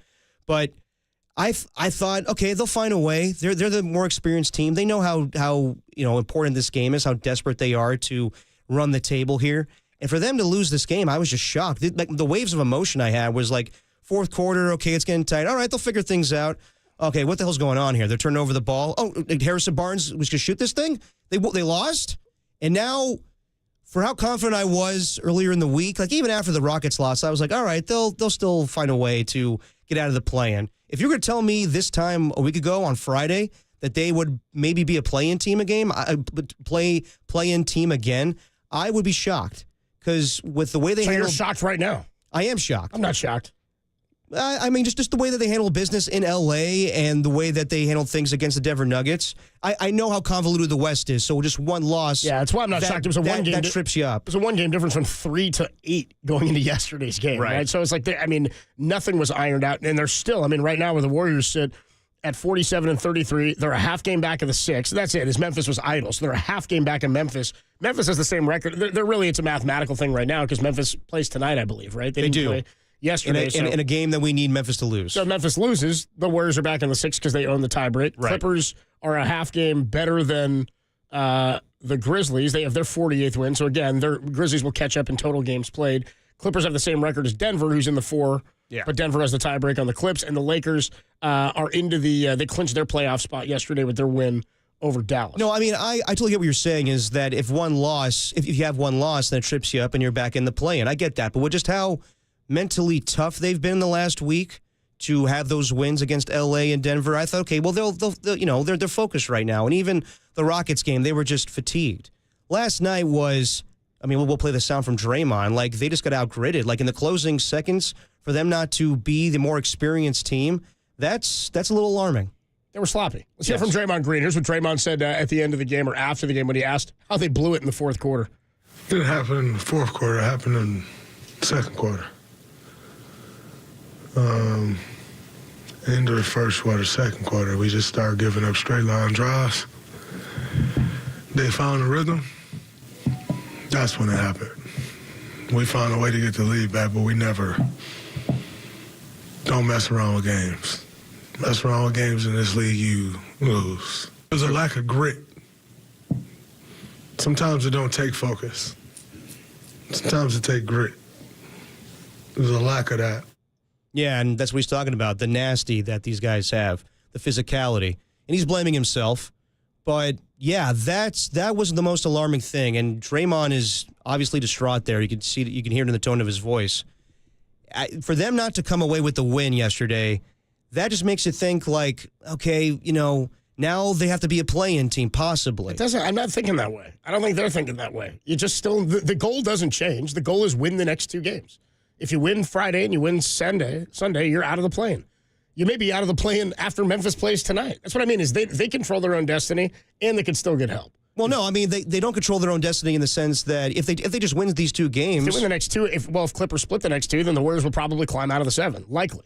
That's what I mean is then they're only a game back of the Clippers right now. They would tie the Clippers then. If the Clippers split the next 2. Okay, yeah, okay. What I mean is the Warriors the goal doesn't change for the Warriors. It's just that now they could use a little bit of help. And if Memphis loses or Memphis splits and the Warriors win the next 2, they top Memphis. That's what I mean is some of these tie breaks are going to come into play here. Doesn't make me think, they're a play-in team now. It's just an unacceptable loss in a game that you had in hand, felt like multiple times. Yeah, but even if, correct me if I'm wrong, even if the Warriors win out and let's say everybody else keeps winning, the Warriors would still stay at 7. Well, not everybody. If the Warriors win out, the Clippers would lose a game. Okay, but so the Warriors right now are one game back of the Clippers. Gotcha. Okay, that's what I'm saying. Do the Warriors have the tiebreak on the Clips? No, they do not. They don't. So that's the one. That's one where you finish the same record. You're still behind them. The Clippers play Sacramento tomorrow, and then they play the Warriors at Sacramento. on Sunday. Then they play the Warriors on Sunday. Okay, I mean, the Warriors got to handle business, but the goal doesn't change. I mean, you think now it's more of a possibility that they are, and they have to feel like. I mean, again, they need rest. Right now, they need rest bad. And that's maybe the ultimate thing that came out. It's why staying out of the play-in, it's one extra game, and you don't want to have to win more or play more just to get in to be the 7 seed, because then you're talking about playing the 2. You're maybe not a terrible matchup, I don't think, in the first round against Houston. And we talked about if you play a 7-game series against a team like that, the older, more experienced team oftentimes, given the ability to play into a 7-game series, will ultimately come out on top. That they'll old man or grown man some of the young players on the opposition. That's if they finish 7. For me, it's more about the rest. They need that rest. And if they get into the 6, they're very likely to end up playing the Lakers in the first round, which is pretty funny. Memphis, we pointed out that the Grizzlies are playing tonight, right? Grizzlies play tonight against Timberwolves at home against Minnesota. That's a huge game. And then their final game of the season. Who does Memphis play their last game? They play, I don't know the last game, but they know they have a back-to-back. They play Denver on Friday night. So they have 3 games left to the Grizzlies, right, because they're 1 game off. So they play Minnesota tonight, at Denver, and then against Dallas to wrap up the season. 808 KNBR, 415-808-5627. Let's get into what has to happen now. We'll talk about the schedule for tonight and the rest of this weekend. Again, Memphis, half game up now on the Warriors because they were idle yesterday. If they lose tonight to Minnesota, the Warriors jump right back above them into that 6th spot. We'll talk more about this one and get to your thoughts and your calls at 808 KNBR. Unacceptable loss last night. How nervous are you that the Warriors finish in the play-in tournament? Are they more likely a 7 or a 6? We'll talk about that next. It's Dirty Work. Greatest show in America rolls on the Sports Leader.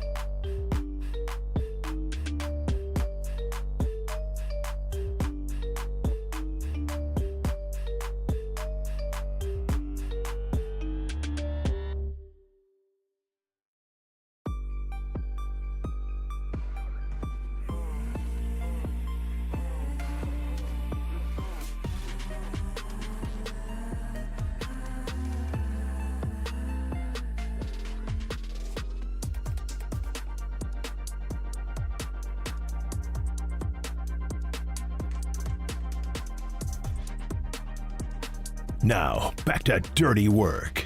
Adam Copeland and Derek Papa on KNBR 104.5 and 680 AM, the sports leader. We're already in the playoffs, and so this is what the playoffs feel like. A lot of pressure, lot on the line, tough losses, and so the only thing you can do is you pick up your chin and off the floor, and you get back at it the next day. So we got a huge game in Portland, and we'll fly there tomorrow and get these guys ready and right back at it. My chin was on the floor too after Harrison Barnes hit that shot last night. I had the two hands on my head. I had the two hands on my head, mouth wide open. I was shocked that they let that game get away and that Barnes hit the shot he did. The surrender cobra. The surrender cobra. Yeah. Cobra. It was like Steve Kerr when he watched Steph Curry heave that shot and he turned around and was like, I don't know what the hell this guy's doing. I can't believe he hit that three-pointer. No, I mean, I feel like I've seen that game a few times now where they play like a lowly team and someone makes a three-point shot at the very end there. Somebody tweeted that at me last night. I said, I didn't need this S tonight after that Giants win. I was looking for a second straight day of Pat Spencer. I knew it was going to. That's when you feel like it's a good night. 17-point spread, and somebody tweeted at me, said, feels like they play the same damn game every night. Yeah, it was reminiscent of a few games. I can remember where someone just heaves up a prayer and then like, oh, God, the Warriors lost that game. How'd that happen? Kind of like when it was different, but Nikola Jokic, remember like a year ago, heaved up a half-court shot to beat the Warriors. But, I mean, Harrison Barnes, give credit to him, and I know a lot of people are coming down his road today being like, how come he couldn't do that in 2016? You guys crazy? Harrison Barnes had a lot of good moments with the Warriors. Yeah, seriously. And he just wasn't. He wasn't upgraded for Kevin Durant. Kevin Durant. Yeah, exactly. Are you crazy? If Kevin Durant wasn't available, Harrison Barnes would probably still be there. Exactly. You know what I mean? They would have kept him. By the way, I said last segment, Warriors control their own destiny. Still, they don't. They can win out and still end up in the 7. So that's what makes it so. That's why yesterday they pissed vexing. that one away. Yeah, that was tough. Not because now Sunday's game could honestly mean nothing. Like now, if the Clippers handle business against the Kings, they don't really need that game. It all really it would mean nothing maybe for the Clippers. It wouldn't mean nothing for the Warriors based on what happens with Memphis and Minnesota. Exactly. Minnesota's a half game back, but if Minnesota wins against Memphis tonight, they jump the Warriors. Memphis falls behind the Warriors. The Warriors would sit in the 7. Yeah, so basically the next two nights, what we need tonight, Minnesota needs to beat Memphis because the Memphis Grizzlies right now, they can leapfrog the war, or they already are leapfrogging the Warriors. They would drop from 6 to 8. Warriors would move up to 6. Minnesota would then be tied with the Warriors record-wise, but doesn't have the tiebreak. They would climb to 7. Yeah, and then tomorrow, Denver needs to beat Memphis, or the Kings need to beat the Clippers. 808 KNBR, I mean, Warriors need some help. 808 KNBR, how do you feel? Are you stressing about this? I mean, 916 checks in on the Golden State Lumber and Showroom text line at 808 KNBR says, a lot of pressure.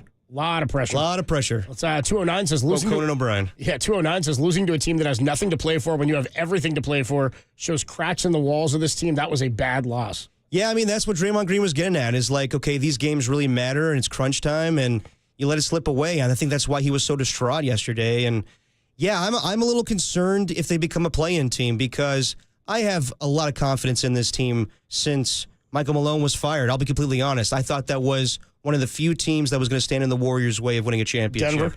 Yes. And, I mean, Denver played great last night, but I still wonder about a 7-game series and the coaching aspect of it all. Steve Kerr, hands down, is the best coach remaining in the Western Conference playoffs. I like the Warriors' chances. Now, again, as I said earlier this week, and Marcus Thompson thought I was being negative, I wonder about their age and their stamina and how they can fight in a 7-game series against these younger teams.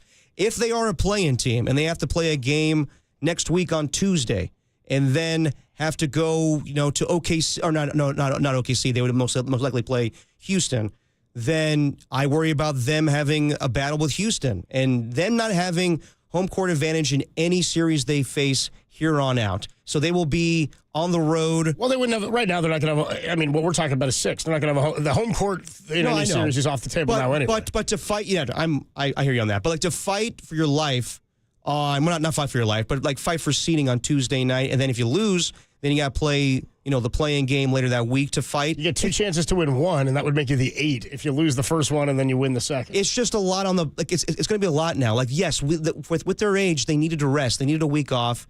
And if they have to play all these games now and go on the road and face all these teams, that's the thing. Like, I think they're better than a lot of these teams.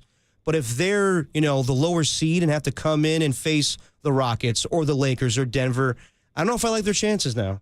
And that's the one thing. If they're a play-in team, then I'm not as confident. Yeah, of course not. If they avoid it, then, it's still there. I mean, again, it has not. To me, nothing changes in terms of to me, the only issue here is not about, you got to go. Right now, they're going to have to go on the road and face any of these teams anyway, no matter what, if they get into the playoffs. So that, to me, doesn't really matter. Okay. That's the situation they're in. They cannot climb to the 4.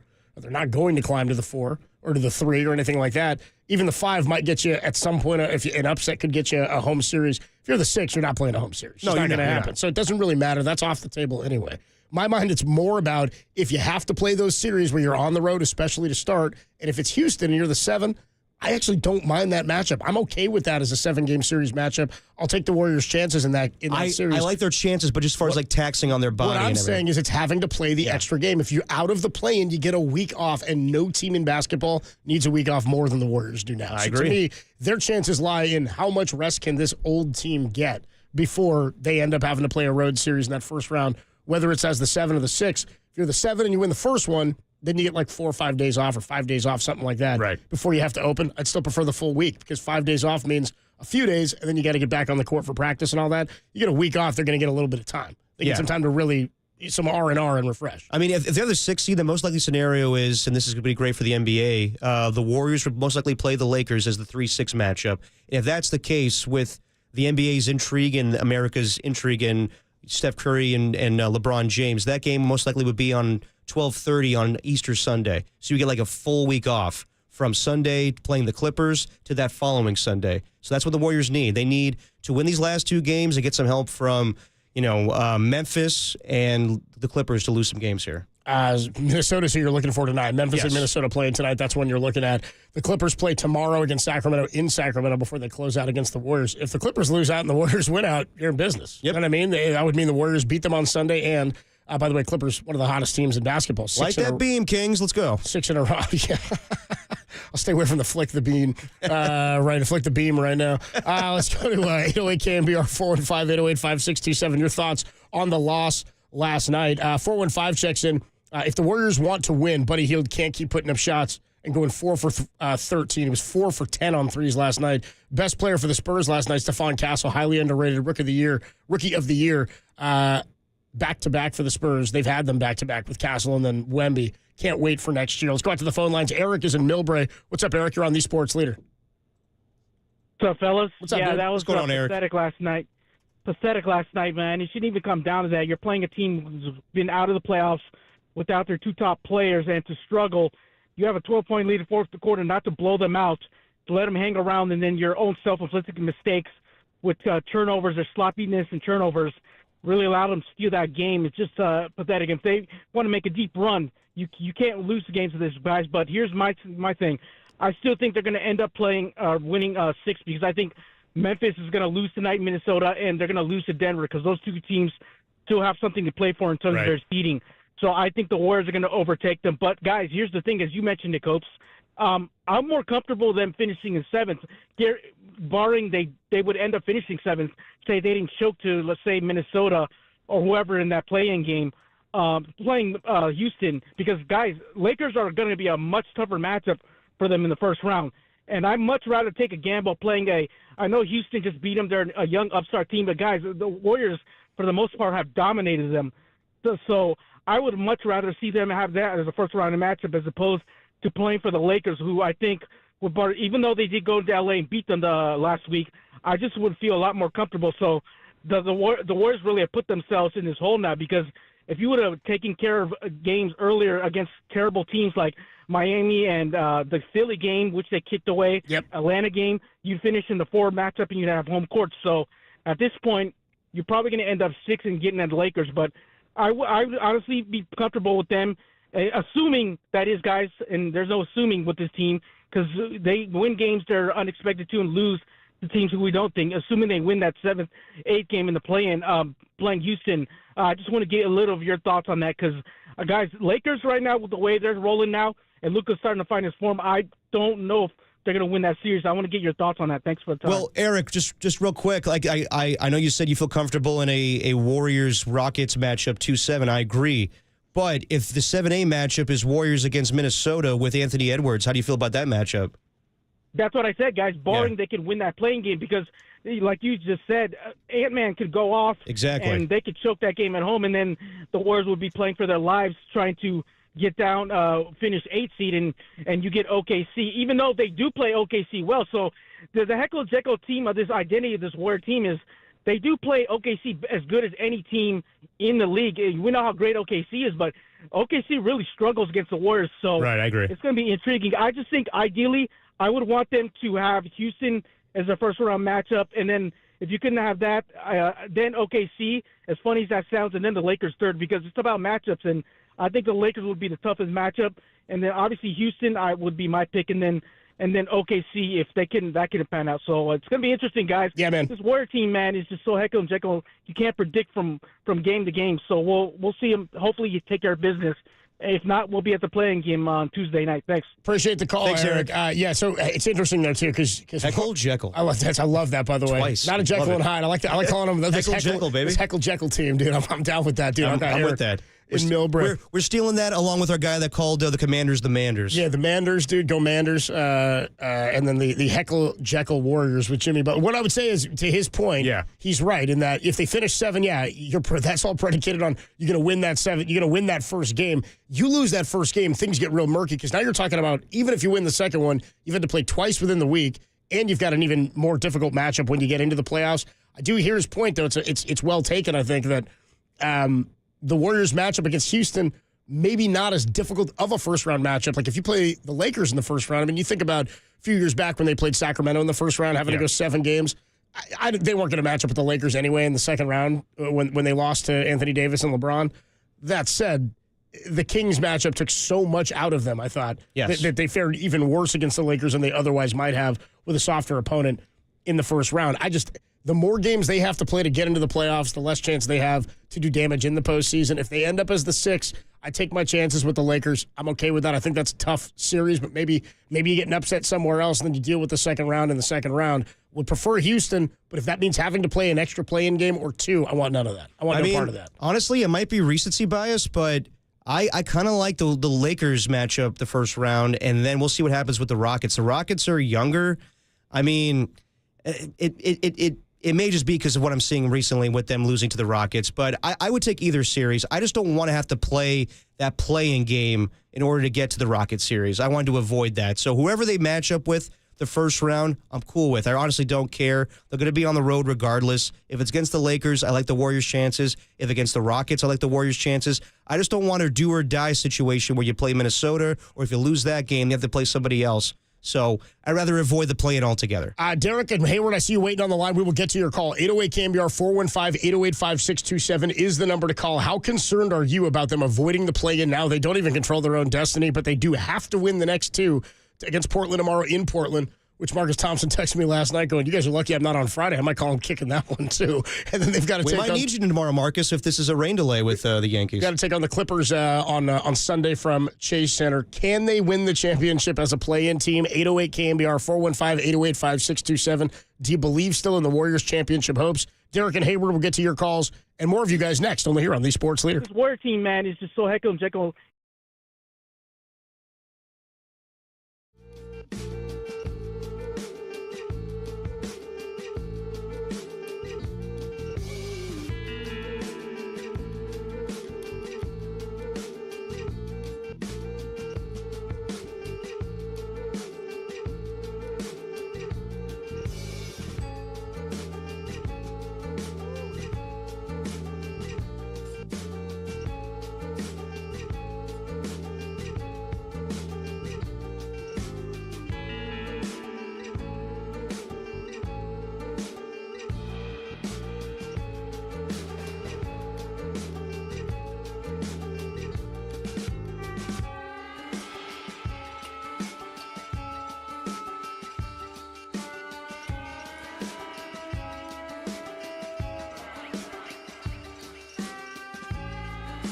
Well, the Warriors crapped the bed last night, 114-111, in a tough loss to the Spurs despite 30 points from Steph Curry and 28 from Jimmy Butler. But late-game turnovers proved costly in the loss. The Warriors now sit in the 7th position with 2 games remaining. For everything Dubs-related, keep it locked to KNBR, the man that loss hurt leader.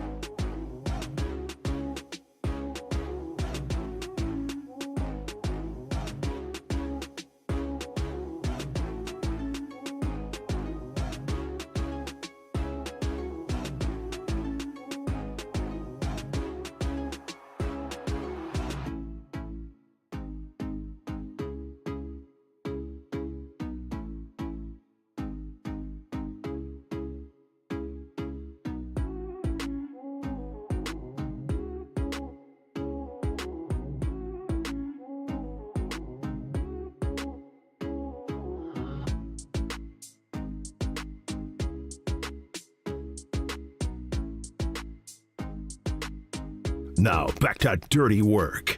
Adam Copeland and Derek Papa in the KNBR Casino Matrix Progressive Jackpot Studios. Casino Matrix Progressive Jackpots are here. Where are you? Just drop in. Please play responsibly. Call 1-800-GAMBLER. Dirty Work rolls on. Adam Copeland, Depop, Tim Webb. 808 KNBR is the number to call and to text. Warriors pee down their leg last night in the fourth quarter. Love they asked Draymond Green how that game got away in the fourth. And he goes, well, it didn't get away in the fourth. It got away in the second. And I was like, it's a really nice way of saying your 3 turnovers at the end of the game didn't have anything to do with it, or your turnovers at the end. Had a lot to do with it. 2 big turnovers. Warriors only turned it over 10 times in the game. Yeah. And 3 of them in the final couple of minutes as part of the meltdown last night. 808 KNBR, how concerned are you about them avoiding the play-in now? And do you believe that if they were in the play-in, they could win a championship? Let's go out to the phone lines. Derek is in Hayward. What's up, Derek? You're on the Sports Leader. What up, D? Hey, what's going on, fellas? So, of course, you want to avoid the play-in just because you could have a freak accident or somebody could go off that doesn't typically go off on you, right? Right. But let's not forget, we got playoff Jimmy on our squad now. That's going to make a big difference. I know Steph is not going to squander this opportunity late in his career to get another championship under his belt. You know what I mean? I feel like when we have to really bear down and when it comes down to it, we're going to get the job done, man, because we've come all this way, and we're not just going to come all this way for nothing. Hey, Derek, do you think Butler and Steph Curry has anything to do with it? Draymond Green has anything to do with it? We're not going to go down. I hope not. I mean, they did last night to an inferior team. But do you think if they fell into the play-in, even if they finished 7, and they got a good matchup against Houston or something like that, I don't know if that's a favorable matchup. You got to go on the road and all that, but I don't mind that matchup. Do you think out of the play-in, they're still a championship contender? Yes.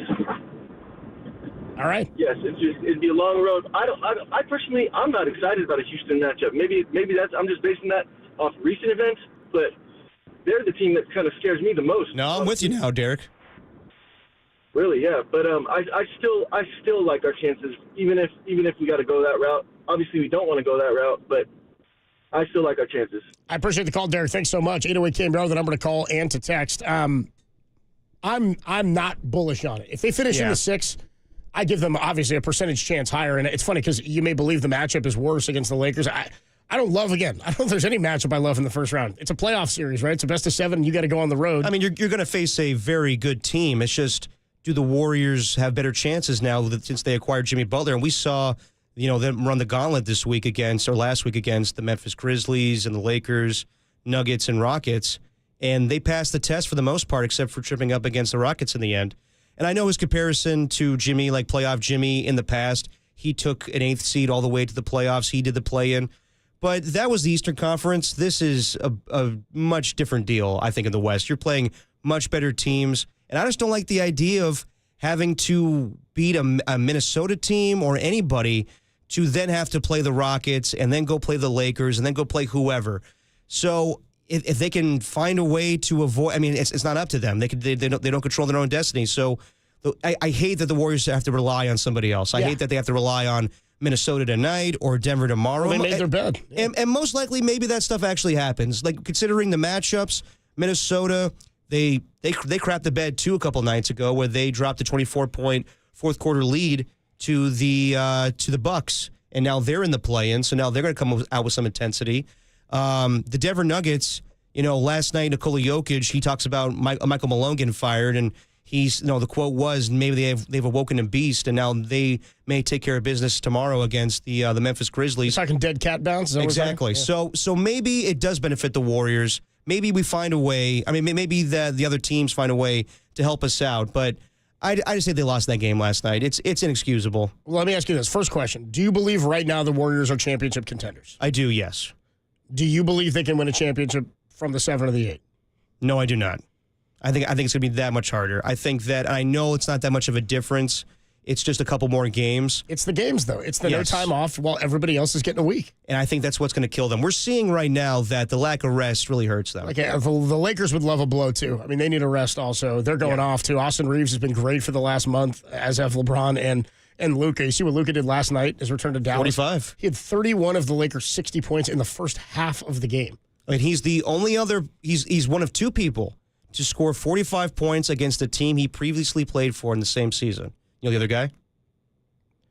The question is, which player in history besides Luka Scored 45 against the team that he previously played for in that same season. In that same season. So it's got to be a mid-season trade. Yeah. For somebody that went out, I don't know. Who is it? Will Chamberlain. Wow. Yep. Wow.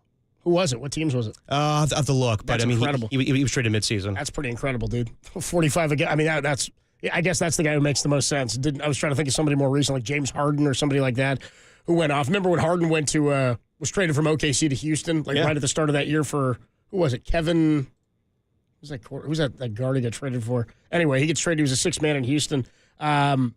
And then he shows up to OKC. He shows up to Houston, and he went off. He had a bunch of 35, 40-point games first couple of weeks of the season. I thought maybe that could have been the guy. Anyway, it's pretty good company. But the Lakers, as much as the Warriors, just because of LeBron and the health of that roster, definitely would like a breather. They're going to get it though. Kevin Martin, that's the guy. Thank you, Tim. That's probably the other team that needs the rest as much as anybody else. But if the Warriors finish 7 or 8, if they finish 8 or 7 because they have to play in those playing games, whether it's 1 or 2. The lack of rest for me is kind of what does it. I think the rest is as important as the opponents that they're going to have to play in the first round. Well, let me ask you. So now that they're staring the 7th seed in the face, do you have confidence that they can win a championship as a 7th seed? No, I'm actually I'm waning on the fact that I believe they're championship contenders right now, just based on the last week. Really? Okay. Yeah, I'm feeling based on the Rockets loss and yesterday. I'm just not as confident. Like they're not closing games. Yeah, which was something they weren't doing at all before Jimmy got here. Then he got here and they started closing out. Right. I mean, again, you can chalk this up to just it was a bad game yesterday. Probably the worst loss of the season. Yes. In terms of where you are, how much you needed it, who the opponent was, and how the game got away from you with sloppy play at the end. It's not about the Harrison Barnes made 3. It's about how they gave them the opportunity after what they put up. I tell you, they put up 38 or something, 38 points to the Spurs in the fourth quarter. They didn't play enough defense. Jimmy did everything he could, got to the free throw line. They had an opportunity at the end, and they really, I said they peed down their leg. They just gave the game away. So I'm waiting a little bit on that. First couple of matchups, if they get the Lakers, would be a great series. If they're the 6th, Lakers are the 3, that'd be a whole lot of fun. Is there any series you even want to see after that across the NBA playoffs? Like, if you see Steph against LeBron in the first round, who cares about any of the other matchups? No, I mean, even beyond that. Adam Silver's trying his best to find a way to manipulate the refs so we don't get that in the first round. We want that in a later round with the Warriors and Lakers. But no, I mean, I still think they could be championship contenders, and I do think that with what went on in coaching this season, I think this is a good opportunity for the Warriors to win a championship, or at least get to the NBA Finals, considering everything that went on. You have 3 interim head coaches that are in the playoffs. I do think that they can match up very well with anybody they play, including Oklahoma. Now, that would probably be the only team I could see them losing to, if given everything that went on with. You mean that you would feel like has the big upper hand? I could see them losing, but I just mean a much bigger discrepancy in talent. Yeah, but I mean, where they were a week ago, I was like, okay, this team can make it to the Western Conference Finals and lose to OKC. And even if that happened, considering where they were during the season, I would be okay with that. I mean, honestly. I wouldn't based on where they were and the opportunity they had to climb as high as 4 a week ago, maybe even 3. Like they were within a game and a half or 2.5 games of the 3 seed a week ago. I would say if they finish 7 or 8 and they get bounced in the first round, this has been a big disappointment relative to how they played down the stretch. I'm saying that, but I don't think you call this a good season at all if that's the way it goes down. No, but if they lose to OKC in the Western Conference Finals, but that would mean what I'm saying is if they lose to OKC, in the conference final, of course. Yeah. I'm saying if they finish as the 8 and have to play OKC, no. That would mean that they've pissed the entire opportunity away to be a contender. Well, it's crazy how the expectations change and vary over the course of the season, where you go from 12-3. All right, they can finish top 3 in the West. Oh, they're not that good as we thought they were. Okay, well, then maybe they're not make the playoffs altogether and not even make the play-in. They get Jimmy Butler. They go on whatever run it was. Okay, now they're 22-7 right now with Jimmy. Now they're title contenders. And now if they get bounced on the first round, then you're like, well, this was a missed opportunity. Regardless of all that, I mean, this team's going to have to improve in the offseason. But for the here and now, yeah, I mean, for where they were a week ago, I was expecting them to get out of the play-in. And now I don't know. I don't know if they're as good as we thought they were. There's still some things that I'm a little concerned about, like Brandon Yastrzemski has been fantastic, but last night I need a little bit more. Moses Moody, he had a great dunk last night, but I need more from him offensively. Just the rest of the guys, the supporting cast is a little too inconsistent. And maybe that's where you change things in the offseason. Maybe that's where you look to trade a Kuminga and get some more star value and maybe get a guy that you could rely on. But for right now, I still like their chances, but it definitely took a turn last night. I don't know if they're a play-in team if they could survive.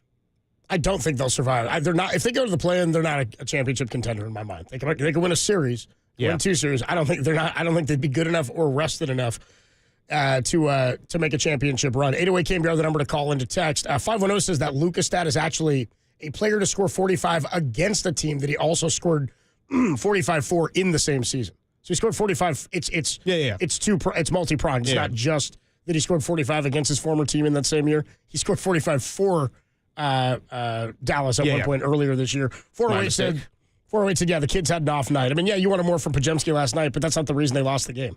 No, it's definitely not. It was defensively, and it was sloppy play. It was 38 points they allowed in the fourth, 19 points they scored in the second. They had a great third quarter, and the turnovers at the end. Again, only 10 turnovers for the Dubs last night, and they pissed this one away. 510 says, I'm tired of waiting for playoff Jimmy. Well, it's not the playoffs yet. Tired for waiting for playoff Jimmy when he's had multiple games to turn into him. I would say last night was pretty darn close. No, I mean, he had 28 and he had 17 free throw attempts and made 16 of them. I thought last night, even the defense he played, 7 assists, he smothered on Harrison Barnes.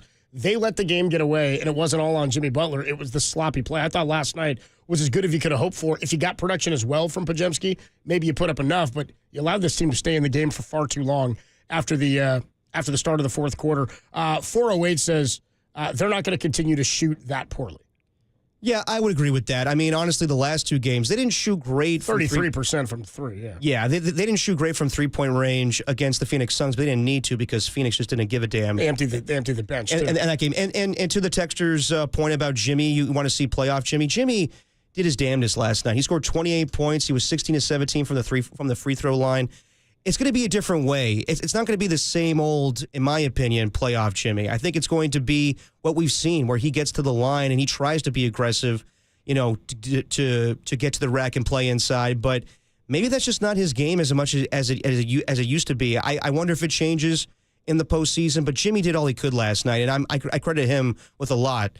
I will say, like, the final stretch, the 2 minutes and 11 seconds where they had 3 turnovers, I wasn't going to bring this up because they won the game against the Lakers, but they also could have lost that game with the turnovers that they had late in that game, if you remember. Draymond got the big steal from Luka. He did, but also there was a point where Steph was trying to throw the ball to Draymond. I forget maybe it was Draymond throwing the ball to Steph, and then they get the turnover there, and then luckily Jimmy gets the turnover at the very end there. It was sloppy towards the end there, but they came away with the victory. Last night, you just don't want to see that down the stretch. If they are the team that we expect them to be, then they play a clean game. And it was, you had squandered opportunities. You had Brandon Pajemski and Moses Moody coming together on a turnover, and that didn't lead to points. So it was so much last night. They played good enough at certain moments, and they looked like the team of old.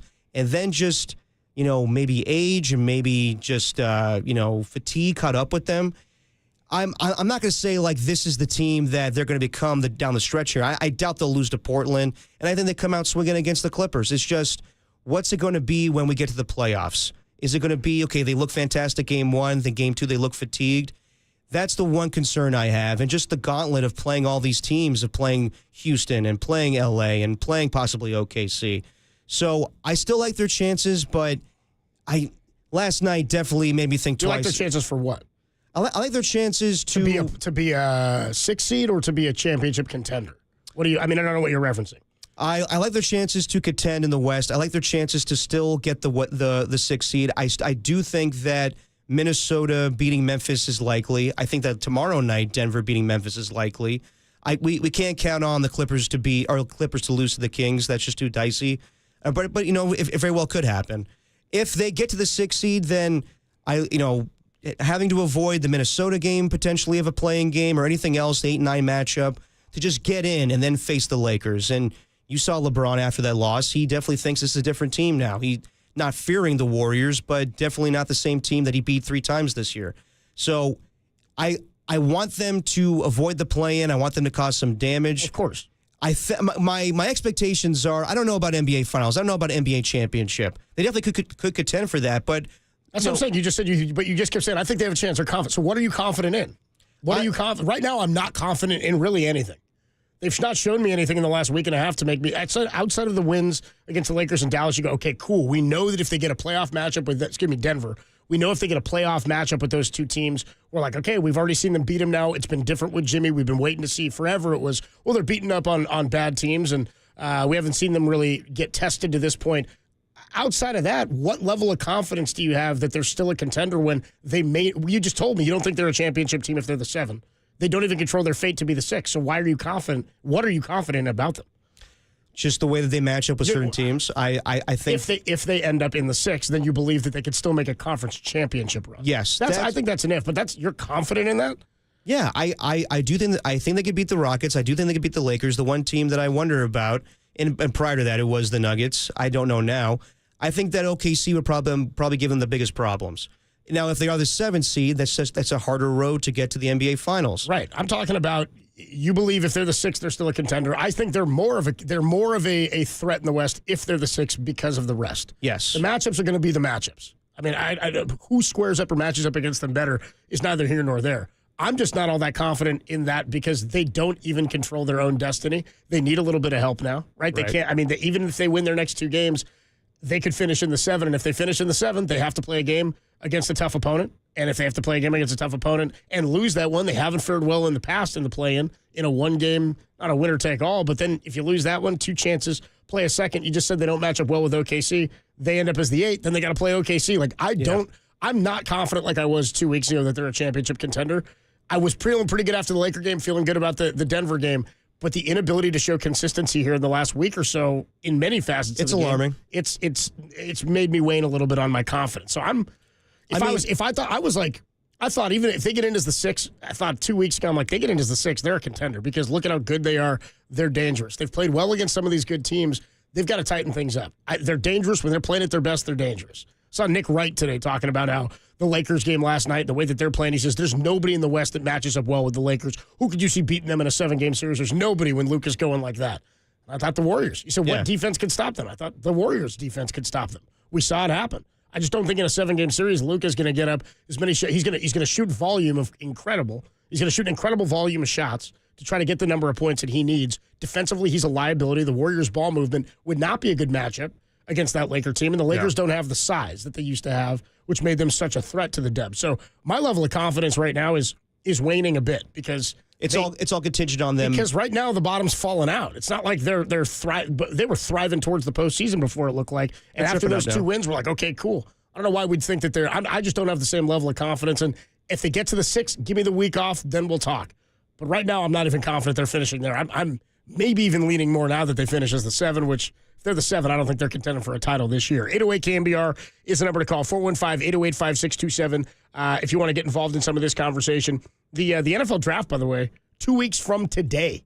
2 weeks from today, baby. Niners will be picking number 11, and Derek's Raiders will be picking number 6. We'll tell you about the KNBR draft show. That's going down 2 weeks from today on the 24th out of Jack's Restaurant in San Jose, right outside of Westgate Mall. So come on out. We'll be doing dirty work after the Giants game that day.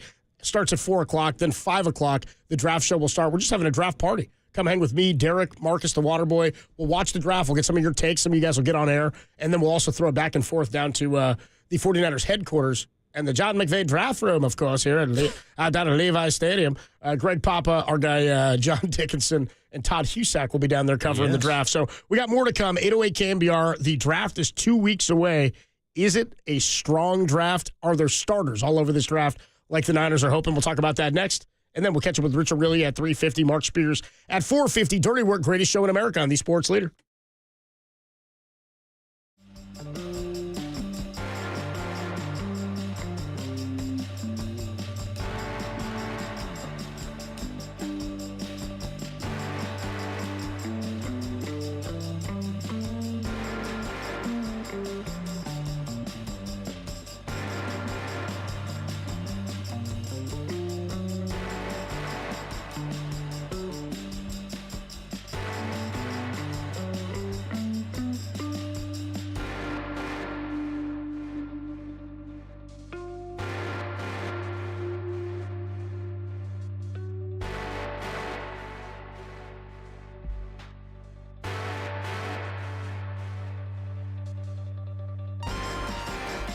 San Francisco Giants general manager Zach Manazian joined Murph and Marcus to discuss torpedo bats, the hot starts of Jung-Hoo Lee, Yaz, and Wilmer, and his thoughts on the early struggles of Willie Adames and Camilo Doval. For that podcast and all of our podcasts, check out KNBR.com and the KNBR app, the front office leader.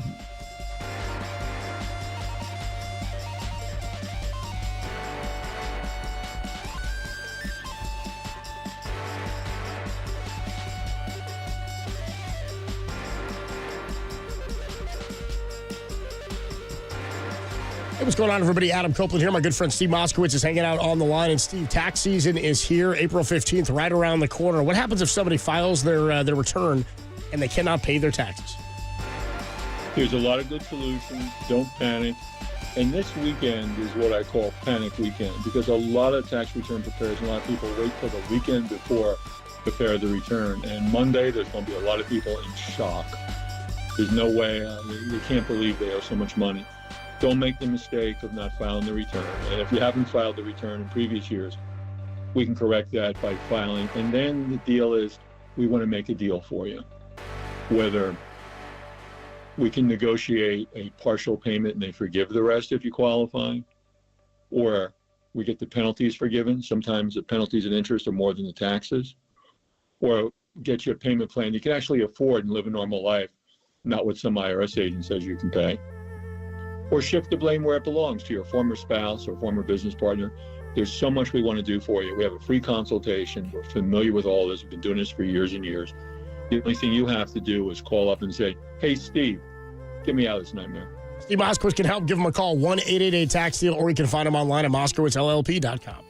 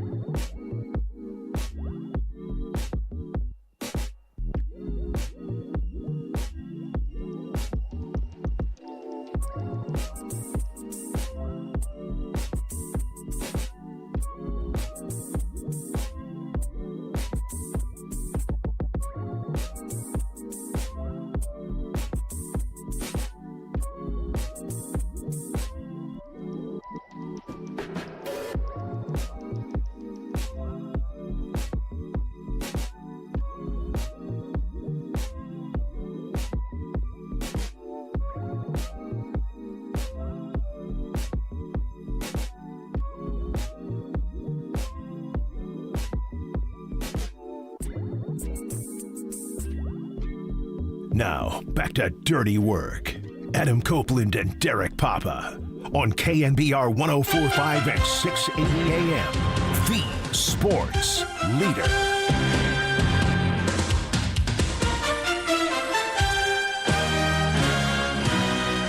Denslow Cup 5. That's what I was thinking about when I hear this now.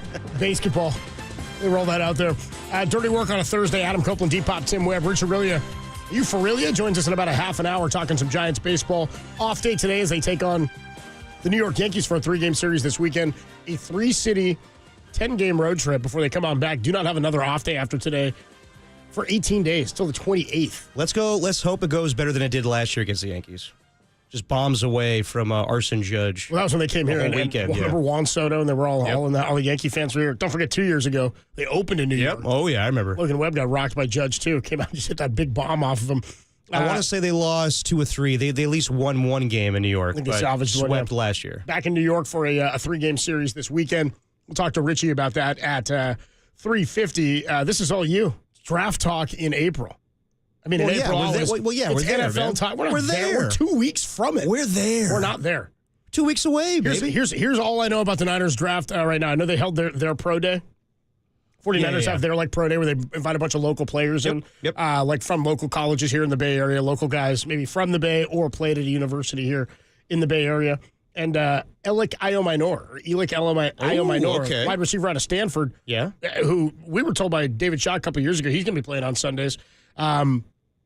The best offensive player for Stanford in the last couple of seasons. He's entered the draft. I saw a quote from him where he said he thought he'd be a fit here. And go ahead, Tim, give me your Cardi take. He's no Josh Cardi. Nah, but I was gonna say he's the best special teamer that Stanford's had in quite some time. Josh Cardi. Shout out the Rams kicker, the Cardi Flags we call him down at Stanford Stadium. Ooh. Anyway, Elic Iominor, a wide receiver out of Stanford, projects to be a pretty damn good wide receiver in the NFL. Said he thought he'd be a good fit here with the Niners. I think they're probably going to draft another one, right? I'd imagine they're going to take one or two of them. I would think so. 11 picks, they got a lot of work to do. He's not a guy necessarily that you're looking at where you need him to be a starter this year, and that's not really my concern. But where are you 2 weeks out? We got Mac Mayoko's latest draft as well. We do, and he has mocked Walter Nolan, defensive tackle from Ole Miss, going to the Niners at 11. And I think that's the consensus. Anyway, KNBR, how into draft coverage are you, and do you know a Walter Nolan? Would it make you feel good? If you know defensive linemen or defensive tackles, he's right up there. There's Mason Graham from Michigan. There's Walter Nolan. I think there's also, the guy's name is Derek Harmon from Oregon, I believe is his name, if I'm saying correctly. Yep, Derek Harmon from Oregon. I mean, they've been doing their... he's a big boy, dude. 6'3", 304. Big man. Big man. Yes. I mean... Out of Memphis. The Niners have been meeting with... they've been doing their pre-draft visits. And they've met with a lot of defensive linemen. I don't think there's a D lineman they haven't met with. Yes, exactly. All the reports I see, look, when there's a defensive lineman meeting with teams, the 49ers are always involved. And that's the position of need they need to focus on. I know that a lot of people want them to improve the offensive line, maybe go right tackle, eventually find Trent Williams' replacement. They have no starters besides Nick Bosa currently on the defensive line. Oh. Yeah, I know. I'm poo-pooing Yatir Gross-Matos. He's not a starter. He's not a starter. No. He's a good rotational pass rusher, but they need to find somebody opposite Nick Bosa. They definitely need to find somebody in the interior. So, yes, that is a position of need, and hopefully they draft somebody 2 weeks from tonight at 11th overall. But, if, you said the other day, what was it, Daniel Jeremiah said this is a starter draft? Daniel Jeremiah of the NFL Network said that he had spoken recently to many GMs and head coaches across the NFL. Yeah. And the overwhelming tone and conversation with them was that this is a starter draft, meaning it's a draft where there are starters to be had, and there are some teams, like the Niners, who need to find more, probably 3 to 5 of them who can be consistent starters, at least for this season. That not necessarily plug and play and they're going to be great, but they're guys that you'd be confident in running out there as a rookie. Well, you have the first pick of the draft or you're picking high in the draft. A lot of times these are bad teams, right? Niners obviously took a step back this year. I don't know that anybody believes they're a bad team and can't recover and be a quality team based on some of the weapons and the expensive players they still have on the roster. But the holes they have are things that may not... The holes they have, I wonder, are there enough starters that they can find to plug all of them? I can't imagine they plug all of them to where the guys they put out there week one or project to be out there week one are necessarily, not due to injury, but due to talent, the guys that are there at the end of the year. There's going to be a lot of rotational stuff, I think. I mean, they need to find starters, and Malik Mustafa ended up being great. last year, right, as a draft pick. Renardo Green's a guy that I think people are confident in, but some of that stuff comes middle of the season. Guys have to figure it out, right? Guys have to understand what it means to get through an NFL preseason, an NFL training camp, and then there's the whole welcome to the NFL moment for a lot of these young guys. Not everybody shows up and is just a Ferrari ready to go to help your team win a division. So, I mean, again, this is the area in the draft that the Niners in this regime have had very little, if any, success at all in drafting. So, for me, it's jury's out until week 6, right? Week 7. Well, yeah. How well did they hit in this draft? We won't know for a good period of time. And my level of confidence in their ability to find talent has been there in these positions 7-8 years in. It's just not. It's not right now. So the hope is that the 11th guy, the guy you pick at 11, is an absolute plug-and-play guy at defensive tackle. That's the hope. Well, that needs to be the goal. That needs to happen. Like, definitely he needs to be a starter day one. Got pretty good confidence there because it's a deep tackle draft, and there's a lot of these guys who would be drafted in that spot. That's why I don't give a lot of credit to the Nick Bosa pick, because who's not taking him? Well, Arizona. They took Kyler Murray. Outside of that, he was the pretty automatic guy outside of Quinn Williams from went to Alabama. the Jets, right? Yeah. The pick after, right? Was he like number 3? He was number 3 to the Jets, yes. So there you go. If the Niners had taken Quinn Williams, it'd have been like, all right, cool. All right, good deal. Yeah. And it would have been a good pick. You're not missing out on there. You're not missing at 2 and 3. Both guys are really good players. Didn't they have what number was Javon Hargrave? Or not Javon Hargrave, Javon Kinlaw. Well, that was in 2020. Yeah, but what number was he? Wasn't he like 11? In the teens. I can't say exactly where he was drafted. Later. I mean, but that was the thing. Like, they had to replace DeForest Buckner. Well, of course, and they drafted for need, and they didn't hit. That was my fear. Is they're drafting for need right now in virtually the same spot. But they also drafted for need because they had 2 first-round picks, and they end up getting Brandon Ayuk in that draft. He was 14th. Yes, 14th. And what was Ayuk right after? Ayuk was like near the end of the draft, wasn't he? Yeah, but probably not. 19, they went to the Super Bowl. Yeah, so that's right. Ayuk was like a 30th pick or something, 31st pick. That's right. Or maybe they moved up with Tampa Bay. I forget the exact thing. But, no, I mean, I hear you. Like, this is definitely a deep defensive line draft. I just don't know how deep it is past the first round because there's so many guys. 25 was Ayuk. They did move 25, up. Okay. I mean, there's so many guys that people are interested in. You see guys like Kenneth Grant and James Pierce. There's definitely, like, multiple defensive linemen. Like, the Niners need a defensive end. They need defensive tackles. I just know how deep it is where you can find starters in the 3rd round, in the 4th round, in the 5th round. I mean, this all, like, when they say this is a starter draft, it basically means, like, this is not a good quarterback draft. You can find everything else. You can find good offensive linemen. You can find good defensive linemen. Wide receiver-wise, I think it's very thin. Like, obviously, there's the Swiss Army knife in Travis Hunter. And let me just say, I've been watching him. I don't know what he's going to play because I think he's equally good at being a wide receiver and cornerback. I don't know what, like, he is probably the best athlete I've ever seen in the draft, just equal parts being electric offensively and defensively. So I don't know, like, this whole draft is predicated on what's going to happen in number 3, or really what's going to happen in number 2, because everybody think it's a foregone conclusion that Cam Ward's going number 1 to Tennessee. Then after that, what happens with Abdul Carter? What happens to Travis Hunter? And then we'll see what happens quarterback-wise. This is not a good draft also for teams that want to move down because they don't really like a lot of the prospects. I've been hearing that a lot of people don't want to trade down, don't want to trade up because they just don't like the quarterbacks, and that's the only position that you would really trade down for or trade up for. So it's a little thin this year. I respect Daniel Jeremiah. I don't necessarily know if I agree with that because I've been hearing a lot of counter things that say this is not a very good draft. So, I mean, it's good to have it's good the Niners have all these draft picks, but I don't necessarily know if this is the right draft in order to get everybody that you need on the defensive side of the ball when you need rookies to fill those voids. I don't know if this is the best draft for that. Well, my thing is they just got to hit at 11. And outside of Nick Bosa, Brandon Ayuk, who have they hit on in the first round?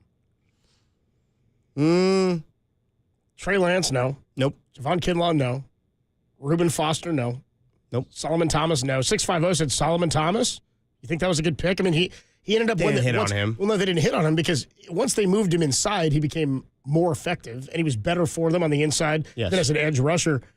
But that was getting value out of that pick in some capacity. He never lived up to what they thought or hoped he would be at that position. Was he 2nd overall, 3rd overall? Something like that, yeah. So it's like, remember they had 2 or something, they trade back, or I can't remember what it was. The Bears ended up going up and getting Mitchell Trubisky. Yeah, number 2, yeah. So Solomon Thomas was number 3. But, no, I mean, I'm with you. I mean, the jury's still out on Ricky Pearsall. I assume he's going to be a good pro, but they need to hit on this draft. As we said in prior shows, Copes, this is the most important draft of the Kyle Shanahan and John Lynch era. Let's go to Dwayne in Stockton real quick. What's up, Dwayne? Daily dose of Dwayne. How you doing, bro? You're on the Sports Leader. Hey, what's up, man? Hey, listen, real quick. I hope everybody's listening out there because I'm going to tell you right now, I don't give a damn about the Yankees and those torpedo bats. Yeah. And I'm going to tell you why, too. Those torpedo bats not going to help them on the bump. They're not going to help them on the base pass, and they for sure not going to help them on the field, in the field. So what we got to do is we got to go into New York. We got to be bunting. We got to be stealing bags. We got to be taking bags. We got to put pressure on that Yankee defense and make them execute because you already know them bunch of drunks is going to start throwing the ball all over the place, and it's going to be a damn carousel of Giants rounding the bags. But I'm telling you, man, let's try to make those guys play some defense. Hell yeah. And secondly, our pitching staff is so filthy, man. Yep. You know what I'm saying? We got a bunch of young guns over there ready to rock. Now, Copes, I want to talk to you about the lineup, man. Yep. I think we're both right. We got to flip it, man, because I'm not rolling in New York with my 1-2 going 100 and 180, bro. Yeah. I'm not doing that, bro. You still want to go ahead. So yeah. I got it all down, man. Okay. I think you're going to be with me on this, Coach, because I respect your game as a baseball guy. But I want Fitzgerald leading off. I hope everybody's listening, man. I got a gut feeling about this kid, bro. He's got an edge. I want him at the leadoff spot. Let's give him a chance to be special, bro. There's something about that kid. He reminds me of Billy the Kid, bro. And you know, Billy the Kid is always ready to do the dirty work. You know what I'm saying? Hell yeah. Now check this out, man. In the 2-hole, I want Yaz.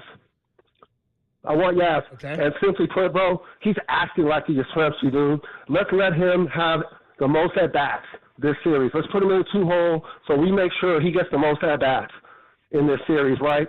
And then I'm going to go with you, bro, because I do respect your game, bro. We're going to leave Lee in the 3-hole and let him bop. He's going. He's mashing. We're going to leave Lee in the 3-hole, and we're going to let him bop in New York. I think he's going to be explosive, bro. And I want Wilmer in the 4-hole, bro. We got to put Flores in the 4-hole in cleanup because he's acting like it, bro. He's acting like a cleanup hitter. Now, after that, you go Chapman, Adames, Wade. I still want the same 9. I don't want to do none of that other stuff we were doing last year.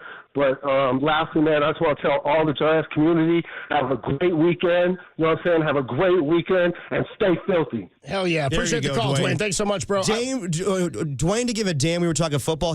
We've definitely unlocked a beast there in Dwayne's Giants fan. He's obviously a big Giants fan. My favorite thing about Dwayne, though, is how fired up he is about the Giants, too. Oh, yeah. I love having Dwayne call anyway, but that he comes with takes, he comes with thoughts, and I'm with him. It's not that I want anybody in or out of the lineup. He's talking about shuffling the lineup, and we said yesterday people were talking about it. Yeah. And I said, look, they obviously want to give guys like Wade an opportunity to get going. He's fired up. He wants to beat the American League champs, and I do too. That would mean a lot to take 2 or 3 from the Yankees in New York. I just want to know, where's Ramos in this batting lineup that he was talking about? I think he said he didn't want to change anything else after that. He said, he said you want to keep it going. But he had Wilmer as in the 4 spot, and then he said Chapman in 5th, and I was like, so you want Ramos in 6 or? Well, maybe it's 7, like he was talking with the thought with Wilmer Flores at 7 is he's getting to come up with guys on base. We do have to take a quick break. Yeah. I'm not opposed to changing the lineup around or shuffling it. I just think that they're waiting a little while. I think they want to get guys in position and really evaluate. Tyler Fitzgerald, as much as we talked about his defense yesterday, didn't have a bad series offensively at all against the Reds. 3-4-8 in the series. He had 2 knocks yesterday, had a double in yesterday's game as well, had an RBI, so didn't strike out but 1 time in that series. He's hitting the ball a little bit better, it seems, in the last couple of games, so we'll see. I mean, I don't know if they're going to shuffle it all that much. Yesterday, Bob Melvin talked before the game about how they want to stick consistently with the lineup, but it's the same 9 as what he's talking about. I'm fired up, too. Off day today. I'm ready to get back after it with the Yanks tomorrow. 808 KNBR is the number to call and to text. Richard Aurelia is going to join us in about 15 minutes at 3:50. Why don't we talk about what Dwayne just said? Expectations for Mike Yastrzemski. A walk-off home run yesterday. Dude's hitting. He's got an OPS over 1,000 right now. Yep. Big week for Mike Yastrzemski as he gets wet per John Miller, and the Giants win it yesterday, 8-6. Still won against the Reds. All right, more to come. Richard Aurelia in about 15 minutes. It's Dirty Work, greatest show in America. Giants talk. Mike Yastrzemski. What are you expecting from him rest of the way? We'll do it next on the Sports Leader. Dwayne.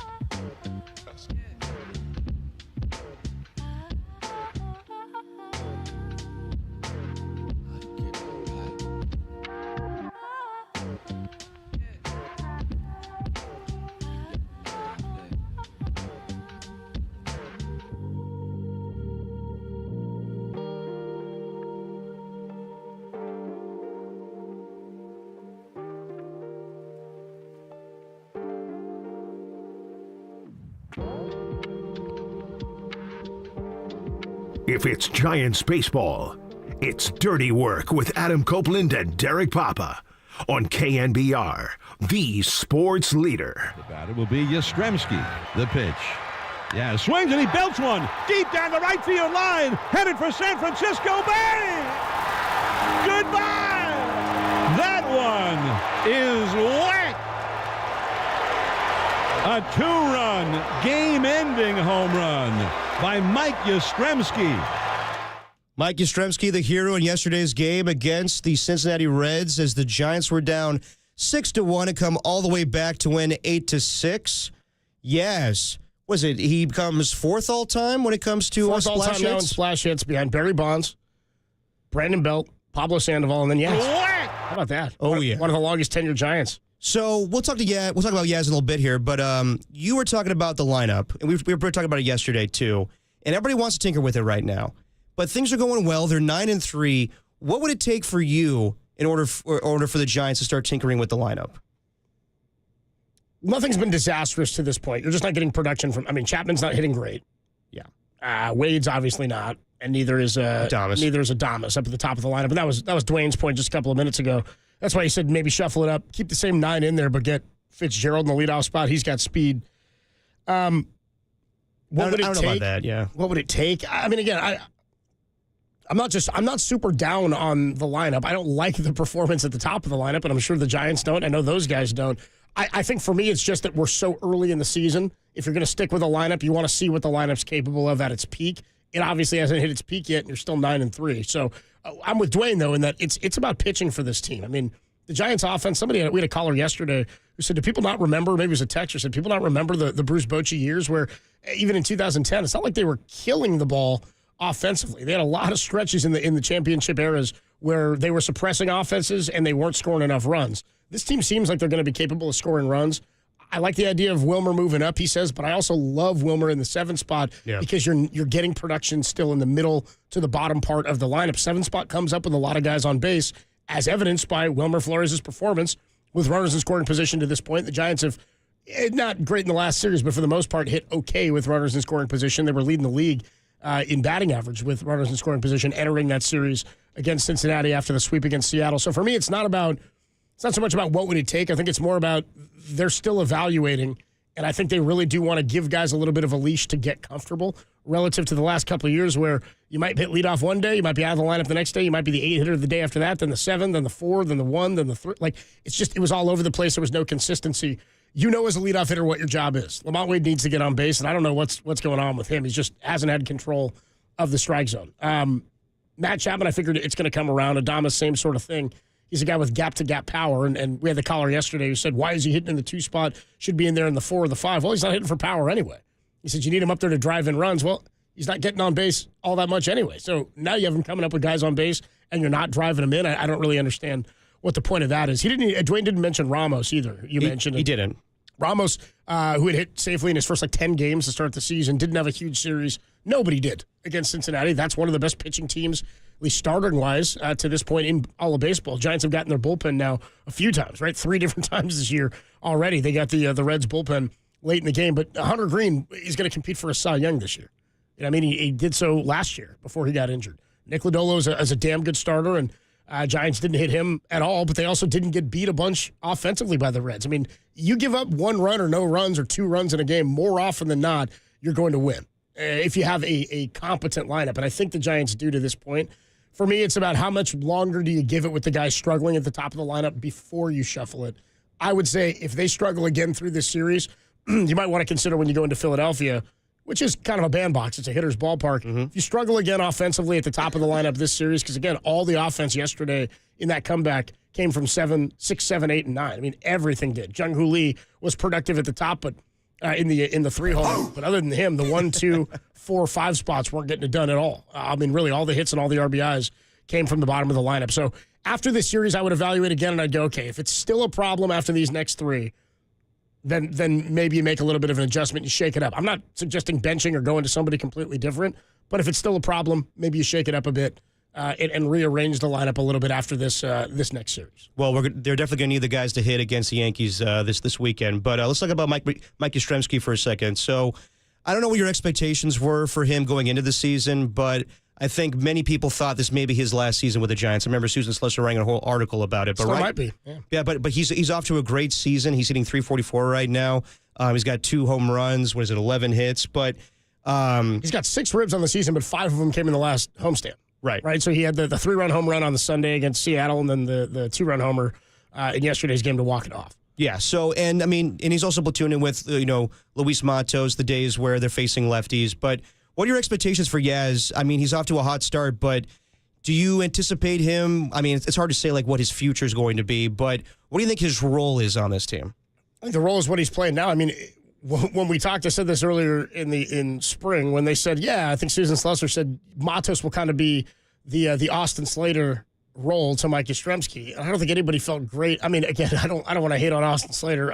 We stopped liking his at-bats, and he had a tough time staying on the field, and they bat him in the 3 hole, and he's not a traditional 3 hitter and had good opposite field power. And look, great guy. I really liked getting to know Austin Slater and getting to cover him for a number of years, but it just wasn't helping the team in the capacity that they needed him to help out.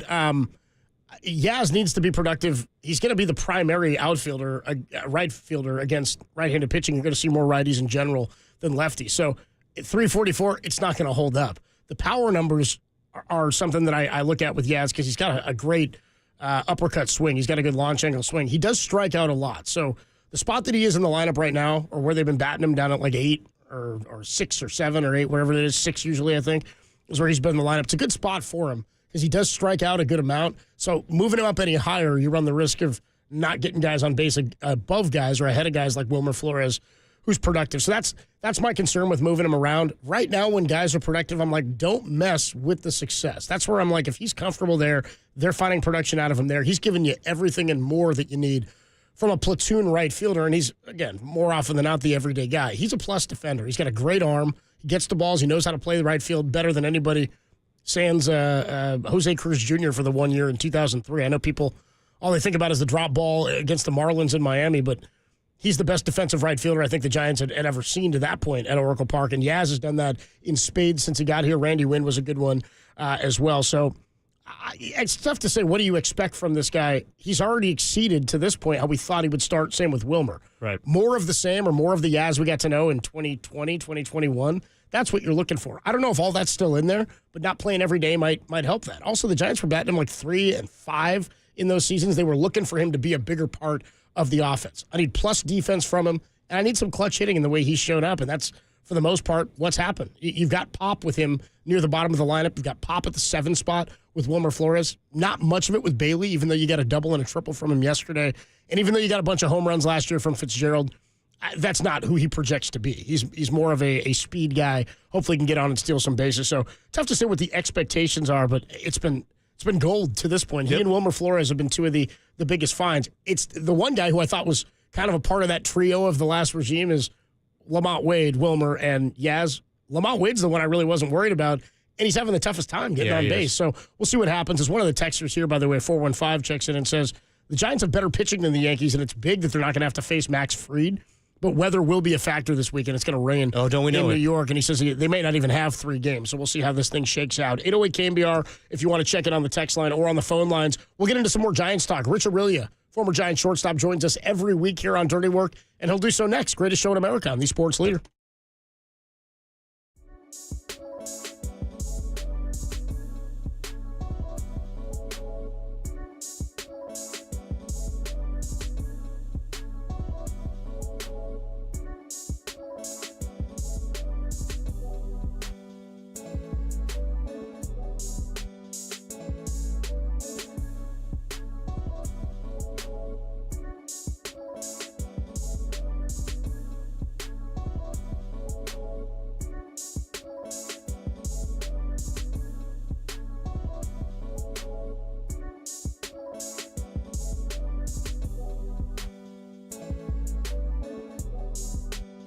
The Masters, hello friends, is underway in Augusta with Justin Rose pacing the field at -7 as day 1 finishes up. You've ever dreamt about playing in the Masters only to realize you shanked one into your buddy's windshield? Tell us about it on the KNBR YouTube chat, the only place for Bay Area fans to lie about their handicap with no consequences.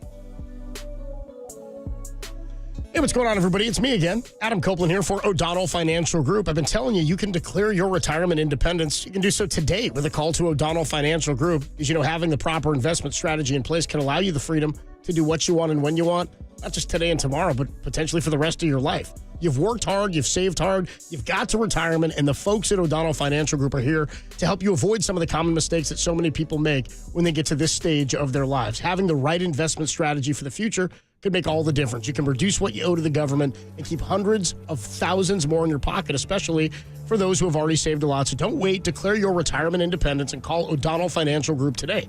866-496-2300 is the number, and you can learn what it means to truly achieve retirement independence. Again, call 866-496-2300 or learn more at o'donnellfinancialgroup.com. Again, that number, 866-496-2300 or odfigroup.com to learn more. O'Donnell Financial Group. Let us help you retire confidently.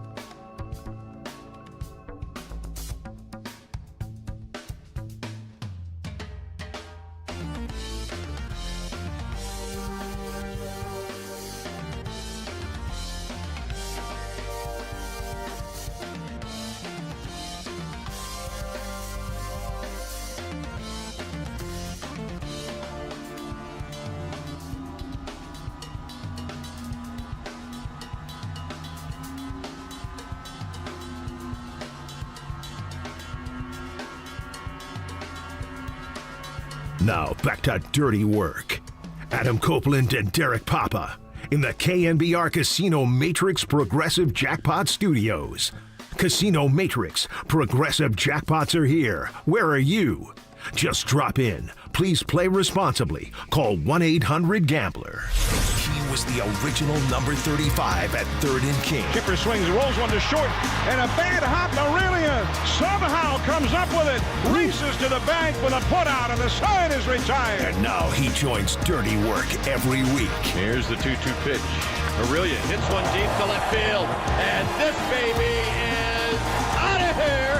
A grand slam home run for Rich Aurelia, and it's his second home run of the season and his first grand slam of his career.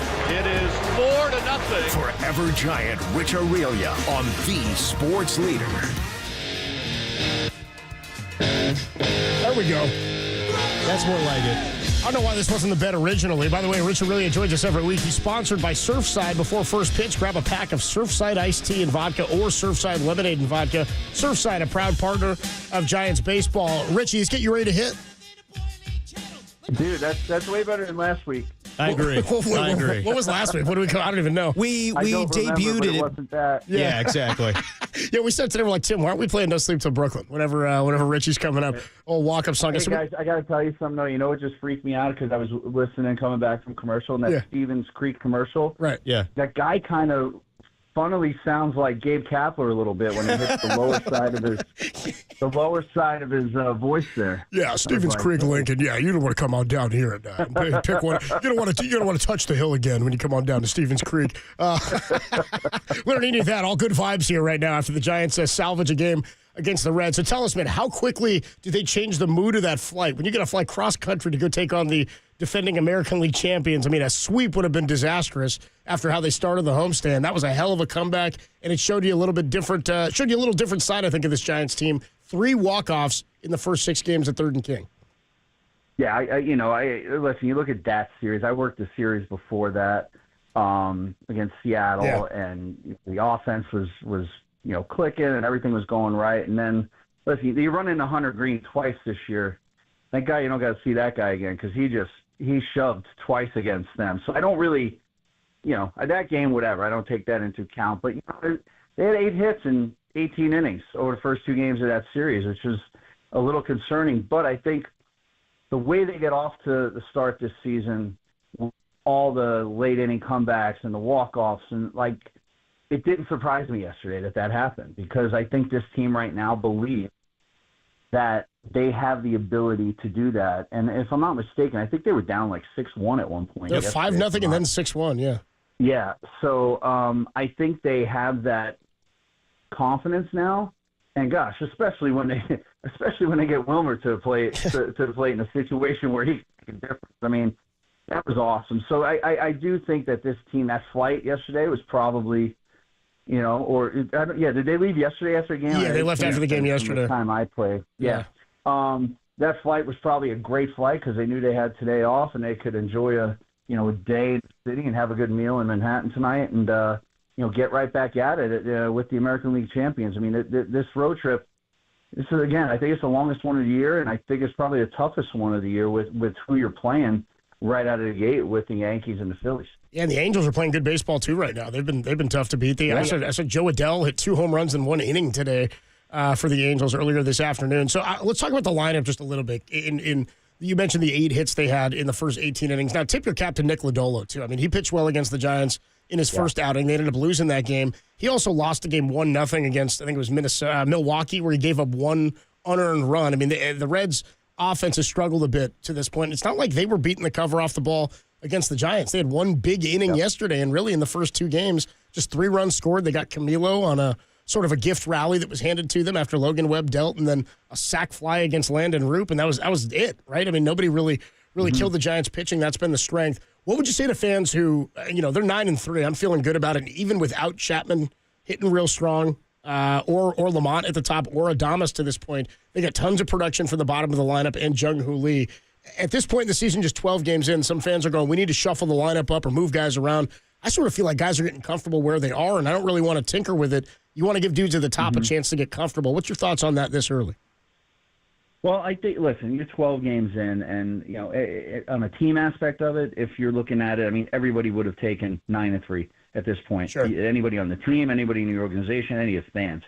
Now, if you break it down individually, I mean, you never really, or at least I don't quite worry about, I don't worry about Chapman. I don't worry about Adames. I mean, Adames maybe, who knows? He could be putting a little pressure on himself, free agent guy, biggest contract the Giants have ever given out. But I don't worry about him. Little concern with Lamont Wade.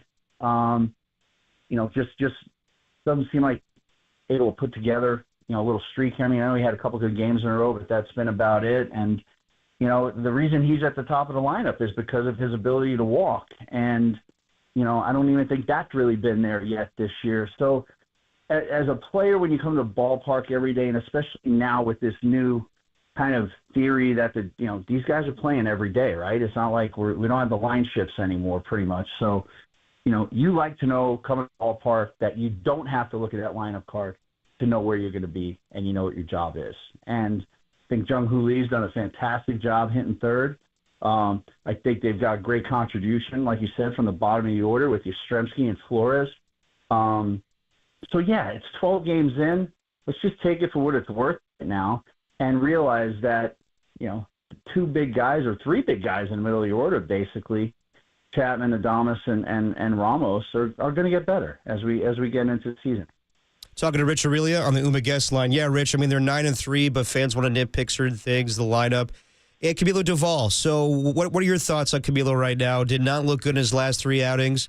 Is he like the confidence? Is he just not throwing strikes? What's your thoughts on Camilo right now? Well, I'll say this. I saw Bob Melvin on opening day, and I played for Bob in Seattle, so we have a pretty good relationship. And he was explaining to me what an impact like guys like Santiago Casilla and Yusmeiro Petit had on him when they came to spring training. And he went through spring. He had a good spring, had a good first couple outings. The only thing that kind of like raises my eyebrow a little bit is that when he comes in and he cannot throw a fastball for a strike, he automatically goes to the slider. And I think teams just sit on the slider and they wait for a strike to hit. Because the one of the last games I worked, I might have been that last day, I think he threw 21 pitches, and 5 of them were fastballs, and 2 of them were for base hits, and the other three weren't even close, and everything else was a slider. So I think when you're a guy like him, it needs to be instilled in him that you have the stuff, you have the ability, but you need to have the confidence in that 100-mile-an-hour fastball to throw it for strikes. And if that's a mechanical thing, if that's a mental thing, well, we need to figure this out right away, because that's the type of guy that, say you lose that guy somewhere and he goes somewhere else and somebody else figures out how to get him right, then you're talking about a guy who we've seen can close and could probably be one of the top closers in Major League Baseball. So I think they need to figure it out now. And maybe, I know he was forced to be in some leverage situations because of how many pitchers they used the days before, but I think they need to figure it out maybe in a lower leverage situation with him, maybe with the team, having a lead of a few runs instead of like bringing them in a tight situation right now. Talking to Rich Aurelia, nice enough to join us on the Uma guest line. We do it with him every week throughout the Giants season. I want to ask you about a play that happened yesterday, because the Giants, did you see the play where Wilmer was on third base? I think it was second and third, one out. And the Reds were playing the infield back, and it was 5-1, I believe, at this point. And a ground ball gets hit to Ellie De La Cruz at shortstop, and Wilmer breaks home. Yep. I mean, that's the play. I was taught that when I played Little League and in high school baseball. Like, if the infield's back and you're at third base, less than 2 outs, you're going on contact, because his play as a shortstop, in my mind, is to get the out at first, especially with a 4-run lead. Wilmer's just so slow, and Ellie's got such a big arm. That's not a play that a shortstop's supposed to make, right? I mean, I thought it was kind of an arrogant shortstop play, and that you're supposed to just get the out. It would have been the second of the inning. He makes a good play and gets him at the plate, but I had no problem with Wilmer going home there. That was the move. No, and I'll be honest, I did not see that play, but just by you describing it, I'll give it to you from both sides. As an infielder with a 4-run lead, and you're playing back with a guy on third, you're just looking to get the out at first, right? Just give up the run for the out, and it's 5-2. And as the runner at third base, you're taught, okay, hey, look, the infield's back, middle of the infield's back. As soon as the ball's in contact on the ground, you go home. I think the the difference there is the fact that if you got a guy like De La Cruz who just has a missile, and you got a guy at third like Wilmer running home, if De La Cruz has to be 1,000% sure he's going to get that out at home plate. And, maybe that was that situation there. But to me, it sounds like it was a perfect storm with Wilmer running and De La Cruz's arm to make that play. And I know, like, there have been times like that I've played short where we've been back, and, there have been plays where, I've come home to get guys and try and get guys. And so it's based off of trusting your infielder on what he needs to do. But in that description, a 5-1 game, I probably would have just taken the out at first. Yeah. And I don't think Wilmer did anything wrong. He did what he was told to do, which was break on contact. So the Giants start their 3-game series against the New York Yankees starting tomorrow. So, Richie, what was it like going back home when you faced the Yankees? Do you have any favorite moments playing in Yankee Stadium? First time I went, I think it was actually with the Mariners. Oh, no, I was not with the Mariners. I did go with the Giants in interleague. Yeah. And I was on first when Barry hit that ball to, like, New Jersey. Off of Ted Lilly, yeah. Yeah. I just remember being on first. I think Ted Lilly was pitched. That's right. And I just remember Barry swung and hit that ball, and I just kind of like, usually like you shuffle off and you kind of get your momentum to, go round second. I mean, I just like turned my back to the catcher and like just watched it. I mean, I watched it go into like that tunnel up in the upper deck. But anytime you go to New York, there's just this aura of history and Hall of Fame and plaques. And, some people say there's ghosts there late in the game that make them give them the ability to make these late inning comebacks. But again, it's just, the history of baseball. I mean, you would think, in all reality, starts with the New York Yankees based off of their history, how they've played, who they have had play for them. And it'll be a great experience for some of those young players, if they get an opportunity to go out and check out the monuments and do all that. It really is a cool place if you get a chance to go, and if you're a player who's a huge fan of the game, it's pretty special. But, if I was to give advice, don't get caught up in all that garbage. Just play the game and beat them. Rich, what I remember about that series before you guys went to New York for that series? Roger Clemens was still pitching for the Yankees then, and I remember that was back when they changed the rule. I think they grandfathered Barry in. They changed what kind of like arm guard you could wear when you were at the plate. And of course, Barry had the big high one that went all the way up his arm down to his wrist. And I think Roger Clemens made a comment publicly saying he looks like he's wearing some bomb squad gear. I'm going to see how good that thing really works. And I was like, dude, you're just calling it out before the series. You remember that? And he hit him. And then he drilled him and nothing happened. Yeah, he hit him right in the elbow guard, and Barry just took it off and dropped it on the ground, and Clemens just got the next ball back.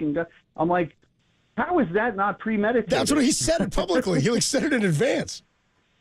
I mean, he said it before the series. I remember that. I do remember change in the stuff you could wear, because that was right around that time they changed it.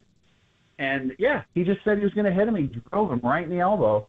And the other thing I remember that series is I'd never seen or faced Mariano Rivera live. And I walked against him. But it was the most uncomfortable walk I think I've ever had, because, that cut fastball he threw, man, it was, it's kind of making guys look pretty silly in our lineup. And we had a pretty dang good lineup. But that was another thing I remember, man, thank God I've got to face this guy 6 or 7 times a year, because it would not be good.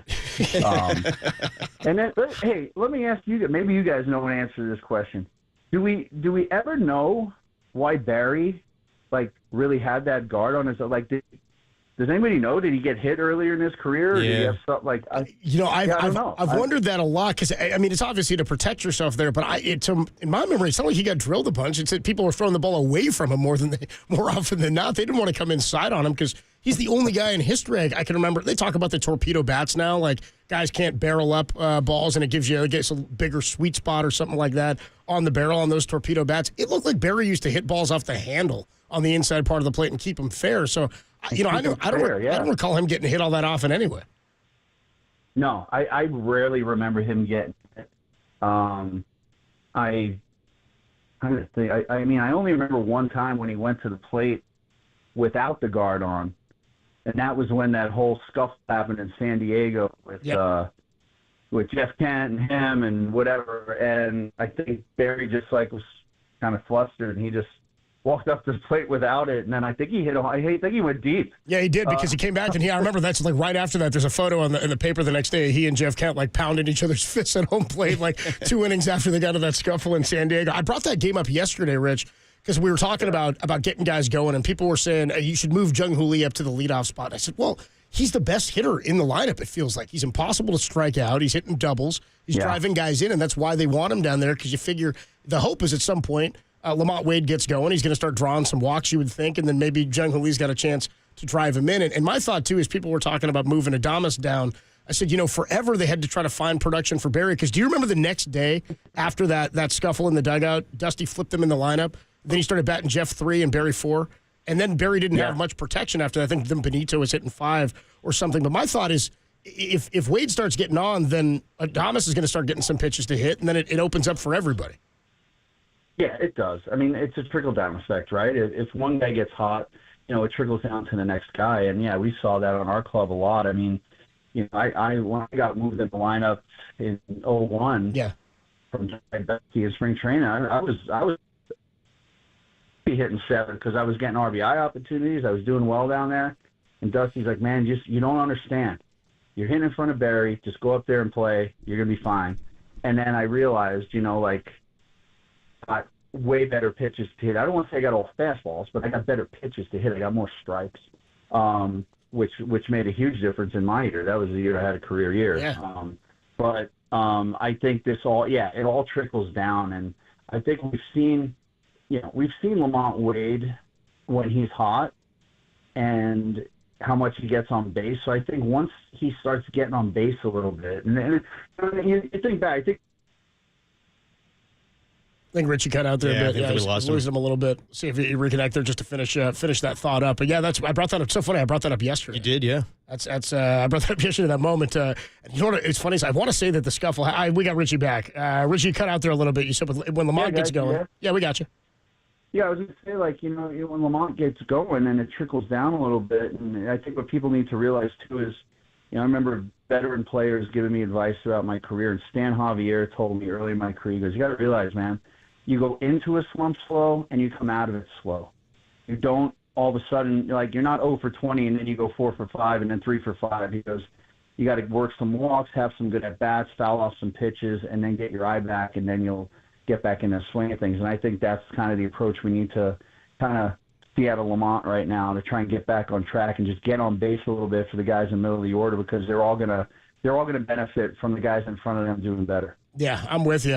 Richard, really, the voice you hear we do with him every week. Yeah, man, loved you hitting in the 2-hole. You said it wasn't all fastballs, but still, I always think maybe the most forgotten triple in the history of baseball, dude. Terry Adams, right before Barry hits 500. Richie roped a triple, and nobody remembered because Barry came up and hit 500. Man, I remember, bro. I remember.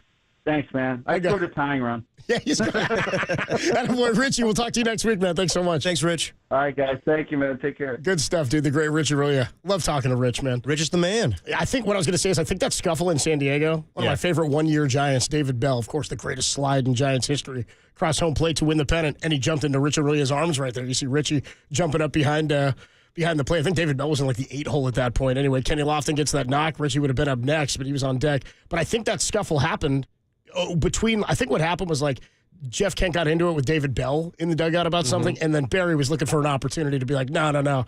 If somebody's getting into it with Jeff Kent, I'm going to get... I think they just didn't like each other. I think it was by way of not really even protecting David Bell, but hey, shut up. We're not going to deal with this right now. And then they get into that scuffle. Barry comes up, hits a bomb. I think Jeff might have gone yard the next day even, and we'd have to look at the box score. But yeah, they flipped him in the lineup. Giants win the pennant. The rest is history, right? There you go. 808 KNBR, the number to call if you want to get involved in any of this. Giants going to hit the road for a 10-game, 3-city road trip. New York, Philadelphia, and then back this way to take on the Anaheim Angels of Anaheim. That's what I'm going with. How about this? Normally on Fridays we do the Dirty Work Dial. We're not scheduled to have longer than a 45-minute show tomorrow. The rain could be a factor. We'll figure that out as we get closer. Rain dance theater. It's a game time tomorrow. See if we get a rain delay. But because it's a Thursday and we have a full show and not a full show tomorrow, I went down into the KNBR storage facility there. Did you know? And I wheeled it out. It's a big wheel. It's more of like a dial. It's the dirty work dial. It's nothing like the NBA grab bag. Nothing at all. And we'll do it next. It's only here on the Sports Leader.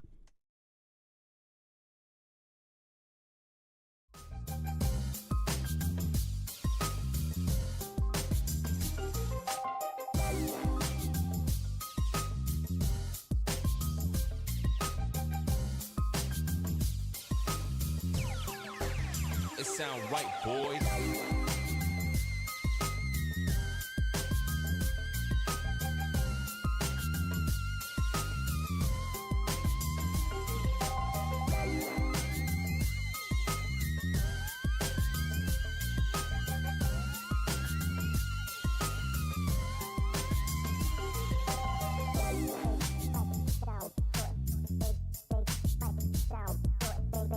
After a huge comeback win versus the Reds, just listen to this. High drive to right. It is out of here. The Giants have an off day before taking the field in New York against the Yankees for a 3-game set. How are you feeling about the team after a 9-3 start? Tell us about it on the KNBR YouTube chat, the only place for Bay Area fans to argue why 9-3 is actually a bad thing. No, really, that happened yesterday.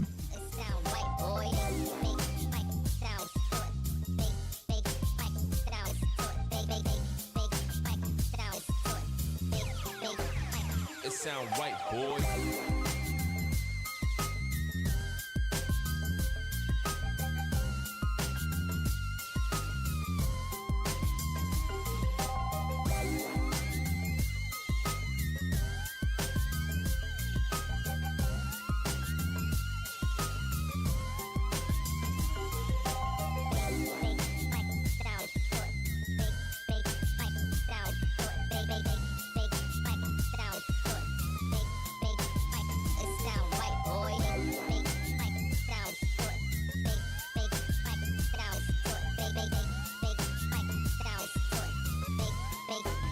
It sound right, boy.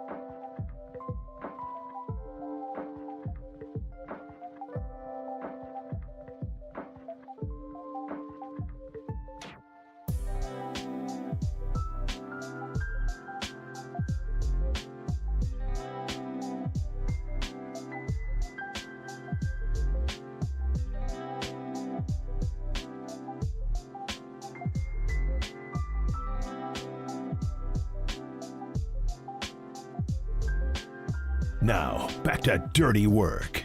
Adam Copeland and Derek Papa on KNBR 104.5 and 680 AM, the sports leader. Dirty Work on a Thursday. Adam Copeland, Depop, Tim Webb with you. Great stuff with Rich Aurelia. Always fun walking down memory lane with Richie. It's got to be the coolest part of getting to do this job at a station that I grew up listening to is talking to players who I listened to play on the station. I was a maniac about, 02 Giants, my favorite team of all time. But just that era of Giants baseball is a blast. I remember so much of that when Bonds hit 500. I think that was April of 2001. And Richie saying they had just moved him up to the 2-hole. Of course, he hits 37 homers. Imagine batting in front of Barry Bonds. You knew you were going to get a pitch to hit. You were always getting pitches to hit. Why wouldn't you? They don't want to walk you and then have to face Barry with a guy on first base. They want to get you out so they could, or even if you hit a double, they'd be like, all right, cool, now we can walk Barry. And good for you, have to face Jeff Kent. Why else was Jeff driving in 100 runs a year for like 6 or 7 consecutive years? Might have been 6 straight years. Dude won an MVP hitting right behind Barry in 2000, the year before. So, pretty incredible. Anyway, 808 KNBR, always the number to check in on the Golden State Lumber and Showroom text line if you want to get involved in anything we've talked about. On Tuesdays, we do the NBA grab bag. That's when that gets mailed in. And just lucky for us, I was digging around in the KNBR storage facility here. I told you, that's where we keep all the stuff that's on the cutting room floor. Gary's Bentley's in there. Yeah. Paulie Mack's jukebox is in there. All in that little room. Yeah, dude. Yeah, they've got Tom's Kiss shirt, whatever's left of it is hanging. Is it the AC/DC? rag. Not Kiss, the AC/DC shirt. Dude, he's got to be rocking that a lot more. Come on. Well, now it's summertime. Maybe now it's weather permitting. He can be rocking the AC/DC shirt. I would text him like, dude, where's the Kiss shirt? Come on, man. Anyway, I don't know who put this thing together. It's a big old wheel. It's more of a dial. We do it every week. It's got a bunch of stories on it. We call it the Dirty Work Dial. It's the Dirty Work Dial, and it's absolutely nothing like the NBA grab bag. This tune. By the way, I like this. 408 checks in on the Golden State Lumber and Showroom text line, says, can you explain to me why this segment is called Dirty Work? I don't get it. Just this segment, huh? No. Hey, 408, the whole show is called Dirty Work. And we've explained it already. The show is called Dirty Work. We explained it. It's Tim and Derek and I all bonded over the Norm Macdonald and Artie Lang movie Dirty Work, where they start a revenge for hire business to do other people's dirty work. And if you're going to talk about the dirty work of the radio business, there's not a gig that me, Derek, and Tim have not done. Each and every one of, or combined, figured it all out together. See, it's witty. It's funny. Like a bucket of lard on a bad day. Yeah, we just it's a clever title. Come on. Also, we're going to go some lame name like Copes and Depop? No, come on. For Greg and Greg. I mean, sorry. No, that's not the name of the show, and it should be. That's not the name of the show, and it should be Greg and Greg. It was right there. Or Greg and Greg or whatever. It was right there, dude. And they went popping so. Yeah, we have a cool name. People are trying to copy us. It's all good. It's all good.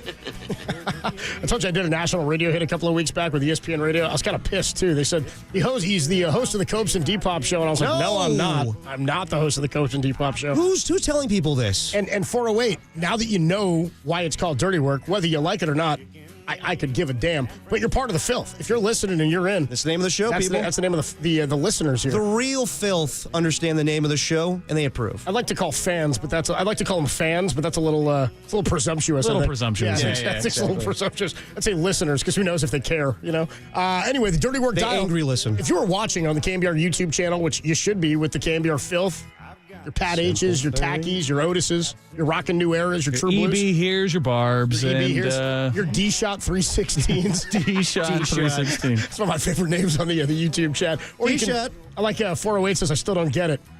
If you have to ask, you can't afford it. How's that? It probably wasn't for you. No, he says LOL JK. Much love, Okay, 408. all Thanks for listening. Thanks for checking in as always. The wheel, the dial, is up spinning right now on the KNBR video stream. Check it out on the app, KNBR.com, twitch.tv/thesportsleader, or of course on YouTube. We spin the wheel each and every Friday, except in this case Thursdays, and we talk about whatever topic is here. It's nothing like the NBA grab bag. Absolutely nothing like the grab and bag. I'm getting no spin sound. Is it? Come on, we need that sound effect. Sometimes the spin's a little delayed. That's all good. All right, it has landed on A's victory song. Oh, okay. So it's got to be Celebrate, right? Well, it's not. Celebration? The A's are out of Oakland, and they changed the victory tune. So the A's have ditched Kool and the Gang Celebration for Oakland's own Tupac Shakur's California Love for victory songs. How do you feel about this, Copes? Well, if I'm an Oakland A's fan, and I guess you're the one who should probably answer this. I will in time. If I'm an A's fan, I don't know. I imagine a lot of A's fans did not follow them. That's the tune. I imagine from Sacktown, the Bay Area, and back down, right? I mean, it makes sense. They're throwing it's the one song they could find. Cali's where they put their Mac down. Give me love. It's like the one song they could find that had Sacramento in it, or a reference to it. So they had to go with it. I would say if I was an A's fan and they moved, and I didn't stay on as a fan, and I was so pissed about it, and the way so many A's fans deservedly are upset and heartbroken over their move to Sacramento and ultimately, presumably, to Las Vegas, then I would say leave everything that was our culture here. I'd say you don't get the right to take our song, our celebration song, and just hand it to somebody else. The same as, it's a little bit different, but if the Giants moved to another city, maybe they really would have left their heart in San Francisco, but there's I wouldn't want anybody taking something that already belonged to us. Yeah, hell of a segue there, too. I don't think in the history of anything has California Love played simultaneously with the Simple Things from Hey Arnold. Celebration of A's victories and Hey Arnold. Yeah, I don't think so. I just, and I imagine that when they go to Vegas, they'll change it again, right? Yeah, they probably will. I don't mind. I would have been pissed if they played Celebration at the end of games. That was an Oakland thing. That was an Oakland tradition. It's time to move on. I know some people are up in arms because Tupac is an Oakland rapper. I would debate against that. That's a hot take of mine. I won't go into it today, but I think it's fine. They played California Love for Lakers. I thought he was a Tam High rapper if you talk to Murph. Yeah. He's just not I don't think of Tupac. Jack Load around here pointing like, hell yeah, he was. How many classes did Tupac attend at Tam High? Come on. Rest in peace, one of the best rappers of all time, but I don't consider him. Claims here. Yeah, I don't consider him an Oakland rapper. He, when he went to Death Row, he was all about L.A. Just saying. All right, let's move on before real quick, people hate me on this People take. checking in on the Golden State Lumber and Showroom text line. 310 says about the texter who said, why is it called Dirty Work? 310 says, to quote B.I.G., if you don't know, now you know. And that's where it ends. 510 says, yeah. Well, for you. I can say the next word. Fine, that's fine. None of you guys can say the next word, but Can I you say can it on radio? No, I won't. Can I say it on radio? I don't know. I don't think so. Should we try, Tim? What do you think, Tim? I think we should go back to the dial. What do you think? Tim gets loose with that word. I don't know anything about that. 510 checks in on the text line and says, I'm definitely a filthy bastard, LFG. There you go. Yeah, hell yeah, you are. Stay filthy, my friends. 408 says, I wouldn't worry. They aren't going to be playing that song often anyway. Fair enough. By the way, I wonder this, too, because they're having an impossible time selling out games already in that ballpark. It is an S show up in Sacramento. Do you think people in Sacramento don't like that they didn't endorse or brand themselves Sacramento? Absolutely. You think people in Sacramento? They got Las Vegas on the arm. Yeah, well, they got Sac and Las Vegas, one on each arm, right? Yeah, but it's... Well, you think that's hard to draw fans now. Wait till it gets 110 there every single day. That's where people are like, oh, yeah, Sacramento, they have a new ballpark. The fans will come. Yeah, it's going to be the same thing like it was in Oakland. The team's not going to perform very well. It's going to be hot as hell. Just wait. 510 checks in says, oh, wait, Taylor Swift has the Swifties. We can be called the Filthies. Stay tuned. There may be maybe an award show coming your way this summer. Oh, yeah, that's right. Yeah, we're going to do that. We're going to start promoting that when we get to summertime. There are rumors. Yeah, there are rumors that there's a Dirty Work themed award show. ESPYs Eat Your Heart Out. Yeah, ESPYs Eat Your Heart Out. We'll be bigger and better and dirtier than the ESPYs. There you go. All right, spin the wheel. Greatest show in America. We've only done one. We've only done one. That's not good. My caller's going to hate that. Moving on here, and the Dirty Work dial, food poisoning. Okay, here we go. I might have gotten that a couple weeks ago. So food poisoning suffered by Cody Bellinger. So Cody Bellinger has sworn off chicken wings for 5 years following his recent bout with food poisoning. He made the decision after he consumed some room service chicken wings at the Yankees team hotel in Detroit. Here's the thing. They were traditional bone-in wings with no sauces, no spices, or rubs. No sauce, no spice, no rub. That's like serial killer territory. Also, not cooked, evidently. Yeah, apparently not. Wait, so I'm sorry, I'm out on this. So Cody Bellinger got food poisoning recently, but he's swearing off chicken wings for 5 years. He doesn't want to eat them again until he's 100% sure he can eat them again because they mess with his stomach. It's kind of an arbitrary amount of time to put on it. 5 years and I'm done. I reject it. I get eating something from somewhere, getting sick from it, and being like, I can't eat that again, or I'm never going back there. Shout out my sister who hasn't had a beer since she got too drunk on Natty Light. For the first time she ever drank it. She's like puked on that. She hasn't had a beer since she was like 19 years old or whatever. Natty Light sucks. When I think of beer, I think of Natty Light. Well, that's what I do. But now, like a hint of beer, like makes her sick to her stomach to this day. Wow. Okay. Sensitive. I'm not going to yuck your sister's yum. Yeah. Well, please don't. Prefer it if you didn't. Oh, come on, we're friends. I know you're not. You don't really matter. No, you and me. All right. Yes, you and me. Yeah, I don't want to be brothers, you know what I mean? I need to see you at Thanksgiving. Moving on here with the Dirty Work dial. Next one we're going to land on is SVP, Scott Van Pelt's golf proposal. What is this? So, Scott Van Pelt, he's working the Masters right now. He joined the Dan Patrick Show earlier this week and was in favor of implementing a shot clock in the game of golf. What would you guys think about that? Tim? I mean, I don't know.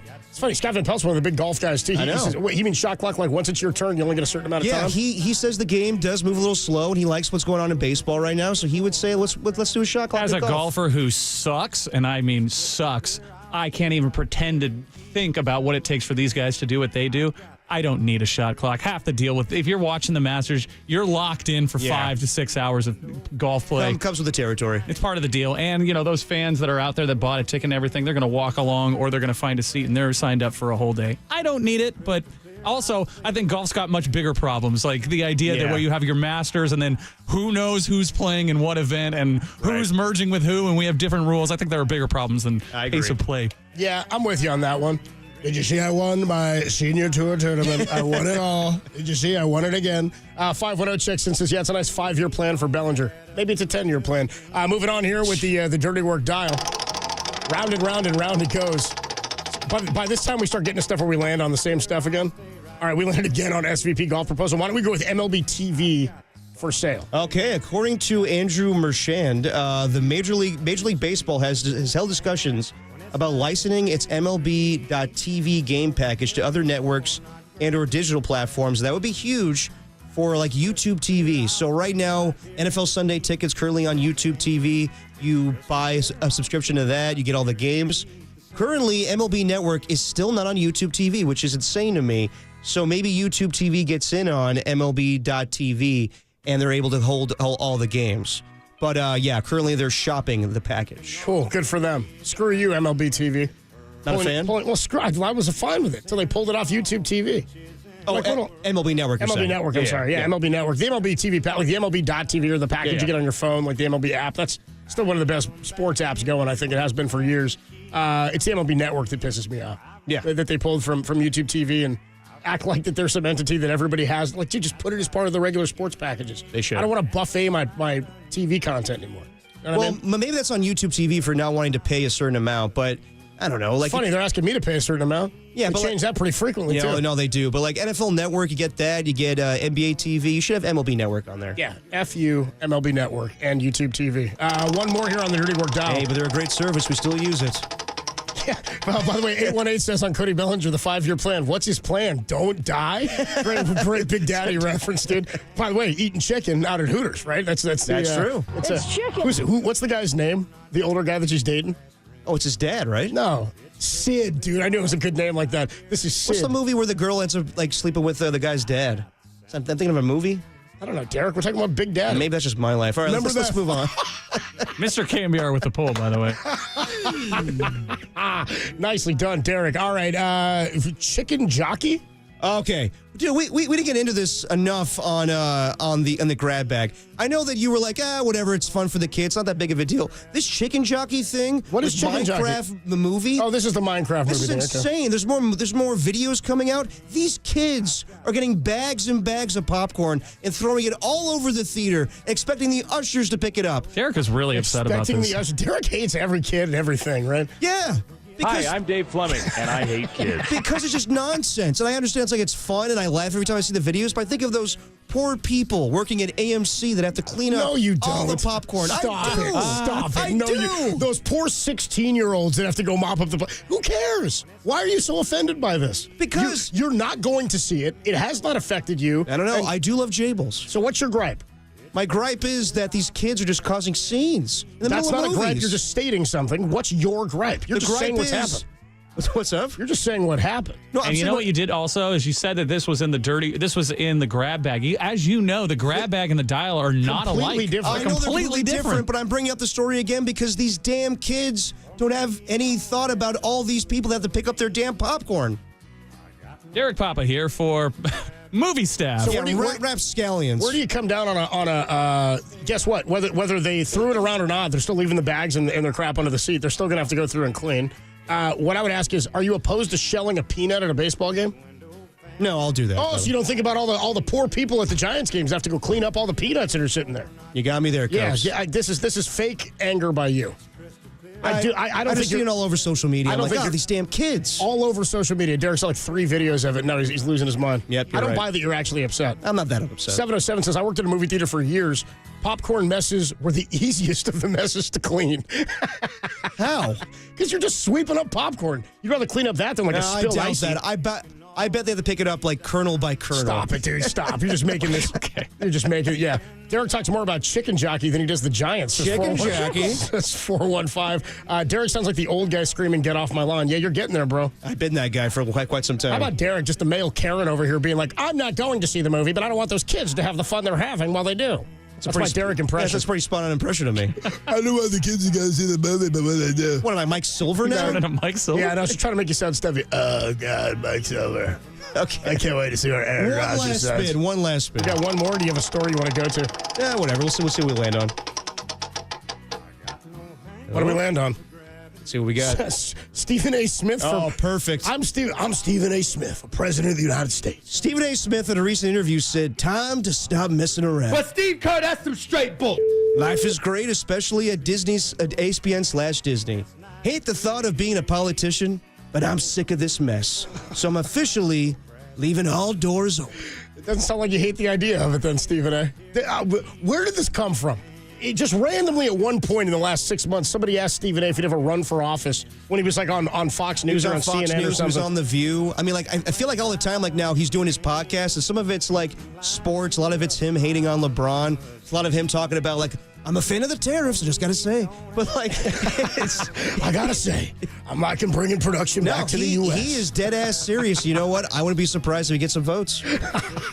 Me neither, but it's so dumb because he's acting like people are pressuring him to do it when he's the one who's like, I don't even want to, but it looks like I'm going to have to do it. I just signed a contract with Disney, and I want to be there for them, but if the country comes a-calling, I got to answer the call. I'm going to have to. The same guy that a week ago was talking about how he'd bow up LeBron. Like, what are you talking about?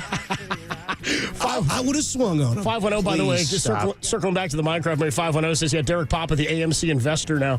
Yeah, one more says. I got my AMC Stubbs card. 925 says, it's worse than you think, Copes. I saw one today where they throw a live chicken into the crowd. No, they do. They do. What are these kids doing? They really did? A live chicken was thrown. And, like, every time the screening is stopped, the police have to come in. I'm just saying, can't we have theater etiquette again? Come on. Shut up, dude. 707 says, I worked at a movie theater as a kid, and they use leaf blowers to blow all the popcorn. And the other texter's right. That's ridiculous. He says the other popcorn is right. The other texter's right. Popcorn is the easiest to clean up. And then one more 415 says, Derek sounds like a Scooby-Doo villain right now. These meddling kids. I would have gotten away with it too if it wasn't for their damn popcorn. Let the kids play. Let the kids have their fun. I might go see it. They're tossing chickens. I might get out there. You're not showing up to a Minecraft Do you movie. think I could throw the popcorn myself, or they'd be like, sir, you're too old. You can't do this. I wouldn't be. You know what? You strike me as a popcorn thrower. That sounds like something you would do. Actually, I'm a popcorn eater, dude. It's one of my favorite snacks. Really? I've been making fresh popcorn at home, crushing it. We got to take a quick break. Adam Copeland, Depop, Tim Webb with you. That was a Thursday edition of the Dirty Work Dial, and it's nothing like the NBA grab bag. When we come on back, a potential Warriors play-in playoff matchup. We'll talk about it next. Dirty Work on the Sports Leader.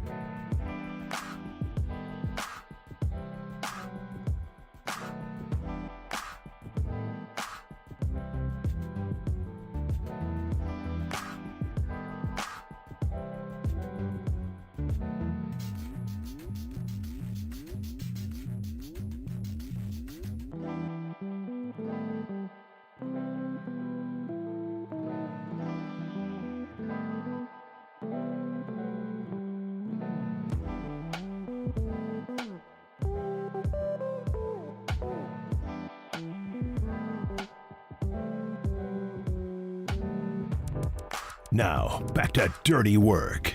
Adam Copeland and Derek Papa on KNBR 104.5 and 680 AM. The Sports Leader.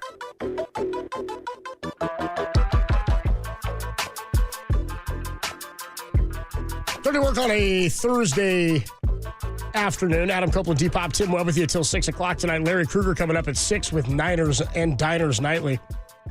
Many more people checking in on the popcorn situation at the movie theaters. You guys aren't thinking about the poor ushers. Is this really bothering you? Not really. Somebody checked in and said, A31 on the text line said, it's rude and disrespectful and their parents should be ashamed. I sound like that guy? Yeah.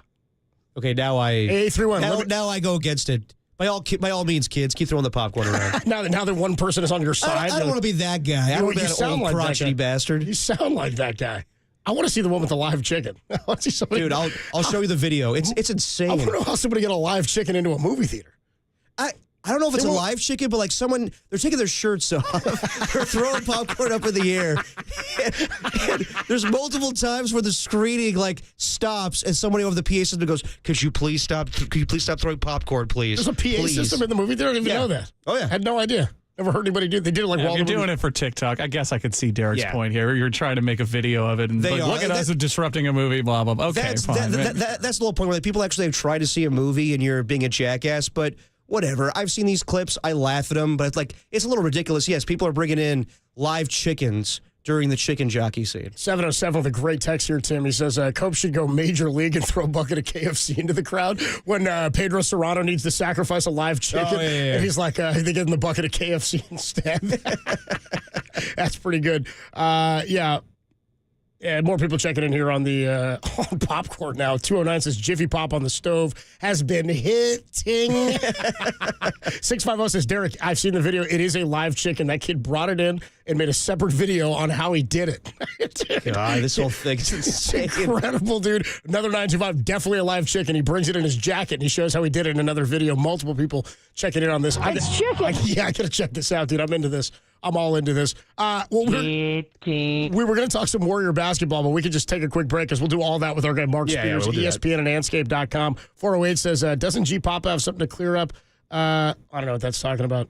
I lost that. By the way, how about this? Just real quick before we get to Mark Spears. 2 weeks from today, we have our KNBR draft party going on. Second year in a row we've done a draft party. This one coming down to San Jose. So if you're in the South Bay, come on out to Jack's Restaurant and Bar. We're going to be there. Dirty Work starts that day about 4 o'clock. It's 2 weeks from today, the 24th. Starts about 4 o'clock because the Giants have an afternoon game. So a little bit like yesterday, maybe a little before 4. We'll see what happens. But then we'll do Dirty Work for about an hour. And then we got the draft party starting at 5 o'clock. So you can come out and see Dirty Work. You can come out and hang for the draft party.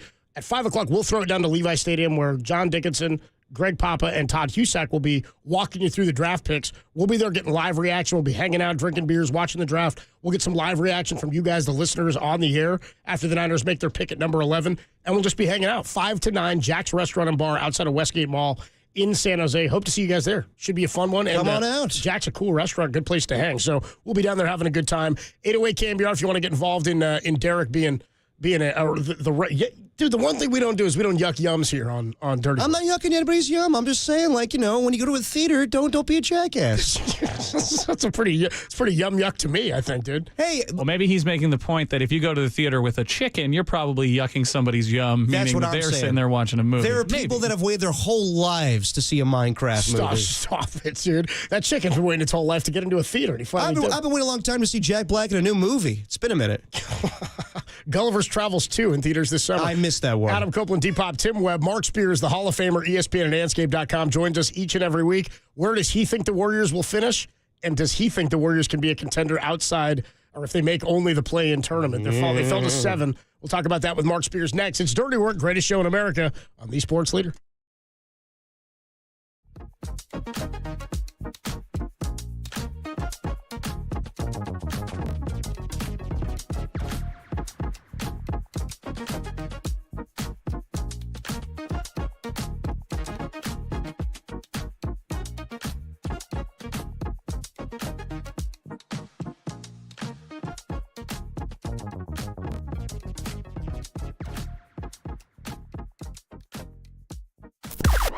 Now, from the O'Donnell Financial Group Sports Desk. Learn more at odfigroup.com. O'Donnell Financial Group, because planning is a process, not a product. Well, the Warriors crapped the bed last night, 114-111, in a tough loss to the Spurs despite 30 points from Steph Curry and 28 from Jimmy Butler. But late-game turnovers proved costly in the loss. The Warriors now sit in the 7th position with 2 games remaining. For everything Dubs-related, keep it locked to KNBR, the man that loss hurt leader.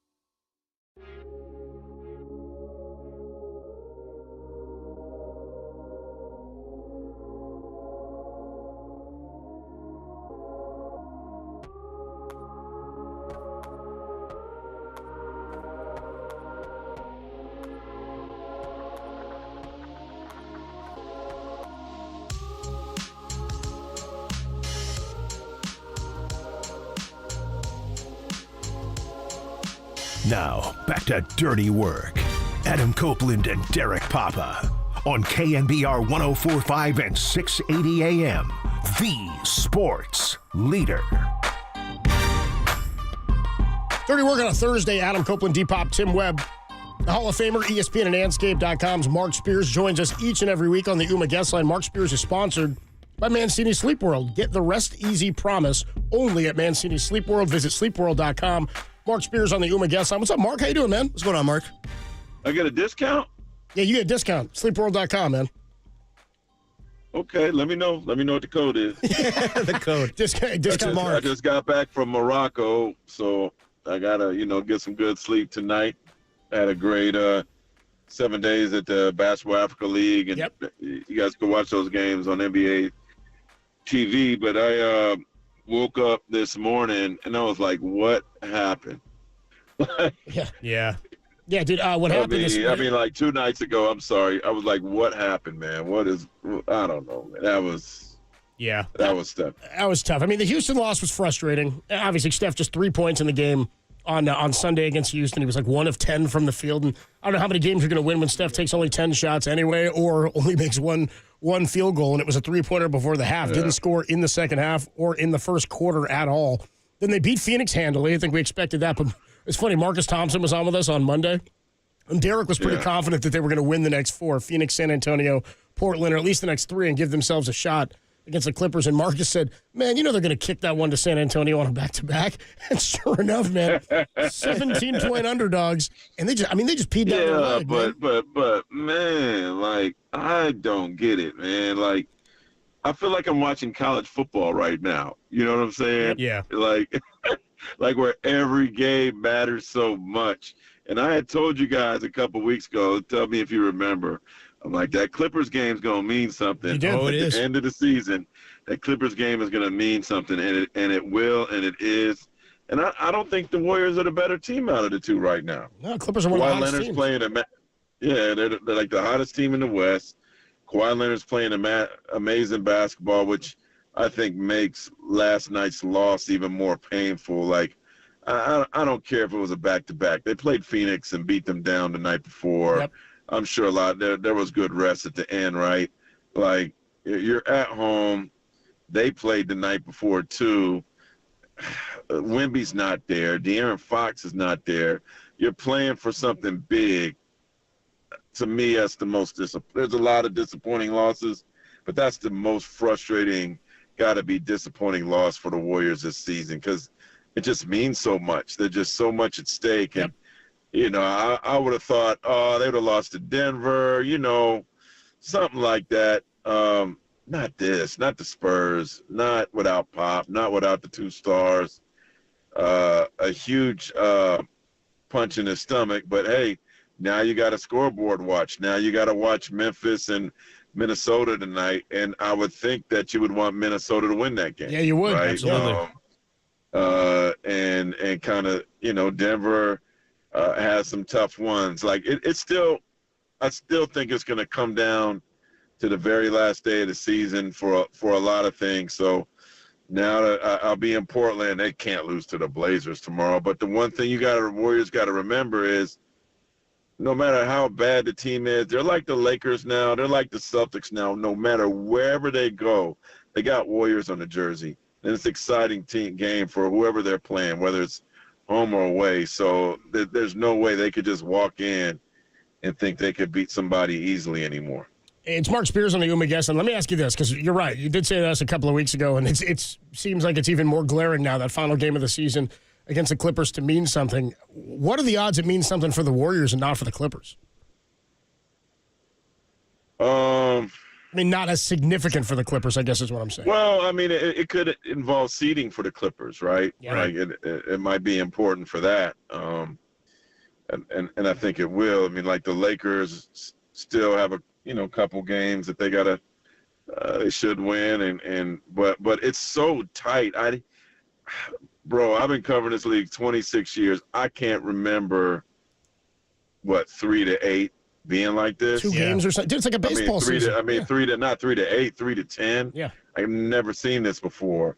Like the East, they're chilling. Like, the only thing that seems set up right now is that Sacramento and Dallas are going to play for the ladder of the play-in games. Right. It's really incredible. Great basketball. It's going to make this every game, but especially Sunday, something that perhaps we've never seen in the NBA.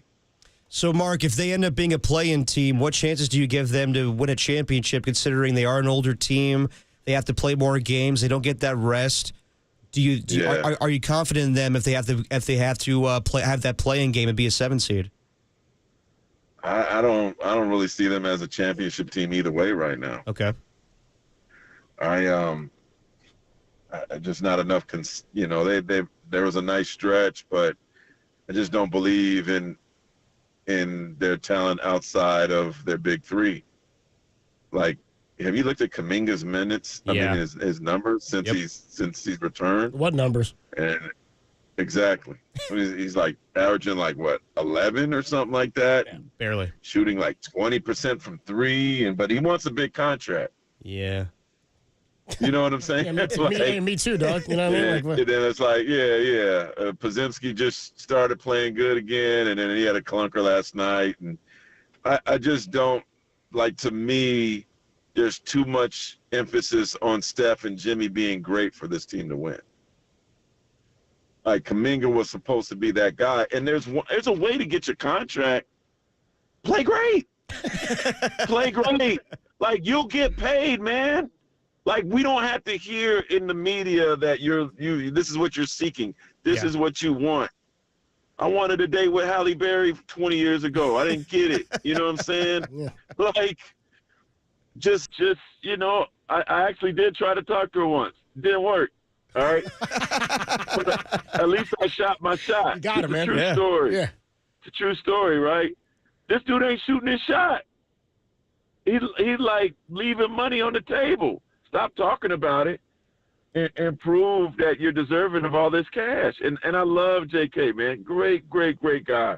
Whoever's leaking this stuff behind the scenes can't be going well in the locker room. No. You know what I'm saying? Yeah.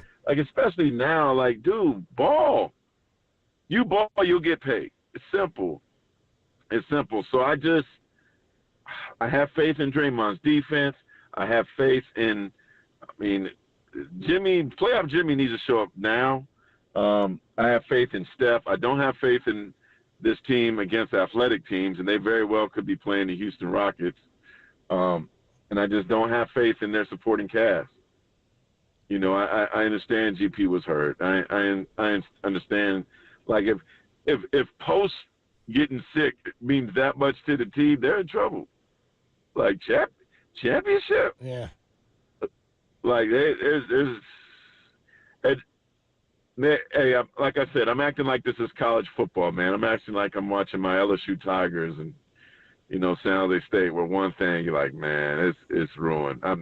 I may be being too hard on that loss, but that loss and the Houston loss really showed who the Warriors are right now. And typically the way a team plays at the end of the regular season is the way they're going to play once the playoffs begin.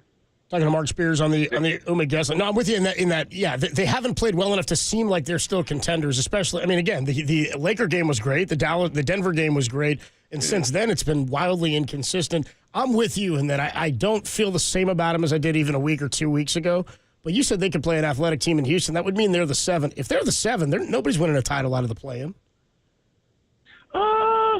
You know what? It's a battle royal, man. There ain't no easy road. What's the easy road? There's no easy path. There's no good matchup. No. No, I think you could get there out of 7 because every path is bad. I don't think the seeding really even matters. The way Denver looked under this new coach, they look like they decided to wake up all of a sudden, right? You got to be worried about Ja in the postseason. You got to be worried about Anthony Edwards in the postseason. Yep. The way Kawhi is looking now, it's not out of the realm of possibility to see the first ever team in the Clippers. And it sounds crazy for me to say that in the finals. First Clippers team in the finals, right? That's how good they're playing right now. But OKC, what's the easy path? Even if the Warriors were to lose a playing game and have to play, say, Dallas, right? Anthony Davis kills the Warriors. You know what I mean? There's no easy path anywhere for anybody, not even the Thunder. That's how good the Western Conference is. which is an amazing thing. And reason why I think whoever wins the East out of, Boston or Cleveland's going to, whoever wins the West is going to be like the Revolutionary War, man. They're going to have the dude out front tapping, and everybody else is going to be bloody and everything. And these dudes are going to be walking in with their machine guns, just well-rested and ready to go from the East. Yeah, well, I mean, the Western Conference right now is definitely interesting, but it's very interesting to have. Ain't no sweeps. Nobody's sweeping. No. These are like 6-game series or more. No, definitely. But we got some good basketball on the horizon, man. That West playoff basketball, boy. Woo.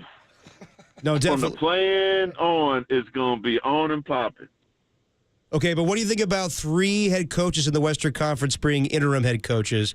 I still can't believe that Michael Malone was fired the other day with 3 games remaining. Taylor Jenkins prior to that. I know this has been a thing in the NBA for quite some time where, players speak up and then their coaches get fired.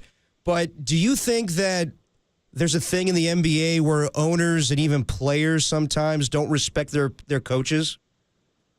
The Denver thing, Joker's coach of that team now, I could tell. Yeah. From their last game. But I had heard something before the season.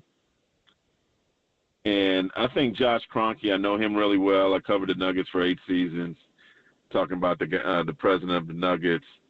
I just think he was like, it was interesting. If you heard his interview, he's like, we were going to fire them anyway. So we were like, what the heck? We might as well do it now and see if it sparks something. And it did against Sacramento. So it's very odd for Memphis and Denver to do what they did. I can't think of playoff teams or projected playoff teams that fire their coach before the last, days. You know what I mean? But this is what happened. Has it sparked Memphis? I don't think so. It has sparked Denver so far. But ultimately, the 2 stars that they have, Memphis is 2 stars, and for Denver, man, they need Jamal Murray healthy, or I don't care who the coach is.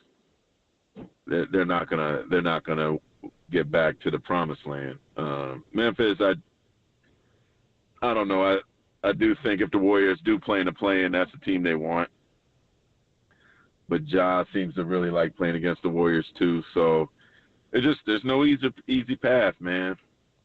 It's a treacherous road, and the one thing that if the Warriors do make the play-in, that is painful for them. When you have 3 older stars, how much do you think being off Monday through Friday from games would help them?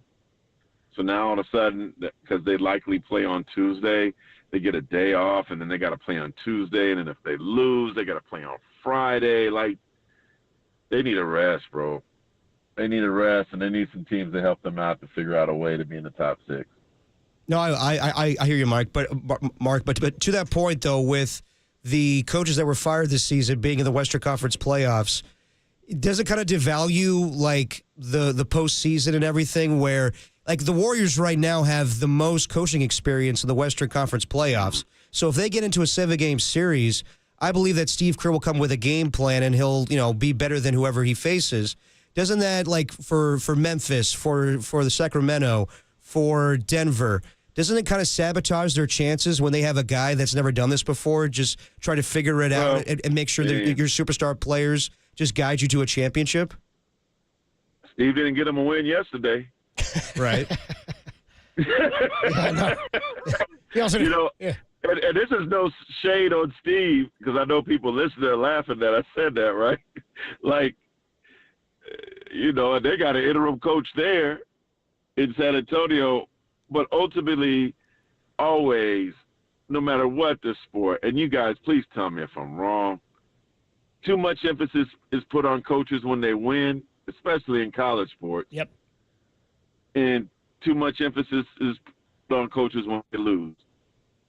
Ultimately, the playoffs are about stars, matchups, and health. Those 3 things. If you have those 3 things in your favor, then you're going to win, regardless of who has the whistle in their hand. unless the dude is just a lost cause. Chauncey Billups told me that when they were in the finals, when they won, they wasn't listening to Larry Brown. They did their own thing. And because it worked, Larry didn't say nothing. Yeah. He couldn't.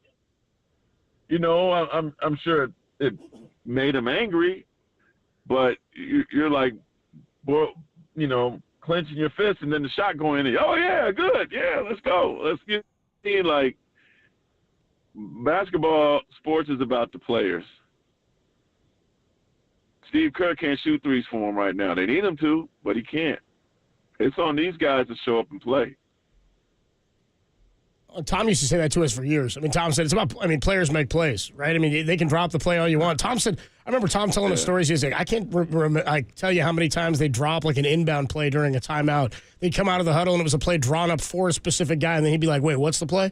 They go, what do you mean, what's the play? They drew it up for you. What do you mean, what's the play? These guys forget sometimes. I mean, they made mistakes yesterday. Just throw me the ball, man. On the inbound. So they're like, just throw me the ball. Exactly. So, I mean, like roster and lineup adjustments. We saw the death lineup stuff and making those decisions. And sometimes there's stuff with the media where you don't want to release who's going to sit and who's going to start in advance. Like, I get that stuff, but I'm with you, especially in the NBA where so many possessions can happen in between any stoppage of play where a coach gets to talk to them. It's about the players executing, and that's why they lost the game last night. Bro, I could coach the Thunder right now. Yeah, I mean, come on. Nobody talks about Luke Walton 24-0. Remember, Luke Walton gets no credit for 24-0. Everyone's like, nah, anybody could have done that, yeah. I could coach. Shoot. I don't want to go to OKC. No, you don't want to do all that. Yeah. I'm good. Real quick, just a thought from you on did you see any of Luka's return to Dallas last night? His first half, dude, 31 of the Lakers' 60 in the first half. You know, it pains me for Nico because I've known Nico a long time. He's actually the one that helped me more than anybody build I think a very strong rapport and relationship with Kobe Bryant. He was Kobe's right-hand guy. And I've wondered behind the scenes often, like, how much of this, like, the responsibility should be on the owner too, right? Because I wonder if he told him, he's like, man, we can't pay that guy that. I'm not going to pay him that. You know, like, I wonder what the whole story is.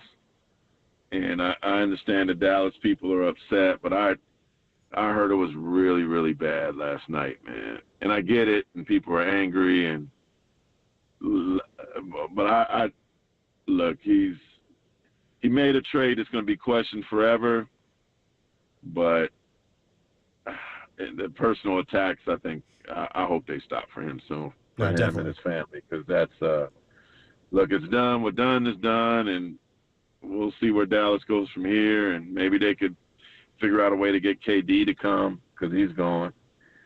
But this is the scary part of sports, when you see like a GM get death threats and just get ridiculed, and you know. But hey,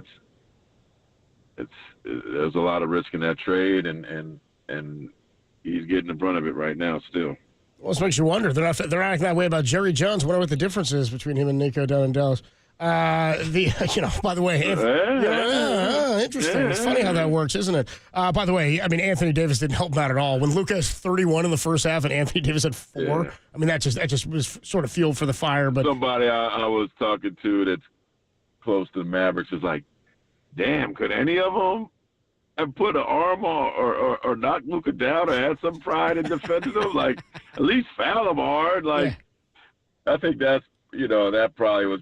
I haven't talked to Nico, but I'm sure that burned him too. It's like, damn, none of my boys fought for me. Couldn't do nothing. Yeah, right. Like, yeah. So he hit me one time. Like, thanks, guys. I remember you when the extensions come up. Yeah, right. I'm the one cutting the checks here. By the way, you're going to be in Portland tomorrow and then at Chase on Sunday, yeah? Yeah, man. Yeah, you coming? I'll be there on Sunday, absolutely. 100% I'm there on Sunday. Let's go. 100% I'm there on Sunday. Yeah, man. I'm excited. Sunday's going to be epic. Yeah. It's going to be it's playoff basketball Sunday. And your boys can't choke tomorrow, right? Like, come on. Come on, dude. Like the Blazers already packed their bags. Both their games are home. They actually got the Lakers on Sunday. You know what I'm saying? Mm-hmm. Yeah. They're getting their last shot of voodoo donuts, and they're probably flying out like Sunday night, man. Like they can't mess around with the Blazers tomorrow. I think it's important for the Warriors to like get some confidence, beat up the Blazers quick, put them to bed, come home, and because that game on Sunday is at 12:30. That's on ABC, and it's going to be rocking and chase. Yeah, don't play with your food. Just wipe them away. And by the way, if they do kick that one tomorrow, they're your boys now, Mark. Mark Spears, ESPN and Anscape.com. Joins us every week. Excited to see you Sunday, bro. I'll see you at Chase. Thanks, Mark. Yeah, man. Make sure you holler, man. I will. I'll text you when I'm on my way in. Little hidden spots there now, man. Yeah. I got to make you aware of. All right, good. I'll come in. I'll come find you before the game. We'll talk then.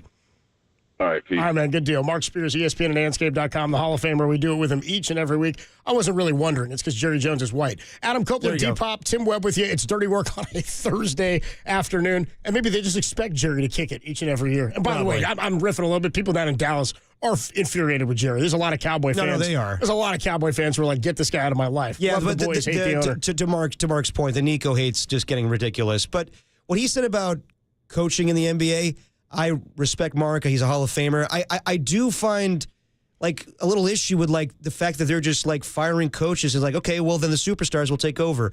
It's different for each team. I mean, obviously the Warriors wouldn't be where they are without Steve Kerr, and obviously Greg Popovich with the Spurs.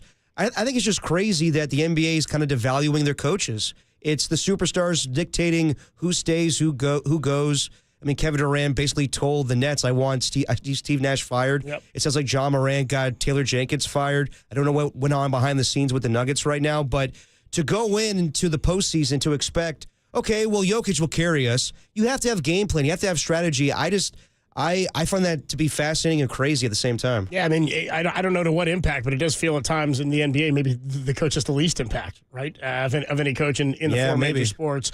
Dirty Work rolls on a Thursday evening now. Adam Copeland, Depop, Tim Webb. We are going to get a little Pat H. crap section in about 15 minutes. We'll get you some crap here to wrap up a Thursday afternoon. Larry Krueger coming up at 6 o'clock tonight with your Niners Nightly as we are 2 weeks away from the NFL Draft, and we'll be down at Jack's Restaurant in San Jose outside of Westgate Mall next Thursday, 4 o'clock, Dirty Work, 5 o'clock, Draft Party. Come out, have some beers, have some food. Let's see who the Niners take at 11. Can they hit on a first-round draft pick? Kind of need them to. When we come on back, a sound soiree on a Thursday featuring some Brian Windhorst talking about the Warriors being a flawed team. You hear Steve Kerr's reaction to the Warriors. Steve Kerr's reaction to Mike Malone being fired with 3 games remaining in the season. Talked about some of that value of NBA coaches. Chris Russo checked in on Cody Bellinger's food poisoning. I'll tell you what, I'm not eating wings. It's a 5-year plan. We're not doing it. And then Healdsburg High's national anthem. That's a rough day.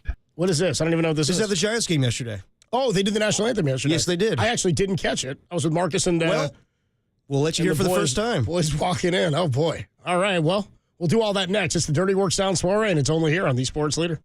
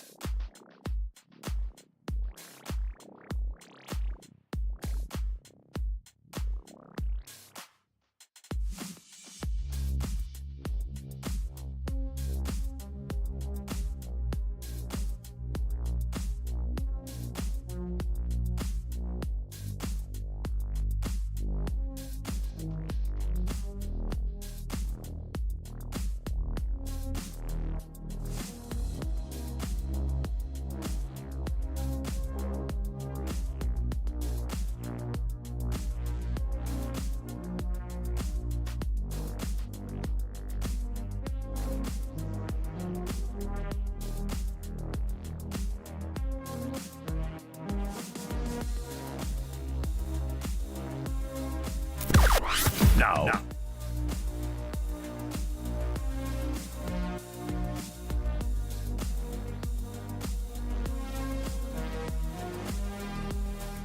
San Francisco Giants general manager Zach Manazian joined Murph and Marcus to discuss torpedo bats, the hot starts of Jung-Hoo Lee, Yaz, and Wilmer, and his thoughts on the early struggles of Willie Adames and Camilo Doval. For that podcast and all of our podcasts, check out KNBR.com and the KNBR app, the front office leader.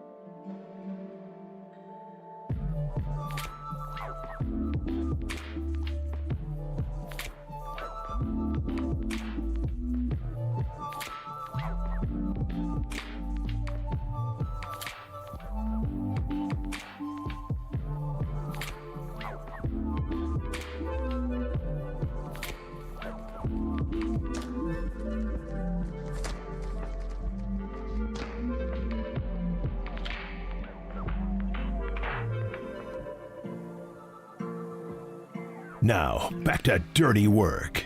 Adam Copeland and Derek Papa on KNBR 104.5 and 680 AM. The sports leader. Play great. Yeah, it was Mark Spears. Play great. You know, you get a contract. That's what he said. Play great. You want to play great. God, doesn't sound anything like Spears. Play great. Play great. Like, you'll get paid, man. By the way, how about Mark? We didn't get a chance to get into this. I got to ask him more about this. We have more to get to today. How about him saying he once shot his shot with Halle Berry? Oh, yeah. He's like, I want to date with Halle Berry, but I shot my shot. I met her, got a chance one time. And I was going to ask him, like, whoa, we're going to have to circle back on that. Yeah. No, we'll definitely need some details on that. Would you ever make a move on a celeb like that? Would you shoot your shot? I mean, you gotta. Would I? Depends on the scenario, situation. If it was Halle Berry, today? Jack Nicholson now or 1977? 74. Meg Ryan. I mean, I don't know. Billy Madison. You got enough liquid courage. What's your favorite Halle Berry movie? It's an easy answer for me. Swordfish? Is that we're going with Swordfish? Well, yeah. The movie she's most seductive Monsters in. Ball. Monsters Ball. It's a quality movie. I got Swordfish isn't bad. Nothing I dislike about Halle Berry at all. I can't tell you that I'm a big movie buff about her. I can't even. Catwoman. Not a great Catwoman. one bad on a was easy on the eyes. There's one easy answer, fellas. What is it? And that is the Flintstones. Oh yeah. She in the Flintstones? She's in the Flintstones. She's like she's one of the villains, but not really. No spoilers, of course. Talking about the original one with John Goodman? Yeah, John Goodman and Rick Moranis, and she's looking good in Flintstones. Isn't one of the Baldwins in that too? Sure. No. That was a newer one. That was a newer one. Well, not the newer one, but the sequel. Viva Rock Vegas. Okay, all right. Sorry. You got a lot of. You have the oddest. I have the most useless movie knowledge. Well, he brought up some Popeyes stuff to me earlier. Great. And then he was like, "You like the Popeyes with the Popeye movie with Robin Williams?" I said, "I saw it when I was a kid. I think I've actually never seen it. I just know it." I said, "I'm more of a Hook man." A Hook man. Somebody on the text line earlier when I said I'm a Hook man for the movie Hook Hoffman and Robin Williams said, I think there's medication for that. Peyronie's disease. I ain't talking Peyronie's, dude. Bent carrot, bro. I'll take an ice cold Peyronie's. Bentcarrot.com. It's literally the website. That is not the Yes, it is. No, it's not. It is the website. Dude, that is not a real website. Tim, here in Dirty Work, we would not lie to you about Peyronie's. This is a Peyronie's house. I'm looking right now. Ooh, maybe go not safe for work, brother. Don't go on the corporate computer. Oh, I thought it was. Why not? It's a medical site, I thought. Okay, fair enough. I'm not on a work computer. I'm just on the work server, I guess, of the internet. Imagine tomorrow morning, Murph's like, Copes is on this website. I just leave it up right here in front of Murph. You'd see when he gets here.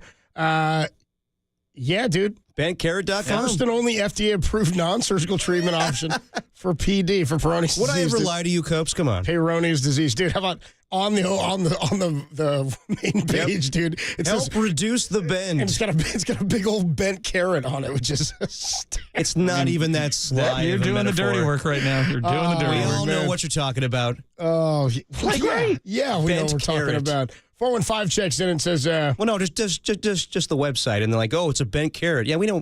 Somebody said, I'm so glad you guys are going to talk about the anthem. I legitimately thought when those kids sang it yesterday, the sheet music was upside down and John's our national anthem. Priceless. You'll hear that in the Yeah, we'll get to it. We know it's kids performing the national anthem, but it was still funny. We'll do it in the Dirty Work Sound Soiree, and we'll open it up right now. This is Dirty Works Sound Soiree. No, I've whipped up this nasty little soiree. The best sounds you might have missed.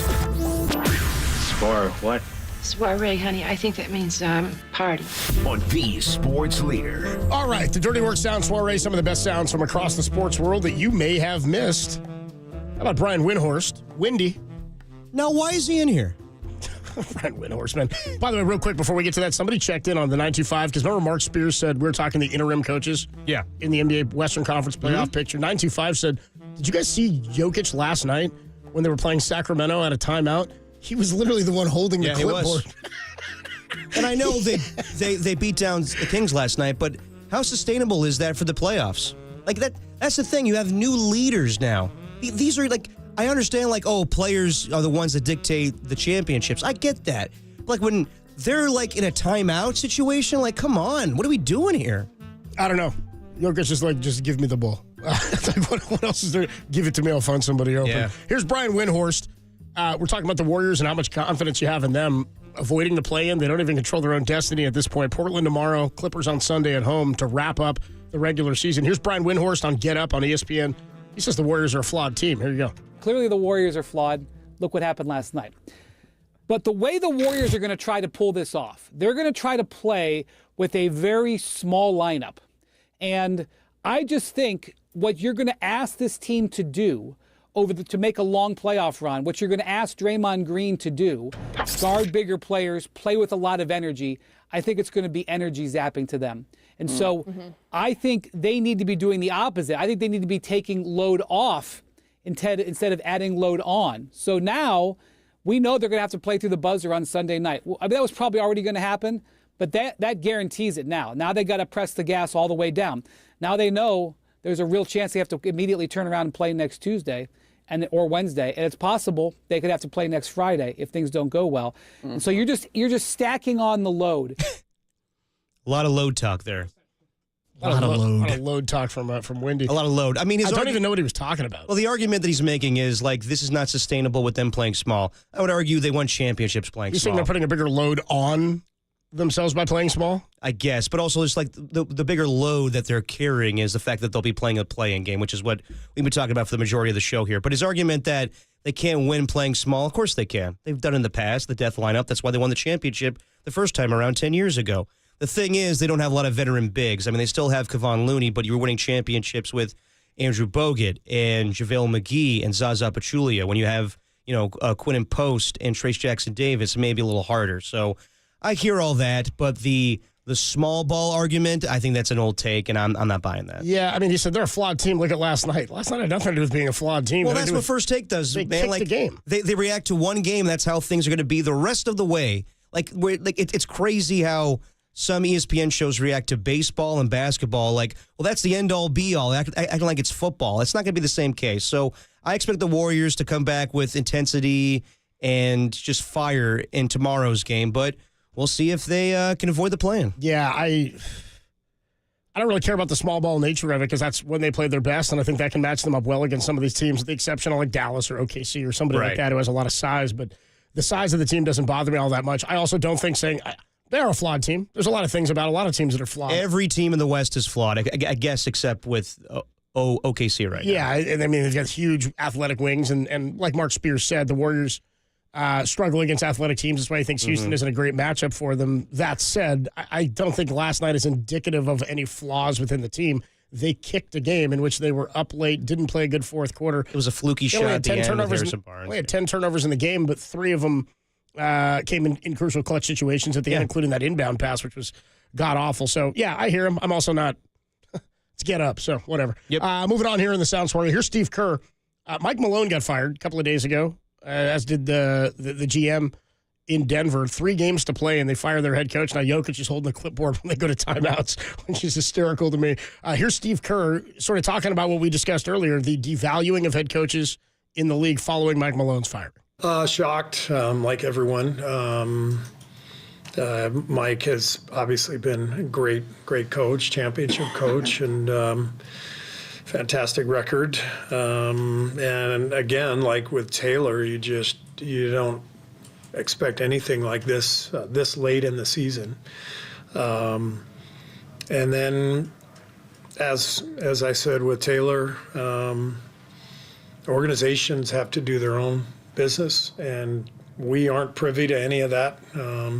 So I have no idea what was happening. So I can't really comment on anything other than wishing Mike well, because he's done an amazing job, and doesn't seem right, but this is the business we're in, and it's we're all going to suffer a similar fate at some point. That's kind of the way it is. Yeah, I mean, unless you're Steve Kerr and you've been there for over 10 years now, and you have that luxury of winning 4 championships, but I mean, yeah, I would be surprised though if Steve Kerr's tenure with the Warriors ends with him being fired.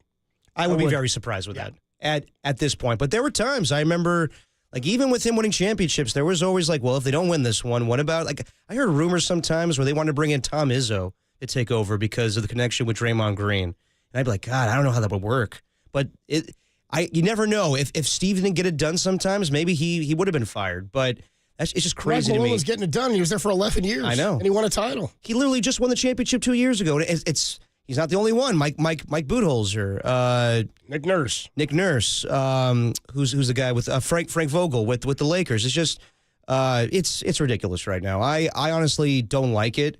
I think that they're devaluing head coaches in the NBA.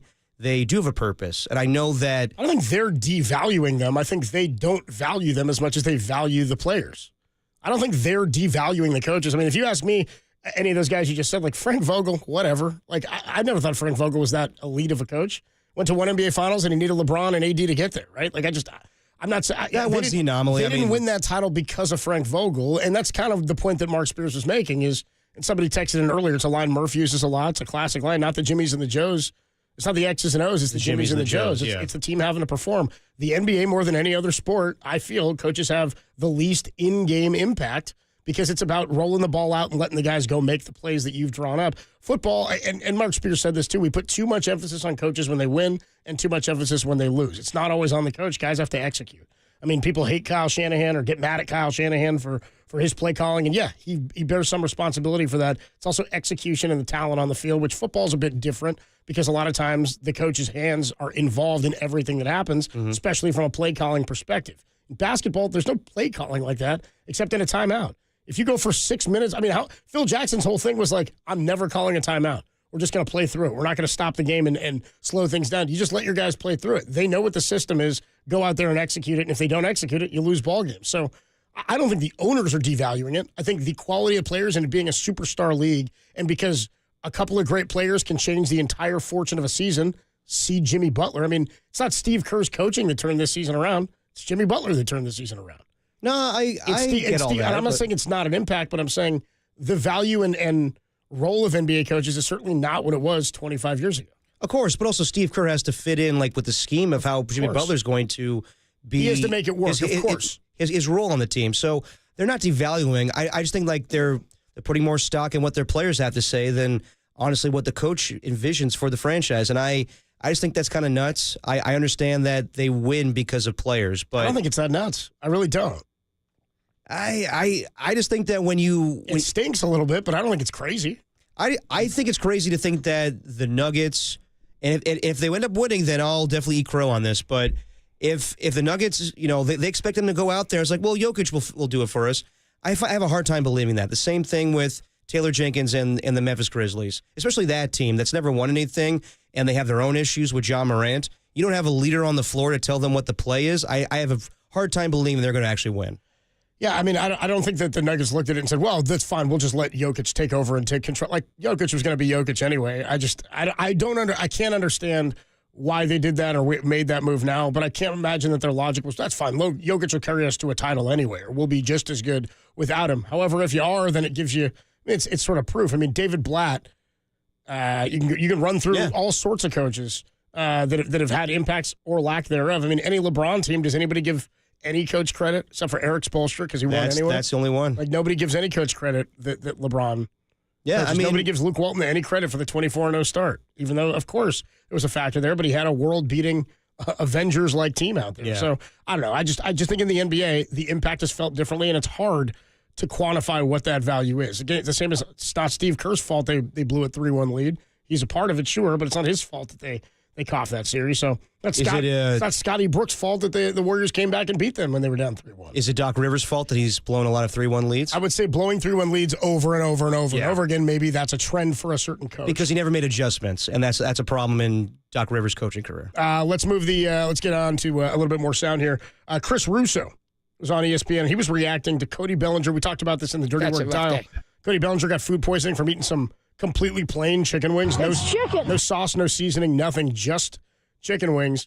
He said he got food poisoning, and he's not going to eat chicken wings again for 5 years. That seems a little rash. It's a 5-year plan. Maybe it's a 10-year plan. Here's Chris Russo on the Cody Bellinger food poisoning. Cody Bellinger got sick on some chicken wings.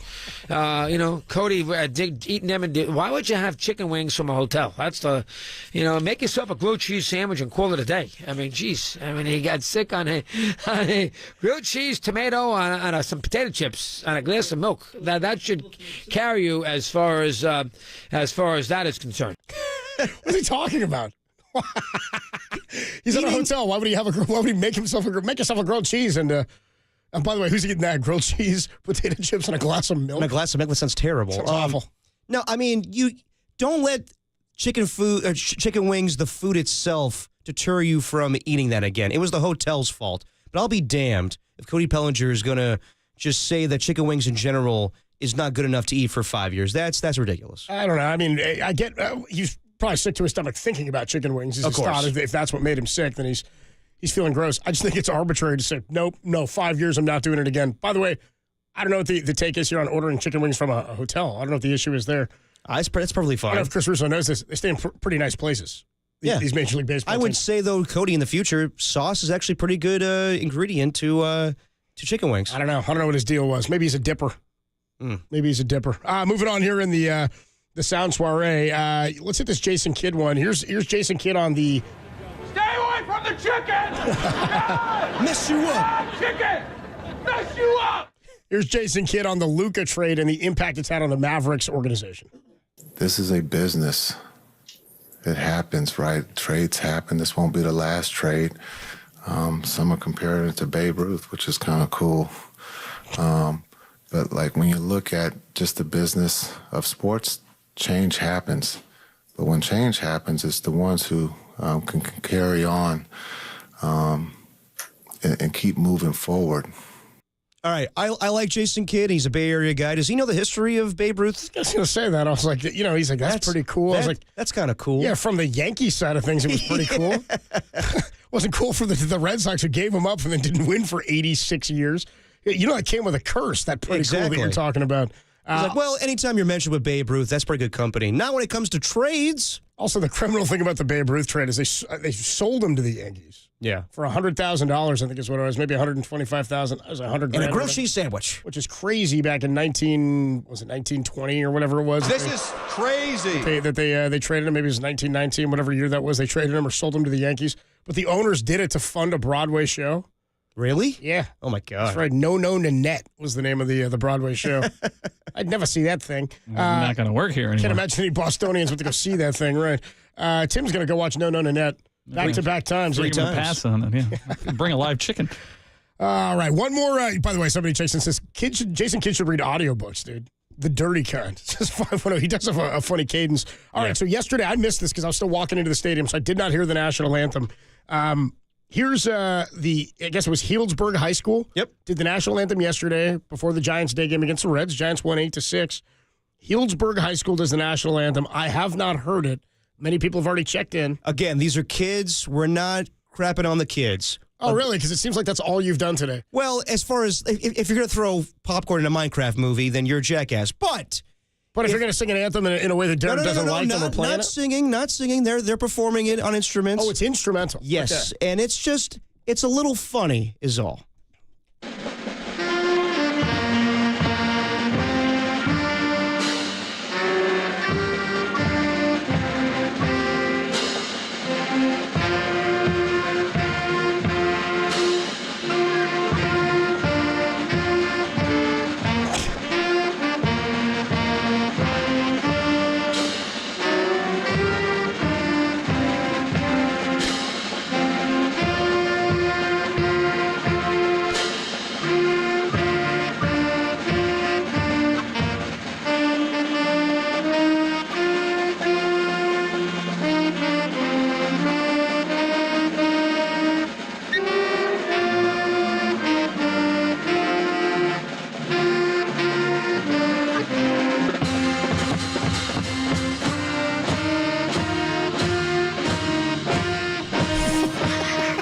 Yeah. What?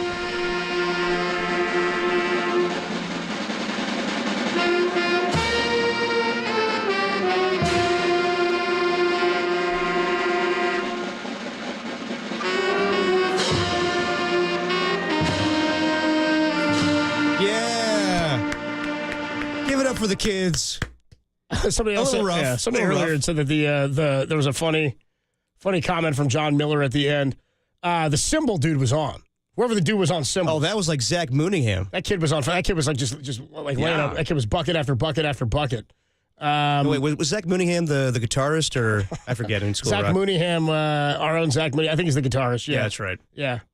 Who was the guy on the drums? I forget. Freddie. Yeah, I don't know. I'm more getting into this. I mean, this wasn't Ned Schneebly. Symbol Guy was on it. I mean, it was certainly not your traditional anthem. It was a little off. It was a little bit off. Yeah. I mean, I saw somebody here had said they worked at Healdsburg High School, but I can't. They said that was a rough day or something. It's a rough day. That's a rough day. I can't find the text here because somebody more came in. Maybe it was just mic'd poorly. Maybe it's Darren Chan's fault. I don't know. It's very hard to do an anthem in a stadium. Not that I've ever done it, but I've been places where I've been in the stadium doing like fan fest events. And when you talk, you hear your echo after you talk through the stadium. You have to operate like you can't hear You have yourself. to operate like you can't hear yourself. I mean, this happened to FanFest this year. You're sitting there with a mic and I'm talking to the speakers are back there. I can hear my own voice coming back at me like a second after I say it because it's coming through and it echoes through the stadium. I don't know if that throws, I mean, for kids, I don't know if that throws you off. It's why a lot of times people who sing like to have the accompaniment, have music with them because they can follow the music in their ear. Right. Or you've got something in there that just keeps you on pace. Something that keeps you on. A metronome. 775 checks in and says, what country's anthem is that? A 408 checks in and says, is that a school for the tone deaf? Yeah, tough deal. I'm not coming down as hard on. No, like we said, they're kids, but it was just funny. It was funny. Yeah, well, Derek's hating on kids all afternoon, dude. Derek's treating this anthem. Derek's treating this anthem like they brought a live chicken to it. Yeah, exactly. Don't you Shout dare. out the Symbol Guy, though. Nailed it. Oh, yeah, he was Nailed it. 707, it sounds like the saxophone section got beat up today. Anyway, that's your Dirty Work Sounds Soiree. We will take a quick break. We'll come on back, get you a little crap, and then we'll put the show to bed. It's Dirty Work. It's Thursday, and it's only here on the Sports Leader.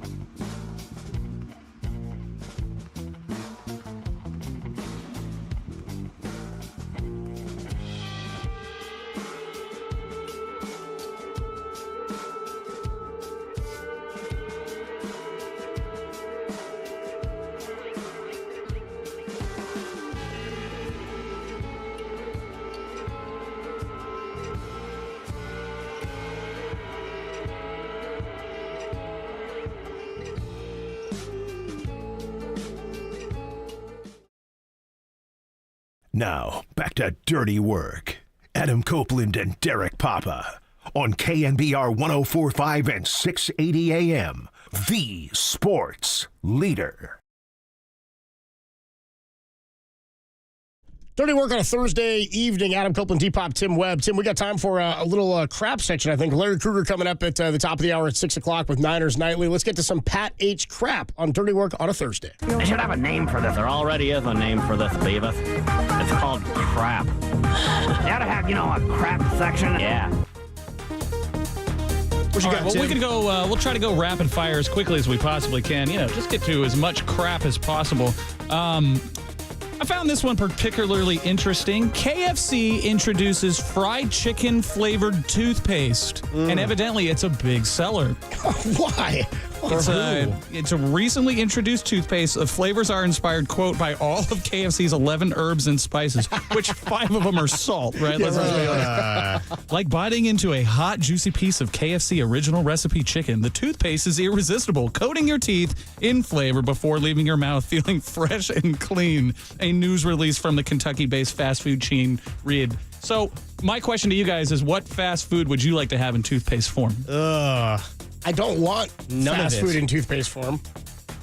Yeah, I can't think of anything I would want. Slushy, maybe, or something like that. I think that's not even fast food, though. If you like KFC that much, don't you just go eat KFC? Yeah. And by the way, the last thing you taste before you go to bed is fried chicken. Like, I don't know. Just Yeah, people are going to kiss you with that mouth? It's disgusting. I reject it unless it makes you crave it. You like brush your teeth. You're like, I could go for some.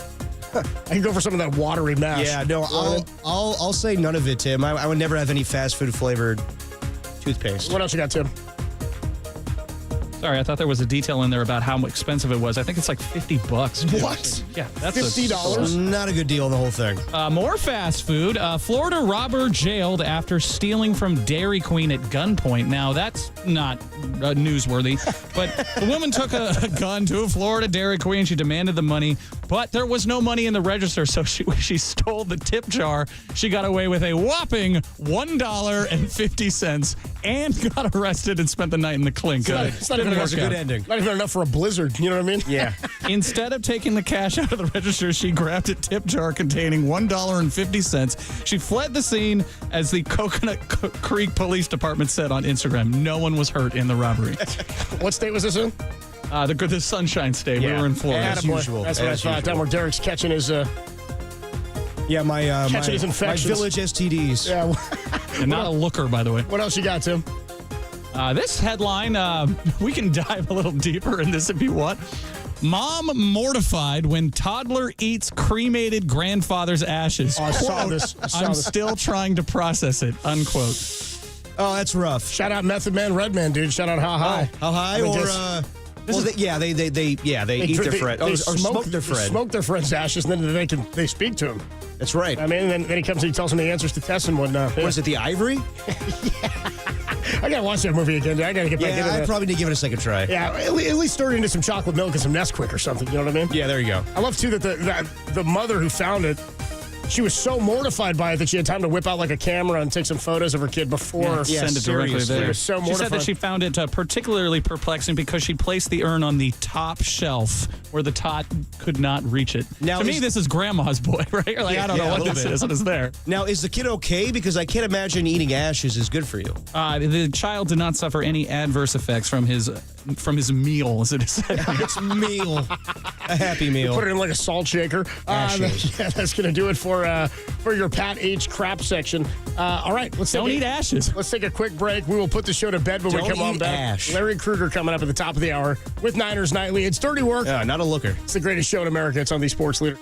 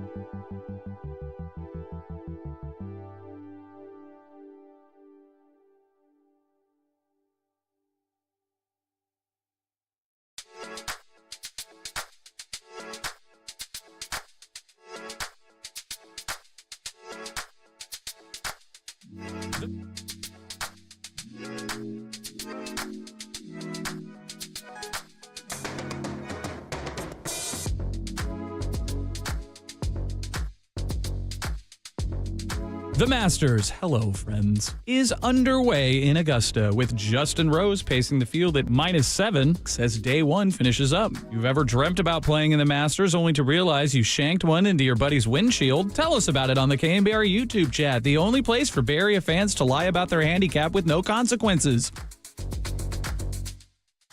Oh, man.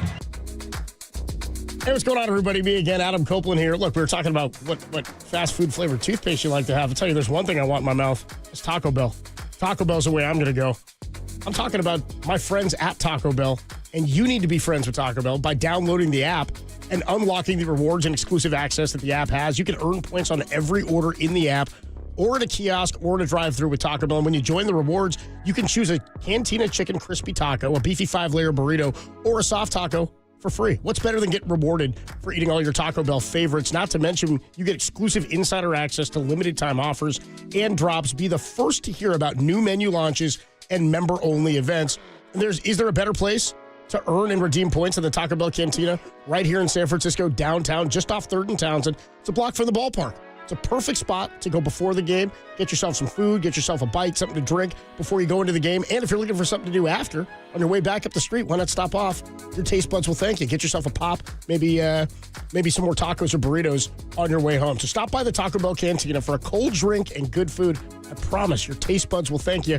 And please don't forget to live Moss.